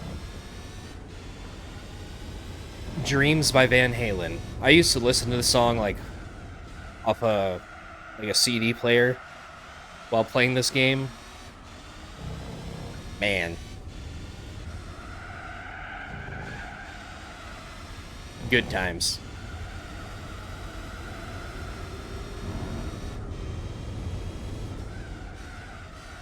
This song and Humans Being.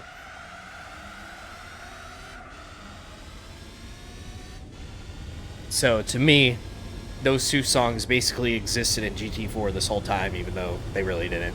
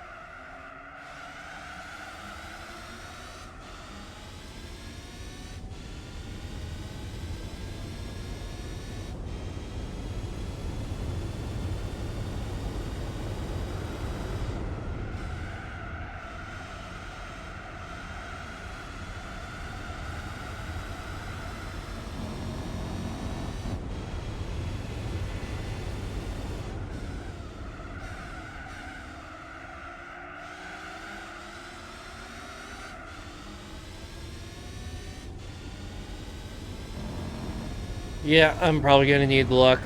I'm gonna fall off hard here in the next 30 minutes or so, I bet, but yeah, thanks for stopping by, Knight. Good night, Drive Pod.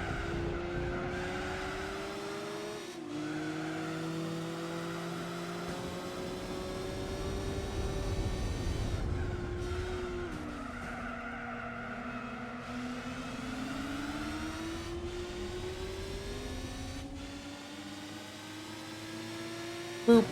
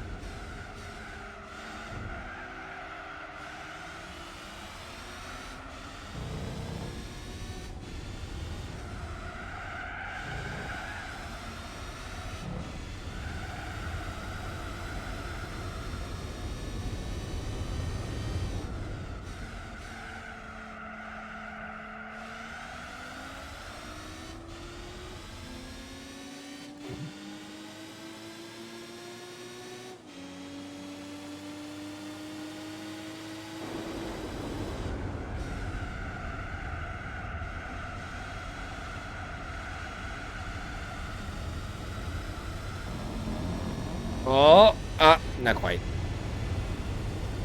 Oh, I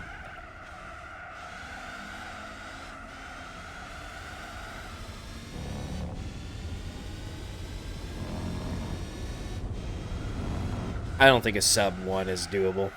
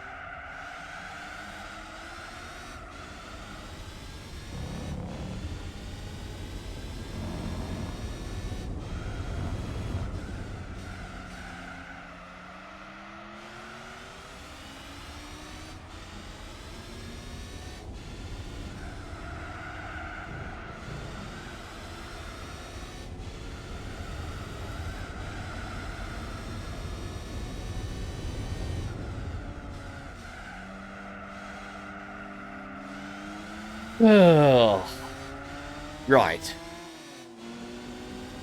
He's stop. His stop.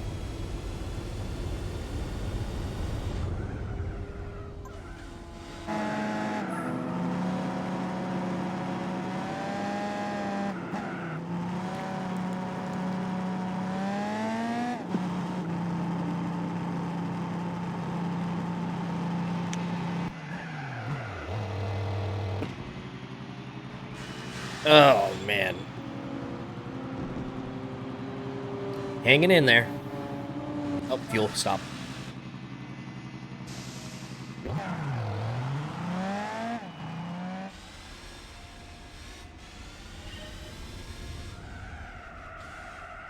I'm gonna eat a fat old dinner after this.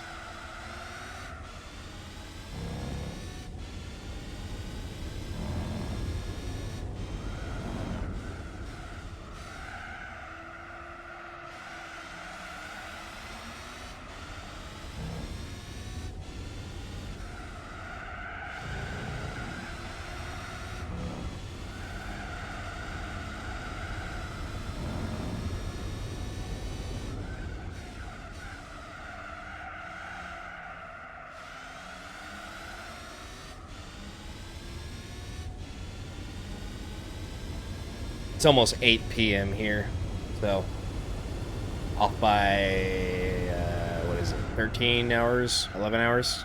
One of those two. I can't maths right now. The bandwidth of my brain compartment's all taken up by just this and this alone. That's how little it has left.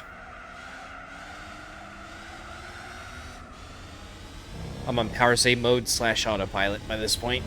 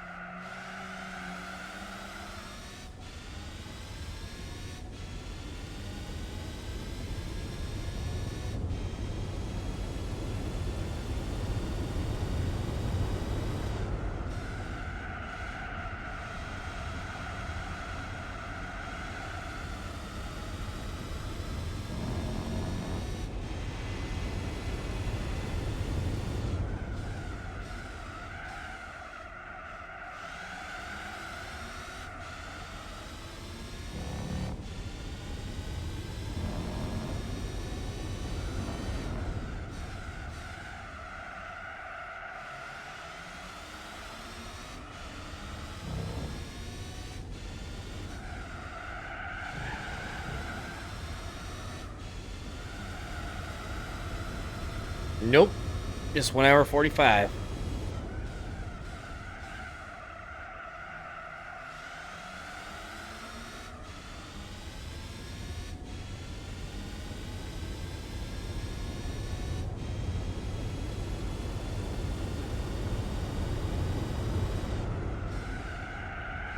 It's gonna have to be English only in the chat, because I have no idea what any of that means. And I can't use Google Translate.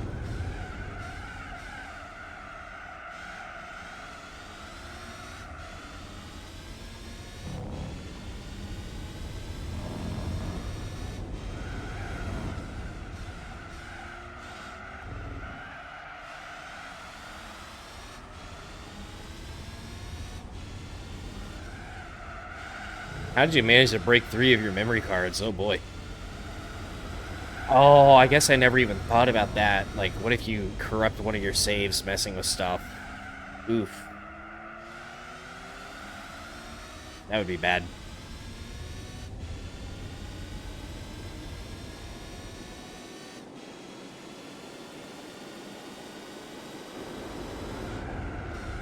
I never even thought about making backups for that.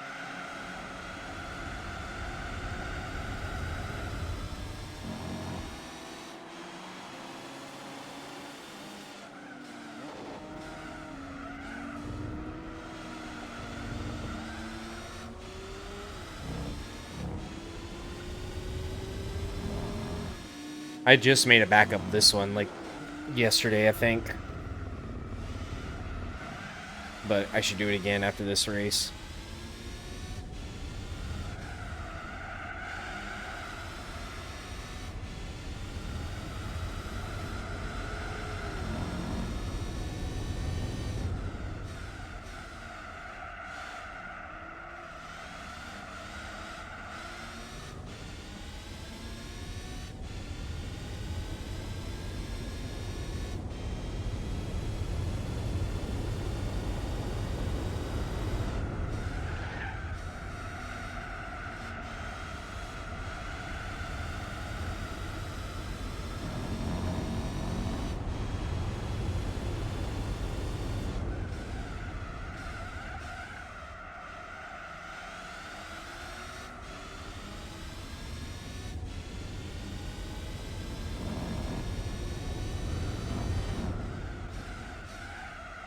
Wait, tire sizes or wheel sizes?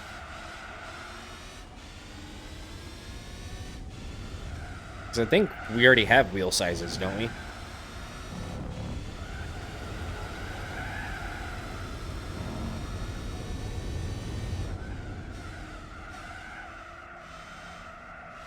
Oh, yeah.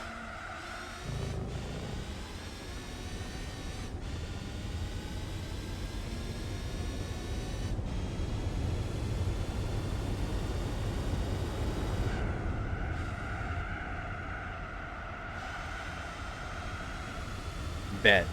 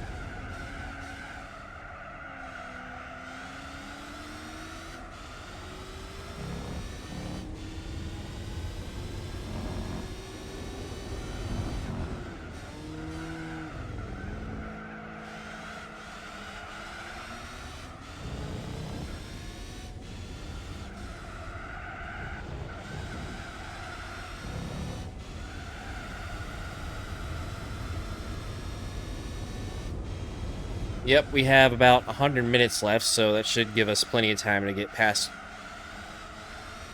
500. It might end up being like, actually, 518 or 518 or 19 laps, somewhere around there, I think.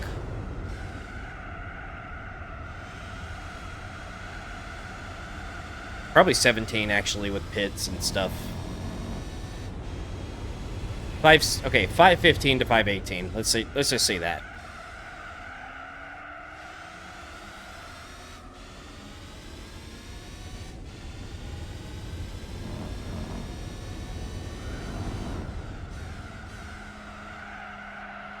I think 515 was also my original prediction.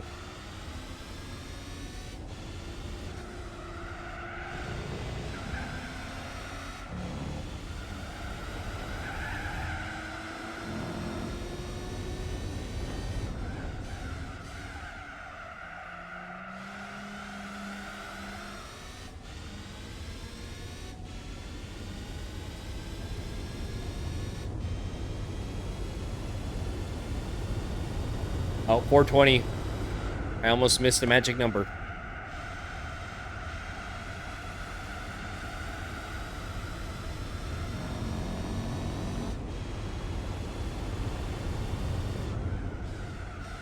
Okay, how in the world did you manage to do that? Gran Turismo dupe glitch.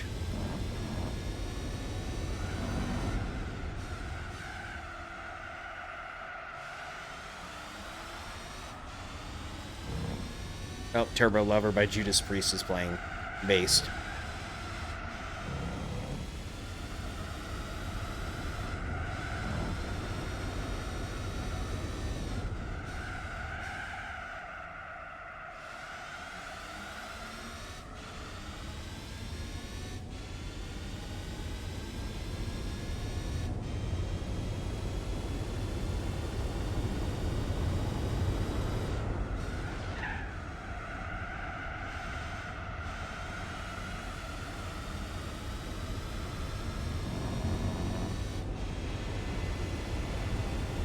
I'm actually going to see a Judas Priest concert. Oh shit, I need to double check and see when that is.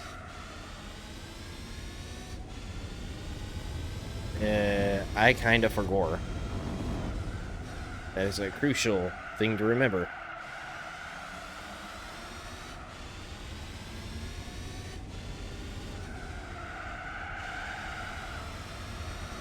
Yeah, I was going to put the racing's transmission on, but then I realized if I do, then I'm going to be hearing the dental drill noises for the entire race, and I kind of don't want to do that.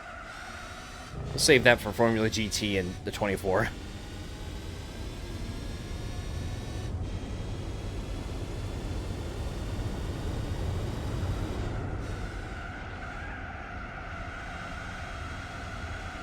I think I'm seeing Judas Priest and Marilyn Manson. I think. I forgot who else is with them, but...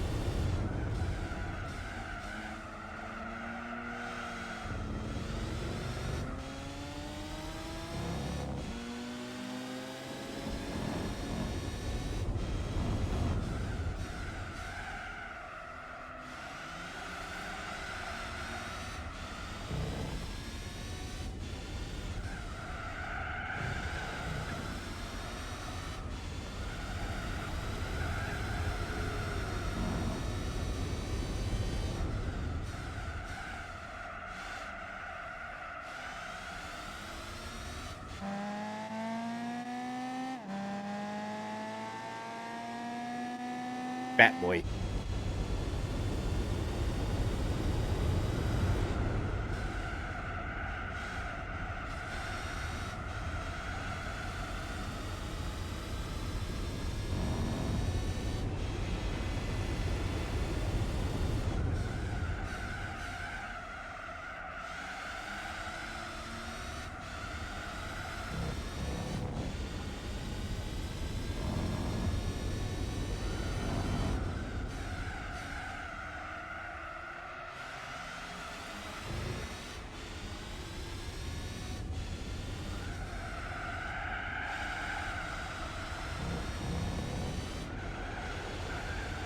Probably gonna start getting sloppy.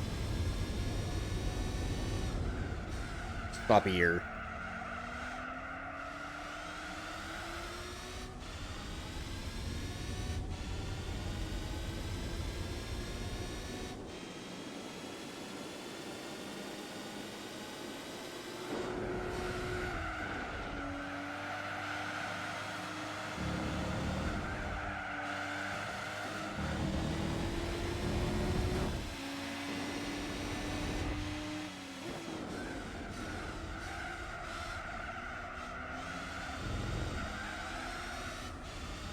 Yep, still going at it. Barely. I think I'll make it the whole way, though. It's only 90 minutes left. And I'm not dying yet, so...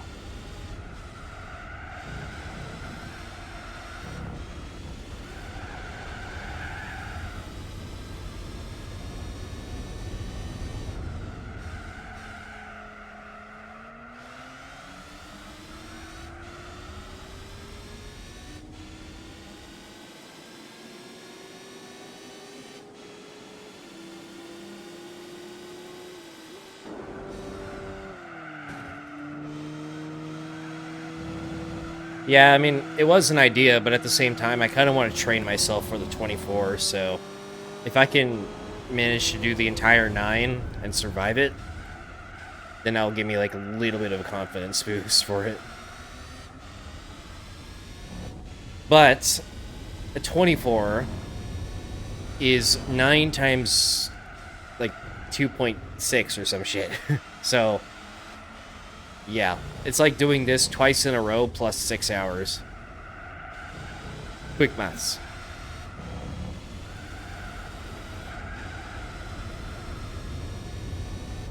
But yeah, plans to do it in one go. It'll have to be split up into 3 streams because of the way YouTube works, but it'll be 3 streams like back to back to back.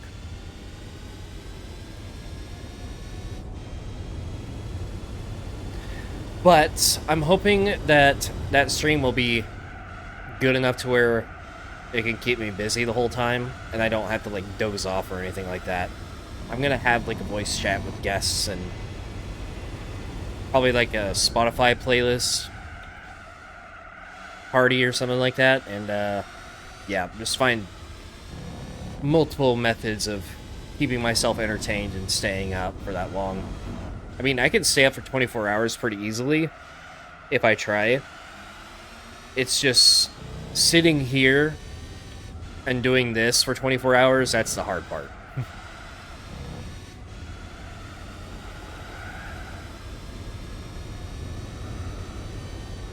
And for the race itself, I'm going to like... it might not be possible to do it this way, but I kind of want to do it to where I don't pause the game at all. And any time I need to take a break, I just let the car sit in the pits. And hopefully I'm fast enough against the AI to do that. I might need like a 15-minute break at some point, I imagine, to eat or something. Maybe a few of them. But most of the time I'll just be stopping to get like a snack or use the restroom or something.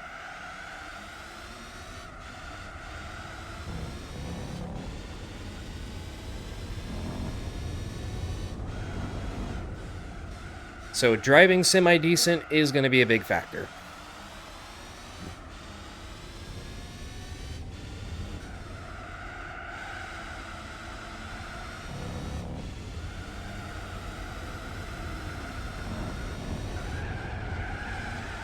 Okay. Driving way better than that, of course. Can't be doing that all day.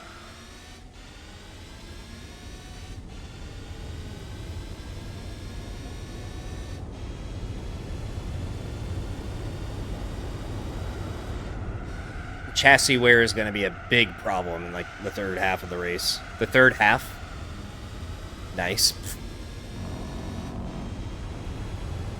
I already did the Nürburgring race like a couple years ago.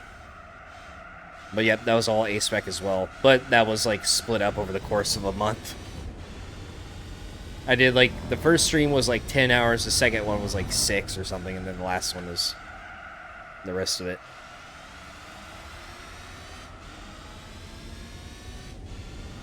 It's weird because, like, the first half of this series I did in, like, the first year and a half, like, the first 18 months. And then once GT7 came out, I kind of stopped posting this series, like, almost entirely.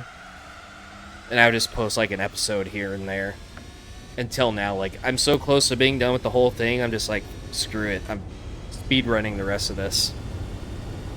Even though, by the time I started, I still had, like, let's see, 24, 25... over 60 hours of the game to go still.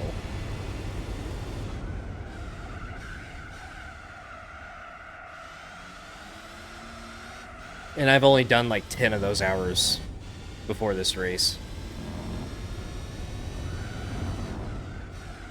But after this race is over, I'll have 25 hours of Formula GT, 24 hours of endurance, and I have no idea how many hours for a cleanup stream. But I have to go back and get gold on some races that I didn't get P1 in. So that's probably going to take like a few hours itself.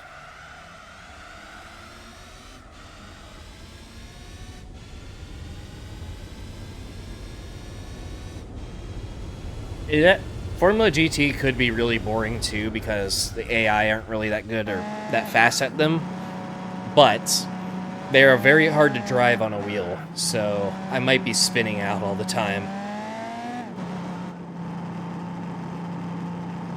It's 15 races and they're all about an hour and a half long each.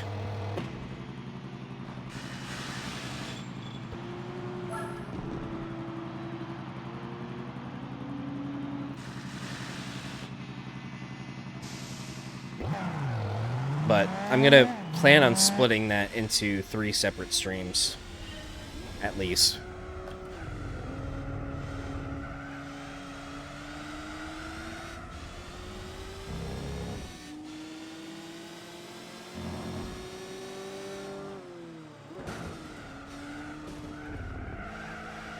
I did. I don't have to go back and do those, thankfully. Those are easily the worst races of the entire series.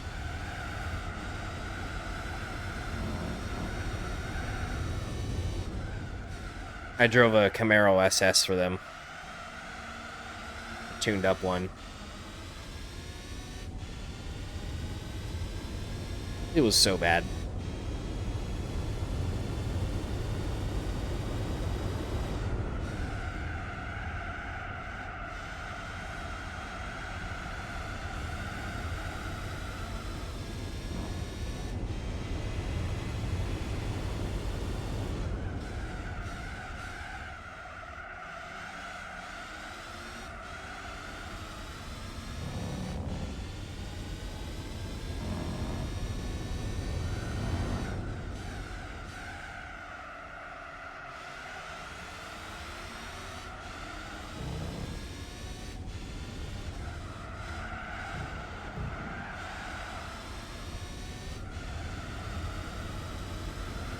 I need to get a setup for the Formula GT.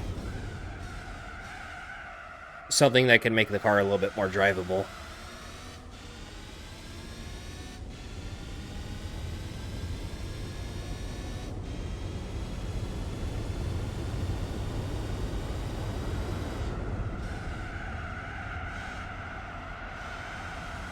Heh. Does it have like hydraulic suspension or something? Just bouncing around.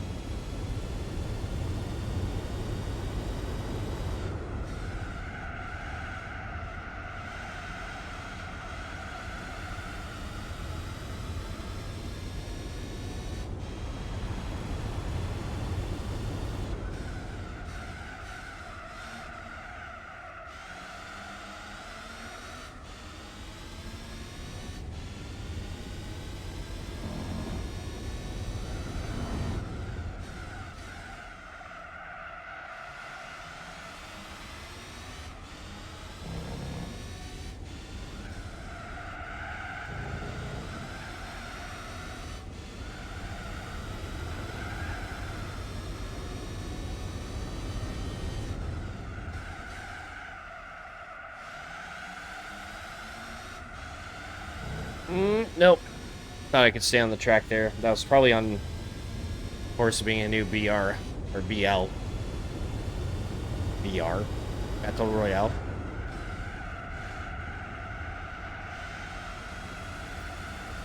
Matt, BLT, best lap time. I just changed the meaning of the BLT forever.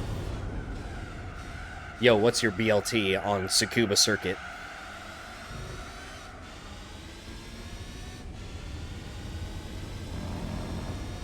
I don't know a single person who would eat a bacon, lettuce, tomato in the first place. Like, first of all, lettuce and tomato, no. Second, bacon doesn't belong on sandwiches. I'm sorry to say it, but it's true.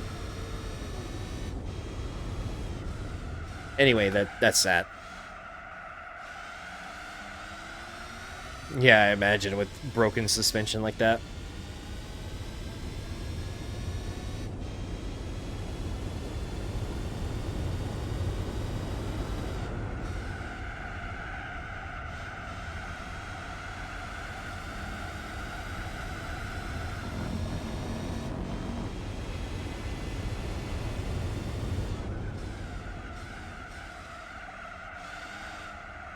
I am in the 22B.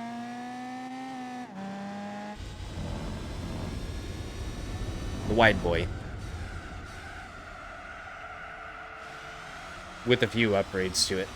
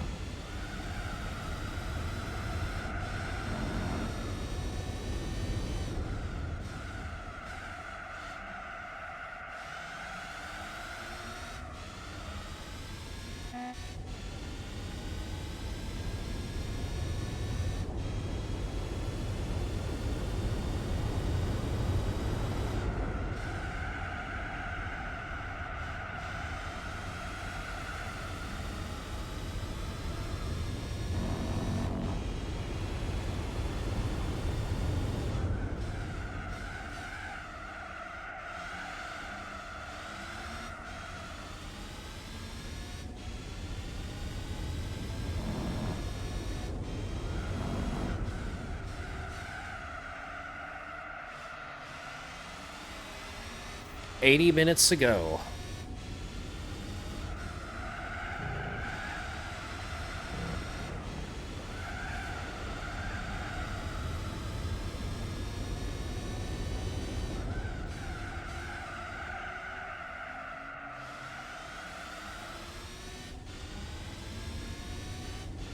Yeah, modern 22B would have been nice, but not on the current generation.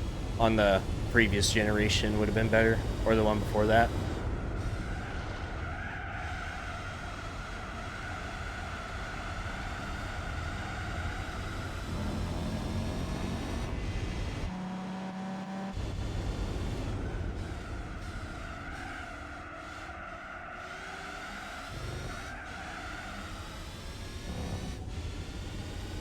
Don't tell me they're in the exact same order as earlier. Okay, never mind. Instead of the R34, it's the RX-8 this time. They were literally, like, in this exact same order for a few, like, overlaps.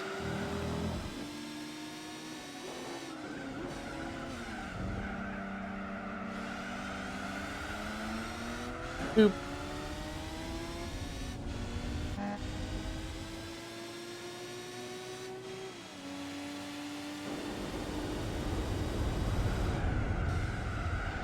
No, I want the RX-7 to get P2.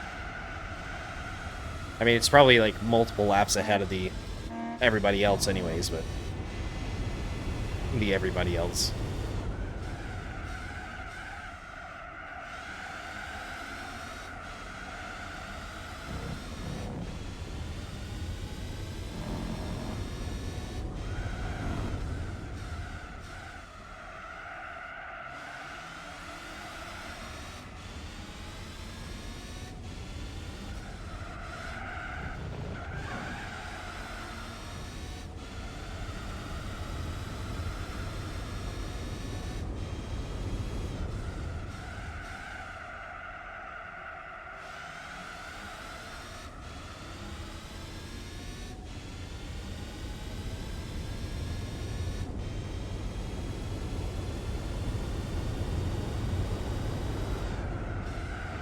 The awning has returned.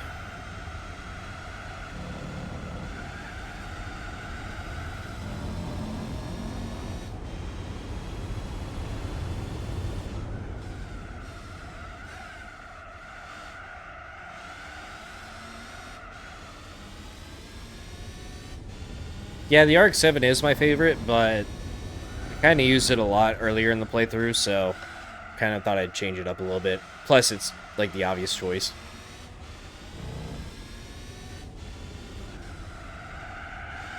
Haven't had a chance to use a 22B yet, so...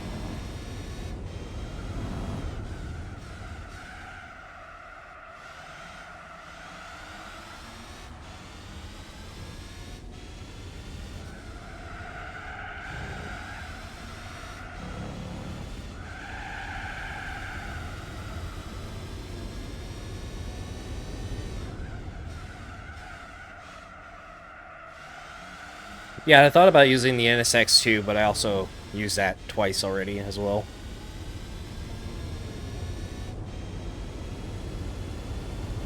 I thought about that. The Evos, which I already used Evos. I already used Skylines. So the one thing I haven't used that much were Imprezas, so 22B.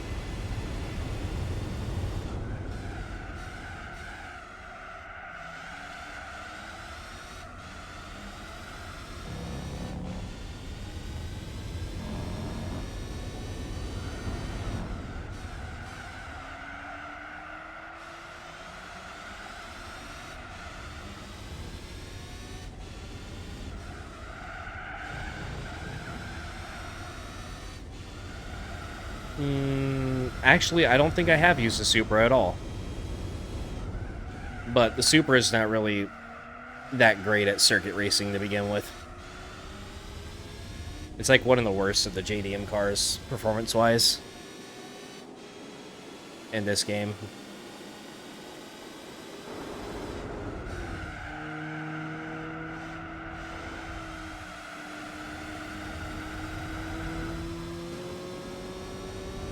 I probably could have had a new fastest lap if the GTR wasn't in my way.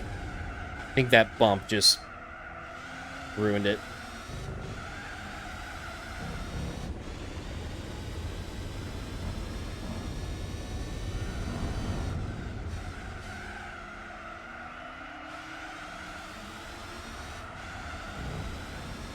I zigged when I should have zagged.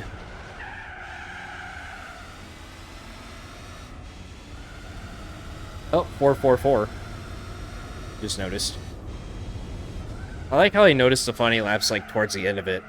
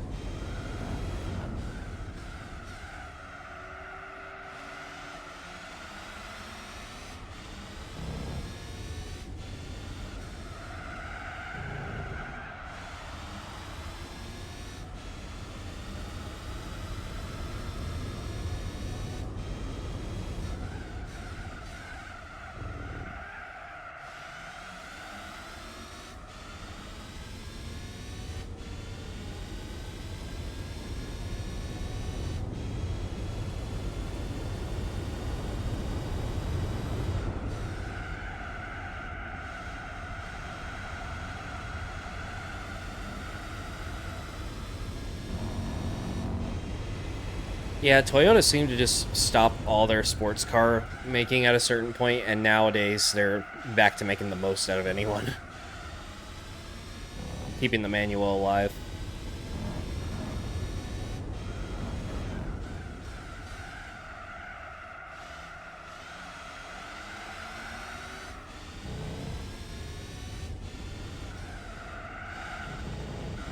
I wonder if they're still making that new MR2 thing. I haven't heard anything about it in a while.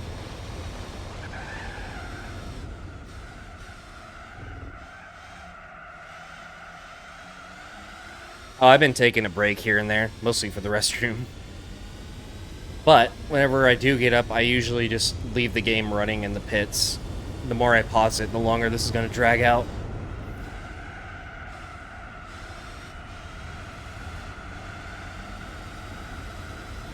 So, as long as I can keep the timer rolling.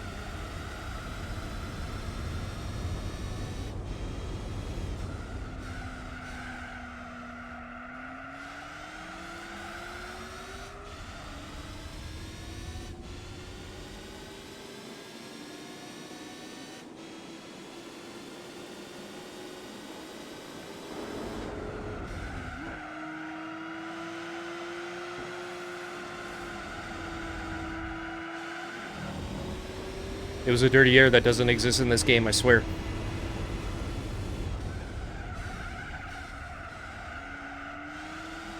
Yawning is contagious.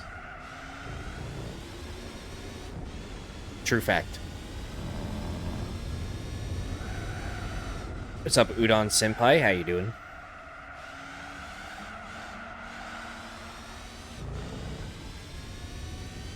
When am I doing the last race? I'm not exactly sure yet, because I don't know how the next couple days are going to go, and I especially don't know how next week is going to go. As far as, like, my IRL schedule. Because I'm in the middle of jobs, and I don't know when they're going to want me to start, so... Currently, the plan is to do the last race next weekend. But that's if I can complete Formula GT before then, and do the cleanup stream. So, I might just have to blast through Formula GT over the weekend, or over this weekend. I know for sure I'm not doing anything tomorrow. I need a break from this, but yeah. At least 1 or 2 Formula GT streams before Friday.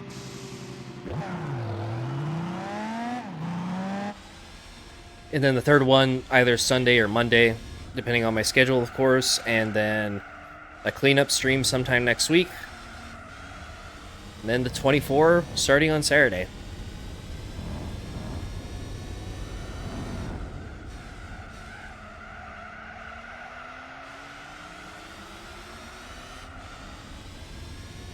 Oh, I knocked over all the cones, like, early on. So it's just chilling there. Every cone is knocked over. That's what happens whenever you try to raw dog these races in A-Spec. You get bored and you gotta start slamming into shit. Boop.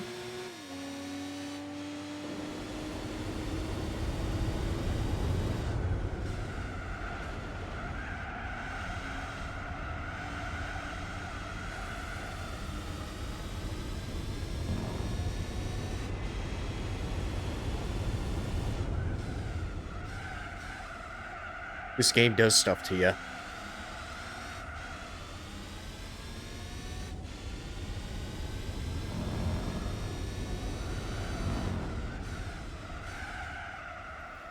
Well, in this game, the AI are like super glued to the racing line, and they don't care if you exist or not. They'll just run into you.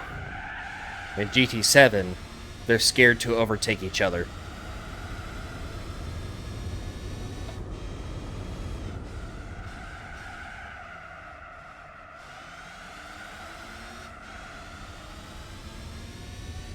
Well, I shouldn't say they're super glued to the racing line. They're glued to their own weird racing line and markers.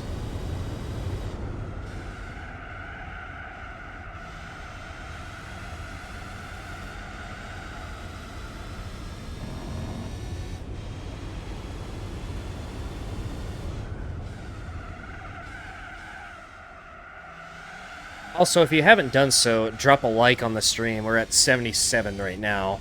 Still have time to hit 100 before the end.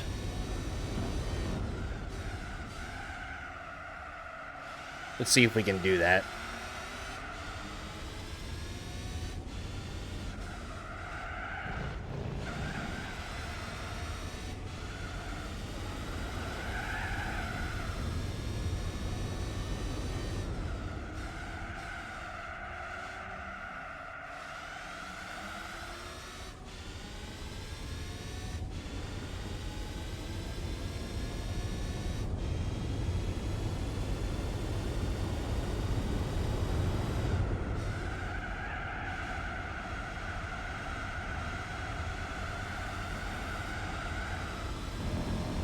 Big bet, much appreciated.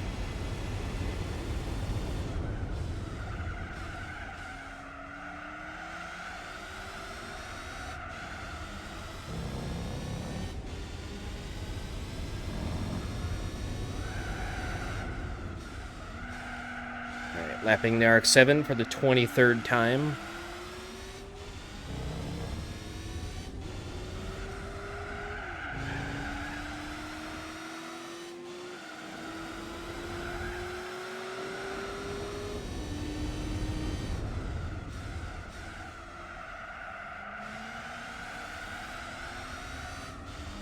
My left shoulder is starting to get a little bit sore.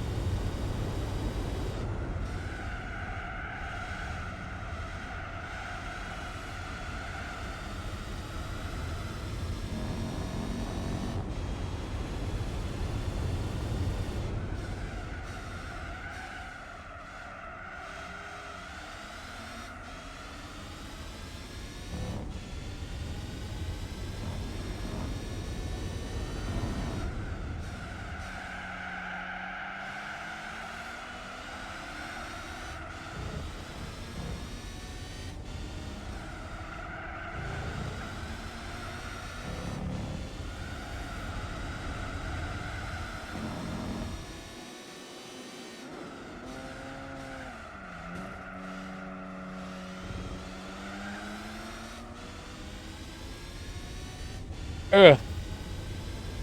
Yeah, I guess doing it either a wheel or a controller is both bad, because if you're using a controller, you're just sitting there holding a controller for 9 hours.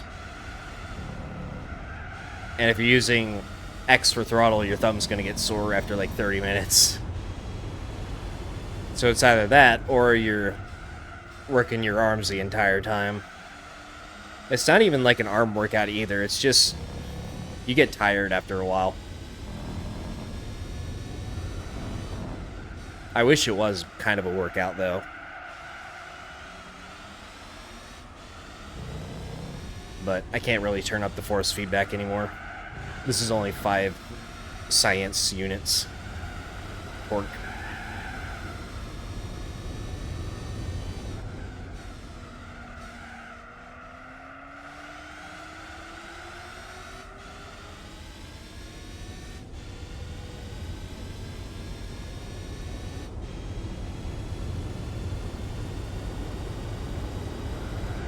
Yeah, back in my day, I used the face buttons.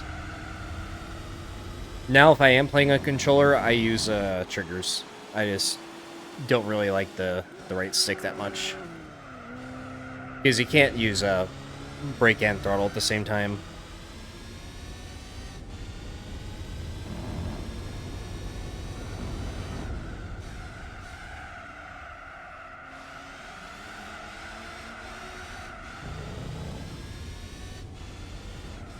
Back then I used automatic, but nowadays I use manual, of course, for anything.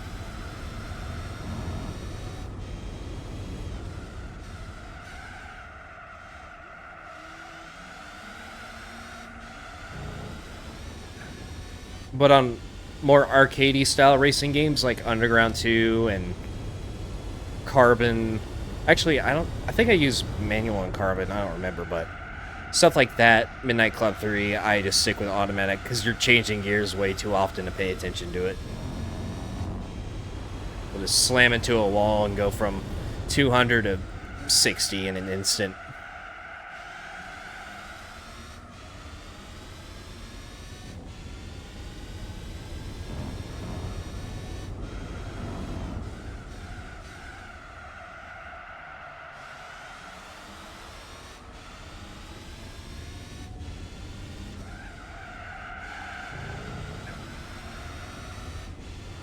Once you get used to manual with clutch in Pro Street, that's almost like cheating, because you could shift as fast as you want. And usually, like, the shifting is kind of slow on the more powerful cars until you get, like, a sequential Stage 4 or something.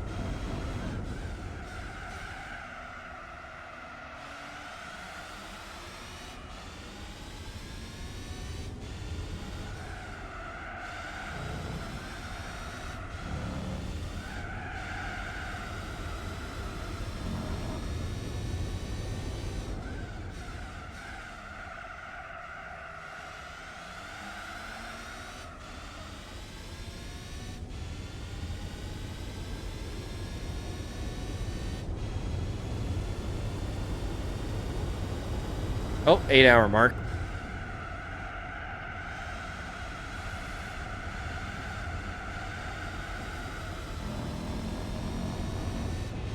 Final stretch.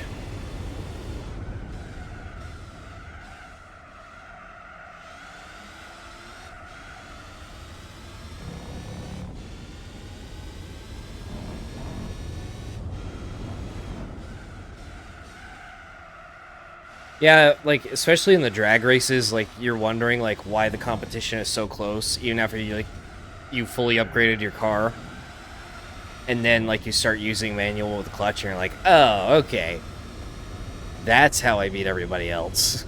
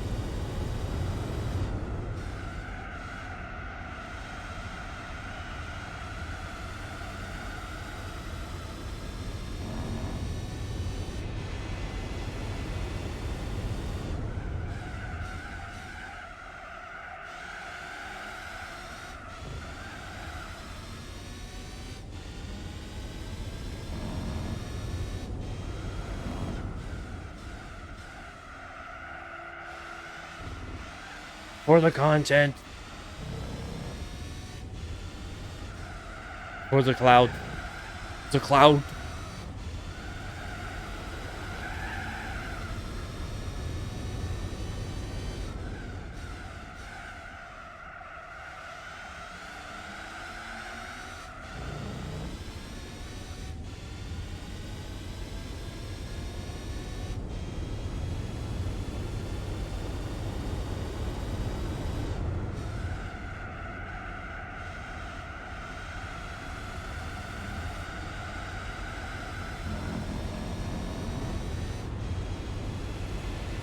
That was a close one. It's 2/10 off.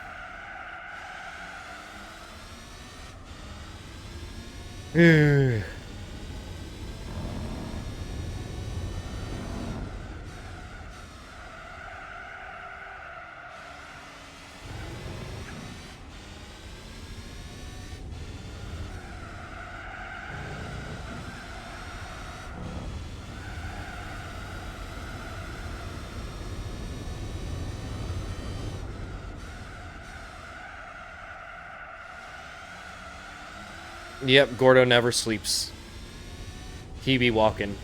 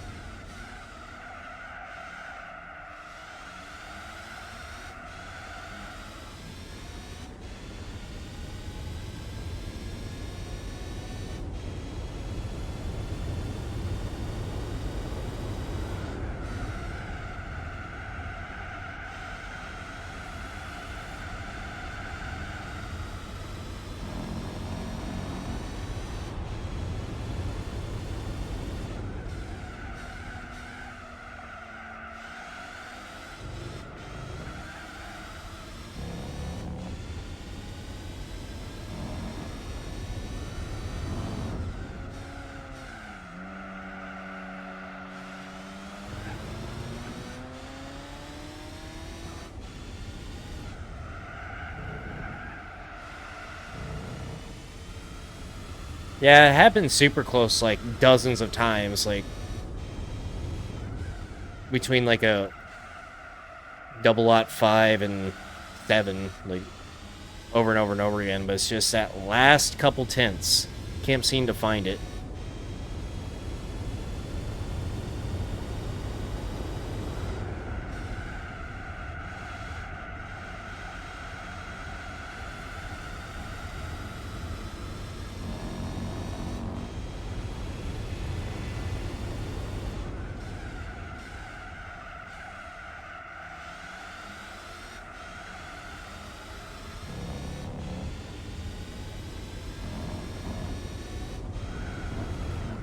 Not even after 8 hours.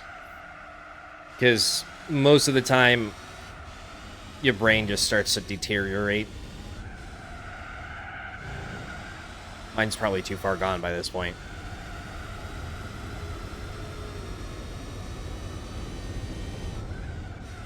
Yeah, that R34 ruined it all. Yeah, my car is modified, but I made some changes to the suspension as well.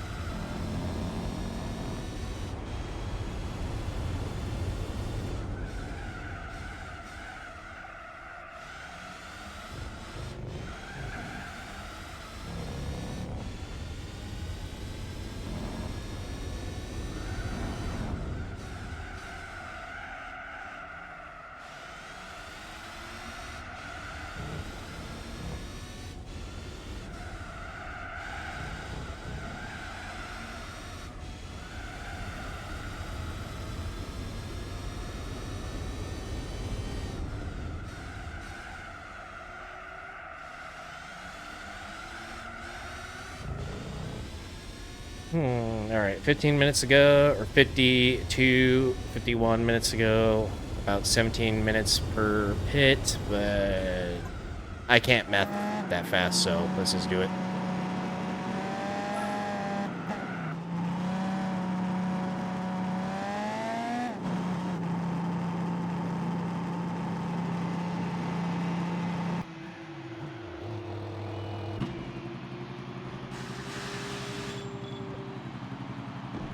Oh, I need another one of these.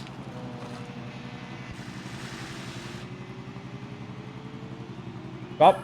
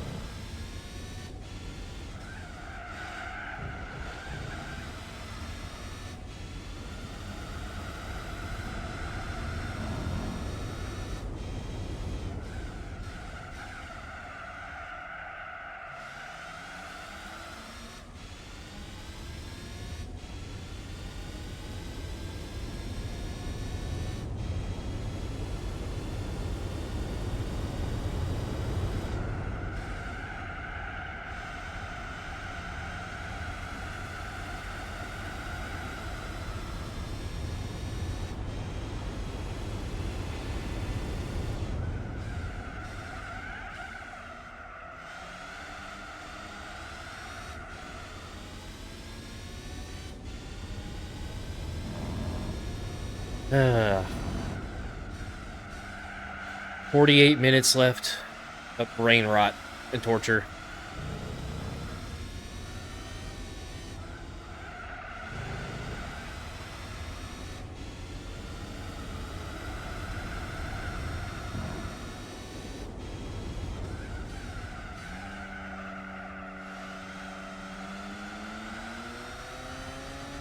Please shift. God, I don't know why this wheel does that.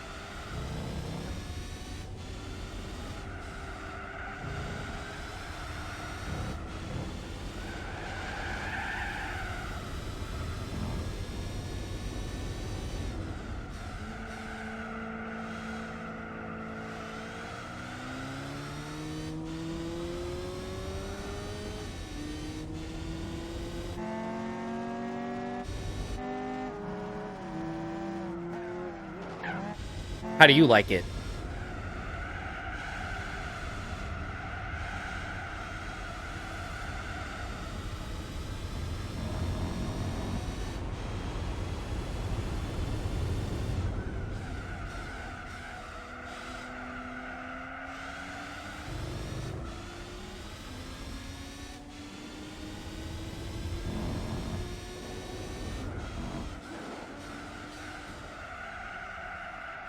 Ten more minutes and it'll be just as long as my work commute.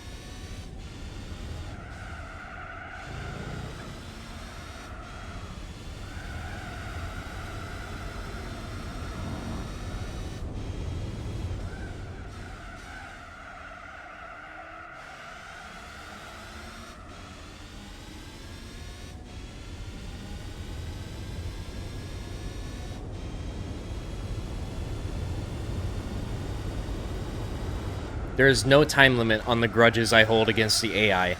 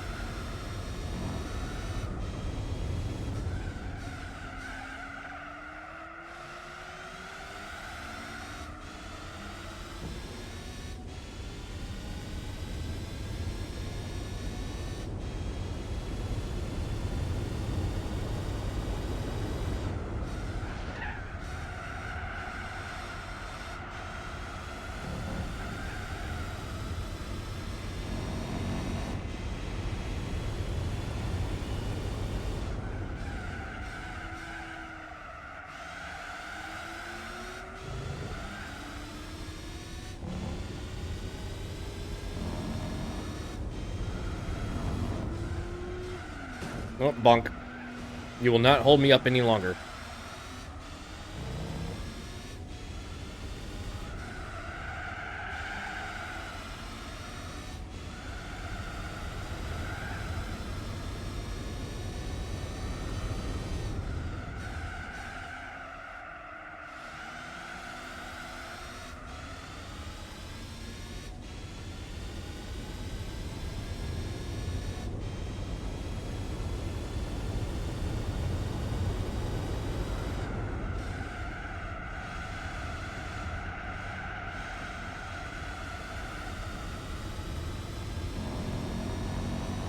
Oh, that was so close.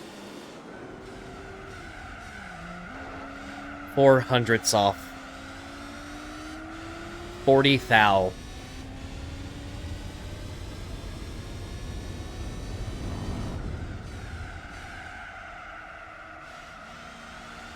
Unfortunately, I'm gonna have to mark that lap as invalid.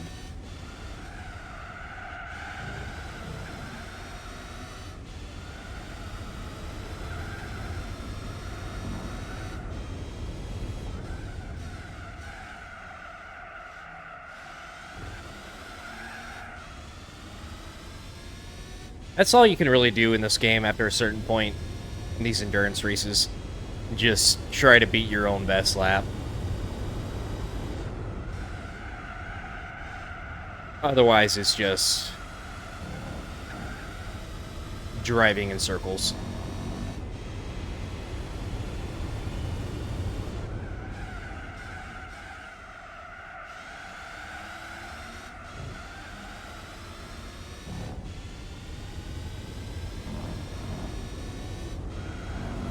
Yeah, I think it did, actually.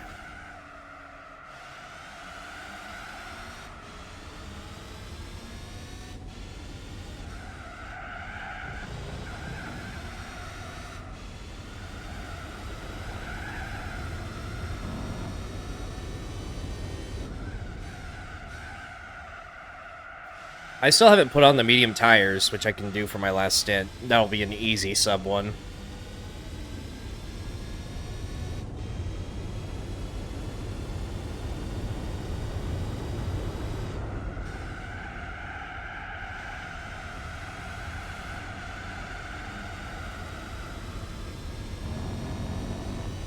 Ah!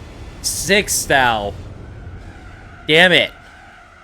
It was that lift at the end.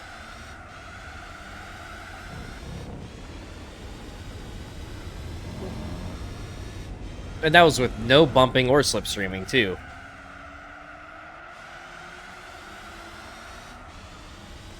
Shouldn't have lifted. I should have rushed when I dragged. Were you rushing or were you dragging?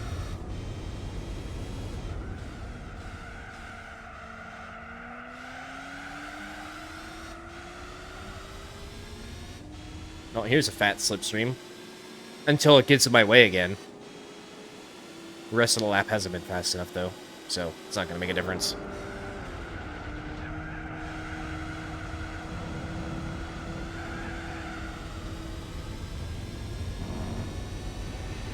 Okay, well, there we go. With a little help.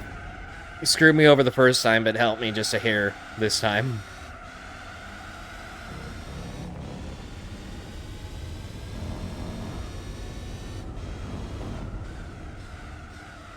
Nobody here to invalidate the lap, so it counts. Signed and certified by me, myself, and I. Hello, I am a world record holder.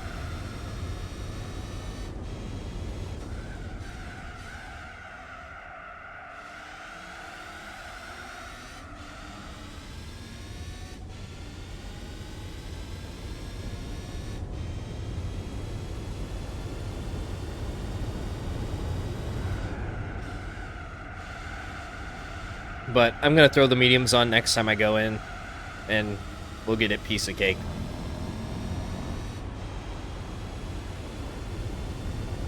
I don't think a sub 1 is actually possible on these tires, to be honest.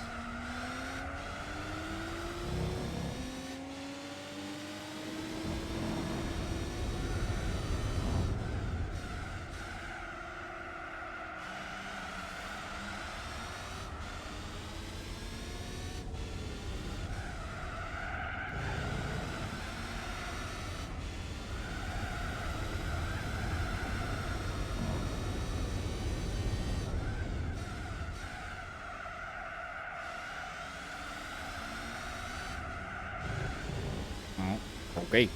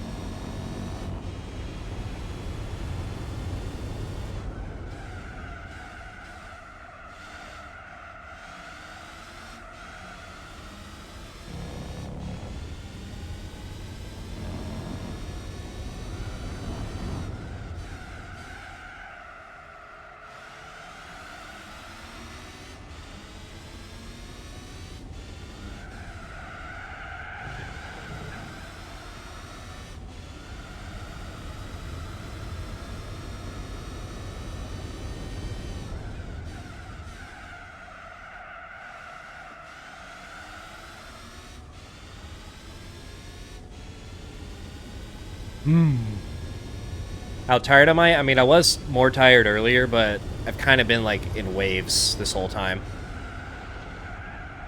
I'm tired, then I wake up, then my eyes get sore, and then I'm fine, and I back and forth.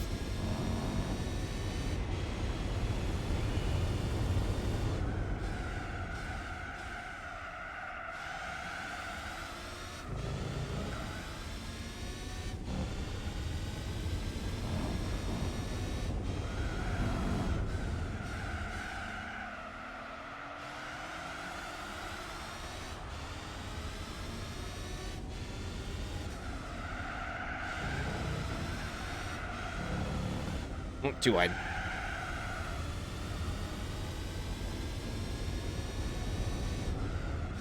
Alright, I'm gonna go in now, even though it is like 1 or 2 laps early. But, I want to get this sub 1 already.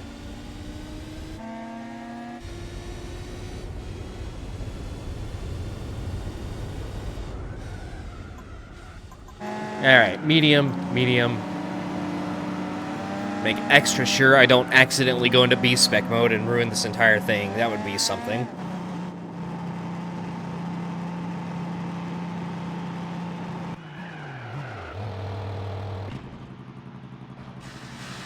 No fuel.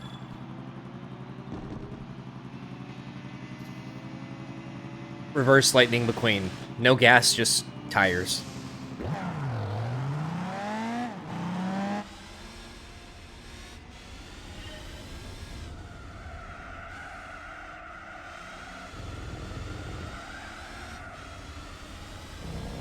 Alright, well, sub 1 is imminent. Or sub 60. Yeah, I'll say sub 60. That sounds cooler.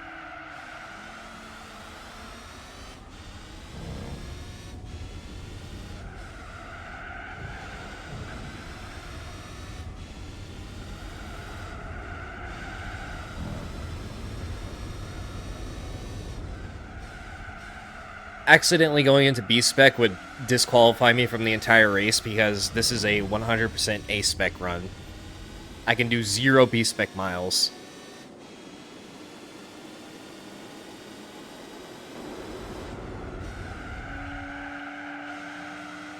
Sub 59? I mean, maybe. Don't know for sure, though. Not a good start.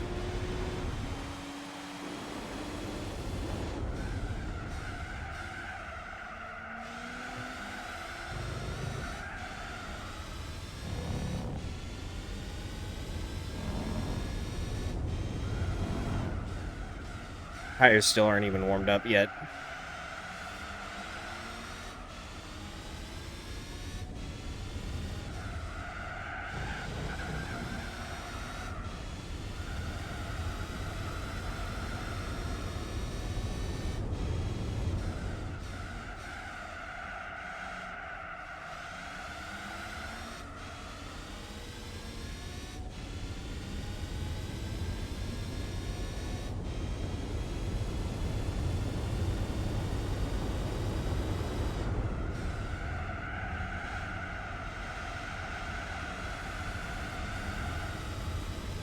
Don't tell me.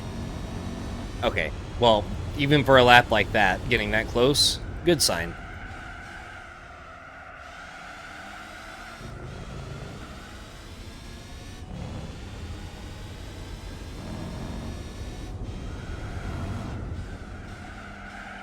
I can now justify going into 5th into these corners. And I'm getting cock-blocked.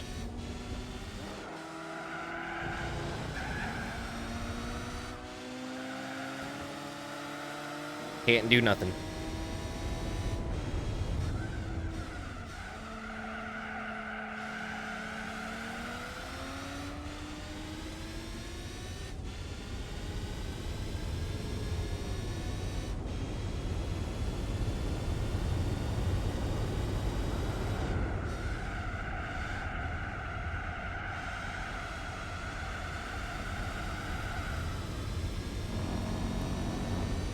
Well, there's a new BLT, but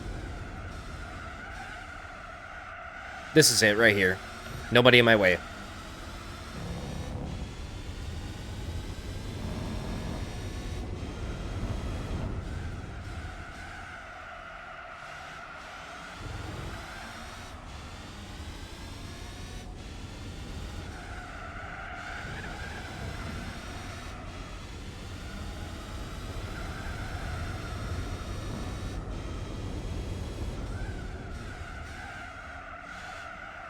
Okay, I'm not gonna get if I'm hugging the inside of the corner like that.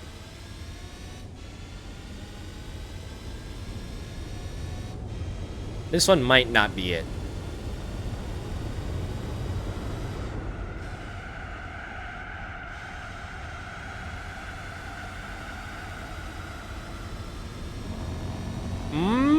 Ah, okay, there we go. Turns out, it was, in fact, it.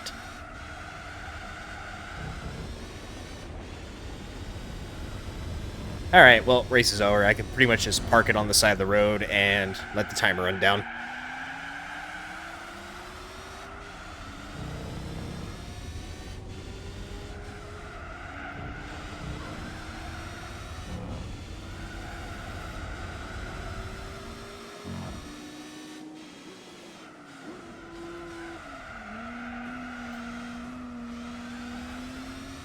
I could do better, though. I'm going to go for a sub 59.5. I don't think sub 59 flat is going to ever happen. There's certainly room for improvement on that last one, though.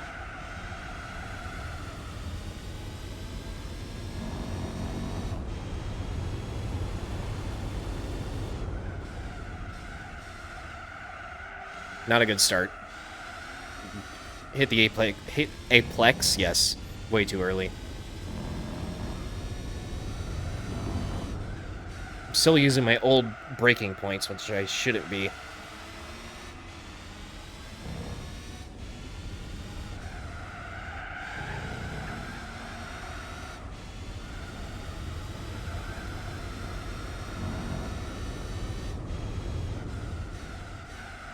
And the gearing is so weird.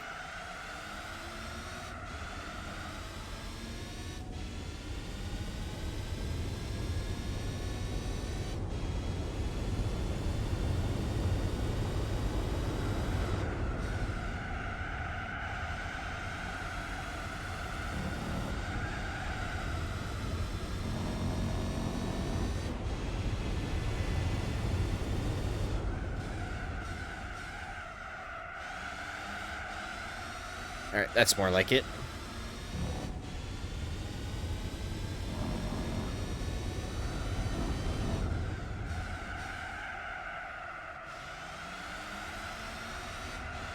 I threw the mediums on, so that's why I'm able to get sub 1 now. I really don't think it was possible with hards.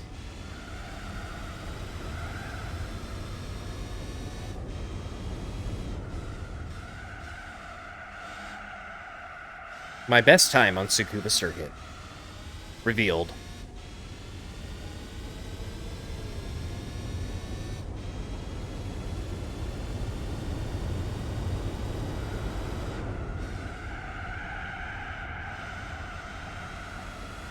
I agree.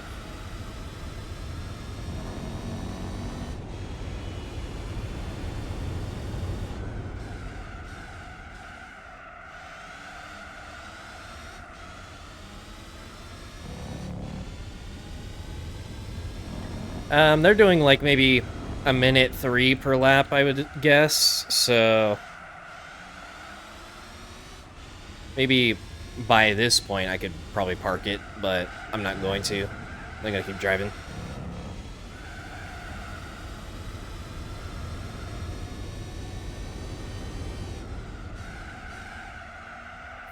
Yeah, I feel like sports hards are like very similar to road tires. Grip level wise. I think road tires still like slide a little bit more, but if you know what I mean.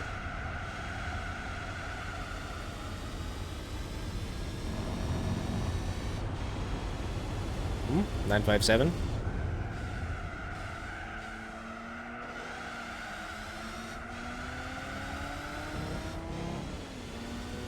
Move it.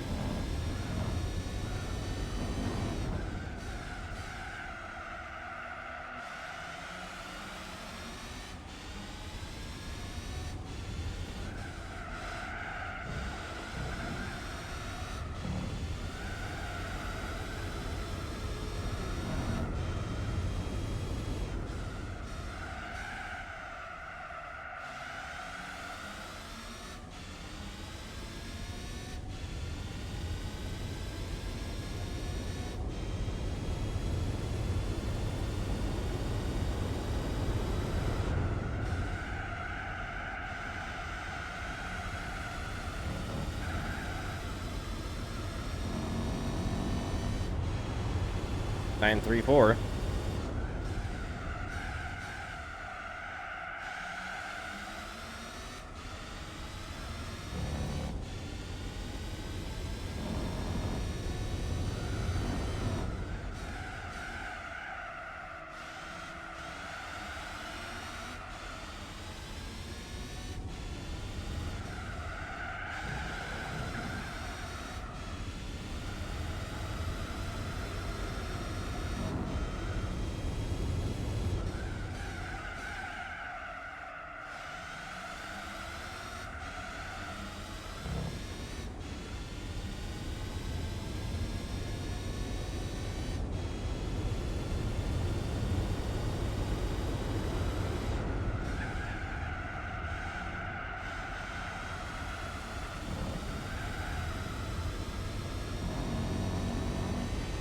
Hmm, 870.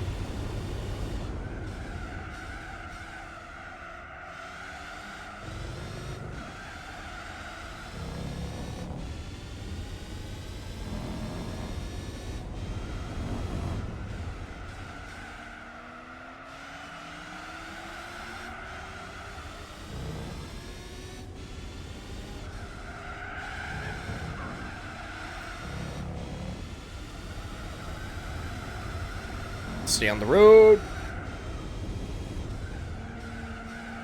Oh, I'm gonna get a slipstream here. And it's gonna get in my way anyways. GTR strikes again.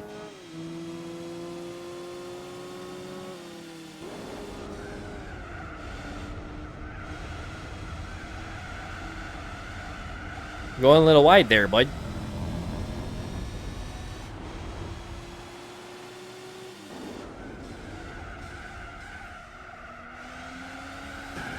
Okay. Right.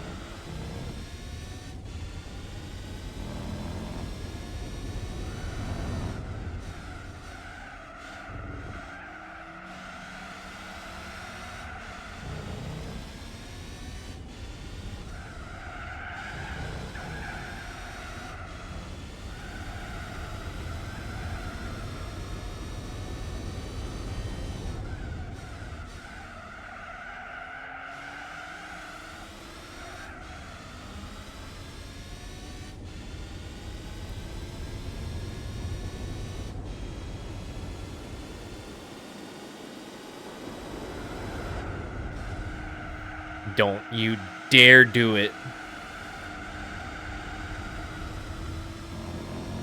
Alright, not like it was gonna matter anyways. That was way too slow.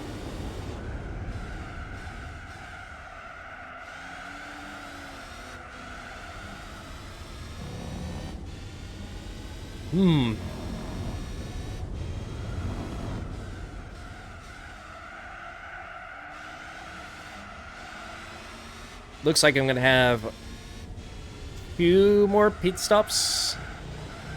Pit stop. Because the hards only last like 17 laps, aka 17 minutes, so the mediums are sure not gonna last 20. Pity stop.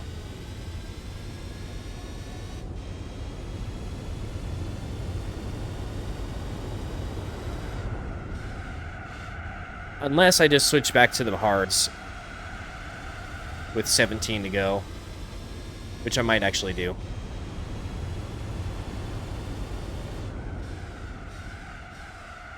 Because honestly, these laps aren't really that much faster. They were just fast enough to get to sub 1.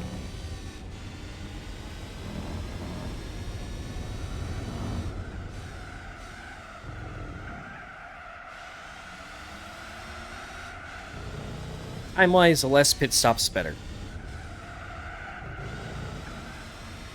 Actually, no, it doesn't even matter at that point. The time is the time.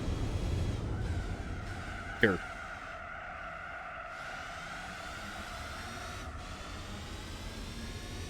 I would say to the mediums.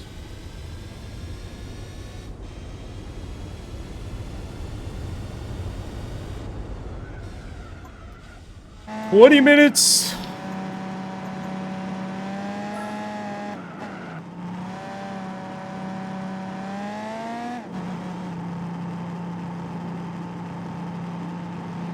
Lap 500 soon, trademark.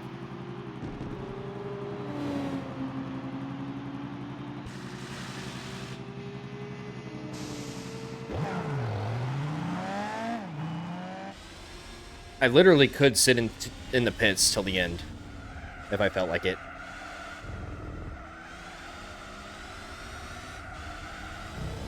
$58, right.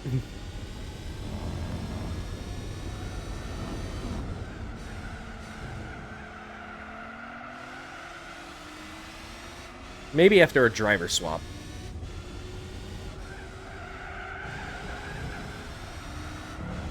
I didn't buy the softs.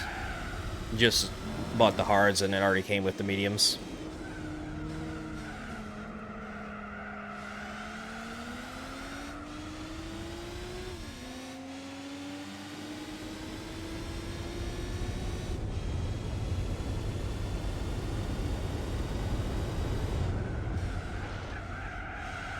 Yeah, I'm listening to music right now.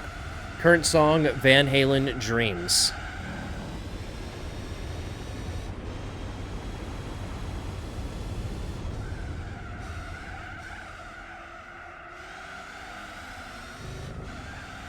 You know what I need to do? Those of you OGs, you know the shirt. The shirt. I need to wear that shirt for the 24-hour stream.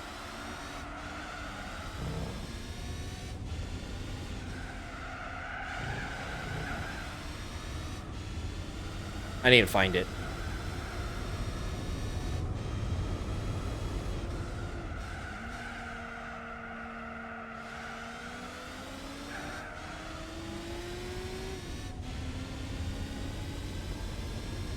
Panama is in this playlist. It's technically my Gran Turismo playlist, but I have like a couple others thrown in there.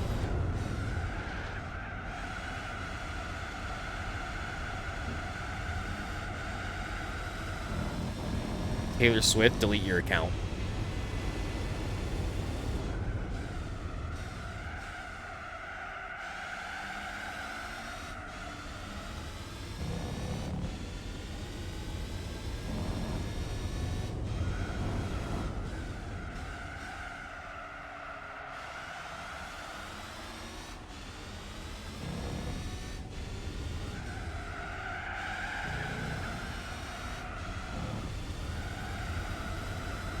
New song, Apollo 440, Stop the Rock. From Gran Turismo 3 NTSC version.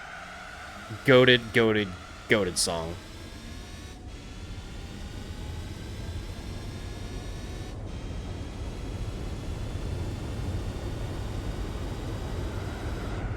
Especially for endurance racing.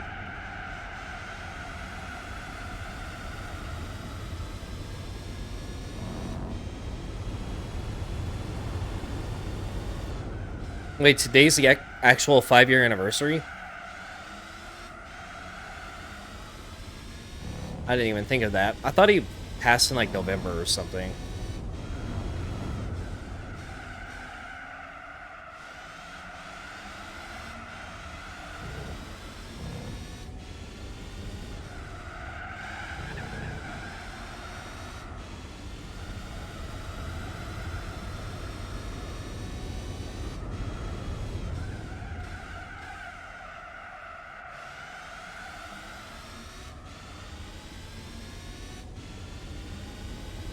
Favorite song of GT4? Probably Nothing Wrong by Jimmy Eat World.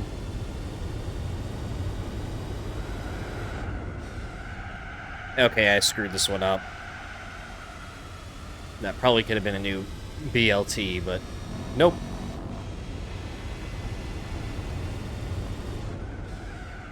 I think he had some form of cancer, but COVID probably complicated it too. I don't remember exactly.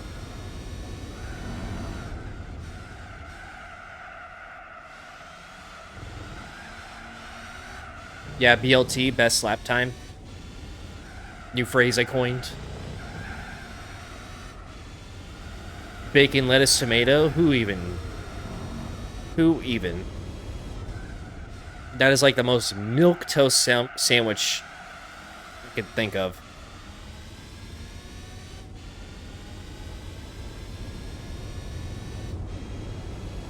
It now means best lap time.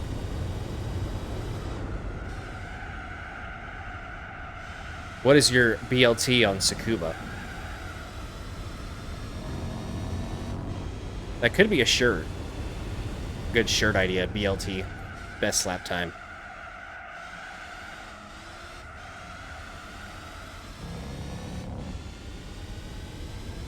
Also, we passed lap 500 and I did not catch it.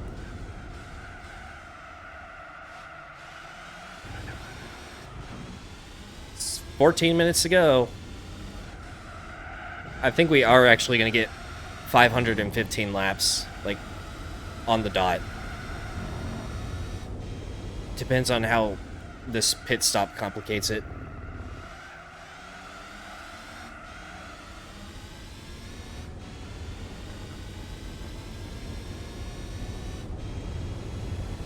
I'm from Texas. I don't know who you're calling a Yank.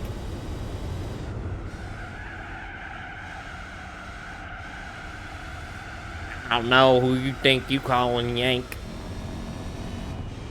Diddy boy.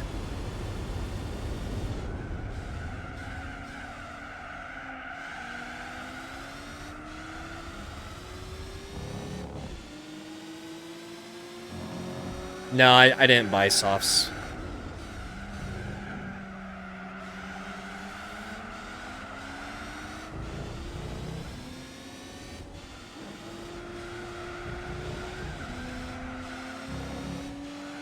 Here it means bacon, lettuce, and tomato instead of turkey.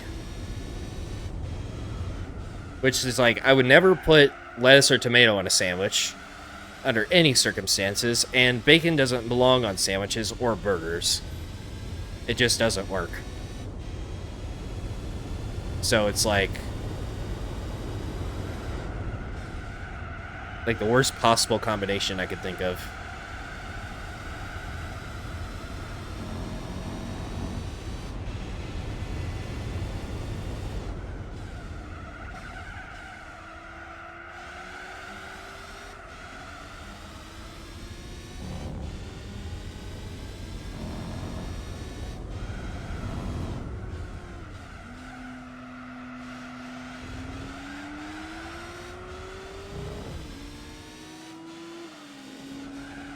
Excuse me.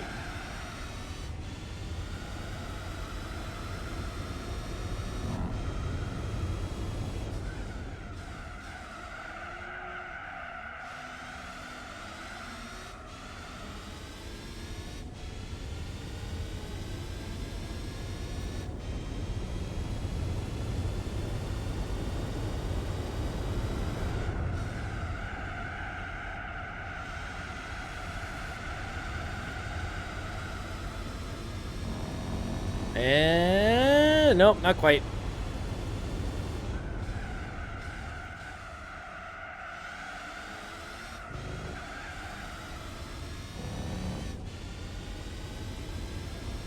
Is it still a 9-hour in GT5, or is it... I know there's also a 4-hour in this game, but it's for Miatas. The Roadster 4-hour, which I already did a long time ago. I think it was the first one I did. The first Endurance.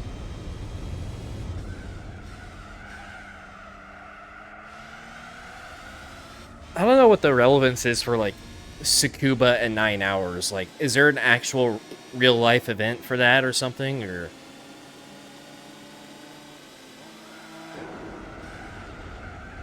I don't know. Alright, pitting next lap for the final time. Okay, well, there we go.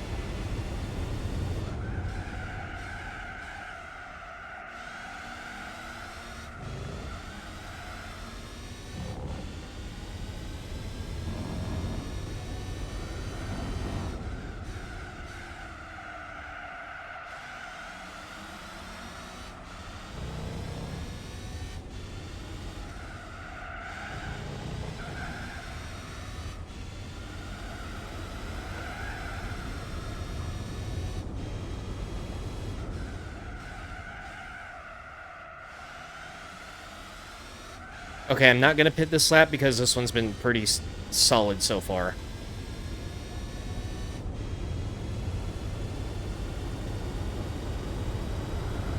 I don't want to throw it away.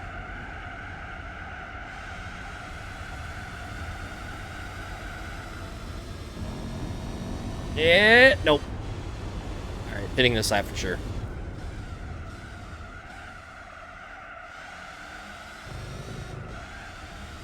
Yeah, that wasn't good.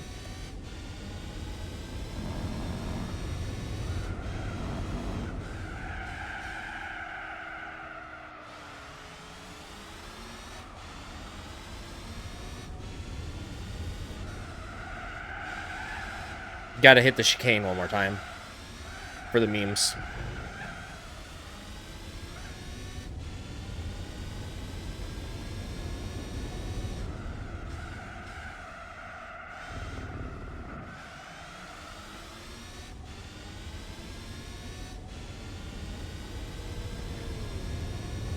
Ugh. I'm surprisingly not so sleepy right now. I could go longer if I really needed to. So far, I'm feeling semi-good about the 24.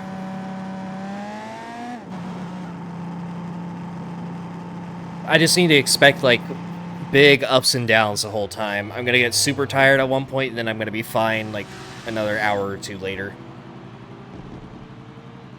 I just have to manage, like, definitely manage my calories and hydration throughout it. Caffeine. Basically everything. I'll be set, though. No big meals, no nothing like that. Just a nice snack every 2 hours or so.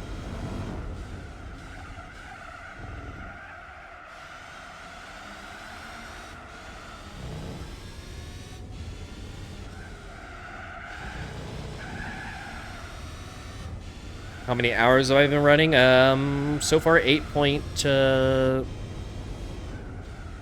something hours. Well, for the stream, I've been streaming for 9.5 hours so far, with like the breaks and the intro for everything. So it's gonna be just about a 10-hour stream. New record, I think. Actually, wait. I think I've streamed 12 hours straight before for the Nürburgring. Maybe. I'll have to go back and check.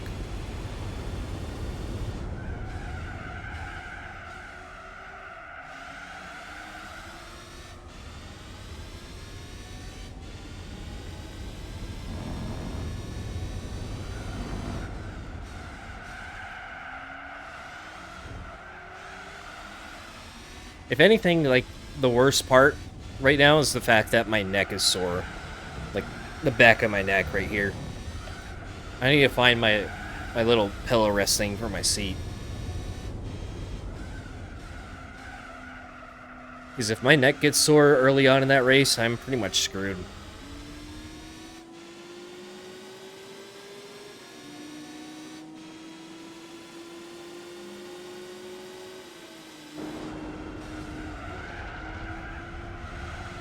Well, 6 minutes to go. And I'm not going to reach lap 515 to do that. I would need to get like a sub-minute lap every single time. Which is not going to happen. That pit stop pretty much killed my lap 515 prediction. But it was a solid guess.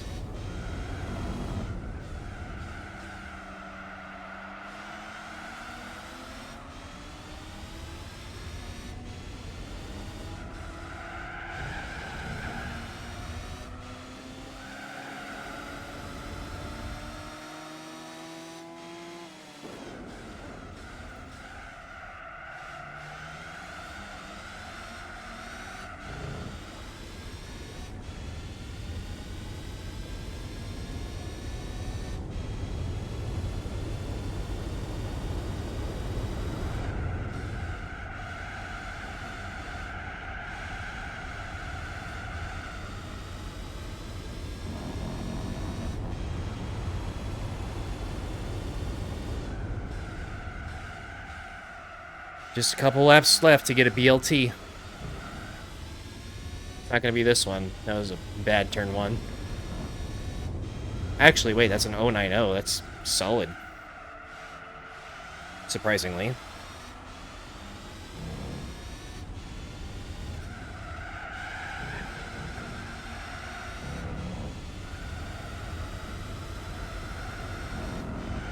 No!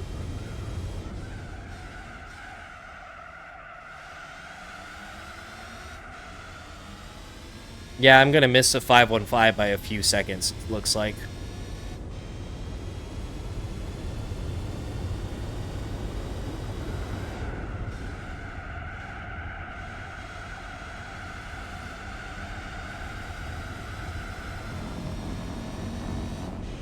Ooh.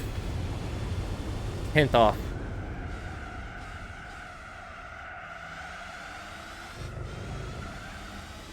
That was a good turn 1. Oh, 4-2. Not a good turn 2, though.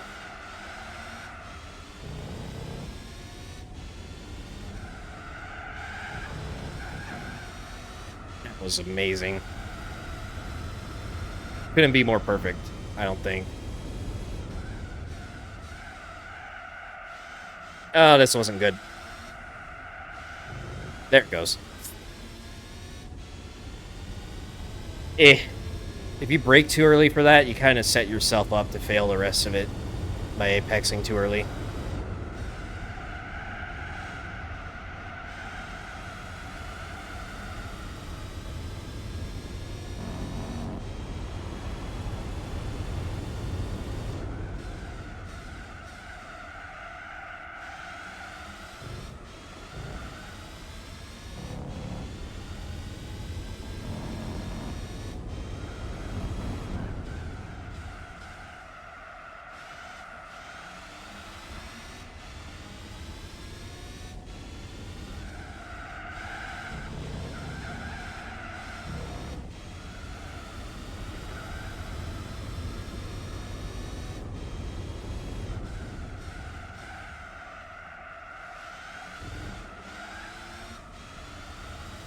No more talking, just lock in.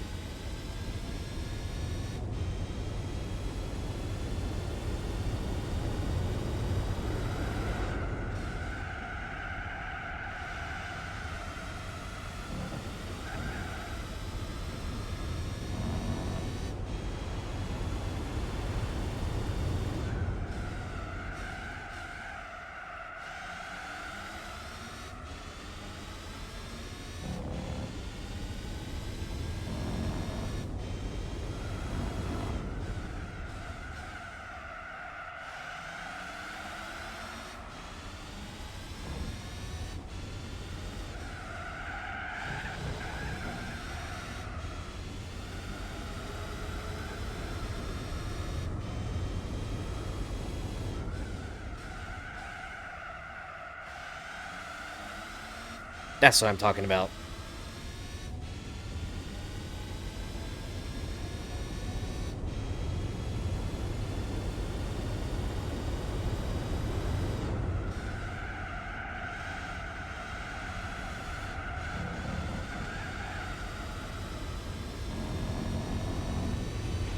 There we go.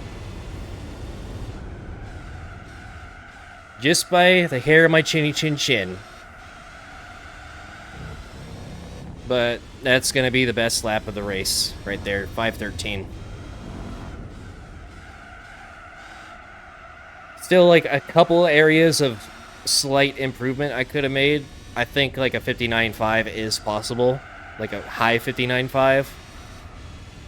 But that's all she wrote. I'm not going to be able to see how far behind the other cars are, because the race screen is going to be over by that time anyways. But that's it. 5, 4, 3, 2, 1. 9 hours complete with the 22B in pretzel. Let's just plow into the wall for the end. Fuck it. There we go. 37 A-Spec points, 514 laps, 9 hours. Yeah. That was honestly... I mean, there were ups and downs, of course, but I thought it was going to be much more worn out by this point. Alright, screw it. There's a good thumbnail in there somewhere. 150,000 credits for 9 hours of suffering. Absolutely insulting, but money is money. And I would save the replay, but there's no more space on this memory card. So yeah. Let's just go. Get our car, go home, and frig off. I already know what the car is, but Calsonic GTR race car. Nice. I wonder if there's actually going to be like a use for this thing in the cleanup stream. I would like to drive it. Gojira! There we go. It's over. Let's go and take a little look-see. Look at that thing. Yeah.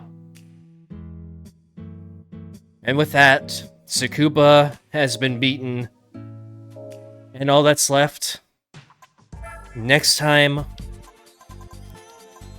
The Formula Gran Turismo World Championship. 15 races of absolute agony. Look how long these races are. 60 laps at Tokyo. 127 at Super Speedway. 74 at New York. It's like this all the way down. And there's also Nürburgring. And there's Lasarth. So, yeah. There's that, and then the big boy, the big daddy of them all. The Circuit de Lasarth with the chicanes for 24 straight hours. So, other than the cleanup stream, that's all that's left. So, with that being said, thank you guys for stopping by the stream. Thank you guys for watching today's episode. And I will see y'all soon.